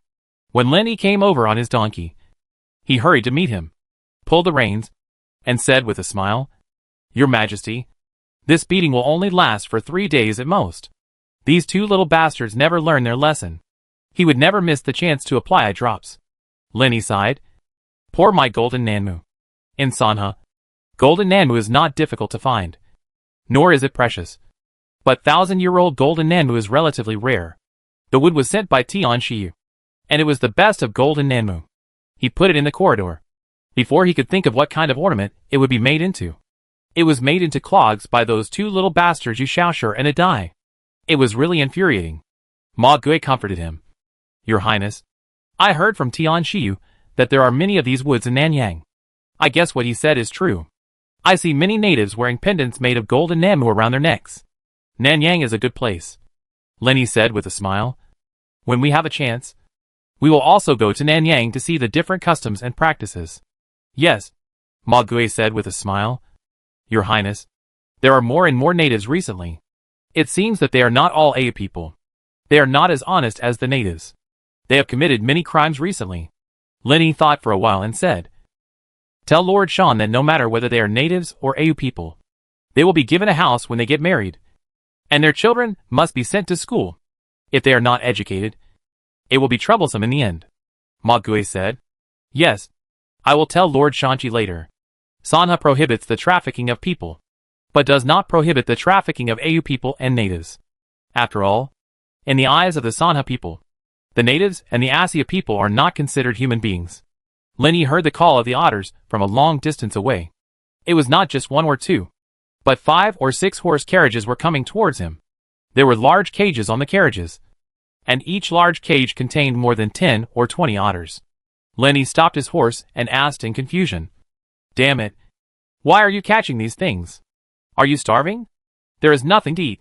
So you want to eat otter meat?" He hadn't heard that Sanha was short of food? After all, the autumn harvest had just ended. Besides, even if Sanha was short of food, Sanha's fleet would go to the port of Asia to buy it. Therefore, not only was there an abundance of food, but it was also being sent in truckloads to Yueo and Hangzhou for disaster relief. Ma Gui said, "Your Highness, they are catching otters to open up wasteland. The swamp is full of crocodiles, lying in wait in the water bubbles, and they can bite people if they are not careful. Therefore, everyone wants to catch small mice and put them in the water bubbles. Although these small mice are not big, 7 or 8 of them can tear a crocodile apart." Lin Yi did not correct the difference between otters and mouse, but asked curiously, "Can these things eat crocodiles?" This touched on his blind spot in knowledge. He only knew that crocodiles were the overlords of the water, and he never thought that a tiny otter could be a crocodile's opponent. "Your Majesty, you can't lie," Ma Gui said with certainty. "These little creatures are very fierce against crocodiles. The crocodile's skin is so thick that they can bite through it directly. It seems possible." Lin Yi thought carefully, and it seemed that otters were really powerful. He had seen 2 otters eat a turtle alive. Turtles have solid shells, and no matter what kind of animal it is usually difficult to bite it. But otters can, and can directly peel off the turtle's shell. Don't judge an otter by its appearance, and don't measure the seawater. Watching the convoy pass by him, Lin Yi didn't pay any more attention to it and returned to the mansion. The craftsmen were repairing the damaged pavilion. Lin Yi watched from the side and felt relieved. The new columns looked okay, and would not look so abrupt. Zhou Jioling and Yuan Busheng finally finished their course. They were so happy that their eyes were filled with tears. They finally did not have to squeeze into the same classroom with those children. In the governor's office, Shanchi specially prepared a farewell dinner for the two. "Thank you, everyone." Zhou Jioling stood up and drank the wine in the glass. Then he sat down again, and occasionally glanced at the woman sitting opposite. Chao Xuan. According to Shanchi's arrangement, this woman will accompany him to Yuezhou tomorrow with 200 Yamen runners to help maintain the public order in Yuezhou. He has concerns. Is there no one left in Sanha? Send a woman as the chief constable? However, no matter how dissatisfied he is, he can only suppress it in his heart and dare not say it out loud. After all, he can't change the established facts. Instead of doing this, it's better not to say it, so as not to annoy this woman. In the future, his life in Yuezhou will have to rely on this woman and Bao Kuei to protect him. Master Zhou, please don't underestimate Captain Chao. Xie Zan seemed to understand Zhou Jiuling's thoughts, and pointed at Chao Xiaohuan and said, although Captain Chao is a woman, she is as brave as a man. She is truly a heroine. When our Sanha army fought against the Asia people, she always led the troops. Later, when Sanha was restructured, Captain Chao had to leave the army. Being a captain was actually a wrong for her. If it weren't for Master Zhou, we would have. I'm still reluctant to let her go. I see. Zhou Jiuling stood up again and raised his glass. I'll trouble Captain Chao a lot in the future. I dare not. Chao Xiaohuan also stood up and raised his glass. I'll ask Lord Yo to take care of me in the future. Xie Zan pointed at Wang Su again and said, Captain Wang is also a rare talent. If he can work with Lord Yuan, I'm sure Lord Yuan will be able to rest assured. He said this against his conscience. After all, Wang Su really didn't have any great ability. His only advantage was that he was loyal to the prince. Yuan Busheng raised his glass to Wang Su and said, I will rely on Captain Wang in the future. You are too polite. Lord Yuan. Wang Su drank the wine in the glass. Shanqi stroked his beard with a smile and said, Han Jin. Liang Yuanji. Sir. Han Jin and Liang Yuanji stood up and bowed at the same time. Shanqi smiled and said, Sir Zhou. Sir Yuan. Han Jin. Liang Yuanji is a rare talent in Sanha, and is the proud student of Lord Xie Zan. The two adults must treat them well. Don't worry. Shan. Zhou Jiuling said with a smile. The prince has personally told me that education is the foundation of a century-long plan. I will not let you down. I am a few years older than Teacher Han. I admire the knowledge of Teacher Han. Yuan Busheng said with a smile. When Teacher Han arrives in Hangzhou, I will treat him with respect. Shanqi nodded with satisfaction. Han Jin. Liang Yuanji. After you go out, you must not be complacent. Both Yuan and Zhou are well-known scholars, and they are full of knowledge. You too must ask for advice in the future. You may even be able to pass the imperial examination in the future. Yes. The two said in unison. I respect your teachings. Good. Very good. Shanqi laughed and raised his glass. And the host and the guests were all happy for a while. On the second day, before daybreak, the huge convoy set out. After arriving at Xinguan town, the two convoys separated. One heading west to Huizhou, and the other heading north to Hangzhou. What does it mean for merchants that Sanha constables enter Hangzhou and Huizhou? Even a fool would understand. Lu Duo stood at the door of the silk shop, pacing back and forth, and excitedly said, Stable. Damn it. It's stable. His father Lu Banzi said angrily. Besides business, can you think about Kanzi? How old is he? It's time for him to get married. Dad. Let's talk about this later. After Lu Duo perfunctorily answered his father, he said to the young man Chen Xiangdong next to him, What are you standing there for? Hurry up and find that bastard Wei Yishan for me. Let's go to Hangzhou to open a branch tomorrow. When Chen Xiangdong heard about opening a branch, his eyes lit up, and he patted his chest and said, Boss, I can do it too. Why are you looking for him? You know shit. Lu Duo kicked him in anger, after Chen Xiangdong quickly dodged. Seeing that the shopkeeper insisted, he ran out helplessly. Are you done? Lu Banzi said unhappily. I think the daughter of the butcher Jiang is good. Whether you agree or not, I will find someone to speak for her tomorrow. Hey. Lu Duo said helplessly. You know what kind of person Jiang the butcher is. There are so many good girls. What's the point of getting involved with him? Don't worry about this. I already know it in my mind. Who? Lu Banzi asked hurriedly. Except for the Jiang family. Girl. Who else is suitable around here? Lu Duo looked around, and seeing no one around, he whispered, Zhou Sun. Oh, this girl. Lu Banzi lit up his pipe, smacked his lips, and said after a long pause, No, she is from a small family, and it's too unfair to Kanzi. It's really not suitable for us to find such a girl. Lu Duo smiled and said, Chao Xiaohuan is gone, and Zhou Sun is now the chief constable of the women's prison. You don't know about this, right? Chapter 215 Monk Saves People. Promoted? Lu Banzi said with a smile. That's a good thing. Lu Duo said proudly. You don't object now, right? That's a good idea. Lu Banzi said happily. Hurry up and find someone to act as a matchmaker. I guess It's not just our family that's eyeing you. Of course. Lu Duo snorted coldly. Big families, like the Hu family, and the Yin family will probably have to act as matchmakers. Marrying a female police chief home, you'll save yourself a lot of trouble in the future. In the evening, the bright sun suddenly disappeared, and a light drizzle fell. Many people try not to go out if they can. But Ji Hai is an exception. He carries 50 loads of water every day, rain or shine. Wearing a gray cotton shirt, carrying an iron bucket on his shoulder, he walks up the mountain step by step as usual. As he walks, he suddenly pauses, sniffs the moist air, and walks down one step with the iron bucket, heading to the bushes next to him. He keeps sniffing as he walks, walking along the steep cliff. Not a drop of water falls from the two buckets. After a while, he found a cave entrance. He carried his load and walked in. He saw a woman lying on the stone wall. There were spots of blood on her white clothes. Amitabha. He chanted the Buddha's name. Girl, are you injured? The woman suddenly opened her eyes, tightly grasped the sword in her hand, and said coldly, Who are you? Amitabha. Ji Hai did not dare to look at the woman's face, and whispered, I am from Baiyun Temple. You are really a monk. The woman stared at Ji Hai and said, Little monk, go back to where you came from. Don't tell others that you have seen me. Ji Hai said, Is someone chasing you? There are many such scenes in Wang Ye's novels, and he is not unfamiliar with them.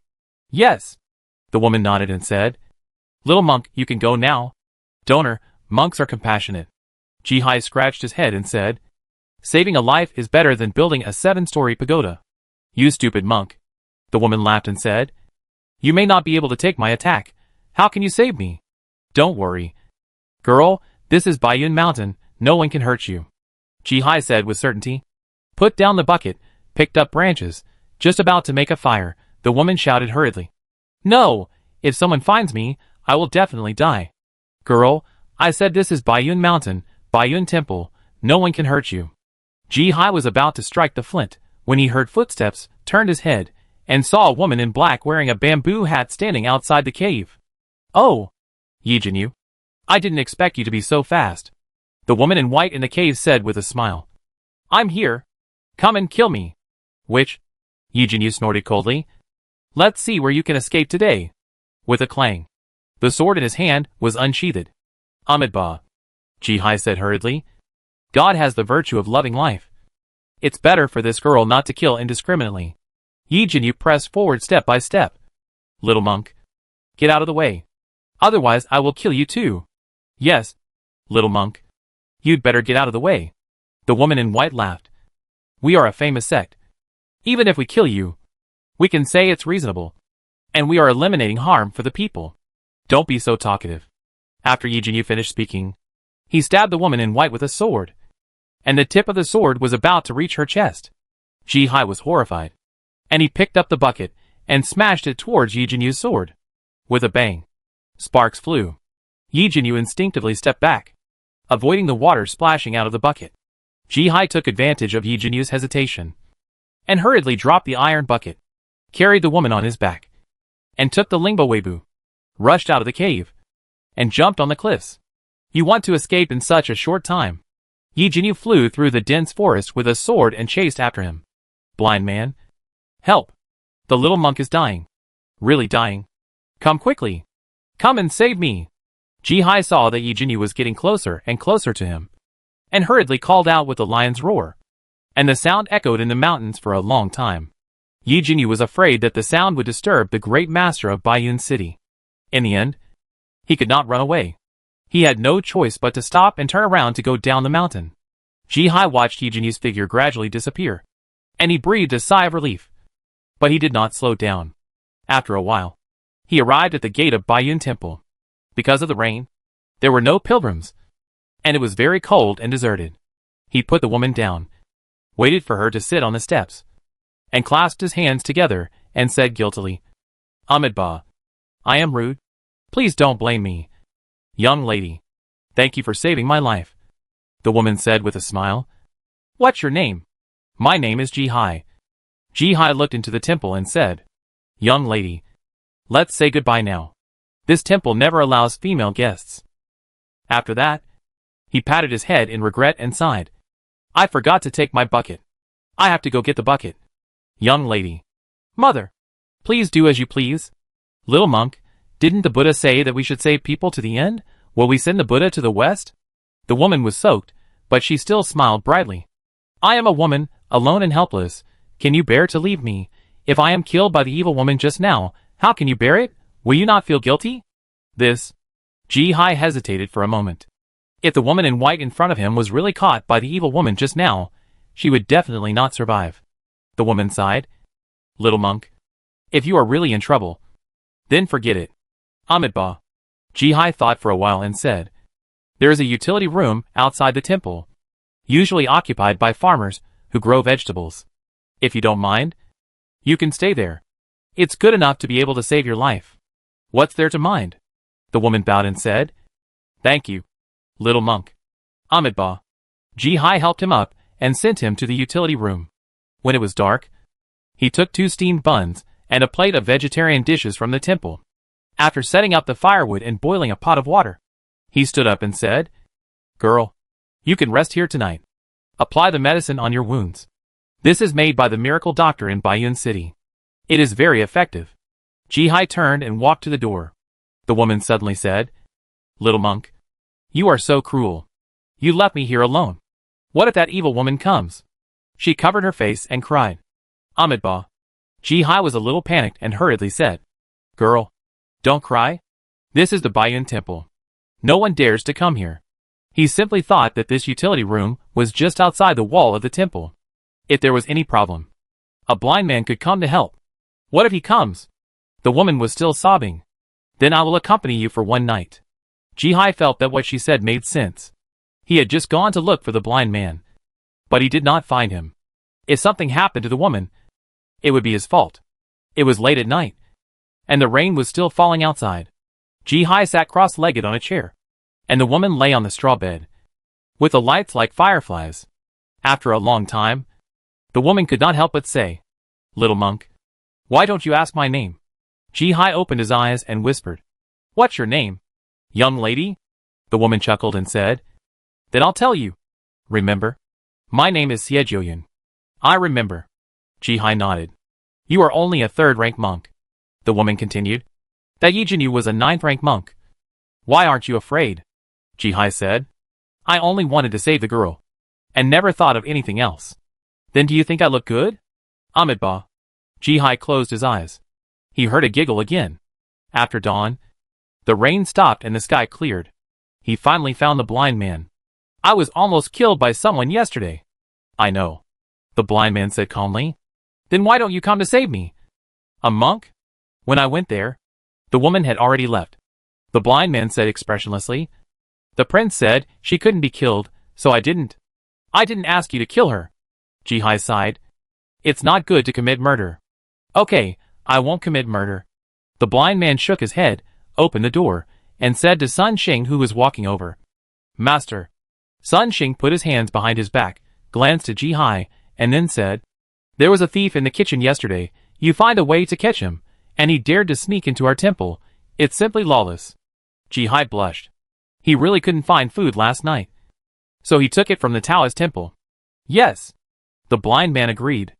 After Sun Xing left, he went back to the room to continue healing. And in the palace, Shen Chu stood in front of Lin Yi and told him the news that Yi Jinyu had entered Bayun City. Lin Yi frowned and said, you really don't know what's good for you. You really think I don't dare to kill her? The people who are chasing Chunshan City have come to Sanha. Hong Ying said, Prince, how about I kill her now? No need. Lin Yi shook his head and said, go and warn them. If you step into Sanha again next time, you will be killed without mercy. Although they are already mortal enemies with Jizhou Temple. If they really kill their saint, it will be another matter. They can't afford to offend them now. So it's better to hide for now. Yes. Hong Ying quietly retreated. And Lin Yi turned his head and looked at Shan Qi. The construction of the dock in Sanha cannot be delayed. And the investment promotion work must be accelerated. No matter what conditions the merchants in Nanzhou put forward. As long as they are not too excessive. They should be agreed first. In short, if you want land, give it to you. If you want people, give them people. And as for money, let them roll as far away as possible. I understand. Shanchi couldn't help laughing. I will negotiate with them in the next few days. Lenny continued. I must find a way to insert my own people. Pick the smart ones. And learn the skills. Yes. Shanchi continued. Your Highness, Han Hui has been detained until now. I don't know how to deal with it. Of course. According to the laws of Sanha. Lenny said lightly. There is a law to follow. Why ask me? Shanchi said. I will take my leave. 3 days later. The news that Han Hui was beheaded spread throughout Baiyun City. The refugees who had fled from Yuego and Hangzhou started setting off fireworks at nightfall. On the day of the execution, there were so many people that it was impossible to get through. Many people had lost their families because of Han Hui at this moment. Looking at Han Hui kneeling on the stage, if the constables had not stopped them, many would have rushed up to eat his bones, devour his flesh, and drink his blood. Chapter 216 The Sea. Kill him! Finally someone shouted the first cry. Kill him! The voices were getting louder and louder. Kill him! Kill him! Kill him! The overwhelming hatred spread among the crowd. Gradually everyone started shouting, faces twisted into a ball, making people shudder. Chun Xinluo, who was presiding over the execution, waved his hand, and 100 more constables appeared on the wooden platform, forming a human wall, blocking the angry crowd that was about to rush onto the stage. Qin Xinluo looked at the sun that was getting higher and higher, then glanced at the incense on the incense burner, and finally shouted, It's 3/4 noon. The executioner was Yumatsi, a waiter at Jinfulu. Beheading, lingqi, skinning, etc. are all inherited skills, which are neat and tidy. Needless to say, he can also skillfully use pliers, finger clamps, foot clamps, leg clamps, machetes and other tools. He used to be the best in Yuezhou, and no one dared to be second. He, Yumatsi, was once considered a top figure. Unfortunately, Han Hui broke into Tancheng, and Zhou Jioling and other officials became prisoners. What can he do as an executioner? He had to flee to Baiyun City with his family, and barely saved his life. God will not let the sparrow starve to death. If you can't eat the inside, you can eat the outside. Finally, last year, by cutting winter melons, cutting incense sticks, and competing for a job, he returned to his old job and became the #1 executioner in Sanha. However, the only bad thing is that he can't make money. He doesn't support his family with the money given by the government. His main source of income is still from the prisoners' families. The families give him some money privately, asking him to be gentler, or to be quicker. Sanha is not okay. Sanha has long thrown away the things of its ancestors. It doesn't even use the 18 kinds of torture. His good skills are useless. Naturally, his family members would not give him money. With his income sharply reduced, he had no choice but to occasionally work as a waiter in a restaurant, and to kill cattle and sheep. Fortunately, he worked as a laborer twice this year, and made a little money, so he is not under so much pressure now. At this moment, standing on the high platform, with the back of the knife in his hand, he bowed to the people below the stage. He picked up a bowl of wine, drank it first, and then wiped the knife with a puff of wine, and bowed again, and took off the wooden board on Han Hui's back, and the rag stuffed in his mouth. Execution. As Qin Xinluo's words fell, the big knife in Yumatsi's hand fell with a click, and the head rolled far away on the ground. Han Hui's kneeling body still did not fall, but just gushed blood. Yumatsi was even more proud. This is the level, this is the technique. Good. The crowd burst into thunderous applause. After the execution, the constables carried the body away. The sanitation workers came to clean up. Before they cleaned up, the troupe from Chuan-O hurried onto the stage. They wanted to show their unique skills, and perform face-changing and fire-breathing. Before everyone left.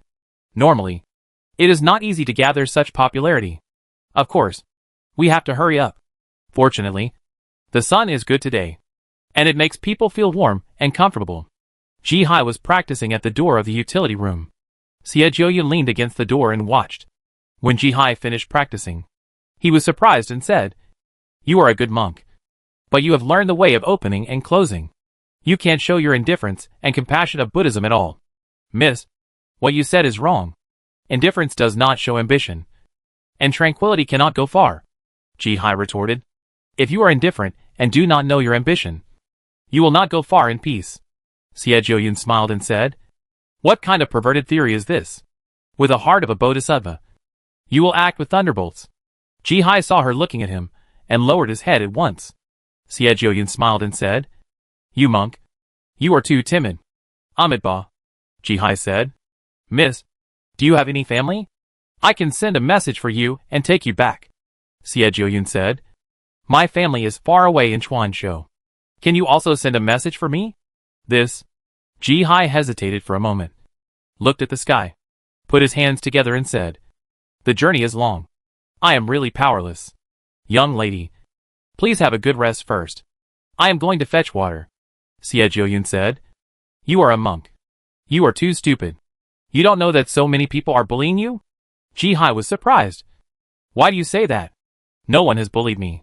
If I ask you to carry water with an iron bucket, what else is it but bullying you? Xie said angrily. You are too stupid and too old-fashioned. When I recover from my injury, I will seek justice for you. Ji-hai hurriedly said. I am fetching water to practice martial arts. Young lady, you must not go to the temple to do anything rash. Fetching water to practice martial arts? Xie laughed.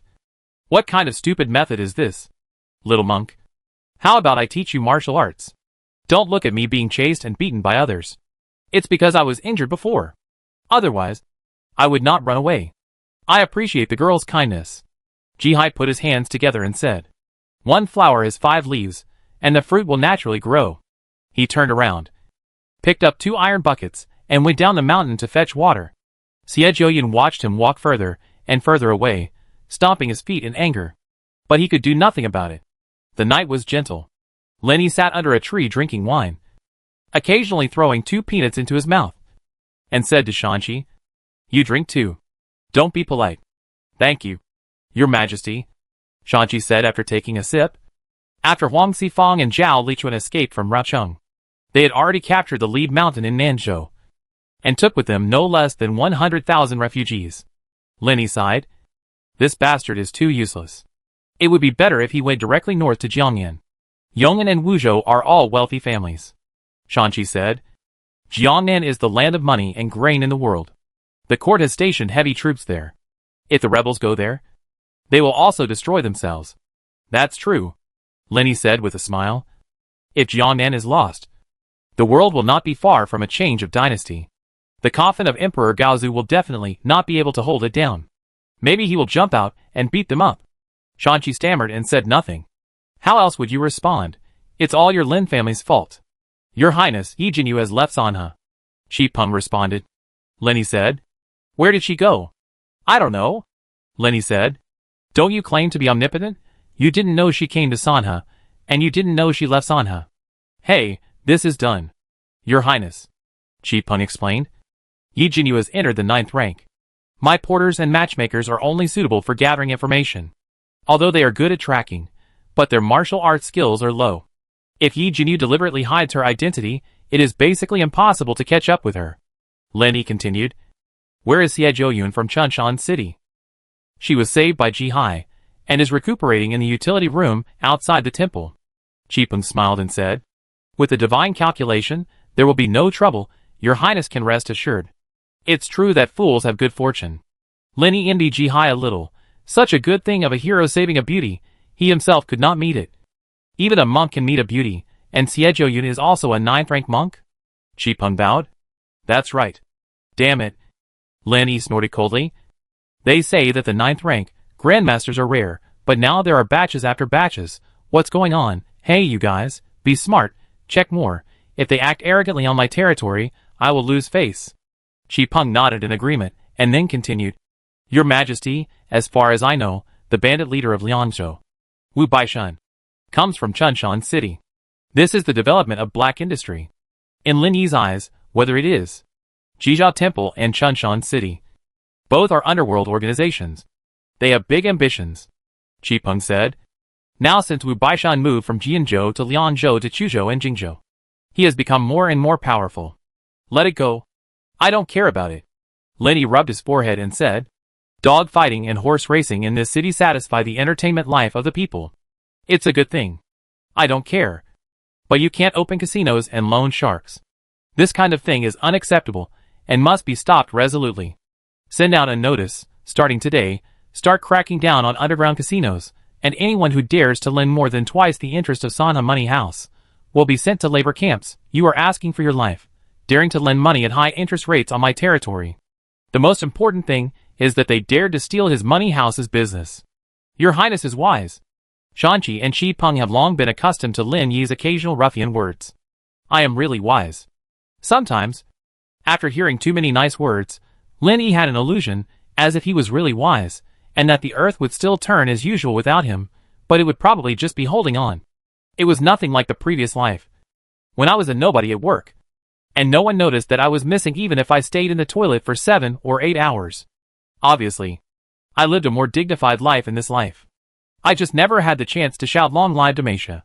When the road from Baiyun City to the sea was completed, it was almost the end of the year. Lin Yi got up early in the morning, had breakfast, rode on his donkey, and prepared to go to the beach. There were carriages and pedestrians on the road, and it was very lively. Lin Yi didn't understand a word. He wanted to promote Mandarin in Sanha, but unfortunately, except for the children in the school, no one paid attention to him. People in Chuanzhou spoke Chuanzhou dialect. People in Yuezhou spoke Yuezhou dialect. And people in Nanzhou spoke Nanzhou dialect. People are better in their hometown, and the moon is brighter in their hometown. Only when they quarreled with each other occasionally. They were afraid that no one would understand their scolding, and they spoke Mandarin more fluently than each other. Many people in Baiyun City had never seen what the sea looked like in their lives, so they wanted to see it when the road in front of them was unobstructed. The road was built along the embankment of the Shijiang River, and the tributaries along the way were either filled up or bridged. It made some people who had been here before suddenly not recognize it. When Lin Yi arrived at the beach, the sun had fallen below the sea level, and the sea water was coated with a layer of gold. In front of him was a muddy beach and turbid sea water, all of which were mud and sand brought by the West River into the sea. Large ships could not dock here, and all went upstream, where there was a newly built wooden plank road, and then unloaded directly, and transported to Baiyun City by carriage. From then on, there were not many opportunities to see large ships in Baiyun City. The sea breeze gradually became stronger, and Lin Yi couldn't help but hold up his shoulders, letting Xiao Shizi put a shawl on him. Chapter 217 Foreigners. Pan Duo came over, and was about to whisper to Qi Peng, who was sitting in the carriage, but was pushed away by Qi Peng. Qi Peng said, "Just tell the prince directly." "Prince?" After much inquiry, "I got the exact news." Pan Duo knelt down and said, "General Yuan Qingyuan was imprisoned. I only knew that he would be unlucky, but I didn't expect it to be so soon." Lin Yi sighed. "How did he offend my boss? He couldn't help but put my uncle in prison. He is really brave. Not afraid of everyone's own danger." Pan Duo said. General Yuan wrote a letter, said frankly, "He Jin is a villain. Your Majesty regards him as a confidant, but he is not aware that he is a rebellious thief who is a traitor to the country. One thief seizes power, and thousands of people are disappointed. The emperor was so angry that he was directly imprisoned. My stupid uncle will probably be fine." Lin Yi said with a smile while counting his fingers. "The one who is really unlucky is probably He Jin. For the boss, the real threat may not be the civil and military officials, but the eunuchs. The stupid uncle reported He Jin, and the boss must be secretly happy now." Dian Jing pondered for a while, said with a smile, "Your Highness is right. The prince is probably waiting for an opportunity. Once the people who oppose He Jin gain power, it will be the end of He Jin's life." No, Lin Yi said with a smile. "I don't want him to die so early. I promised you that I would keep He Jin for you. Even if I have to die, I will die in your hands." "Thank you, Your Highness." Qin Disheng knelt down. "I must kill He Jin with my own hands," Lin Yi said. "Then take good care of your health. Don't die before He Jin dies. Even if you can't kill him, you must wait him out. The person he is most worried about is He Jixiang. This old man coughs from morning till night, and he can't even walk straight. Lin Yi sometimes gets scared when he sees him, fearing that he will die if he can't catch his breath. So, he is not allowed to take care of the affairs of the garrison now. He should just lie down in the commandery and stop worrying about other people's business. Your Majesty's kindness. I really can't repay you." Shi Quan's tears fell. Everyone looked at him sideways. Wang Qinbang blinked his only intact eye, but couldn't squeeze out a single tear. He could only feel sad. "Your Majesty," Dian Jing said with a smile, "many people have opened restaurants and inns here, and many people have gathered here. There is no name for the place yet. Please give it a name. Your Majesty. Let's call it Swan, Lenny said without hesitation. Whoever dares to invade will be cursed to death. Swan. Everyone was puzzled. They learned a new word. This name is good. Let's call it Swan Town. In order to commemorate the lost youth. Lenny didn't care whether they understood it or not, and decided it anyway. On New Year's Eve, the people of Baiyun City were preparing for the New Year's Eve dinner. But the army of Sanha was mobilizing. The Huangsifang rebels had already broken through the Nanzhou capital, Qingyuan City, and countless refugees poured into Sanha. The Sanha army guarded the border between Sanha and Nanzhou to prevent the rebels from roaming around Sanha. New Year's Eve is still not peaceful. This king is really destined to suffer. Lenny sighed while sitting on the chair. With so many refugees, are you out of money again? Shanchi smiled awkwardly. Hey, don't you think it's your own fault? Lenny said helplessly. If Huangsifang hadn't been released, wouldn't there be so many problems? Prince, Shanchi said with a smile. Prince Qing has fled to Yong'an, and Lord Wulin is missing. I am looking for him. If I find Lord Wu, everything will be justified and smooth. It's not as simple as you think. Lenny shook his head. Huangsifang and Zhao Lichuan are both Lao San's men. Based on my understanding of Lao San, it is unlikely that the same stone will trip him twice. Not to mention that there is Jizhao Temple to protect him. Don't underestimate the enemy. Otherwise you won't know how you died. What the prince taught you is, said Shinkasho. Prince Yong was able to subdue Yang Chongqun. And he is indeed an extraordinary person. So, said Lenny indifferently, don't underestimate the heroes of the world.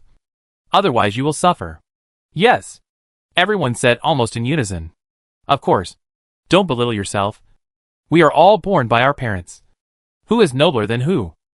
Lenny was afraid of dampening their enthusiasm, and couldn't help but add another sentence. On New Year's Eve, the moon in Sanha is particularly round and beautiful. Standing on Baiyun Mountain and looking at the moon, it seems as if the moon is hanging on the branches. Your power has improved. You are blind. How can you see it? Ji-hai did not believe what the blind man said. The blind man said, My heart is not blind. Today is the New Year's Eve dinner. Ji-hai suddenly said, You don't go yourself. Why should I go? The monks and Taoists in Baiyun Temple don't like each other, and there are always frictions. But under the wise leadership of the prince, since last year, the monks and Taoists have put aside their past grudges, gathered together, and celebrated the spring festival together. Otherwise, it would be a disrespect to the prince.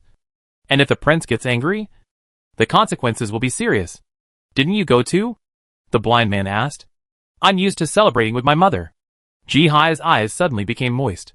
My mother is gone. So it doesn't matter what I celebrate. The blind man lowered his head and sighed. The dead are gone. Why do you have to do this? I'll have a few drinks with you. I'm a monk. I can't drink. You're a fake monk. Just eat meat and wine. Why do you have to do this? Only by being compassionate can you eliminate thousands of karmas. Ji-hai said angrily. You don't understand me. He strode out of the blind man's room. At this moment, he finally remembered that he had not yet delivered food to the donor in the utility room. He went to the kitchen of the Taoist temple, took 2 steamed buns, and carried 2 plates of vegetarian dishes out of the temple, and went to the utility room at the back. He pushed open the door. There was only a fish oil lamp in the room, which was very dim. The woman was sitting cross-legged on the bed practicing. Ji-hai did not disturb her, but sat on a chair beside her. The moonlight was getting darker. After a long time, Xie Jiuyun opened his eyes. You are awake. Ji-hai opened his eyes, put his hands together and said, Eat something. Thank you. Xie Jiuyun got out of bed, took the steamed bun, and ate it in small bites. Ji-hai poured her a cup of water, and said calmly, Miss, I will leave tomorrow. Please take good care of yourself here. Where are you going? Xie Jiuyun asked in surprise. The rebels have entered Nanzhou, and the people are living in poverty. I will go to the border between Sanha and Nanzhou with the masters to distribute porridge. Ji-hai said expressionlessly. All living beings are suffering. He is from Nanzhou, and he saw the people in his hometown suffer with his own eyes, which is more painful than anyone else. Xie Jiuyun smiled and said, What if I die? Ji-hai said, This is Baiyun City. So what? Xie Jiuyun asked back. No one can be unruly here. Ji-hai said word by word. Girl, please live here peacefully. Then he put a handful of silver coins on the table and floated out of the house. She followed him out of the house, looking at the fireworks in the sky, as if they were exploding around her. The fireworks in Bayun City were set off until the 15th day of the first lunar month. Before spring came, weeds had sprouted on both cultivated land and newly reclaimed wasteland. The people of Sanha started to get busy before spring plowing. According to past experience, when turning the soil again, weeds must be killed in the bud. At the same time, it is also to strive to be the top scholar in the summer harvest. According to the per acre yield and total yield, the best one can get 100 taels of silver. What makes the Bayun City natives regretful is that, in the past 3 years, the top winners are all refugees from Uizhou. They seem to be born to be good at farming. The big ship of Bayun City is back. Once again, the natives are auctioned publicly, and there are many blondes and blue-eyed people with high noses. The people of Bayun City have never seen such people. What they didn't expect was that white-skinned natives were more expensive than brown or black-skinned natives. However, many people still took photos for the sake of novelty. Lin Yi was pruning the newly sprouted grapevines, and Fong Pai ran in and said, Your Majesty, Gu Laozhan is here. What did he bring? Lin Yi did not even raise his head, and continued to prune meticulously. Fong Pai said, He brought 4 natives. Lin Yi said unhappily, Why did you bring them here if you don't have black pearls? Then, Fong Pai did not understand what he meant. Should I see him or not? Lin Yi finished pruning the last branch, and said with a smile, Let him come in and talk first. Fong Pai ran down quickly again. Not long after, he led Gu Laozhan in. The former head of Fulong Mountain was full of vigor at the moment, wearing silk and satin, but still couldn't hide his banditry. He knelt down in front of Lin Yi and said, Long live the prince. Lin Yi ignored him. His eyes fell directly on the 4 blonde and blue-eyed women behind Gu Laozhan, with charming figures, white skin, and spotless skin. Is this the legendary foreign girl? The corners of his mouth overflowed with saliva unconsciously. Now my heart is so uncomfortable, as if I ran 1,000 meters and couldn't catch my breath. Long live the prince. Seeing that Lin Yi ignored him, Gu Laozhan raised his voice and shouted again. He was quite proud. It seemed that he was right to bring 4 women. Where the hell did you go? You brought back 4 foreign women. Lin Yi was puzzled. They were clearly white people. They were not natives. They were not of the same race at all. Prince! Gu Laozhan shouted even louder.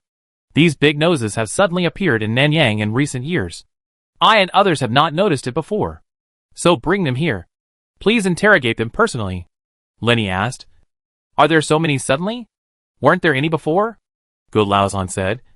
Your Highness, I asked Wen Qian. There were these big noses before, but not many. They suddenly appeared in the past 2 years, and I don't know where they came from. Suddenly appeared? Lin Yi said seriously. Then we have to interrogate them thoroughly. Come on. Take them away, and I will interrogate them personally. Yes.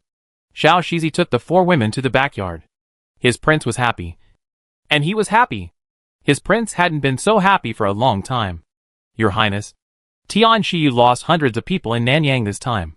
Gu Laozhan said with lingering fear. The guns of those big noses are powerful. A 3rd-grade master was blown away with 1 shot. Chapter 218. Liberating the Natives. Can a cannon kill a 3rd-rank warrior? There was no sadness in Lin Yi's tone. Most of the people under Tian Shiyu's command were desperate criminals, and almost everyone had killed someone. If they were all dead, the world would be peaceful. He would not feel sorry at all. He was more surprised and excited. A cannon that could kill a martial arts master was exactly what he had dreamed of. If this thing fell into his hands, wouldn't it be better? Your Highness, it's absolutely true. Gu Laozhan vowed. I have seen the corpse. It was blown to pieces. It was horrible. It was too powerful. In the end, Tian Shiyu was afraid of the cannon, so he took people to destroy it at night. Otherwise, he would have been in trouble. And this musket is more powerful than ours. I almost got hit by it. It is very fierce and hard to defend against. There are also muskets. Lin Yi was even happier. It seems that these foreign devils are quite capable. In this time and space, he felt a real surprise for the first time. Foreign devils? The word prince is still appropriate. They look like ghosts, which is quite scary. Gu Laozhan continued. They relied on their strong ships and powerful guns to occupy the southern part of Nanyang, enslave the natives, and made them work. The natives couldn't resist even if they wanted to. Lenny smiled and said, "Is the ship more powerful than ours?" Go Laozhan nodded and said, "It's hard to tell what's so powerful about the ship. Anyway, when it really runs, our big ships can't catch up." In the battle at sea, Du Sanha was no match for them, and even suffered a defeat. In the end, Du Sanha waited for them to come ashore and defeated them on the shore. Du Sanha has suffered a loss? Lin Yi's expression became more and more interesting. It seems that this group of foreigners still has some real skills. Yes, Du Sanha's ship also has to avoid the cannons of the foreign devils. Otherwise, what will happen to the 9th rank? If it falls into the sea, it will not be able to swim to the shore for 10 days or half a month. If it doesn't drown, it will starve to death. Go Laozhan continued. And these foreigners are different. It seems that they belong to different countries. They speak with different accents. 2 groups of foreign devils have fought several times on the sea in Nanyang. It's just like us and the Asia people. I understand this, Lenny said with a smile. Show the big ships, cannons, muskets you seize to Lord Shanchi, and let him ask the people at the dock to study them carefully. As a person, you can't be short-sighted, you must learn more from others' strengths. Your Majesty. Go Laozhan's face was pulled long. The big ship was seized by them, and they can't give it to the governor for free. Right? Look at your achievements, Lenny said unhappily. When you were doing maritime trade, I think I confiscated the money for your shipping license? Hearing what Lenny said, Go Laozhan hurriedly said, Your Majesty, don't worry, I will go to see Lord Shan right away. Compared with a shipping license, how much does a broken ship cost? So he agreed without hesitation. Wait a minute. Lenny stopped him. I want to ask you, how many foreigners were captured this time? Go Laozhan said. There are more than 100 people here. More than 500 people in Tian Shi's place. And more than 400 people from other families. There should be more than 1,000 people in total, including men, women, young and old. Liang Jin, Chiu Wujin, and other ships have not returned yet. If theirs are included, there will probably be more. Lenny stood up, paced back and forth in the hall, and said in a deep voice, Xiao Shizi, pass a message to Lord Shan. From now on, Sanha prohibits the trafficking of human beings, whether they are foreigners or natives. It is the same. Your Highness. Go Laozhan was stunned. Stopping the human trafficking, this is not just a matter of a word, a regulation. Many Sanha people have interests in the native trade. If it is not handled properly, it may really cause public outrage. Lenny thought for a while and said, Just let Shan Lord come over. Yes. Xiao Shizi retreated directly. Go Laozhan still stood in front of Lin Yi with a stiff upper lip. Shanqi, Wang Qinbang and others came quickly. When they heard that Lin Yi wanted to ban human trafficking, like Go Laozhan, they were all shocked. In front of Baiyun City, whose family doesn't have 1 or 2 natives, it really involves a lot of people. Shanqi bowed and said, Please think twice. Your Majesty, all the former natives have been restored to freedom. The governor will buy them from the owner at a price. If the money is not enough, they will be given land as collateral. Lenny said while drinking tea. This matter is not negotiable. The governor will restore their freedom. Those who are willing to farm will be given land. Those who are willing to work will find work. Now roads are being built everywhere, and even letting them build roads is great. After realizing it, he finally felt that something was wrong with the human trafficking. Sanha is not America after all. And it is not short of people to the point where it needs slavery to maintain its development. If these sea merchants are allowed to continue to mess around, it won't be long before the population ratio in Sanha is out of balance. By then, the natives will become the majority, and the locals will become the minority. If it goes on, the contradictions between the natives and the locals will become more and more intensified, and it will be bad if civil unrest occurs. Moreover, it is not conducive to the development of Sanha's productivity to tie these laborers to individuals. Go Laozhan couldn't help but ask, Prince, what should we do with the captured prisoners in the future? Lenny said, Send them all to the governor's office. Let them build roads, and give them a chance to make amends. Sean Darren. Explain it clearly to each family, and look further ahead. The world is much bigger than we think. You can only make big money by grabbing land and business. What can you achieve by trafficking in people? Moreover, Where are these foreign devils from? What are they doing in Nanyang? Find an interpreter to find out everything. And see if there is a chance to do business together. Of course. If they insist on rejecting my kindness, and ask where their hometown is, I will personally go to their house to ask. Yes. Seeing that Lin Yi had no room for negotiation, Shanchi had no choice but to agree. As he expected, the next day, the governor banned the trafficking of people, and the notice of releasing the natives was posted, which caused an uproar in Baiyun City. Many people couldn't understand why they released the natives they'd bought with their own money, who took care of their children, farmed, cooked, and served water and tea.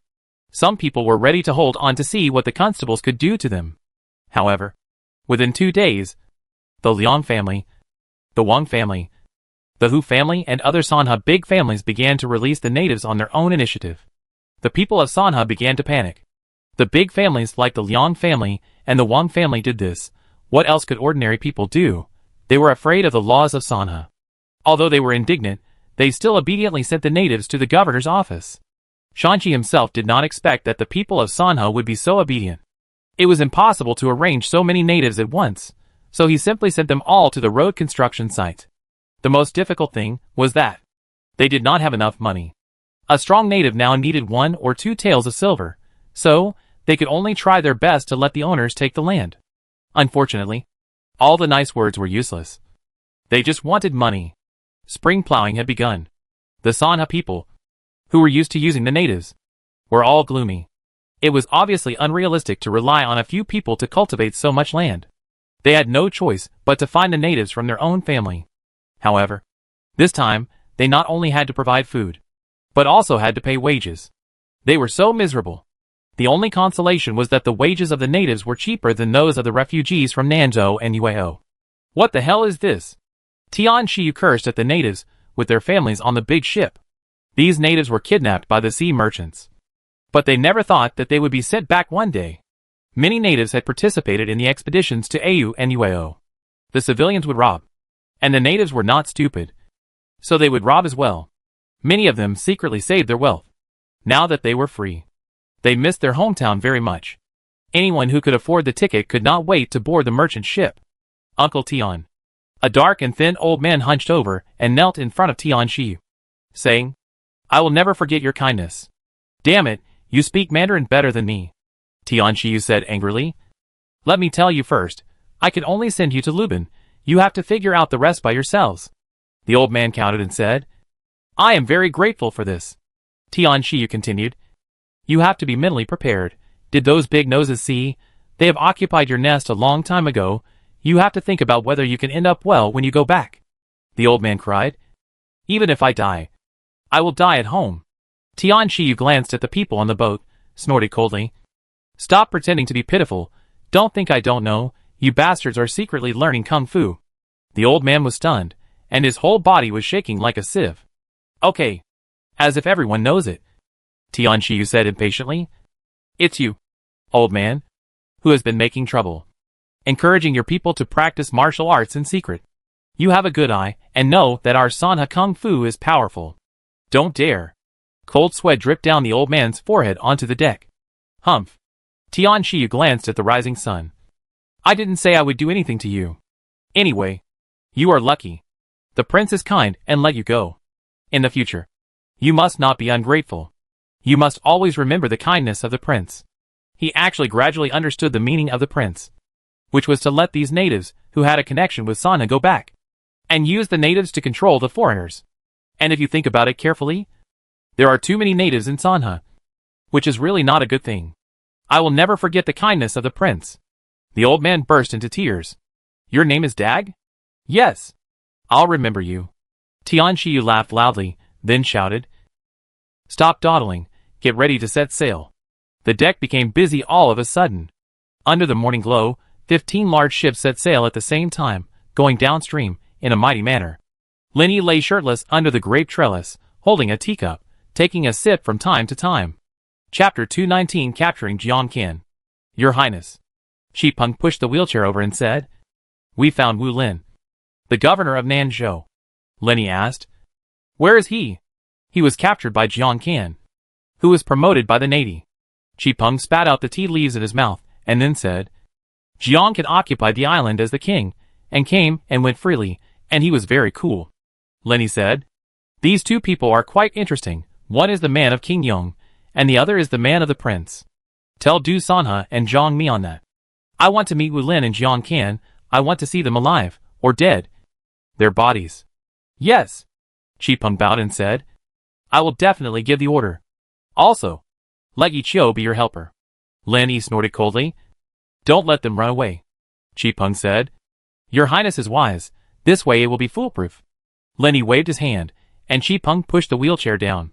Lin Yi looked at the 4 foreign ladies, who were printing in the yard. They had good figures and good looks, which made him feel itchy.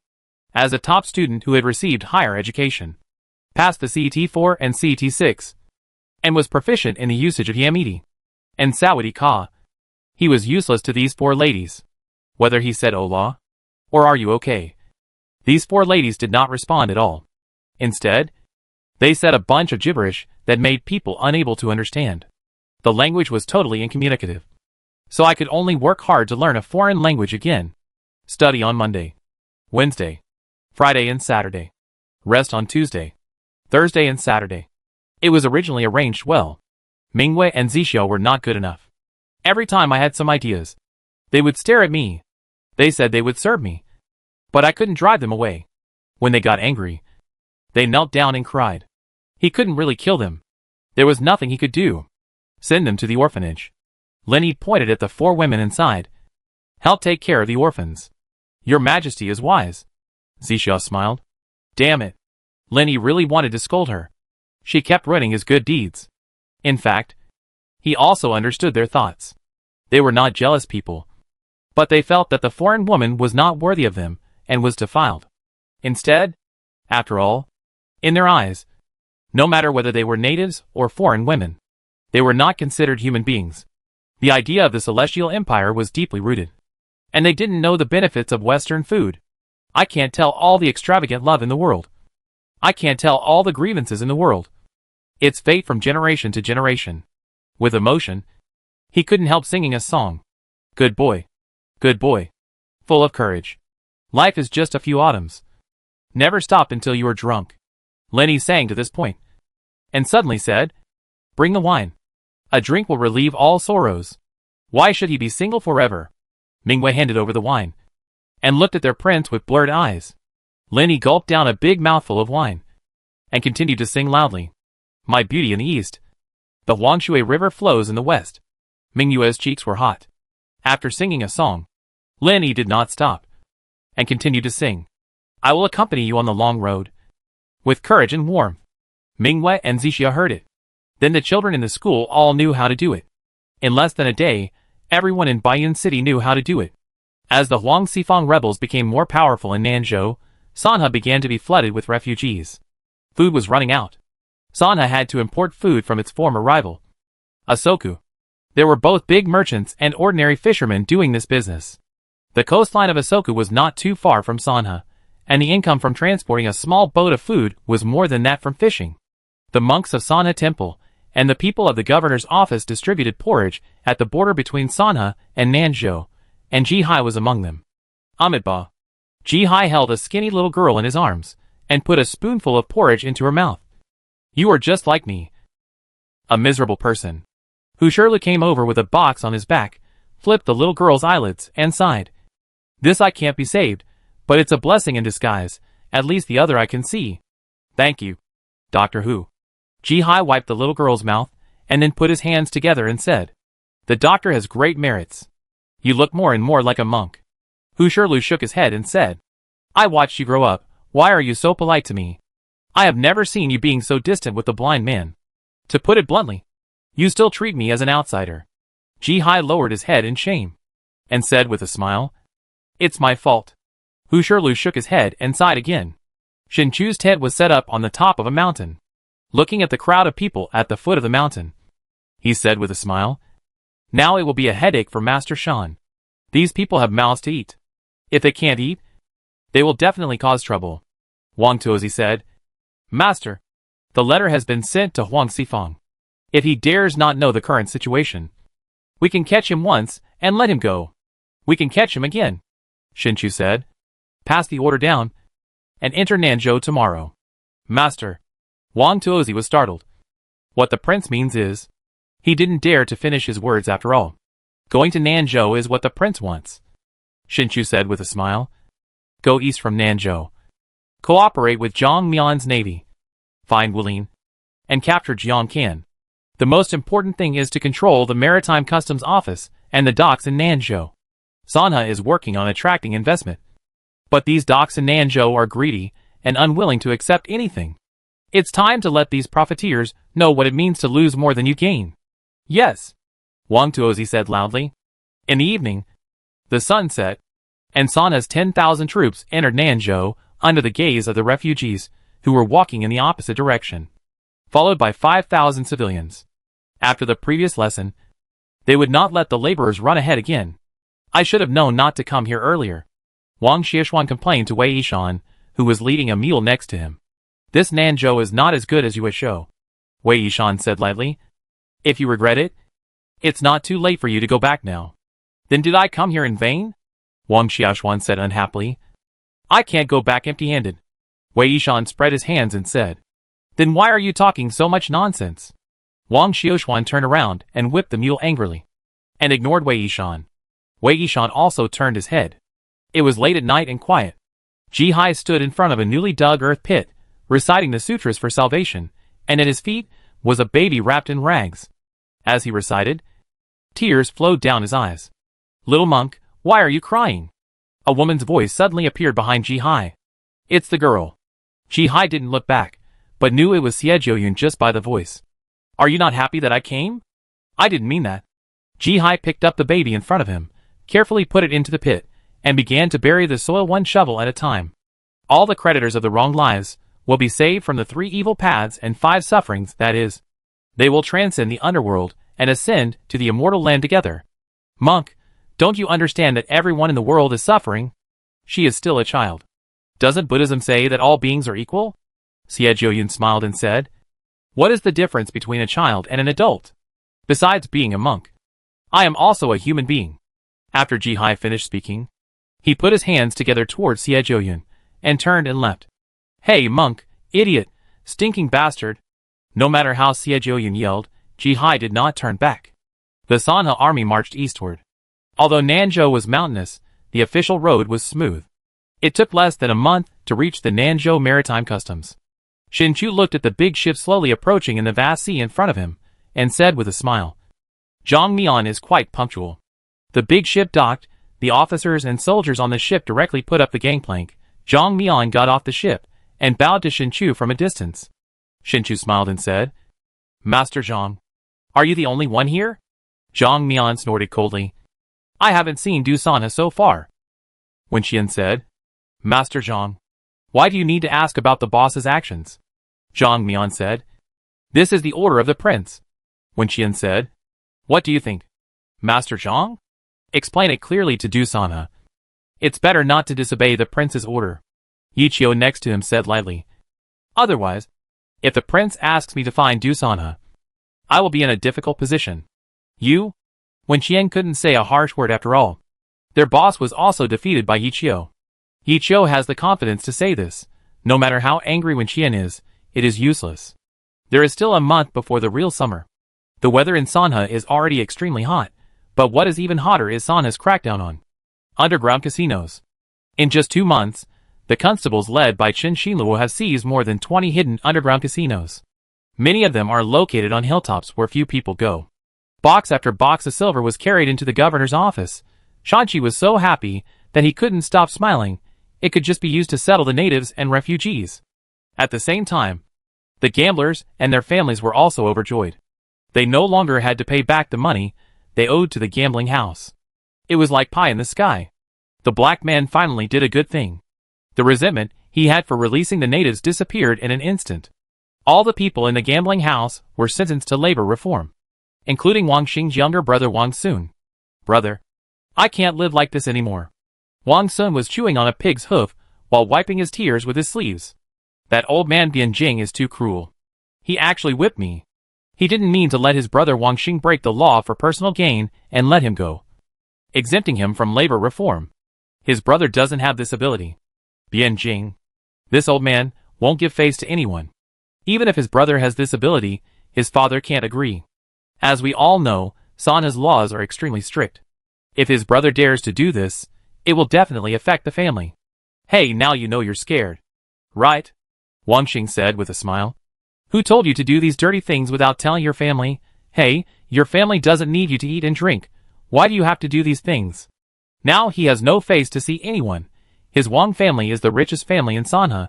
As a result, the family members opened an underground casino, just for 100 taels of silver a month. Chapter 220 Huge Profits. After Wang Sun threw away the last piece of pork bone that had been gnawed clean, he wiped his hands casually on his clothes and sighed. Brother, my dear brother, bring more next time.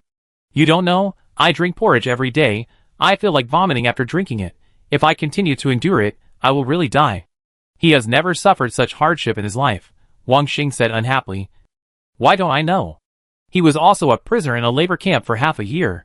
That was the poorest time in Sanha. Life was difficult, and we drank porridge every day, which was different from now. Now at least we have 2 pickles, and there is a little salt in our mouth, which gives us more strength to work. After not eating salt for a long time, he was out of breath when he walked. After working all day, he was paralyzed. The next day, he was woken up by the whip. He kept beating him. He still remembers how Bao Kuei and Shinchu beat him. It was so cruel. It made people live a life worse than death. However, if they really wanted to die, few people would be willing to do so. It is better to live a miserable life than to die. Sanha labor reform really left a deep impression on people. Anyone who has experienced Sanha labor reform once will not have such a bad temper and dare to take the initiative to attack others. Sanha labor reform teaches people to be a new person. It is really not bragging. Hey, Wang Sun said helplessly. Why don't you ask Bian Jing for a favor? Not to mention eating meat every meal. At least let me have enough food? He never thought that the bottom line of his life could be so low. Just to have a full meal. Humph. It would be better to let me go to Prince He directly. Wang Xing rolled his eyes at him. That's fine too, just find Prince He. Wang Sun's eyes lit up, said with a smile. I'll trouble you with this matter.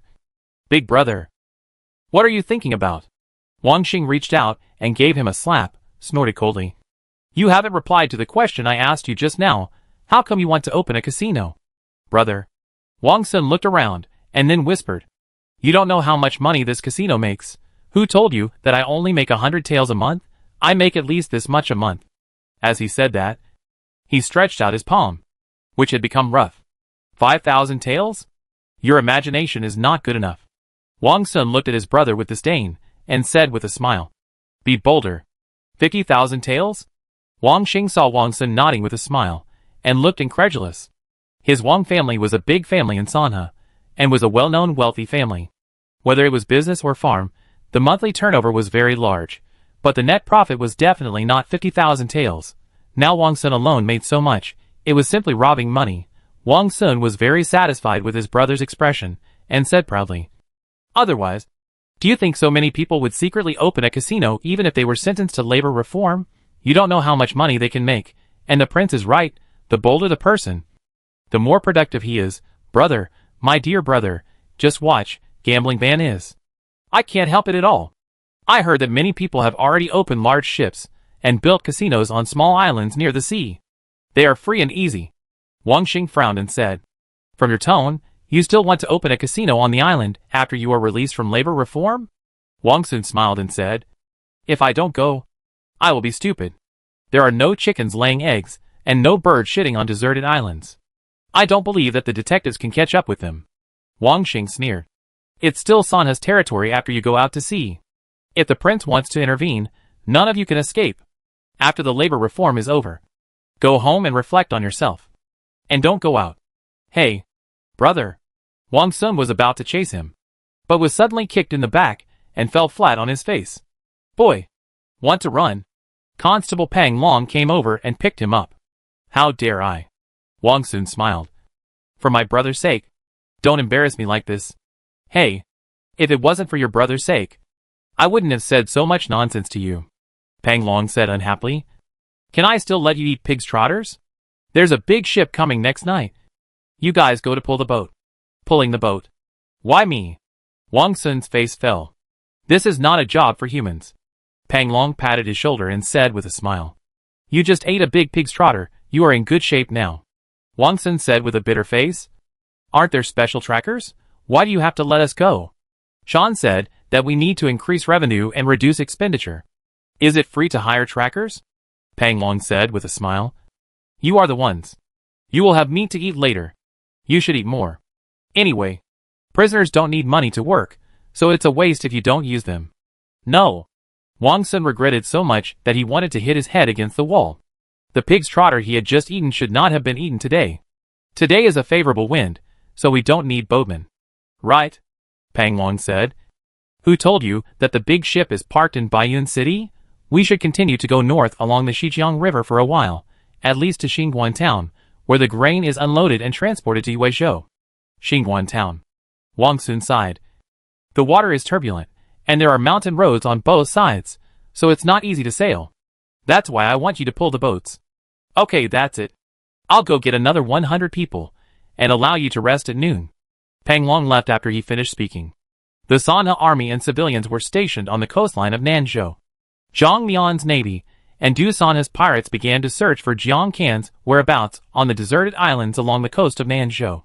They firmly believed that they would find him. After all, the Nanzhou navy had such a large fleet, and they must go ashore for supplies. As long as they went ashore, there would be clues. Come on. Brother, have another drink. Yumatsi and other civilians were cooking crabs on a beach, drinking wine. The rule of not drinking in the army did not apply to them. The civilians, and at this moment, they kept urging the butcher to drink. Drunk? Drunk. The butcher shook his head, holding the cup in his arms, and resolutely refused to let Yumatsi pour more wine. We have an old saying in Weizhou. Yumatsi said loudly. If the elder brother holds the cup, the younger brother cannot push it. The rules cannot be broken. Hey, what are you saying? The butcher reluctantly held out the cup again, letting Yumatsi fill it up. Brother, come on. Yumatsi drank the wine in the cup, showing the bottom of the cup to the butcher. You've done it too. Hurry up. If you dawdle any more, I will look down on you. Okay. The butcher gritted his teeth and drank the wine in the cup again. Beautiful. The butcher picked up the wine pot, and then said, One mouth. One mouth. Good things come in pairs. Come on. Keep drinking. Drink more. The butcher really had no choice. But since the other party said so, he had no choice but to drink. When the cup was full, he drank first without waiting for Yumatsi to finish. Brother, you should be more straightforward. I like people who drink quickly the most. Yumatsi took his wine glass directly, and said as he poured, 1 cup, 2 cups, 3 cups will make you happier. Don't you think this makes sense? Chapter 221 says Xie Zhouyin again. The butcher couldn't win the argument, nor could he beat him, so he could only bite the bullet and swallow it again. Brother, I really can't drink anymore. Don't force me anymore. For the first time in his life, the butcher met a drinking rival in the past. When it came to drinking, he was the best in Baiyun City. You said that, as if my brother was bullying you. Yumatsi pretended to be unhappy and said, The princess said that we Weiwo people are the most simple and honest, and never cheat people. I don't believe you. When the butcher saw that he wanted to take the wine pot, he finally, You couldn't help it. I won't drink no matter what you say. This is all because of this. Drinking is supposed to be a happy thing. Yumatsi burped loudly. Brother, you have to be angry. Okay. Zhu Rorong waved his hand. If you don't want to drink, then don't drink. We are on the battlefield. There may be accidents at night. If you drink too much, you won't have the strength to dodge if someone cuts you with a knife. Seeing the miserable appearance of the butcher, he felt a little bit sorry for him. In fact, it was the butcher general's own fault. He could have offended anyone else, but he had to offend Yumatsi, the evil star. Due to military discipline, they dared not hit you, but they could not kill you at the table. Yes, Yumatsi sighed. Brother has spoken, and I have to listen. This is also the rule at the table. It was not because Zhu Rorong was more powerful than the butcher general, but it was said that Zhu Rorong had a relationship with the palace, so he could not offend him too much, and gave him some face. Oh, I really can't drink anymore. The butcher general's eyes were dull, and he almost fell asleep on the beach. But his subconscious mind told him that he couldn't just fall down like this. Or he would be ashamed. He couldn't do anything that would make the enemy happy. Why do those people call us Sanha people barbarians? Wei Yishan, who had been silent all this time, couldn't help but ask. That's nonsense, the butcher said angrily. I don't know which bastard spread the rumor that we Sanha people eat Nanzhou people alive, and that we Sanha people are barbarians. After so many lies, it actually became the truth. Anyone with a bit of brains wouldn't think about it. We don't have anything in Sanha, only lazy people, but no starving people. Why not eat anything else, and eat human flesh with such a strong smell? Everyone looked at Jiang the butcher. What are you doing? Jiang the butcher was stared at so hard that his whole body was covered with hair. How do you know that human flesh has a smell? Yumatsu laughed. Unless you have eaten it. I haven't eaten it. Jiang the butcher's eyes were red, and he stood up suddenly, looking like he was going to fight if he didn't agree with him. Yumatsu smiled and said, You haven't eaten it. But I have. It really smells bad. Everyone present had killed people and seen blood. But they were still terrified after hearing Yumatsu's words. Amitabha. Jihai suddenly appeared beside him. Daughters should stop when they have had enough. Of course. Of course. Yumatsu looked at the blind man behind Jihai, shrank his neck, and said with a smile, Master is right. I will listen carefully to your teachings. Jihai turned and left. The blind man, leaning on a bamboo stick, had been behind him. He suddenly stopped and said, She's here. Who? Jihai asked puzzledly. Xie Jiuyun. Where? Jihai looked around, but did not see Xie Jiuyun. The blind man smiled and said, 2 miles ahead. Hurry up, or Yi Qiu will really kill her. Jihai heard this, and had no time to talk to the blind man. He quickly started to walk along the rocky coastline. Xie Jiuyun was lying on a huge cliff, and the blood from the corner of his mouth dripped on the stone, glittering under the moonlight. Girl. Yi Qiu put his hands behind his back, said calmly, It is a capital crime to trespass into the military camp. But don't worry, I will act quickly, you won't feel any pain. Humph, you can kill me or chop me up, why bother talking so much nonsense? Xie Jiuyun closed her eyes, looking ready to be slaughtered. Although they were both 9th rank, the gap between them was still too big. Today, she was doomed to die, and now she couldn't even run away. Just when she was about to accept her fate, she heard a loud Buddhist chant. She opened her eyes, and saw Jihai, who was also standing on the cliff. Mr. Yi. Jihai put his hands together, and bowed to Yi Qiu. Let's be merciful. Tell her not to get close to the military camp, or I will kill her. Yi Qiu said, and floated away. He was giving the blind man face. After all, Jihai was the blind man's friend. Xie Jiuyun wanted to get up, but his chest was in pain, and he couldn't get up at all. You are injured again, Jihai said helplessly. Little monk, are you here to save me? Xie Jiuyun smiled happily. Amitabha, Jihai said expressionlessly. Since you have a family, why don't you return to Chuanzhou as soon as possible to reunite with your family? Nanzhou is already a place of trouble, you can't stay for long. Little monk, you haven't answered my question yet, Xie Jiuyun said persistently. Are you here to save me? Jihai shook his head, walked over, and put a pill directly into her mouth, then said, Don't go near the military camp, military law is ruthless. Why don't you risk your life? Are you concerned about me? I hope you'll do well. After Jihai finished speaking, he sank into the darkness again. The surging waves continued to hit the cliffs, making a cheerful sound of shwahwa. Jihai sat cross-legged on the beach, and the blind man sat beside him, smiling and saying, You are worried. I am not. We grew up together. The blind man smiled. You can't hide it from me. Your heart is not at peace. In such a short time, you have read several scriptures wrong. Don't make fun of me.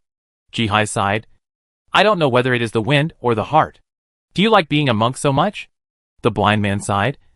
I thought you were joking. But you are becoming more and more like a monk now. Jihai took the blind man's wine pot, took a sip, and choked him to cough for a long time, and couldn't help crying.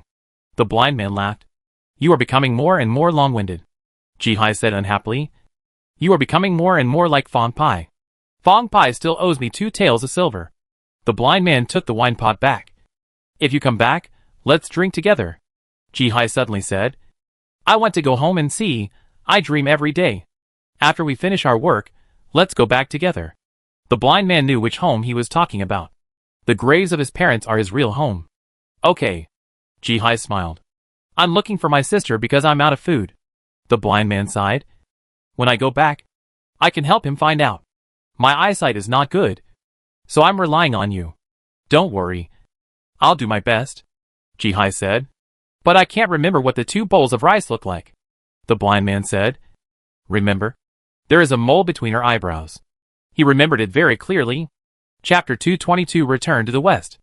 At that time, he was not blind yet, and could still see the sun and the colorful world. Ji-hai smiled and said, You remember it seriously.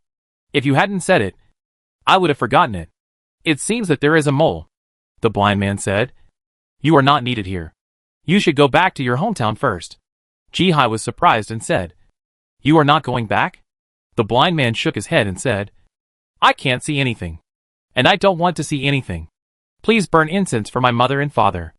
Ji-hai smiled and said, There are rebels everywhere, aren't you worried about me? Although your qigong is not as good as Wang Tozi's, you can run away without any problem. The blind man sighed. Unless the gap is too big, such as meeting someone like He Jinyu, you have no chance to run away. What if you really meet him? Ji-hai said unconvinced. Then you won't be in danger. The blind man said confidently. Why do you say that? Ji-hai didn't understand why he was so sure. I can tell fortunes. The blind man stood up, patted the sand off his butt, and said with a smile, And usually I can tell very accurately. What did you tell? Ji-hai asked curiously. The secrets of heaven cannot be revealed. The blind man jumped, blended into the darkness, and disappeared. Ah! Ji-hai was left alone to sigh. On the second day, before dawn, he led a skinny horse, carried a bag, and rushed to the northeast. Along the way, there were ruins left by the rebels, and from time to time, he would meet refugees heading south or north. When he saw remains on the roadside, he would always bury them with his own hands. On the 10th day, he had only walked less than 20 miles, and the dry food in his bag was almost gone.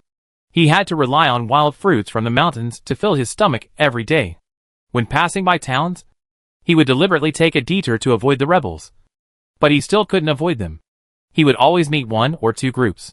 Fortunately, these rebels were just ordinary people. He was a third-rank official. He was very good at fighting and running.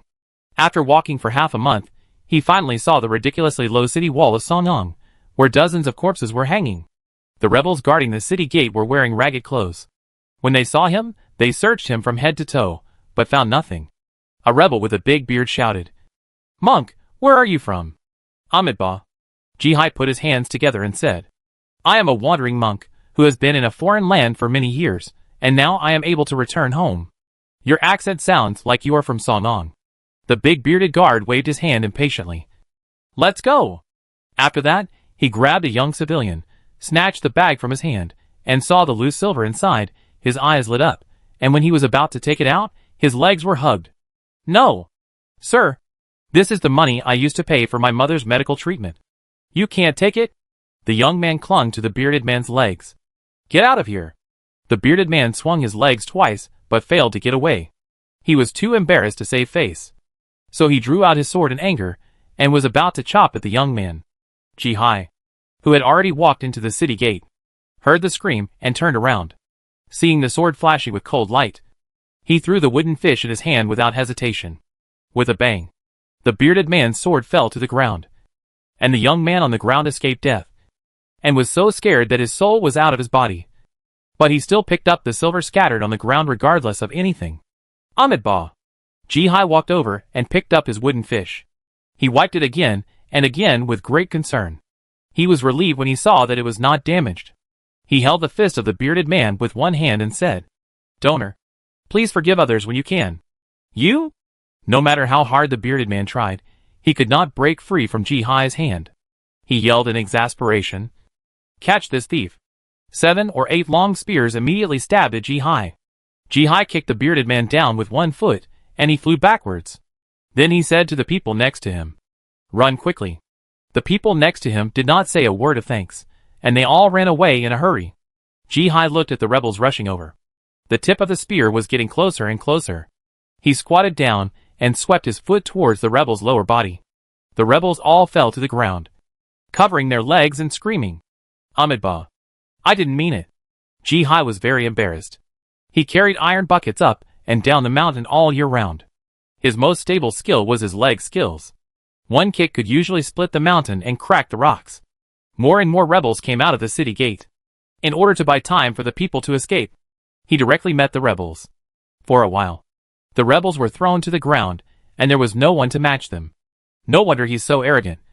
He's a third-rank official. A middle-aged man in black riding a horse walked out of the city gate.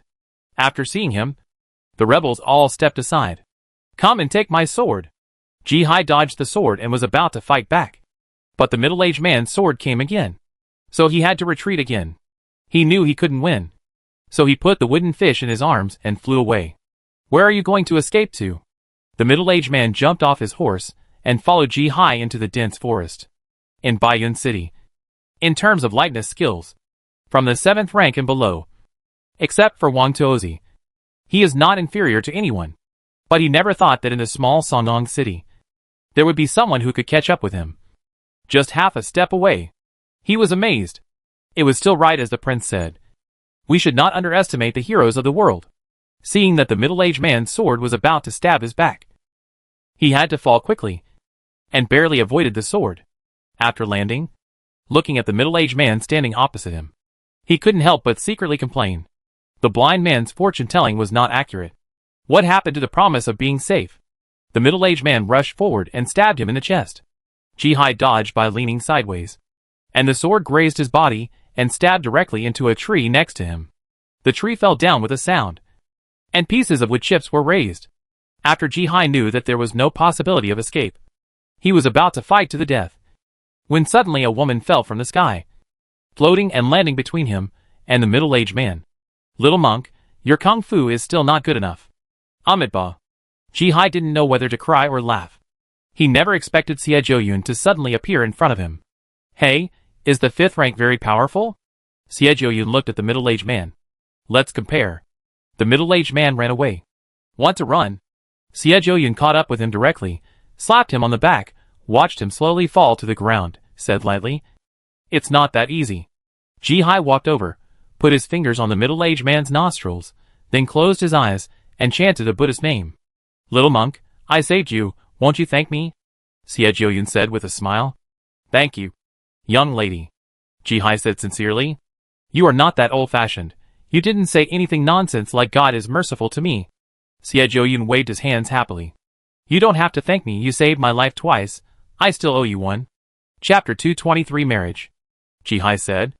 Miss, you sent him to the west, and let the Buddha save him, which is his blessing.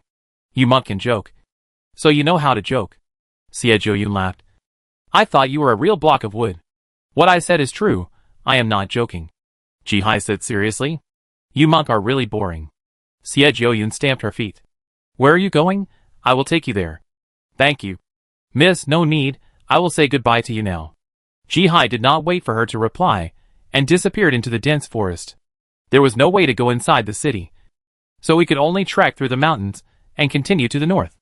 The 5th junior high school building in Sanha was finally completed, because it was built in Xinguan town. It was named Xinguan Middle School. Linny happily wrote an inscription, study hard and make progress every day. Then he asked Shirkwan to help write the name of the school. The school's textbooks, which were said to be for junior high school, were actually high school content. Sanha had no summer vacation or winter vacation, and it took 3 years to complete the content of Lin Yi's 9-year compulsory education in his previous life, which made him very satisfied. The textbooks at this moment, after he revised them many times, in his opinion, are perfect. You should also pay more attention to Han Jin and Liang Yuanji, Lenny said to Xiezan. Both children are not very old, and they may suffer in the hands of old foxes like Shou Jioling and Yuan Busheng. Xiezan smiled and said, Don't worry, Your Majesty. There is Bao Kuei in Yueo and Jizhua in Hangzhou. These two will protect them. Your Majesty.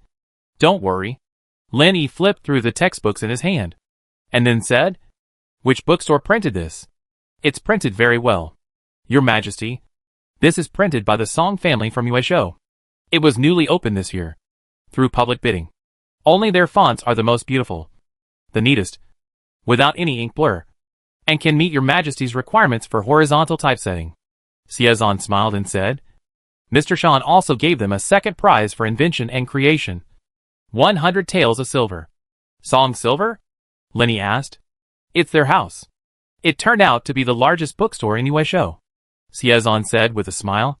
It seems that the old man is not too confused. Lenny stood up and stretched. And then said, Is there any news about Wu Lin and Jiang Kan? Not only Zhang Mian and Dusan's ships, but Lord Shan also mobilized a lot of sea merchant ships to search the sea around Nanzhou, but found nothing. Xiazan said cautiously. I suspect that Jiang Kan went to Yong'an or Wuzhou. Impossible. Lenny shook his head and said, Jiang Kan is the boss's man. He is very smart.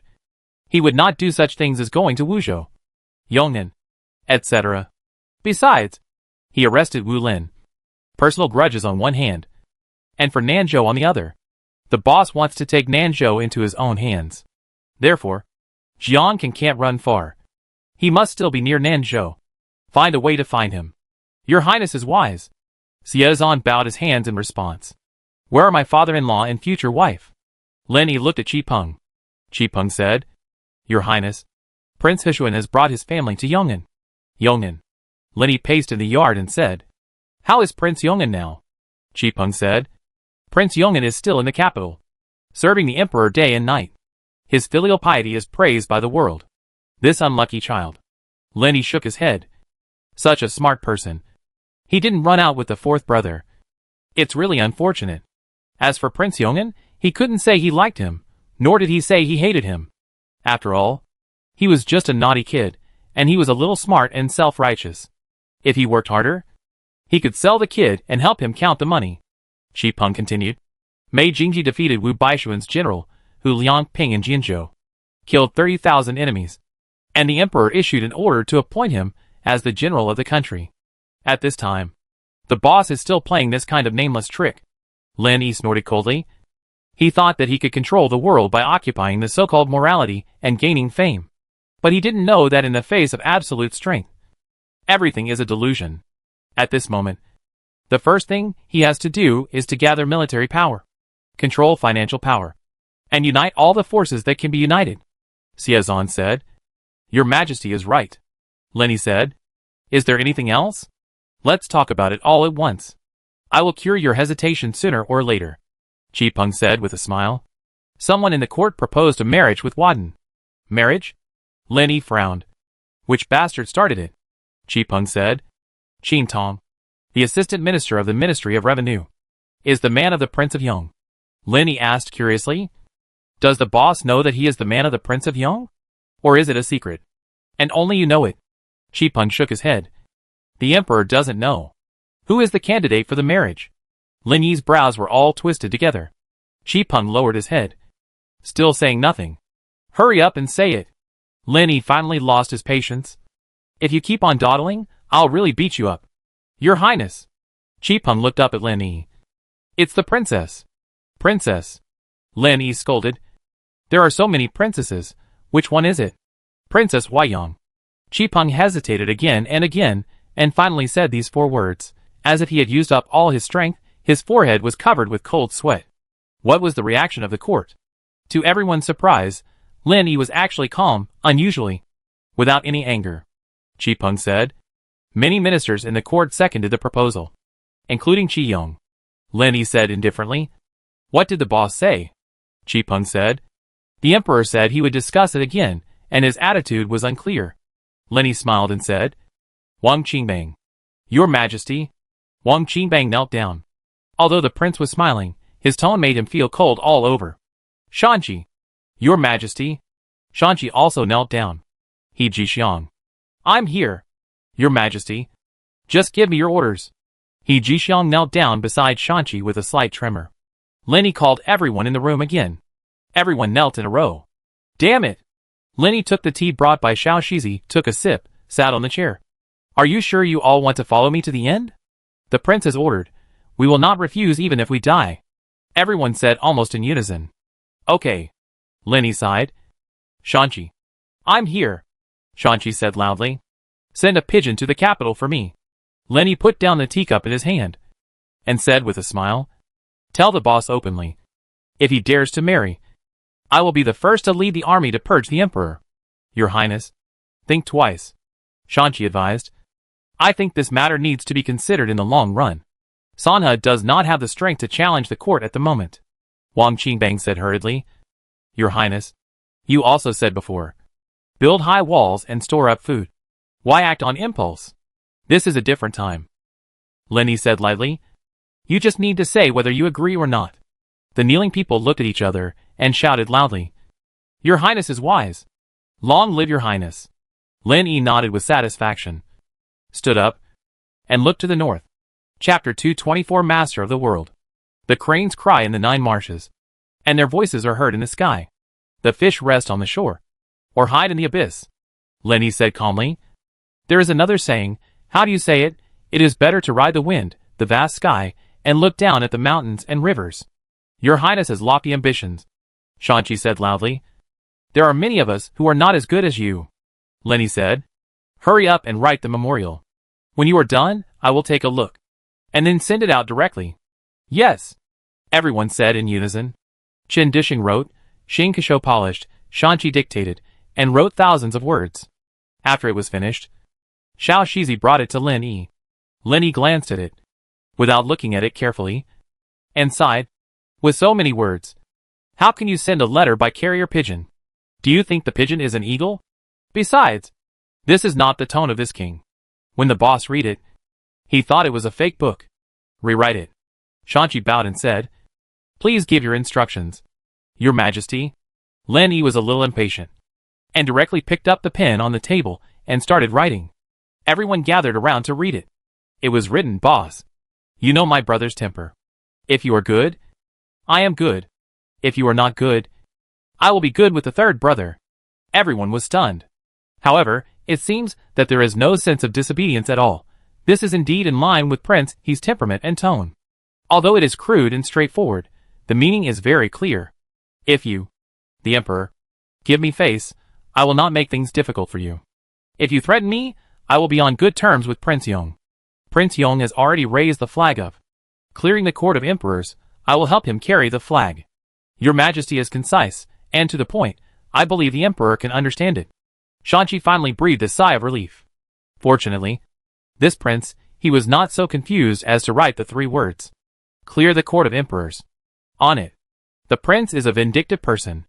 Now that he has ascended the throne and ruled the world, he is even more arrogant. It is obviously not a good idea for the prince to provoke him at this moment. After Lin Yi blew the note dry, he threw it directly to Wang Qingbang and said, Send the letter to Song Chung, and ask Song Chung to deliver it to the Yong'an Palace, and let the 12th generation pass it on. Xiazan was surprised. Why did the prince give it to the Yong'an prince? Lin Yi smiled and said, Is it to the ministers in the court? Who is willing to deliver it to this prince? Who dares to deliver it? Song Chung probably has no chance of entering the door. Only the 12th generation is almost there. The 12th generation knows him. Besides, the 12th brother is so pitiful being oppressed by the eldest brother. He must be eager to prove his role in front of the eldest brother. So he will definitely pass on my letter. I asked him to be the middleman, which can be regarded as saving his life. Poor kid. He dares to interfere in the struggle for the throne without knowing his own weight. Your Majesty is merciful. Chen Dishing continued. Now Yueyou and Hongzhou are pacified. Yuan Busheng and Zhou Jioling have arranged for the people to plow in spring, and lent them seeds, farm tools, and money. As long as the autumn harvest is over, there will be no worries about food. Your Majesty, it is better to wait patiently, and not to rush things now. He was really afraid that this prince, he would get excited and led his army north. By then, there would not be enough food, and this prince, he was unwilling to follow the example of the rebels, and Mei Jingji in allowing his troops to plunder. So would he starve to death on the way? Lin Yi rolled his eyes at him and said, Do you really think I'm stupid? Chen Dishing smiled awkwardly. Lin Yi waved his hand and said, Okay, go down, and do what you need to do. It's time to speed up the progress, or else time will not wait for anyone. Yes. Everyone bowed and left. Lin Yi looked at Honging beside him. Your Majesty, please tell me what you want to say. I will do my best to help you. Honging saw Lin Yi's hesitation. Lin Yi sighed. If I let you enter the palace to protect the queen and the princess, what do you think? Honging smiled and said, Your Majesty, don't worry. With me here, no one can hurt the queen and the princess. What do you think? Lin Yi suddenly looked at Wen Jiaoyi again. You have been in the palace for so many years. You should know how many masters there are. Wen Jiaoyi smiled and said, You have been asking me how many masters there are in the world. I have never told you. Now I will tell you. Listen carefully.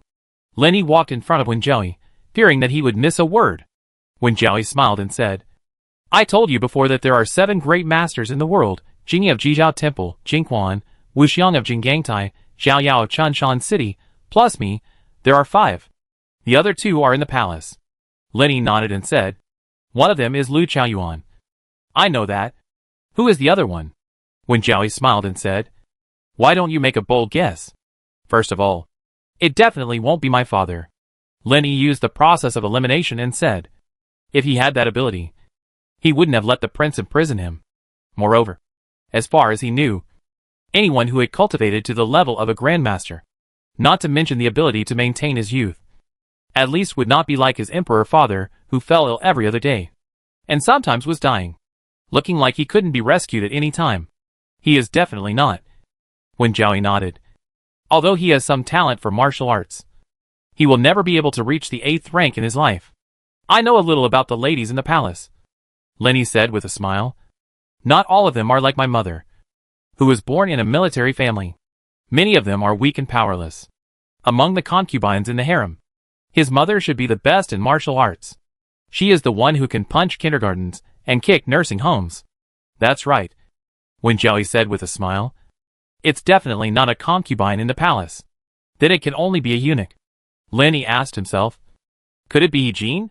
But I think he is very thin and weak, and he doesn't look like he has any martial arts skills. Of course it's not him, Wen Jiaoyi continued. In terms of viciousness, he is the best. In terms of kung fu, he is far behind.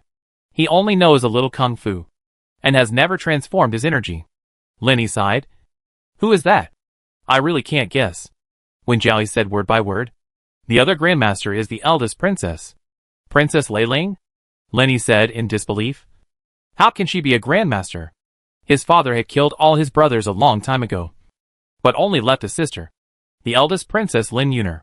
Among the women of Daliang, there is probably no one richer than her. And she is so beautiful. The most important thing is that Emperor Delong trusts her and never restricts her. In Lin Yi's opinion, his aunt is a complete winner in life. No wonder. You are still young, and it is normal that you don't know the secrets of the palace. Wen Jiaoyi took a sip of tea and continued. I'm afraid even the prince doesn't know, Wen Jiaoyi said. Princess Leiling and Delong have had a deep relationship since childhood. But later, Princess Leiling's husbands, including her son and daughter, were all killed by Emperor Delong. What? Lin Yi was stunned. He had never heard of this rumor. In his impression, Princess Leiling has always been a person who smiles like spring breeze, and is also very respectful to him. The Emperor. Chapter 225. The Princess. Of course, if his father, the Emperor, had really done such a thing, he would not be surprised. After all, for someone who could kill his own brother's family, what would killing his brother-in-law mean? Why, you don't believe it, Wen Jiaoyi said. Lin Yi said. The one who killed his son and daughter was his own brother. Why can't you see that Princess Leiling is heartbroken? Besides, my father treated her very well, and even let her live in Xi'an Palace. He grew up in the palace, and he had basically wandered around every corner of the palace. He even treated the Cold Palace as his home. But there are only 2 places that are exceptions. One is the cleansing room, and the other is Xi'an Palace. The biological mother of Emperor Delong was beaten to death by the Empress Dowager in Xi'an Palace. After Emperor Delong ascended the throne, the Empress Dowager became depressed and died directly, and Xi'an Palace became empty.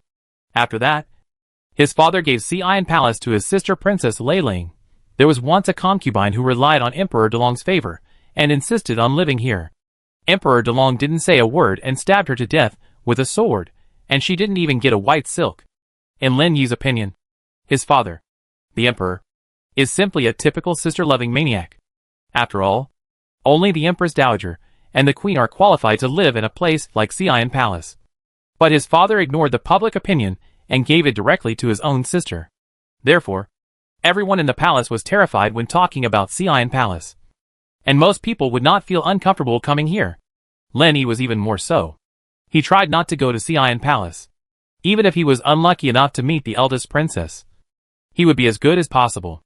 Otherwise, if he offended the eldest princess, who knows what the sister-loving maniac would do? There are many sons, but only one sister. So what? Concubine Wen snorted coldly. For the eldest princess, Emperor DeLong is still her enemy who killed her son. Lenny was surprised. So, the relationship between the two is just superficial? If his aunt is really a grandmaster, it would not be so surprising that she is still so young at the age of 50, and so beautiful. There is one more thing I haven't told you. Wen Jiaoyi said to herself. Lu Chaoyuan is my disciple. What? Lin Yi was shocked again. How many secrets did Wen Jiaoyi hide? And he didn't know them all. Wen Jiaoyi said calmly. He is my first disciple. When I first met him, I saw that he was well behaved. So I taught him the red sleeves move, thinking that I would have an extra helper when I avenged Jingyi in the future. I didn't expect him to find another way and tamper with the red sleeves move, making it a skill that is only suitable for eunuchs to practice. Anyone who wants to practice his skills can only be a eunuch. Lenny said. Is he willing to listen to you now? Of course not, because I don't have the ability to kill him. Wen Jiaoyi shook her head and said, but he won't disobey me. If I want to know any news in the palace, he will still pass it on to me. The night before Emperor DeLong fell seriously ill, he saw the eldest princess coming out of the emperor's bedroom with his own eyes.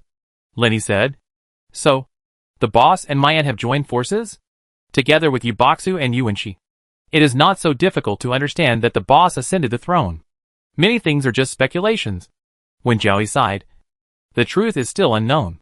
After speaking, he looked at Hong Ying again. Lenny said, you mean there are two great masters in the palace, and it is useless for Hong Ying to go? Wen Jiaoyi shook her head and said, it's a small matter to protect your mother and sister.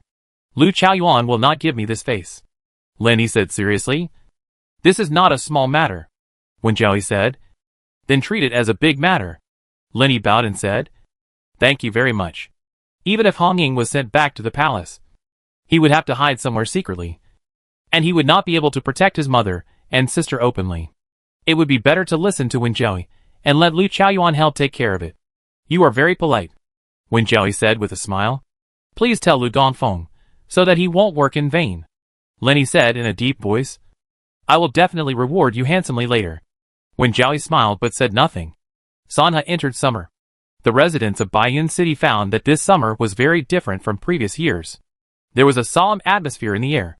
For example, in the past, although some refugees were allocated land, if they did not plant it in summer, the governor would not care. But this year, it is not possible. If there is land that is not cultivated, the governor will take back the land deed. And even merchants like Lu Duo will be treated the same way. Even if merchants cannot go to the fields themselves, they have to hire people to cultivate the land. They also found that there are more and more large ships transporting grain in Sanha. Basically 2 or 3 ships every day.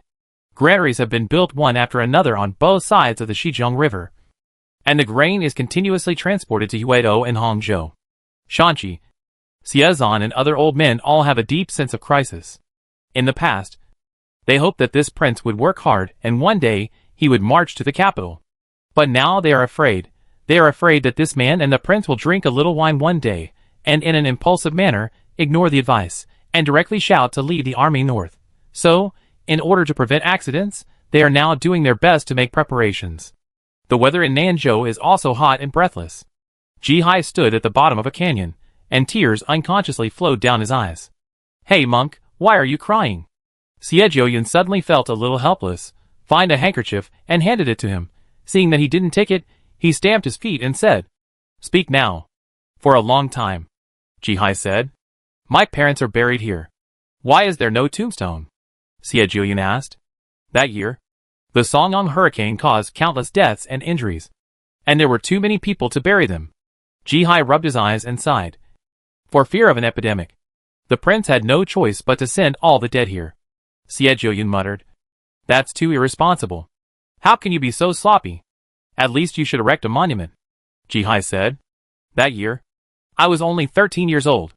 The prince and I allowed my parents to rest in peace. It was a great kindness, and I really can't repay you. You always complain to the prince. Xie said angrily. You are a monk, not his servant, Ji-hai said coldly. Miss, if you talk like this again, don't blame me for being rude. What can you do if I'm rude? Xie stamped her feet and said, Don't forget, you are only a 3rd-rank official. I am a 9th-rank official. I saved your life. Ji-hai turned his head and ignored her from then on. Hey, this place is already a ruin. Let's not stay here. What kind of fruit is this? It's so sweet. Hey, monk, how can you be so stingy? No matter what she said, the monk seemed not to hear. Don't you Buddhists say that you win people over with virtue? What's going on here? Say something. Ji-hai sat cross-legged on the ground, unmoved. Chapter 226 Lion Roar Kung Fu.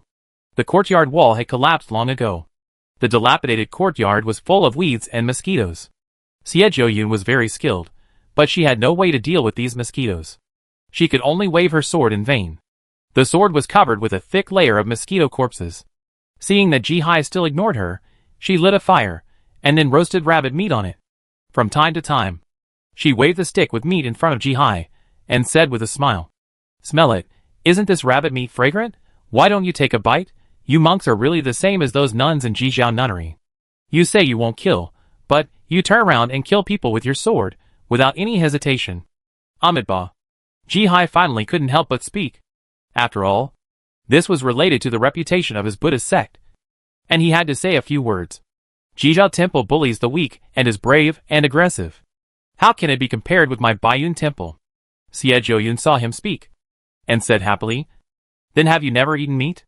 Ji-hai said, I ate meat before I became a monk. Where is this place? And why are you sitting here? Xie asked curiously. Ji-hai said, This is my home. I was born here and grew up here. Xie was very surprised and said, Is this your home? Oh, it's all broken. Seeing that Ji-hai still refused to take the barbecue from her, she put it in her mouth and took a big bite, chewing it with great force, and muttering it's delicious. From time to time, Ji-hai stood up and looked at the lush peach tree in front of him and said, This was planted by my parents when they got married. It's older than me. So you miss your parents? Xie said. But you are better than me. At least you remember what your parents look like. I haven't even seen my parents. I was adopted by my master since I was a child. However, I am from Chuanzhou. For sure. My master brought me back from Chuanzhou. Ji-hai said. If I hadn't seen them, I wouldn't miss them. That's right. Xie said with a smile. People are most afraid of having thoughts. Once they have thoughts, they will feel very uncomfortable. It's a good thing that you haven't seen my parents. Ji-hai put his hands together, bowed his head and said nothing. Xie continued. Are you really not hungry? I have food.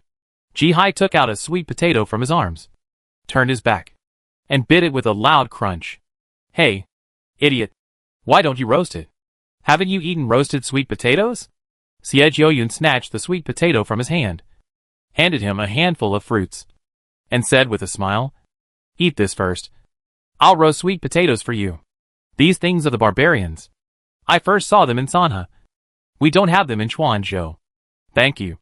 Ji-hai hesitated for a moment, but still took the red fruit. Suddenly, there were loud cooing, bird calls around, each one sharper and louder than the last. Xie said, This is not a real bird call. It is a human sound. There is a lot of true energy in the sound, and it is obviously a 5th grade master. Moreover, it is not far from here. You stay here and don't move. I will go to see who is doing this.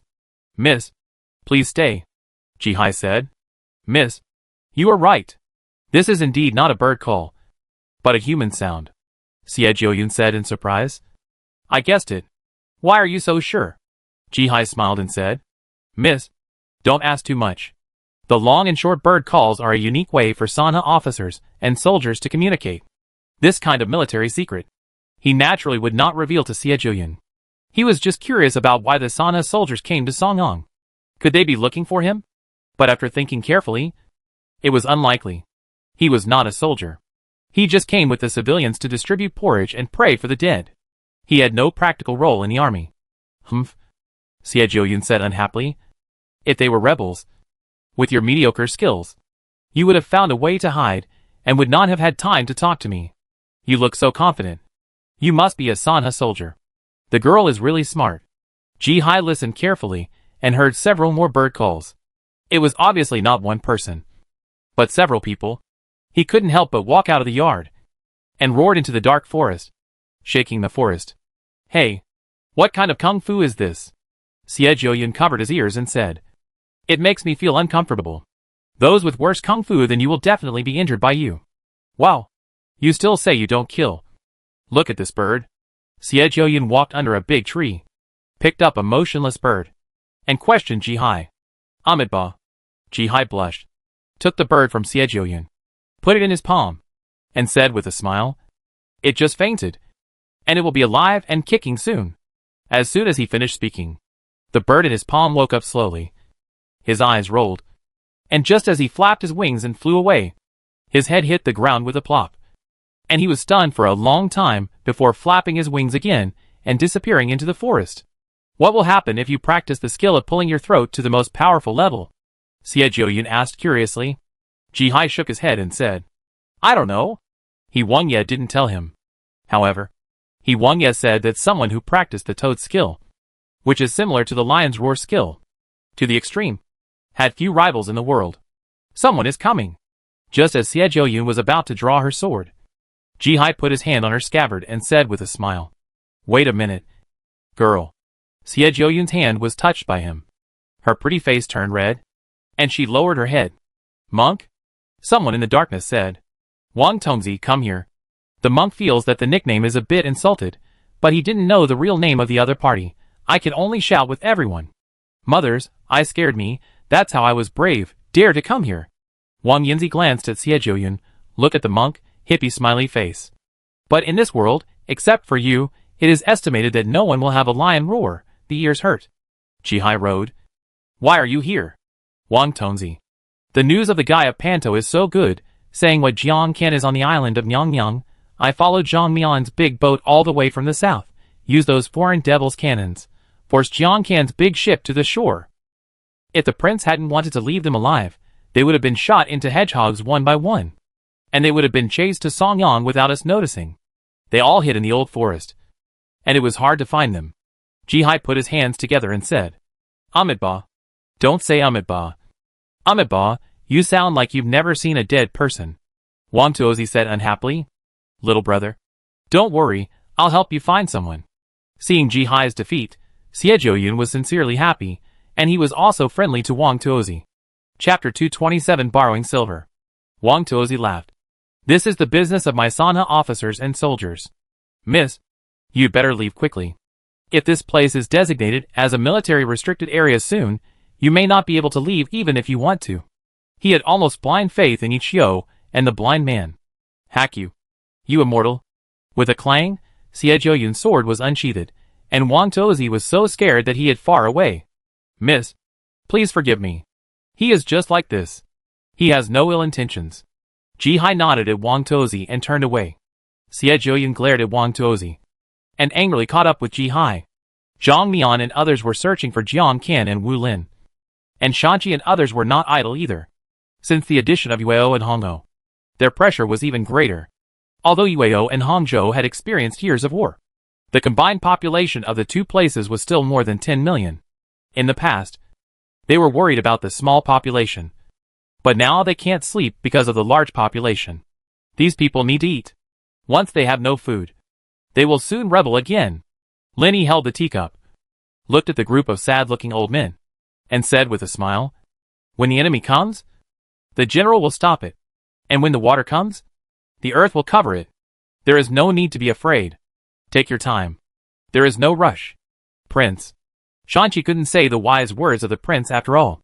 It is true that the emperor is not anxious. But the eunuch is.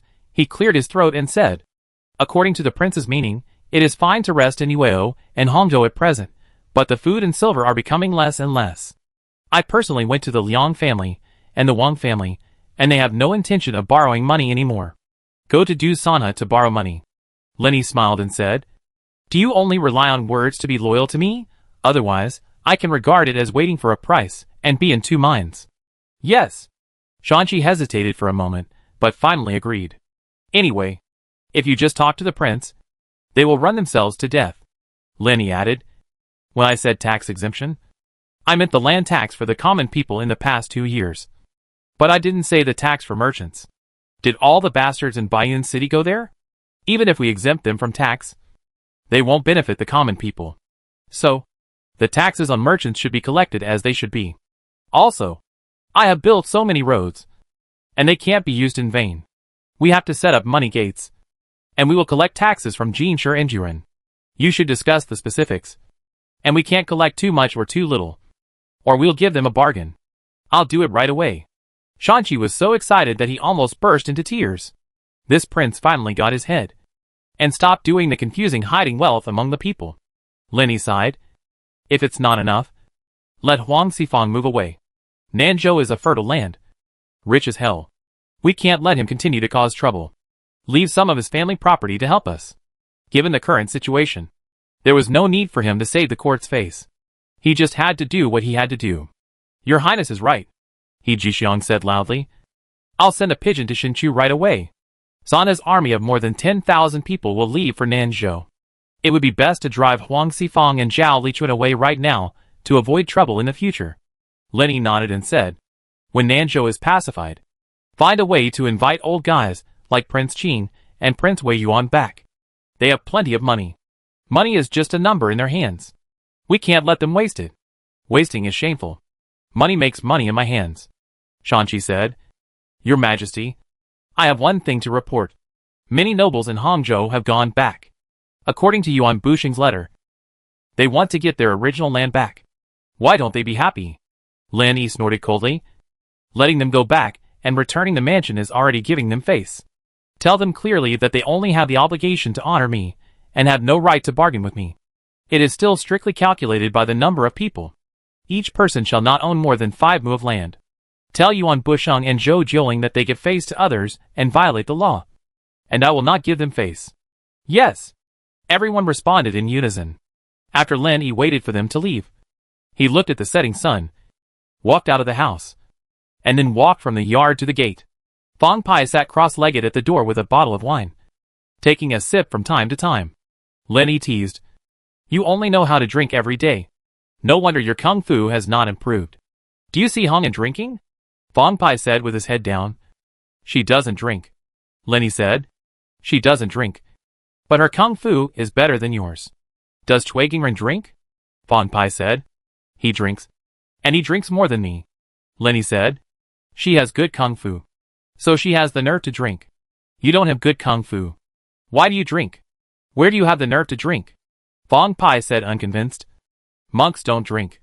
And their kung fu is not good either. Lin Yi said unhappily. She doesn't drink because she knows her kung fu is not good. You should learn from her. Wine is so expensive, drink less, find a way to save money, so you can get married in the future. Look at me. I am really worried and tired. You guys are really pissed off. After saying that, he walked away shaking his head. Mingwei and Zixia followed him with a smile. The shocked Fang Pai looked at Cui Gingren with resentment. You are not righteous. You didn't tell the prince when he came. Seeing Lin Yi walking away, Cui Gingren took out the wine pot from his arms, smiled and said, It's too late to tell. You have no chance to hide. I just saw the steward glaring at me. I was so scared. I guess I can't drink here anymore. Fang Pai stretched out his hand to Cui Gingren and said, Give it here. What for? Cui Gingren asked puzzledly. Fang Pai said, You forgot. I said I would pay you back today. The blind man will be back in a few days, and I still have to pay him back. Cui Gingren blushed and said, My brother will get his monthly salary in a few days. How can he need yours? The two brothers didn't go broke because of eating, but because of drinking. Food is in short supply now, and the price of wine has unconsciously gone up a lot. Fang Pai said angrily. Humph. You don't keep your word. Cui Gingren said with a wry smile. How about we ask Hong'an to borrow some money? She's a girl and doesn't have any place to spend money. I heard that the monthly salary of the constables is also very high. If you dare to bully her, I will beat you 2 little bastards to death. You have no skills, but you are very good at scheming. Fang Pai and Cui Gingren turned around following the sound and saw Wen Zhaoyi standing on the threshold, frightened to death, lowering her head and not daring to speak again. When General Manager Hong beat people, they were mostly injured in the flesh and occasionally vomited blood, but it was no big deal. After a few days of rest, they would be alive and kicking again. When concubine would beat people, the flesh was intact, but her internal organs felt like they were being torn apart. Don't expect to recover for a month or two. There is an unwritten rule in the palace. It is better to offend the general manager than to offend concubine one. Concubine one snorted coldly, and pulled the little girl in her hand out of the door. Fong Pai and Cui Gingren dared to breathe heavily. Chapter 228 Foolish Things. Then, they sighed to each other. They all had the same idea. Being a doorman was becoming less and less promising. Since many people became frequent guests of the palace, they no longer gave them money when they entered the palace, because there was no need to pay. And there were basically no new guests, who had long since become acquaintances. The two of them now only had that little monthly salary. Fong Pai said, "Why don't we go to the guards? Not only do we get monthly salary, but we also get subsidies from spoils of war, which is much better than now."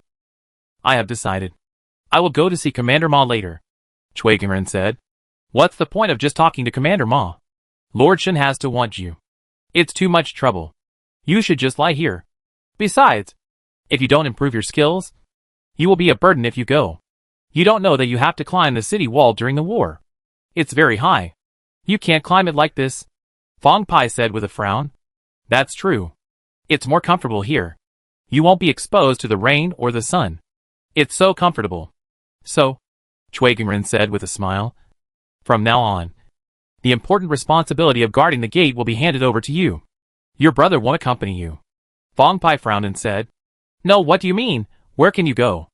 Cui Gingren smiled and said, "I have already applied to Commander Ma and Lord Shen to go to the garrison. Now I know how troublesome it is, filling out forms and taking exams. As for you, just stay here and wait for me to get rich. I will definitely not forget you." "Hey, how can you do things like that?" Fong Pai stood up and said unhappily. "Why didn't you tell me?" Cui Gingren said. "Aren't I telling you now? I just entered the 8th rank. I can be of some use on the battlefield. Thanks to Lord Shen for looking up to me, let me be his personal guard." "Humph." Fong Pai turned around angrily and ignored Cui Gingren. He felt cheated. He was very heartbroken now. It wasn't just them who were short of money. Bao Kui, who was far away in Tancheng, Yue Zhou, was also short of money. After coming to Tancheng, the price has increased by 1 tael of silver. Bao Kui was sitting in the classroom of the Yuezhou provincial government office, counting on his fingers and saying to Liang Yuanji next to him, "Now there are only 3 taels of silver in total, to support 2 elderly people and 4 children. It's really tight. Life is extremely difficult. Oh, sometimes I feel that I am really sorry for your sister-in-law. From the time she came into the house until now, she has never enjoyed happiness. Tell me honestly, can I still marry a concubine in my current situation?" Liang Yuanji, who had just been promoted to the post of Yuezhou governor, was very moved when he heard the first part of his speech, but was stunned when he heard the second part. After a while, he said with a wry smile, "General Bao is indeed a man of character and has lofty ambitions. You are so poor, and you still want to marry a concubine? Who gave you the courage? However, you have to admire Bao Kui. He is in charge of Yuezhou's military affairs. If he really wants money, people who give him money will definitely come to his doorstep. He will never lack money.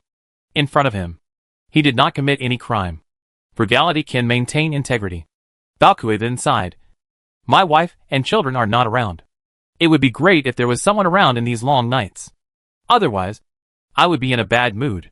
If I am in a bad mood, I can't get motivated to do things. If I fail the trust of the prince, I will be blamed for it." General Bao, Chao Shihuan, who had never spoken, suddenly smiled and said, "Master Bao, why are you so sad about Qiu Yue? Tong Jinhua has opened a new brothel in Tancheng. Why don't you go and support her? I can't afford it. It only costs 2 or 3 taels of silver." Bao Kui picked up the wine pot and drank by himself. "I am so poor. I can only choose to keep myself clean." Shen Chu was lucky to marry a concubine who was as beautiful as a flower. It was a pity that a friend's wife should not be bullied. Chao Shihuan chuckled. "I heard from the prince that a friend's wife can be treated with impoliteness." "Nonsense." Bao Kui rolled his eyes at her, reluctantly put down the wine pot, and then stood up, sighing, "I can't drink anymore. Drinking again will really delay things. It's time for patrol." He picked up the knife on the case and strode out of the classroom. Chao Shihuan followed closely behind. Most of the detectives in the governor's office were newly recruited and had no experience. Moreover, Tancheng was a 1,000-year-old ancient city, which was much larger than Baiyun City. They still had to rely on Bao Kuei's men to help patrol the streets. A team has long been waiting at the door of the chief secretary. Each ride is holding a torch immediately. The front is Kung Fu. Bao Kuei and Chao Xiuwan went to the horse. Bao Kuei shouted, "Set off." After the gongs and drums of Kung Fu sounded, the team began to patrol along the streets of Tancheng. Tancheng Xiuxia, both the shop and the residence closed the door early. At this moment, it is dark. The sound of horseshoe also looked particularly loud on the quiet street. Bao Kuei glanced at the Sanha banner on a rice. The upper corner is disabled. The mouse's eyes are gone, humming. Find this shopkeeper tomorrow to chat well, according to Sanha law, through deliberate damage or no correct suspension of Sanha flag. It's a little bit about it to me. Chao Xiuwan looked at Bao Kuei, who was yawned from time to time suddenly. General Bao, or you borrow 300 people in the future. This night tour will not work hard. I think so. Bao Kuei pointed at the Bingding road behind him. But do you ask them to agree? Not a fool. 500 copper plates in a month. Besides, soldiers can also seize spoils. But what can constables do? They only get a few melons and dates a month, which is not enough for them to drink. Chao Xiuwan smiled and said, "Aren't they still your guards? How can their monthly salary be low? I am just borrowing them temporarily for a period of time. When the constables have enough manpower, they can go back."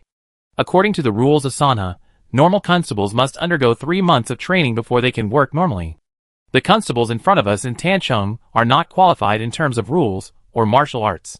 Bao Kuei shook his head and said, "Have you forgotten the bandit the night before? Damn it. He's already a 7th rank official. But he's still a bandit. I've never heard of it. Never seen it before. Anyway, there are all kinds of weird things these days. So we have to be on guard. As for me, I can follow you and help you catch them." Chao Xiuwan smiled and said, "General Bao, why don't you lend me 2 7th rank officials?" Bao Kuei said unhappily, "Sister, what are you thinking? There are only a few experts in my army. If I give them to you and something happens to me, will I ask you to lend them to me again?" He was mainly afraid that the meat buns would be thrown to the dog and never come back. Although Chao Xiuwan was an abandoned woman, she was naturally beautiful. Many people, whether they were constables or soldiers, would come close to her like lapdogs. The masters under his command were also men, and they were all single men. If Chao Xiuwan used the beauty trap, it would be normal for her not to come back. Therefore, he would not do such a stupid thing. Chapter 229 Father-in-law. General Bao is too cautious. Chao Xiuwan shook her head helplessly. Bao Kuei glanced at the 2 constables behind Chao Xiuwan and said with a smile, "Some people are not good enough. Just drive them away, wasting your time. There is no need. I want elite troops at Sanha." Chao Xiuwan said with a smile, "Not good enough now, doesn't mean they won't be good enough in the future. I remember Miss Minghua said, you never know which cloud will bring rain. Why make a decision so early?" Bao Kuei smiled and said nothing more. The 2 led the team around the city, walked through the streets and alleys, and patrolled until dawn before returning to the government office. Nothing happened that night. Zhou Jioling was practicing boxing in the yard. When he saw them, he bowed and said, "You 2 have worked hard." Bao Kuei bowed and said, "What's hard or not? It's all for the service of the prince." He Jixiang had repeatedly reminded him before that he could dislike Zhou Jioling, and he could disagree with Zhou Jioling's opinions, but he must be respectful for the sake of face. Zhou Jioling said, "General Bao is right." Bao Kuei said, "Sir, if you need anything, just tell me. I will do it." General Bao. Zhou Jioling said with a smile, "I have another request. According to the prince's opinion, Yueshou must step up the planting of potatoes and sweet potatoes to ensure that the people will not go hungry in winter. I am going to Shilua City and Baiyang City these days to see if the people can step up the planting. This is not very peaceful along the way." He also watched General Bao set people to send people. The only thing he himself can mobilize is the fast arrest, but those people are all 3-legged cats. He can't trust it. After finally getting out of the tiger's hole, enter the wolf nest again, I didn't have to cry. I still want Bao Kuei to choose a good hand from the army, escort all the way, in this way. You don't have to worry so much. Certainly, if it wasn't for Shanqi to persecute too much, he can't wait to go out at the gate of the government division all day. This is safe, Bao Kuei smiled. How big, Yusan? Grown-ups. A rough man came out. Balkue said, You have heard what Lord Zhou said. Bring 50 brothers with you. Follow closely behind Lord Zhou. And ensure Lord Zhou's safety. If Lord Zhou gets into trouble, you will come back with your heads. Yusan said loudly. Yes. Balkue nodded, yawned and went back to the back court to sleep. Zhou Jiuling said happily to Yusan, Then I'll have to trouble you, brother. He knew that Yusan was at the peak of the 7th rank. He would definitely be able to sleep peacefully on the way. Yusan said expressionlessly, You are too polite. Lord, it is my honor to serve you. The sweet potatoes in Yuezhou had just been planted, and the sweet potatoes in Baiyun City had already begun to be harvested. According to the requirements of the governor, every household must have at least 500 kilograms of harvest. Many people were reluctant to use their own cultivated land, so they planted a little on the hillside, on the riverbank, and in the woods. What they didn't expect was that the harvest of this thing was really amazing. Sun Chonda, who was already the chief instructor of 50,000 officers and soldiers and militia, had to be dragged back home by his mother to harvest sweet potatoes. Tomorrow is the last day to pay public grain. If they don't hurry up, the governor will fine them 50 copper coins. Paying public grain is just 100 kilograms of sweet potatoes. Sun Chonda complained while digging the soil with a shovel. You harvested a few days ago. Probably 1,000 kilograms. Why are you in such a hurry now? His mother said unhappily. It's all given to your old father-in-law. Father-in-law? Sun Chonda was confused. He didn't even have a wife. So where did his father-in-law come from? But seeing his mother's serious look, he wondered if he had lost his memory or overslept, and didn't even know he had a wife? The butcher, Sun Du said with a smile. He is a supplier, and he has to pay 1,500 kilograms of sweet potatoes or potatoes. But he didn't plant anything this year, and he was dumbfounded when it came to paying public grain. Not only did he have to be fined, but he also had to be disqualified as a supplier. He is so anxious now that he has no place to buy anything even if he spends money. Sun Chonda said, How did Jiang the butcher become my father-in-law? He knew Jiang the butcher very well. He cursed this bastard as if he was scolding his grandson, who made him have a better relationship with Zhu Rorong. After all, they are old neighbors. Old Mrs. Sun said, I have been eyeing his daughter Jiangzhen for a long time. She is such a good girl. No. Did she agree? Sun Chonda was at a loss for words. So he became my father-in-law? Old Mrs. Sun said. It is hard to say. After all, Lu Duo also proposed marriage. According to his family background, his family is much better than ours. However, Jiang the butcher did not refuse, which is better than anything else. You should work harder. We are all in the government office, and we often meet. You should also be more attentive, Sun Xia said with a smile. Brother, I also like sister Jiangzhen. She is the best sister-in-law to me. What does it have to do with you? Stay out of it. Sun Chonda stuck the shovel in the soil and said helplessly, Don't mind my business. He and Jiangzhen met each other every day. How embarrassing it will be in the future. Hey, come back. No matter how the old lady called, Sunny did not turn back. The sun was sultry. He had sold all the meat from the butcher early in the morning. He was now lying on a chair, humming a little tune while holding a teapot. He really had a good daughter. The people who came to propose marriage were almost knocking on the door. However, the families he liked the most were Lu Duo's and Sun Du's. Lu's family was wealthy, and Sun's son was promising. After all, he was a coach. Tens of thousands of officers and soldiers called him master. It was a great show when he went out. He was undecided between the two families. He turned around and said to his wife, Which of these two families do you think is better? His wife threw the rag in her hand at his face and said unhappily, Stop dreaming. I told you not to send you to school, but you refused to listen. Now, she has her own opinion and won't listen to anything I say. What's the point of you saying which family is better if she disagrees? Her daughter is now a constable, and they can't force her. This is really... The butcher frowned. Why don't you go to the women's prison tomorrow to test the waters? Men should get married when they are old enough. And women should get married when they are old enough. If you don't get married, you will be laughed at. You can't delay it any longer. His wife said. Why don't you go? The butcher smiled. She has to see me. You know, she looks at me like an enemy now. How have I done anything wrong to her?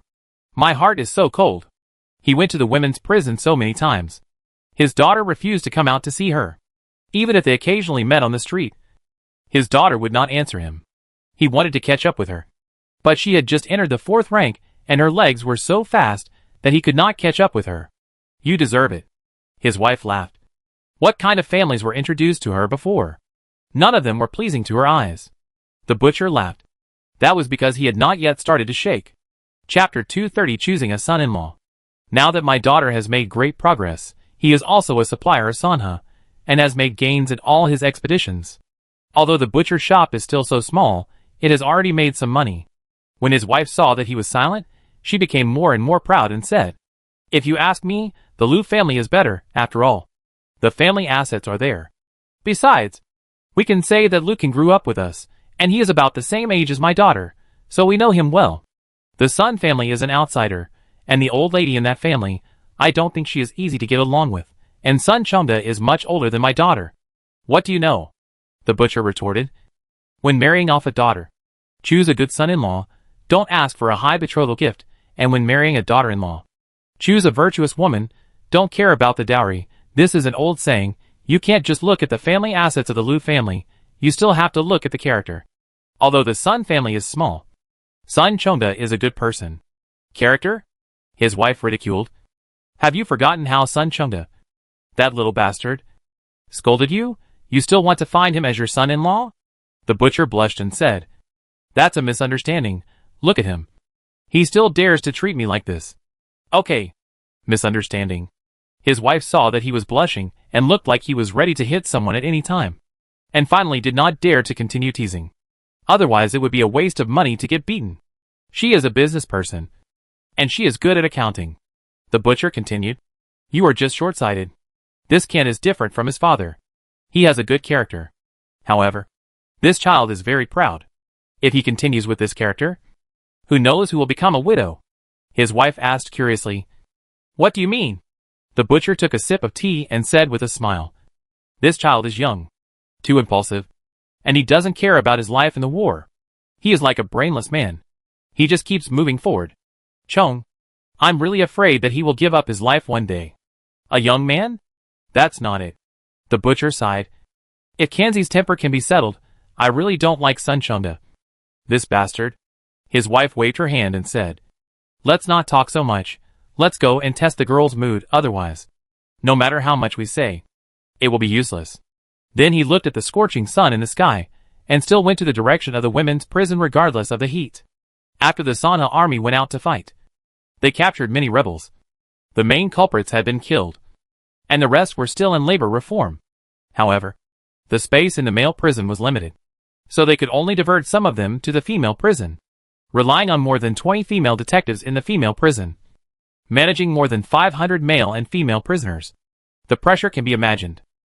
Turn right. Start walking. Stand at attention. Following Jiangjin's command, the prisoners followed the actions. If some made mistakes, Jiangjin would whip them without hesitation. At the beginning, she was soft-hearted and reluctant to whip them. But Qin Xinlua told her that many of these people had stained the blood of the elderly and babies, and they were extremely vicious. When dealing with such people, one must not be soft-hearted.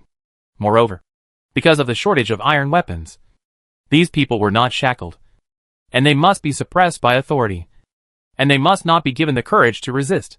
Otherwise, if they rioted, it would not be subdued by dozens of constables in the small women's prison. Qi Meng, you can't tell left from right. Jiangjin whipped a big man in gray cloth. Here! The big man named Qi Meng shouted while enduring the pain. If he didn't respond, he would be beaten even worse. This was a subconsciousness cultivated after a painful lesson. He traveled all over the country, and had seen all kinds of prisons in various states. But this was the first time he had seen a prison like Sanha. He couldn't help but wonder, was he in prison or serving in the army? The discipline was even stricter than that in the military camp. Count! Jiangjin continued loudly. 1. A tall man immediately started counting. 2. 15. As the numbers reported got higher, the prisoners became more and more panicked. After all, many of them had never been to school and could not read a single word. It was really difficult for them to count, especially when the number exceeded 100. If they reported the wrong number, they would really be beaten. It was completely inconsistent with the slogans unity, friendship on the white walls of the prison. As a result, many people tried to cheat at the beginning and started fighting in order to grab the first 100 positions. But it was useless. After all, they didn't decide where to stand, because the queue was based on height. Tall people had an advantage. However, this chaos didn't last long. After a long time, everyone learned to stand in fixed positions and memorize fixed numbers. The only scary thing was that new inmates would come in at any time, breaking the original fixed queue. Whenever this happened, there would be cries of grief everywhere. 505. The last person to report the number was a short man. After he shouted loudly, he was soaked. Jiangjin nodded in satisfaction, turned around and stood at attention, and said loudly to Zhou Sun, "Report. 505 people should be present. 505 people are present. Please give instructions." Zhou Sun said expressionlessly, "Run." The prisoners trotted towards the gate, and another day of labor reform began. It is said that they need to go into the water to build a bridge today. When they thought of the leeches in the water, many people's scalps tingled. Jiangjin's mother stood at the gate of the women's prison and looked at the prisoners, who suddenly ran out of the gate while shouting slogans. She was suddenly startled and stepped back to stand by the wall. She saw Zhou Sun, then Hongyan. When her daughter came out, she waved her hand and said, Here. Busy. I'll tell you later." Jiangjin trotted past her. She could only look at the long line and stamp her feet in anger. Her daughter's wings were getting stronger and stronger. The sun was scorching. Lin Yi went up the mountain early in the morning to escape the heat, just like last summer. At this moment, he was lying on the bamboo bed, feeling the cool breeze from the top, yawning from time to time. But he couldn't fall asleep when he really laid down. "Your Highness," He Jixiong said, bowing his body. Zhang Mian sent a pigeon, saying that Wu Lin and Jiang Qin were captured. Lin Yi said happily, "That's good news. Send them back quickly, and make sure they feel my broad mind." "Yes," He Jixiong continued. Zhang Mian suggested that Ji would be in charge of military affairs in Nanzhou. Lin Yi asked, "Are Huang Xifang and Zhao Lichuan still in Nanzhou?" He Jixiong smiled and said, "If nothing unexpected happens, the two have already fled north." "Ji Shua?" Lin Yi smiled and said, "I remember this person is Zhang Mian's side?" He Jixiong nodded. "That's right," Lin Yi said. "I met this person when I was in Ankang City. He is capable. I have nothing to worry about leaving Nanzhou to him." He Jixiong hesitated and reminded, "But he is Zhang Mian's man after all," Lin Yi said. "Besides Ji Shua, who else is suitable? Should Chen Xinlua and Shen Chu go?" He Jixiong said. "I understand. Chen Xinlua and Shen Chu both need to stay in Sanhe. Sanhe does not have many people available at the moment."